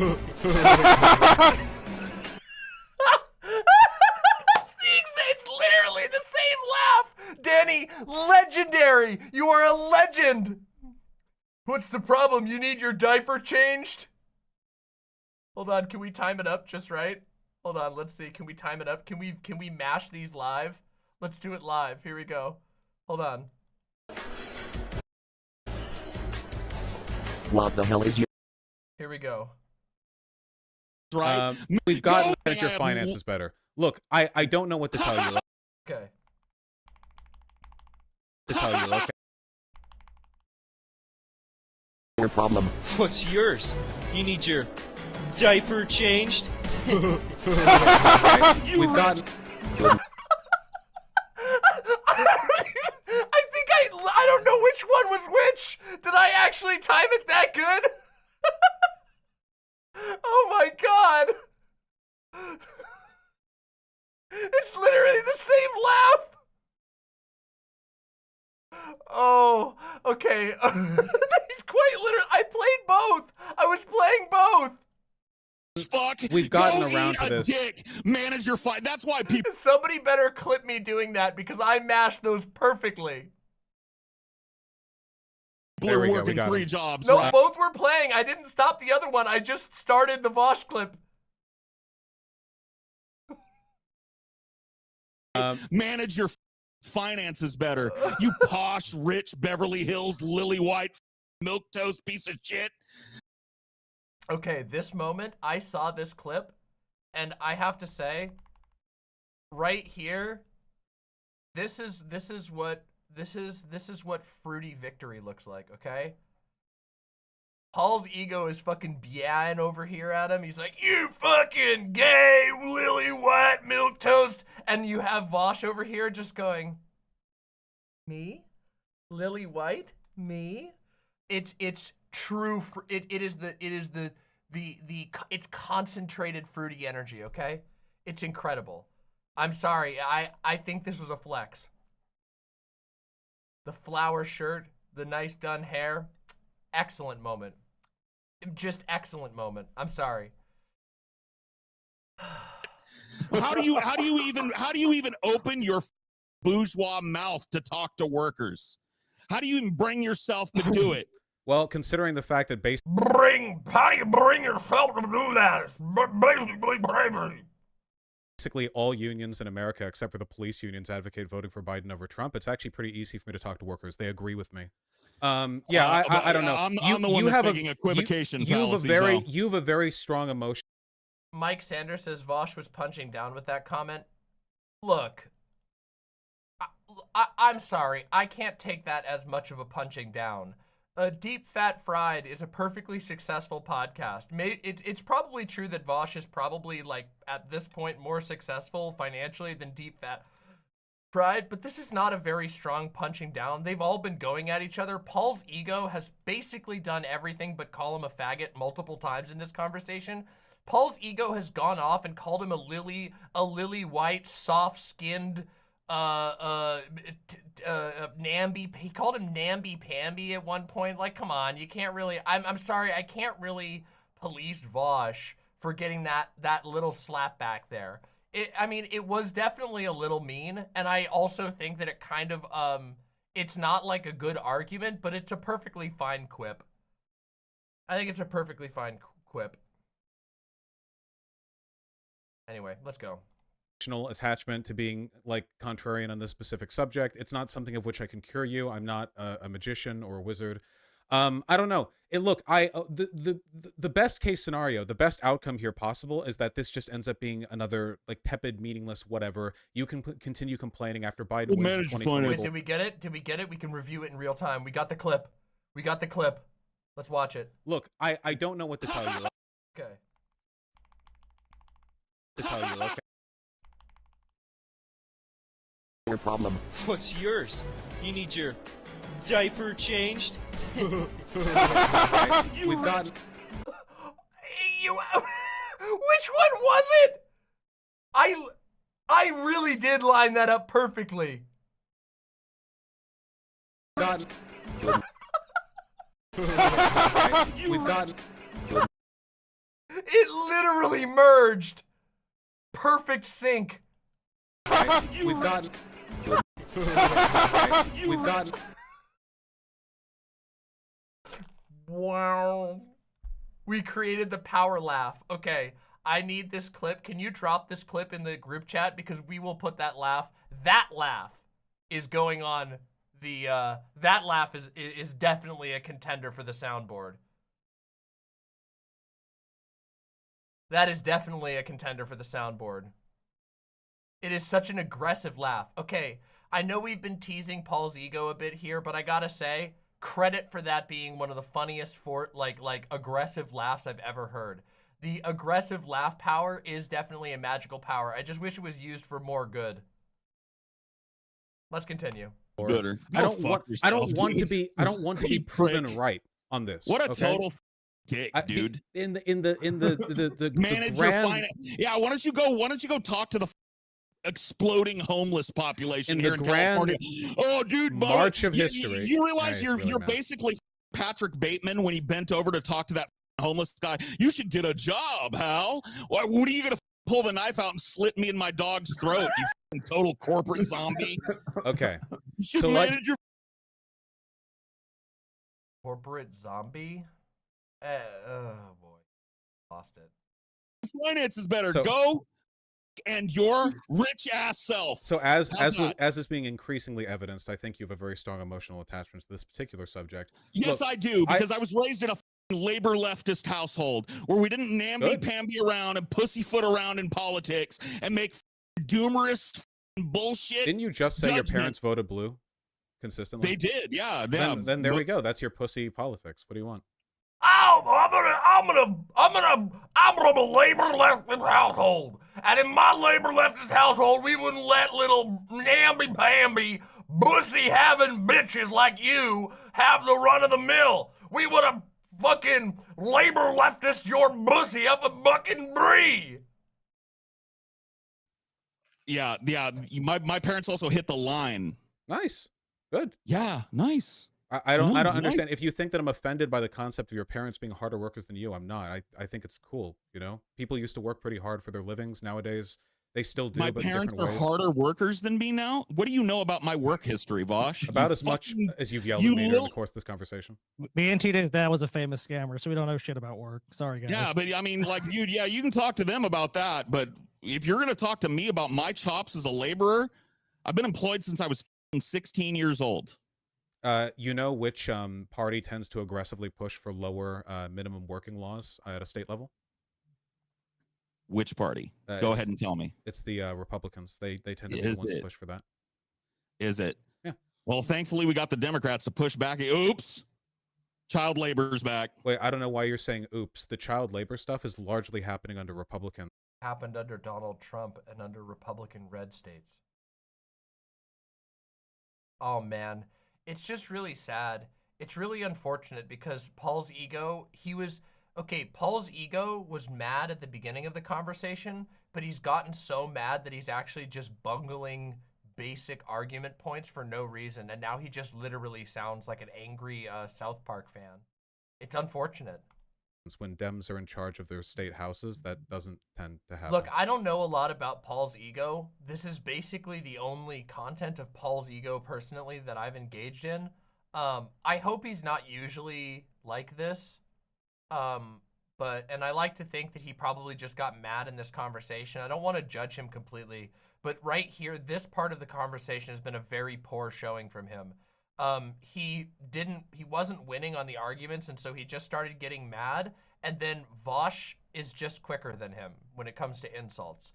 And Paul's ego's response has basically been to go off on completely disconnected rants and basically say that you're namby-pamby. It's not been very good. Like, wait, yeah. There is a difference between the parties. I don't like you tend to assume there isn't on a state level. Never mind. Look, like it's like with I keep forgetting if it's Michigan or Wisconsin or Montana because my brain is small. But there was recently in the Midwest a state that just barely managed to eke out a Democrat majority, and as a consequence, they've done communism over there. Michigan, sorry, it's chat's saying it's Michigan, and then now also chat's saying it's Minnesota. It's Minnesota actually. They're doing like communism over there. They have like a 1-person lead in the state house, and they've been doing a bunch of Minnesota insanely good shit. Like I think that the difference between Democrats and Republicans tends to be more pronounced on the local level because on a local level it's easier to win without being a big corporate stooge, whereas you need to be one if you're going to win presidency. There are too many connections to pull into there.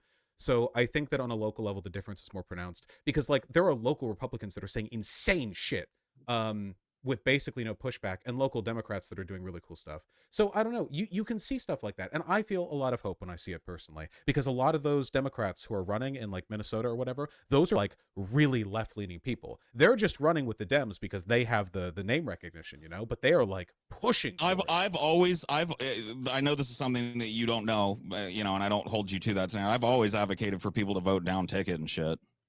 Like I've always said, your local elections, great. Yeah, go down and vote in your local elections. Involve yourself civically to the, you know, I've never advocated against that. I'm glad. Well, then we should have a Democratic president because Trump has openly threatened to attack Democrat state governments to prevent them from being able to get done what they need to get done, both with laws at a federal level that would restrict the ability for states to sort of engage in their own jurisdiction, or by outright, like, for instance, Trump threatened to withhold COVID aid money to a blue state. I forget which one, though, because their governor had been making like some Trump critical statements. So wouldn't it be a good idea then to have a president who's not actively antagonistic towards those down ticket results? Can I ask a question? I want to ask a question. Hold on. Yeah, because he says I never engage. Okay, go ahead. Like that being a more localized election, I don't necessarily disagree with, you know, what you've said. They would be better off. My argumentation is not against voting in your local elections. But like getting Biden but I think that you're downplaying or maybe just neglecting to mention the absolute magnification power that federal politics has over state. True, which is why we should have better presidents, I imagine. Absolutely. Well, we don't disagree on that. I don't think Biden's it. Well, it's Biden. I just want to ask, you know, we talk a lot in here about the preservation of democracy. Right. And I'm kind of curious why that's even being tossed out as a value when apparently there's only one party that you can vote for. Like functionally. I mean, according to you, Vaush, you can only functionally vote for Democrats or democracy is destroyed. So doesn't that mean democracy is kind of already destroyed because there's only one party you can vote for? There's a strong possibility it could be. You didn't say I mean, like at certain. Right. We do have like very institutionally cemented parties, but there is a very strong correlation for the most part between what people want and what actually happens in our government. Now, that's not a perfect relationship. Obviously, for one, like I mean, I've read studies that say the opposite, that we're functionally an oligarchy and that it basically I'm familiar with the study you're referring to. You know, you've heard this study, I'm sure. Yes, there are critiques of its methodology, but still, if you want to make that comparison to how, say, like China's relative like aspect ratio functions on that, sure, it's not perfect, and a good example better of than China. Great, good for us. Well, they're not a democracy, but Sure, yeah. a good example of like a problem with this, of course, I is mean, neither are we really, but is manufactured consent, where even if people want something, they can be told to want something by being lied to or being sort of selectively given information. And as a consequence of that, like democracy there is sort of a sham. Now, the problem with that in America is that by all measures, we're actually like a pretty democratic country. We're not perfect. There are countries that do it better, like the Scandinavian countries. But by most standards that look at this, both in liberal and leftist sources, there is a pretty strong relationship between like voter will and what's going on, and that's not completely captured. And in this environment, we have rights. We have a right to a freedom of speech, more freedom of speech rights than almost any other country in the world, which we should absolutely not take for granted. I think that this point is not without critique. However, it is telling that here in the United States, while European countries are en masse passing laws, anti-free speech laws against saying things like free Palestine or saying things like from the river to the sea, those are being like blanket banned in some areas of Europe. The US is not doing that. And many people will point out, yeah, but that's not stopping workplaces from censoring people. But that's also happening in European countries like Germany and France, while they're also passing laws that restrict that. So he actually kind of does have a small point here, at least when it comes to free speech. I think that his point on democracy could use some critique, or could use some depth, and does not hold up without like boiling down the meaning of democracy. Because I think that democratic representation is highly questionable in certain aspects of the United States, but I overall agree with his point. Of political rights, I'm not saying it's a perfect or. I mean, there's a whole lot of issues where it seems like we're the will of the described as a people is flawed not done. democracy. If you look at democracies, that's what we're called. We're called a flawed democracy. And we are a flawed democracy. And if you compare that to like the total list of countries in the world, or like the total population of the world, like include India, China, Indonesia, like there's a lot to be thankful for here. Now, again, is it enough? No, we should fight for better. But what we are is a lot better than, again, like Turkmenistan or Sudan or Saudi Arabia. Oh, yeah, Sudan's a horrible one. Well, it's, you know, I personally would not want to live there. You can call that my a white Western bourgeois preference, but you know, it seems kind of dicey there. Yeah, I don't think many people are gonna actually want to live in South Sudan. Yeah, and anybody who would get upset at you for that should go do it themselves. Yeah, like go do it. Tell me how it works out for you. Yeah, I again, like it's very worth preserving here. The difference here is very meaningful. Like for instance, a good example of this would be that General Attorney Barr under Trump's administration, with the Black Lives Matter protests, was pushing around the idea of using the Insurrection Act to arrest people at protests that turned violent. Now, this would be probably one of the most authoritarian things to have ever happened in this country. Like this would be up there with anything Nixon did, possibly quite a bit worse. It was like very, very bad. I mean, Japanese internment camps bad? Yeah, no, it'd be in that ballpark, yeah. We were talking about the mass arrest of, at the very least, hundreds of thousands of people, overflowing detention centers, prison cells. Like, Good night, we already have that. Good night, Windleby. Thanks for coming. We're almost done here. We're going to do this. I'm going to give my final thoughts, and then I'm going to play a couple memes, and then I'm going to wish you all Thanksgiving, happy Thanksgiving. We're going to finish this out first.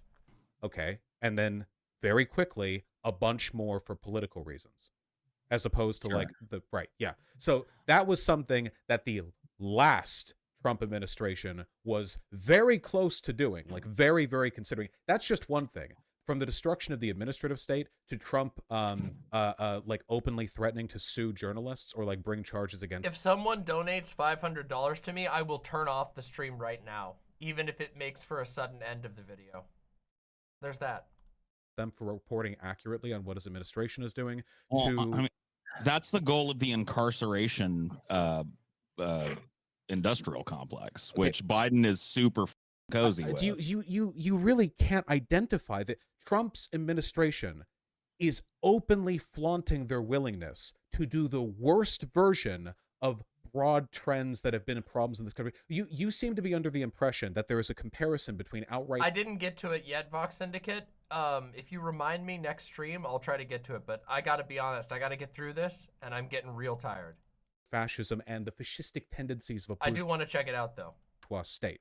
There is a line there, and that line is a bullet train called the Trump administration. The thing that brings you from bad tendency in a democracy to a fascist government is, in this case, the fascist strongman. That's what we have to be careful about. Yes, we have problems with our prison system right now. Yes, Joe Biden authored the crime bill. He's hardly bloodless here. But what he did not advocate for was the mass political arrest on insurrection charges, no less. Not disorderly conduct, not rioting, not disruption of a public space. Insurrection.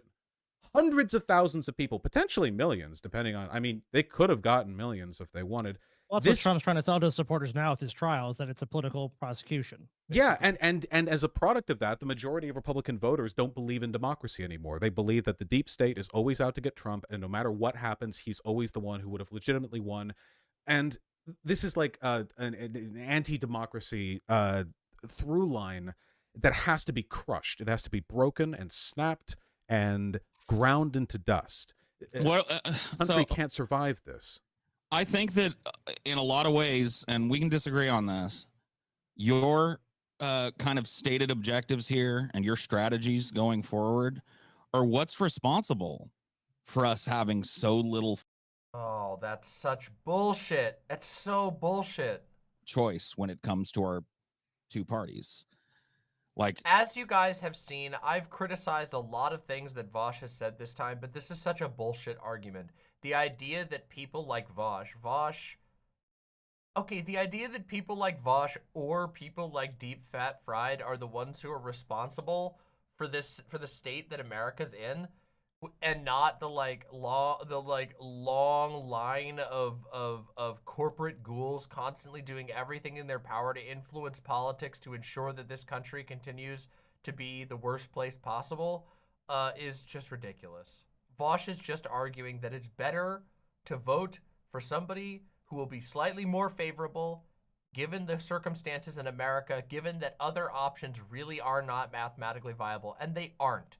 If you have, again, I'll state it again, I've said it 100 times in this conversation, if you have concerns, if you feel like you're tired of being forcibly fed a shit sandwich, if you are tired of being jammed into the political milking machine that chafes and gives you sores on your udders, then your answer lies beyond electoralism. Not in like pathetically withholding your vote, not in voting harder for Joe Biden, but in thinking outside of the system. Bizadoo with the 10 tier 1 subs. Oh my goodness. Your transformative review of this debate is as good as always. Not nearly $400 and not towards an end of a stream, just an appreciation of your work. Thank you so much. Seriously, thank you so much. Oh my God. Thank you so much.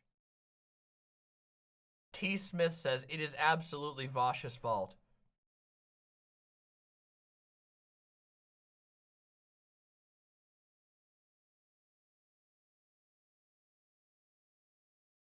This is the one. I cannot divorce. I forgot where that one was on my soundboard. Because like I said before, a little angrier, your strategies are nothing new. This is not new or revolutionary thinking. You accused me of not being the revolutionary thinker, but I think that means you think that you are, and voting for Biden is your strategy. I don't think, and this is not new. That's not his strategy. Vaush, to Vaush's credit, he spends his entire stream talking about politics. His strategy is obviously not ending at vote for Biden. Come on, that's not fair. The lesser of two evils argument has been made over and over and over again. I'm engaged. This is the radical politics of don't shoot yourself in the head to avoid another problem. I think that a Trump presidency is a bullet to the head. I think that threatening anything which increases the likelihood of that to solve any other issue is as sensible as threatening a bullet to the brain to solve any other issue. There's a chain of events here that happened that led exactly to this. I exactly, Chariot. Oh. went back and I rewatched our first conversation together. And one of the things that stuck out to me was I laid out for you in that first conversation. I said, here's what I'm concerned with, Vaush. We vote Biden. We basically get a holdover of Trump era policy. Maybe a little sprinkle of good here and there, but mostly just a pause on Trump era policy. And then we get Trump again. And you scoffed super hard at me for that. No, I didn't. Yeah, you did. I said I Trump remember. was done. I did. I would never have said that Trump is just flat out done. I might have said that there's a high likelihood he wouldn't be as powerful the next time around. I still believe that. Also, 4 years of not shooting yourself in the head, that's great. I think you should continue to do that. Not if you're a migrant. You think migrants should shoot themselves in the head? What? God. Okay, that joke didn't even make me laugh, but TJ laughing made me laugh. Listen, okay.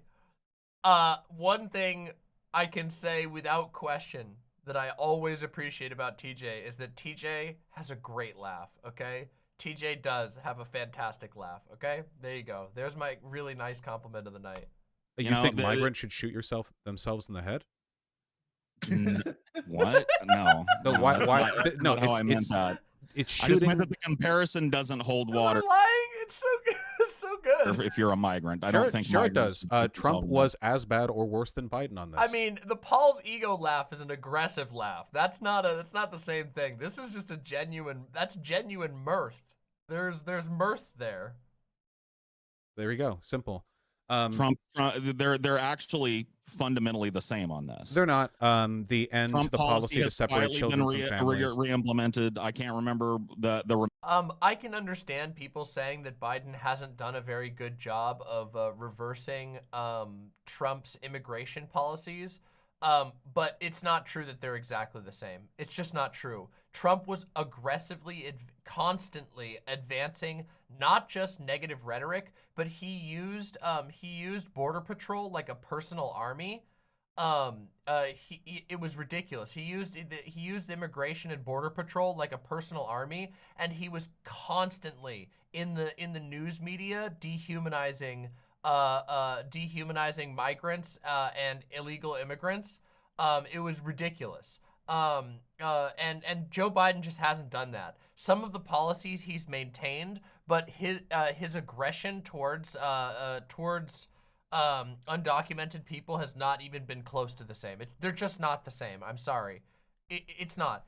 Joe Biden has not done a good enough job delineating himself from Biden has not done a good enough job delineating himself from Trump, in my opinion. But so I think there's plenty to criticize him on, but they're not the same. Donald Trump was literally half of his platform was basically mocking people suffering at the border while ordering his completely loyal border enforcement agency to just be as cruel as possible. Like, are we forgetting the conditions in the border camps? Maine and Mexico policy was re-implemented. Yeah, family separation wasn't there. Cherry says, 8-hour-long Demon Mama stream? God damn, you're crazy. It's true, I am. Minor difference, big improvement. There are still hundreds and hundreds of families separated. Right, but Biden created a task force to reunite them and has for the vast majority. He's not magic. He can't like snap his fingers and reunite. He's not choosing to not reunite. Oh, here's the sound effect. Oh, it didn't play. Hold on, I'm gonna...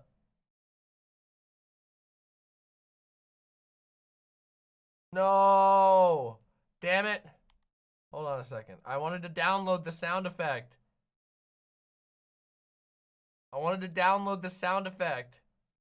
Here we go. Paul's ego. Alright, let's see if I can get it to work. Oh my god! It aligned! Oh my god, I can't tell. Was it oh my god, I gotta add this on here. Hold on a second. Here, I've gotta add this in. We've gotta have it. Hey, don't do that. Let me add one. Here we go. Upload. Here we go. Here we go. And now we got to add the keybind. Hold on a second.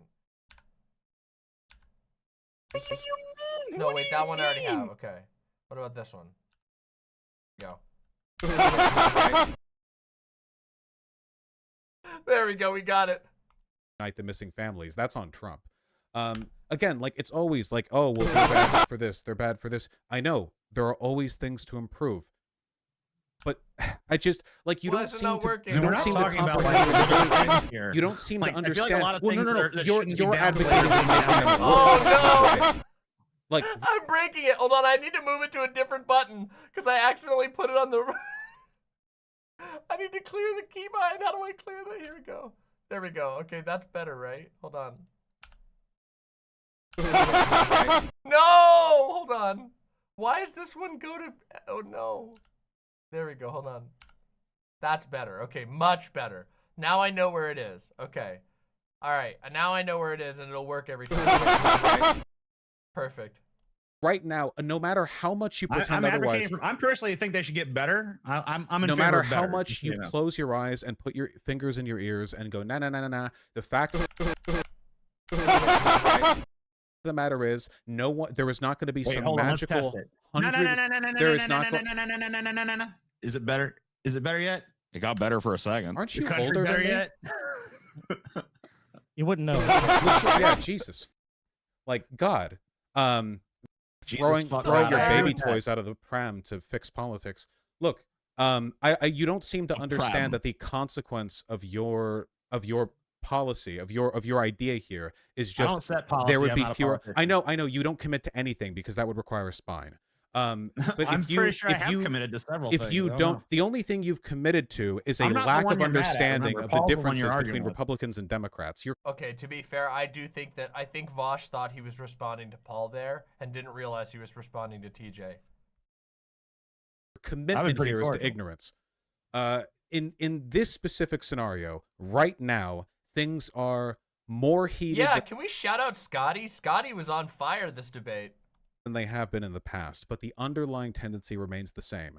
You vote for the best possible candidate. If you want to change things, you have to change the systems. Changing systems is hard and takes time. The best way to do that is to leech existing power and institutions and soapboxes. We do that through the Dems. We see good outcomes. We have seen good outcomes. The math is on my side. The science on my side. History on my side. On your side, a childish indignation and unwillingness to participate and a flagrant disregard for the threat fascists pose to this country. Very I've not leftist of you. advocated non-participation. So. Very leftist of you. And neither one of us is advocating that. Here's that old crazy straw man again. Yeah, you might want to wait till we're not on here. We'll before let the you straw man. historians decide. Yeah. This is definitely shit that I would reserve for the shit talk post show where we're not here to like call you on it over and over. Like that's not what we said.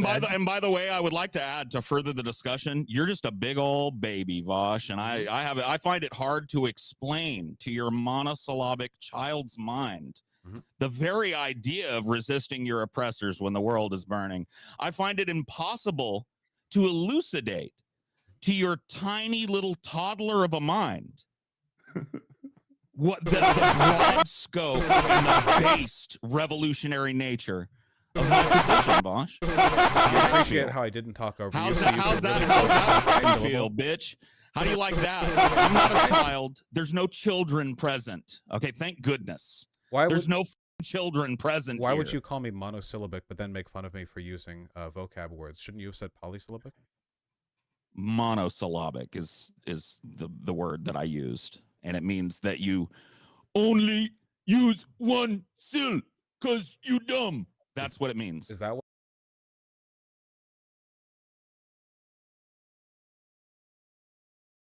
what I'm known for? But then you said Amelia. All right, whatever. Yeah, whatever I'm also not known for bit being you want to go for. I'm also not known for being a uninformed child, despite what some of the people in your chat and community might parrot. Well, you sure convinced them otherwise tonight. Look, I don't know. I just Okay. don't want fascism to win.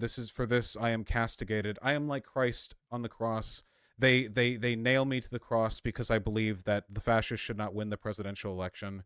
In my corner, agreeing with me is everyone who does advocacy work for everything meaningful that gives us joy and light in our lives. And on your side, I guess there's, I don't know, habitual pot smokers. I feel like we've made the arguments. I feel like we've made our cases. Dude, don't do pot smokers. Don't do pot smokers dirty, okay? Listen, there's a lot of pot smokers who have your position, okay? There's a lot of them, all right? A lot of pot smokers are totally ready to vote blue no matter who, okay? We can leave it to time, history, and especially if you convince them that blue is actually green. In my case, the unerring laws of mathematics to determine who is correct. Got it. All right. Polymath says Vaush has said some pretty stupid shit about pot lately. No, okay, listen. I'm gonna say this here. I do think that Vaush sometimes gets a little touchy when he talks about weed, but I don't think he's really said anything very dumb or out of line. Basically, what Vaush said is that some people are not realistic about their relationship with weed, which I think is true. I think there are people who are not realistic about their relationship with weed. And I think you should be realistic with your relationship about weed. I don't think that it's comparable to alcoholism. I don't think that it's comparable to heroin addiction or crack addiction or meth addiction. I think sometimes perhaps he's a little bit lacking in fair introspection about other very common drugs that people consume that are of similar levels of strength and power, but I don't really think he said anything super wrong about it. He just gets a little inflammatory with his chat because there's a lot of people who are annoying about weed in his chat.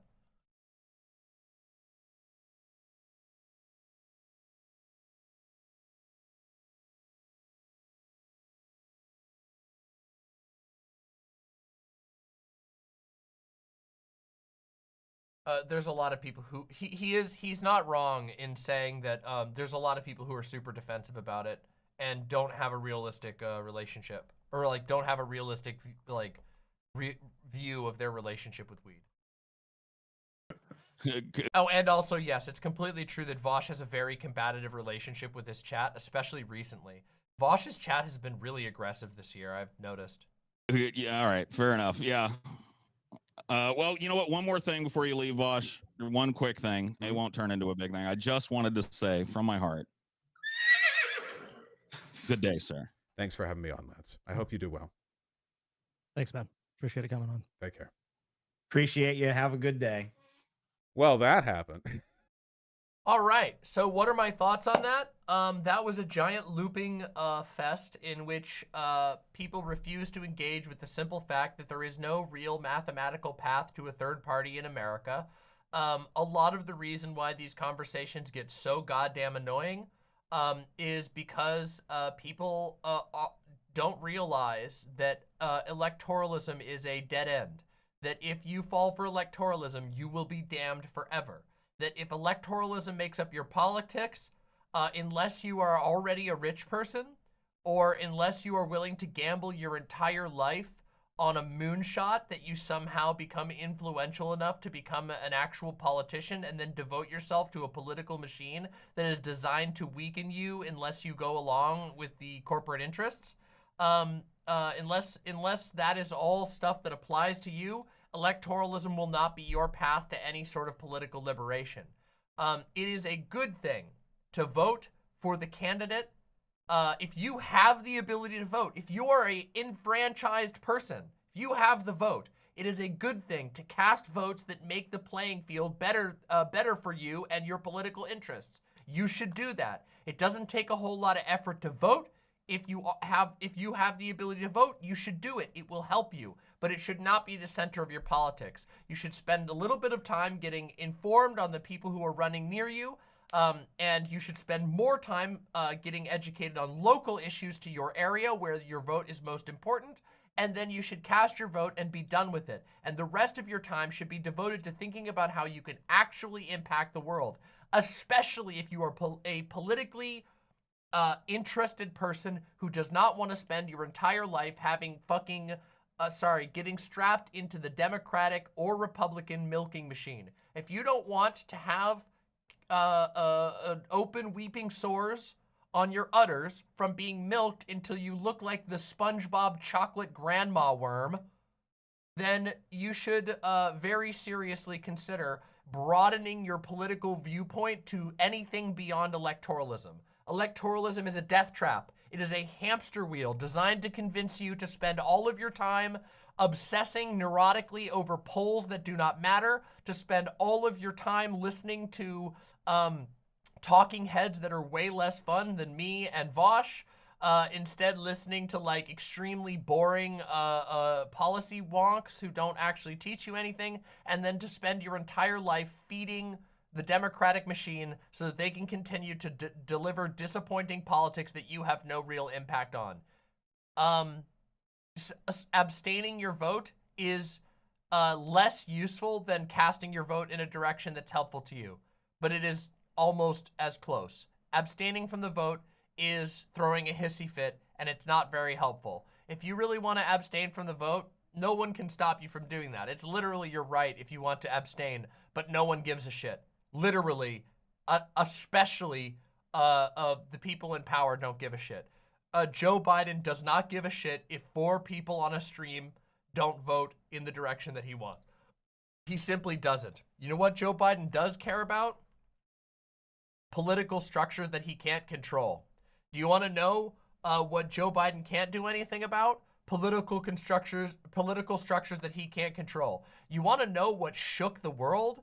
The fucking Black Panther Party. You guys want to talk about an organization that fucking shook the world? Well, the Black Panther Party was not the Black Panthers were not a electoral party. What they did was served breakfasts to people and educated them on politics. They organized people to radical action, and guess what? They shook the world. That's the type of structure that does things. Feeding people does things. Providing for people's needs does things. Building structures that allow people to get medical care that they need does things. Educating people does things. Empowering people, building connections, building strong communication networks, building ways to help one another in emergency situations will change the world, okay? And those are the things that that lets you grapple in politics in a real way. In this conversation, I think Paul's ego was being remarkably stubborn and kind of a goofball. I think TJ was digging in his heels and wasn't committing completely to an analysis of the difference between Donald Trump and Joe Biden, and I think he should rethink that position. It seems like he has, and that he's just interested in sort of engaging in a debate with Vaush. I would love to talk to TJ. As you guys know, I really like TJ, even if I don't always agree with him. I'd be totally open in the future to talking to DeepFatFried, even though I suspect that I will have disagreements with Paul's ego. I overall agreed with Vaush, though I do think that Vaush sometimes goes a little too far in overstating the case in favor of Joe Biden. Regardless, I still agreed with him a lot. And of course, we were very lucky to receive this wonderful clip. So there we go. Anyway, if you enjoyed this incredible debate review, make sure that you press subscribe down below. Leave me your comments if you think that I'm wrong, if you think I've missed something, if you think there's a voting argument that I've never heard, tell me in the comments below, because I would love to hear from you. As my fans can tell you, I'm very good about responding to comments. I'm always in my comments, so if you want to have your words reach me, put them there. All right, everybody, we have 3 memes to watch, and then I will be wrapping for the night. So join me for the memes real quick. Hey chat, I'm testing algorithm stuff with shorts. Please give likes and maybe a comment if you feel a little bit spicy. Hey, we got a short up? Hey, let's check it out. Keemstar's gonna make me money. I'm just here to make money. Background, and you're okay. Keemstar is gonna make me money. I'm just here to make money. It's funny because that is the truth. That is the only truthful thing that he's ever said in all of this. The only truthful thing that he's ever said is that I'm just here to make money. And that's what he refers to in the end. It's all just a big game to him, including manipulating his viewers, including lying all over the place. He is just a giant manipulative person, and no one should trust him. This should be the end of Boogie 2988, and I mean that. This should be the point where people say, this guy has no credibility. He will do anything and everything to manipulate his way back into the spotlight. And it's not just, he's not just like an entertainer. He's not just playing pranks or whatever. He's deliberately trying to get into the spotlight so he can convince people to give him money personally, so that he can pull their heartstrings. He's a charlatan and a fraud. Keemstar's gonna make me. Yeah, all right, everybody. If you saw that and you thought it was a decent rant, go press like right now. Go do it. Go do it. Go press like right there. We're testing out stuff in the algorithm so you can help us by boosting our shorts. Apparently, there are a whole bunch of really cool ways to get shorts into the algorithm right now, and we would love to have you help us in this venture. So there's meme number 1. Go press like on it quickly. You can be helpful. All right. We got a meme. These are the Mr. Krabs memes of the day. So everybody let Mr. Krabs know. Drops a lot. Oh, wow, your summary of Boogie is astute. I need to watch your streams more often. You should. My total view react of the whole Boogie situation, I'm quite proud of. All right, let's watch this meme. Let's see it. They made a good Mario Party game. All right, let's see it. At the end of every Mario Party 3 game, I'm Tumble, the bestest guy ever. You Tumble. Yeah, who the hell invited Tumble to the party? I hate Tumble, bro. Dude, Tumble. he looks like Toad. Why do you guys not like new people? Why? I've been waiting up. All right. Okay. Okay. All right. I didn't get it. Let's do it. Oh, now this is the content I'm here for. I love Kinnikuman animations. Let's do it.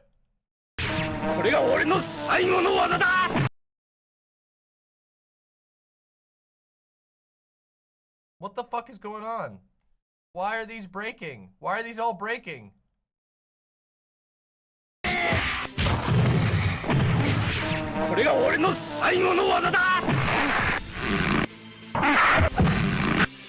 Oh! Oh, God! What was that?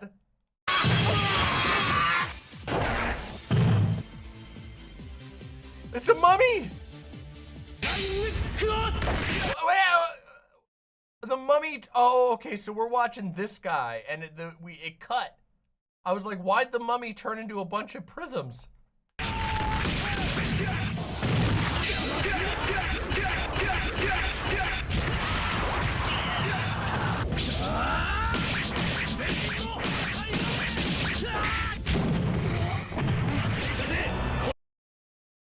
Yeah, I'm almost done. I'm literally just finishing the memes.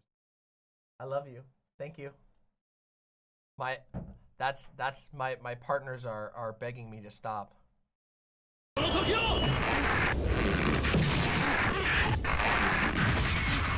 Oh! The bone breaking is brutal.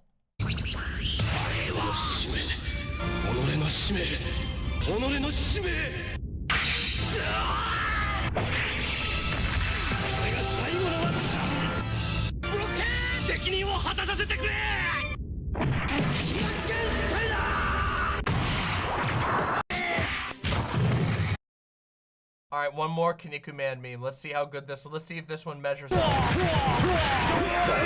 Oh, damn. This one's already going crazy. Oh, come on. Why's it got to do this?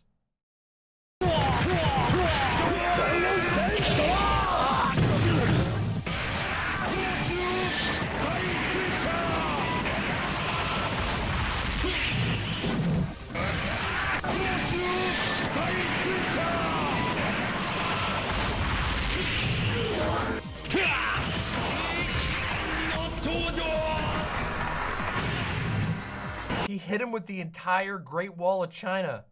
Look at that, the fucking Great Wall of China comes in and fucking smacks him.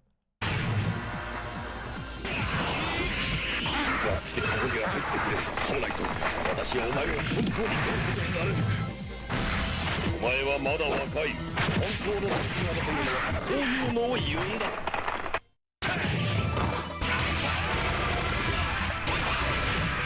Okay, the bone breaking and stretching noises in this game are brutal. Fucking brutal. They make me sick. They make me want to throw up.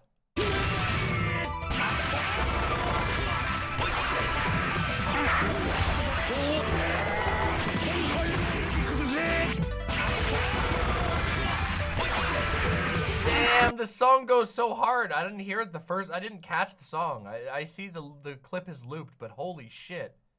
God damn, that was a banger. By the way, Bizadoo with the gifted 5 tier 1 subs. Thank you so much. 1, still too many white names, and 2, thanks to the critters for letting us steal Mama for so long.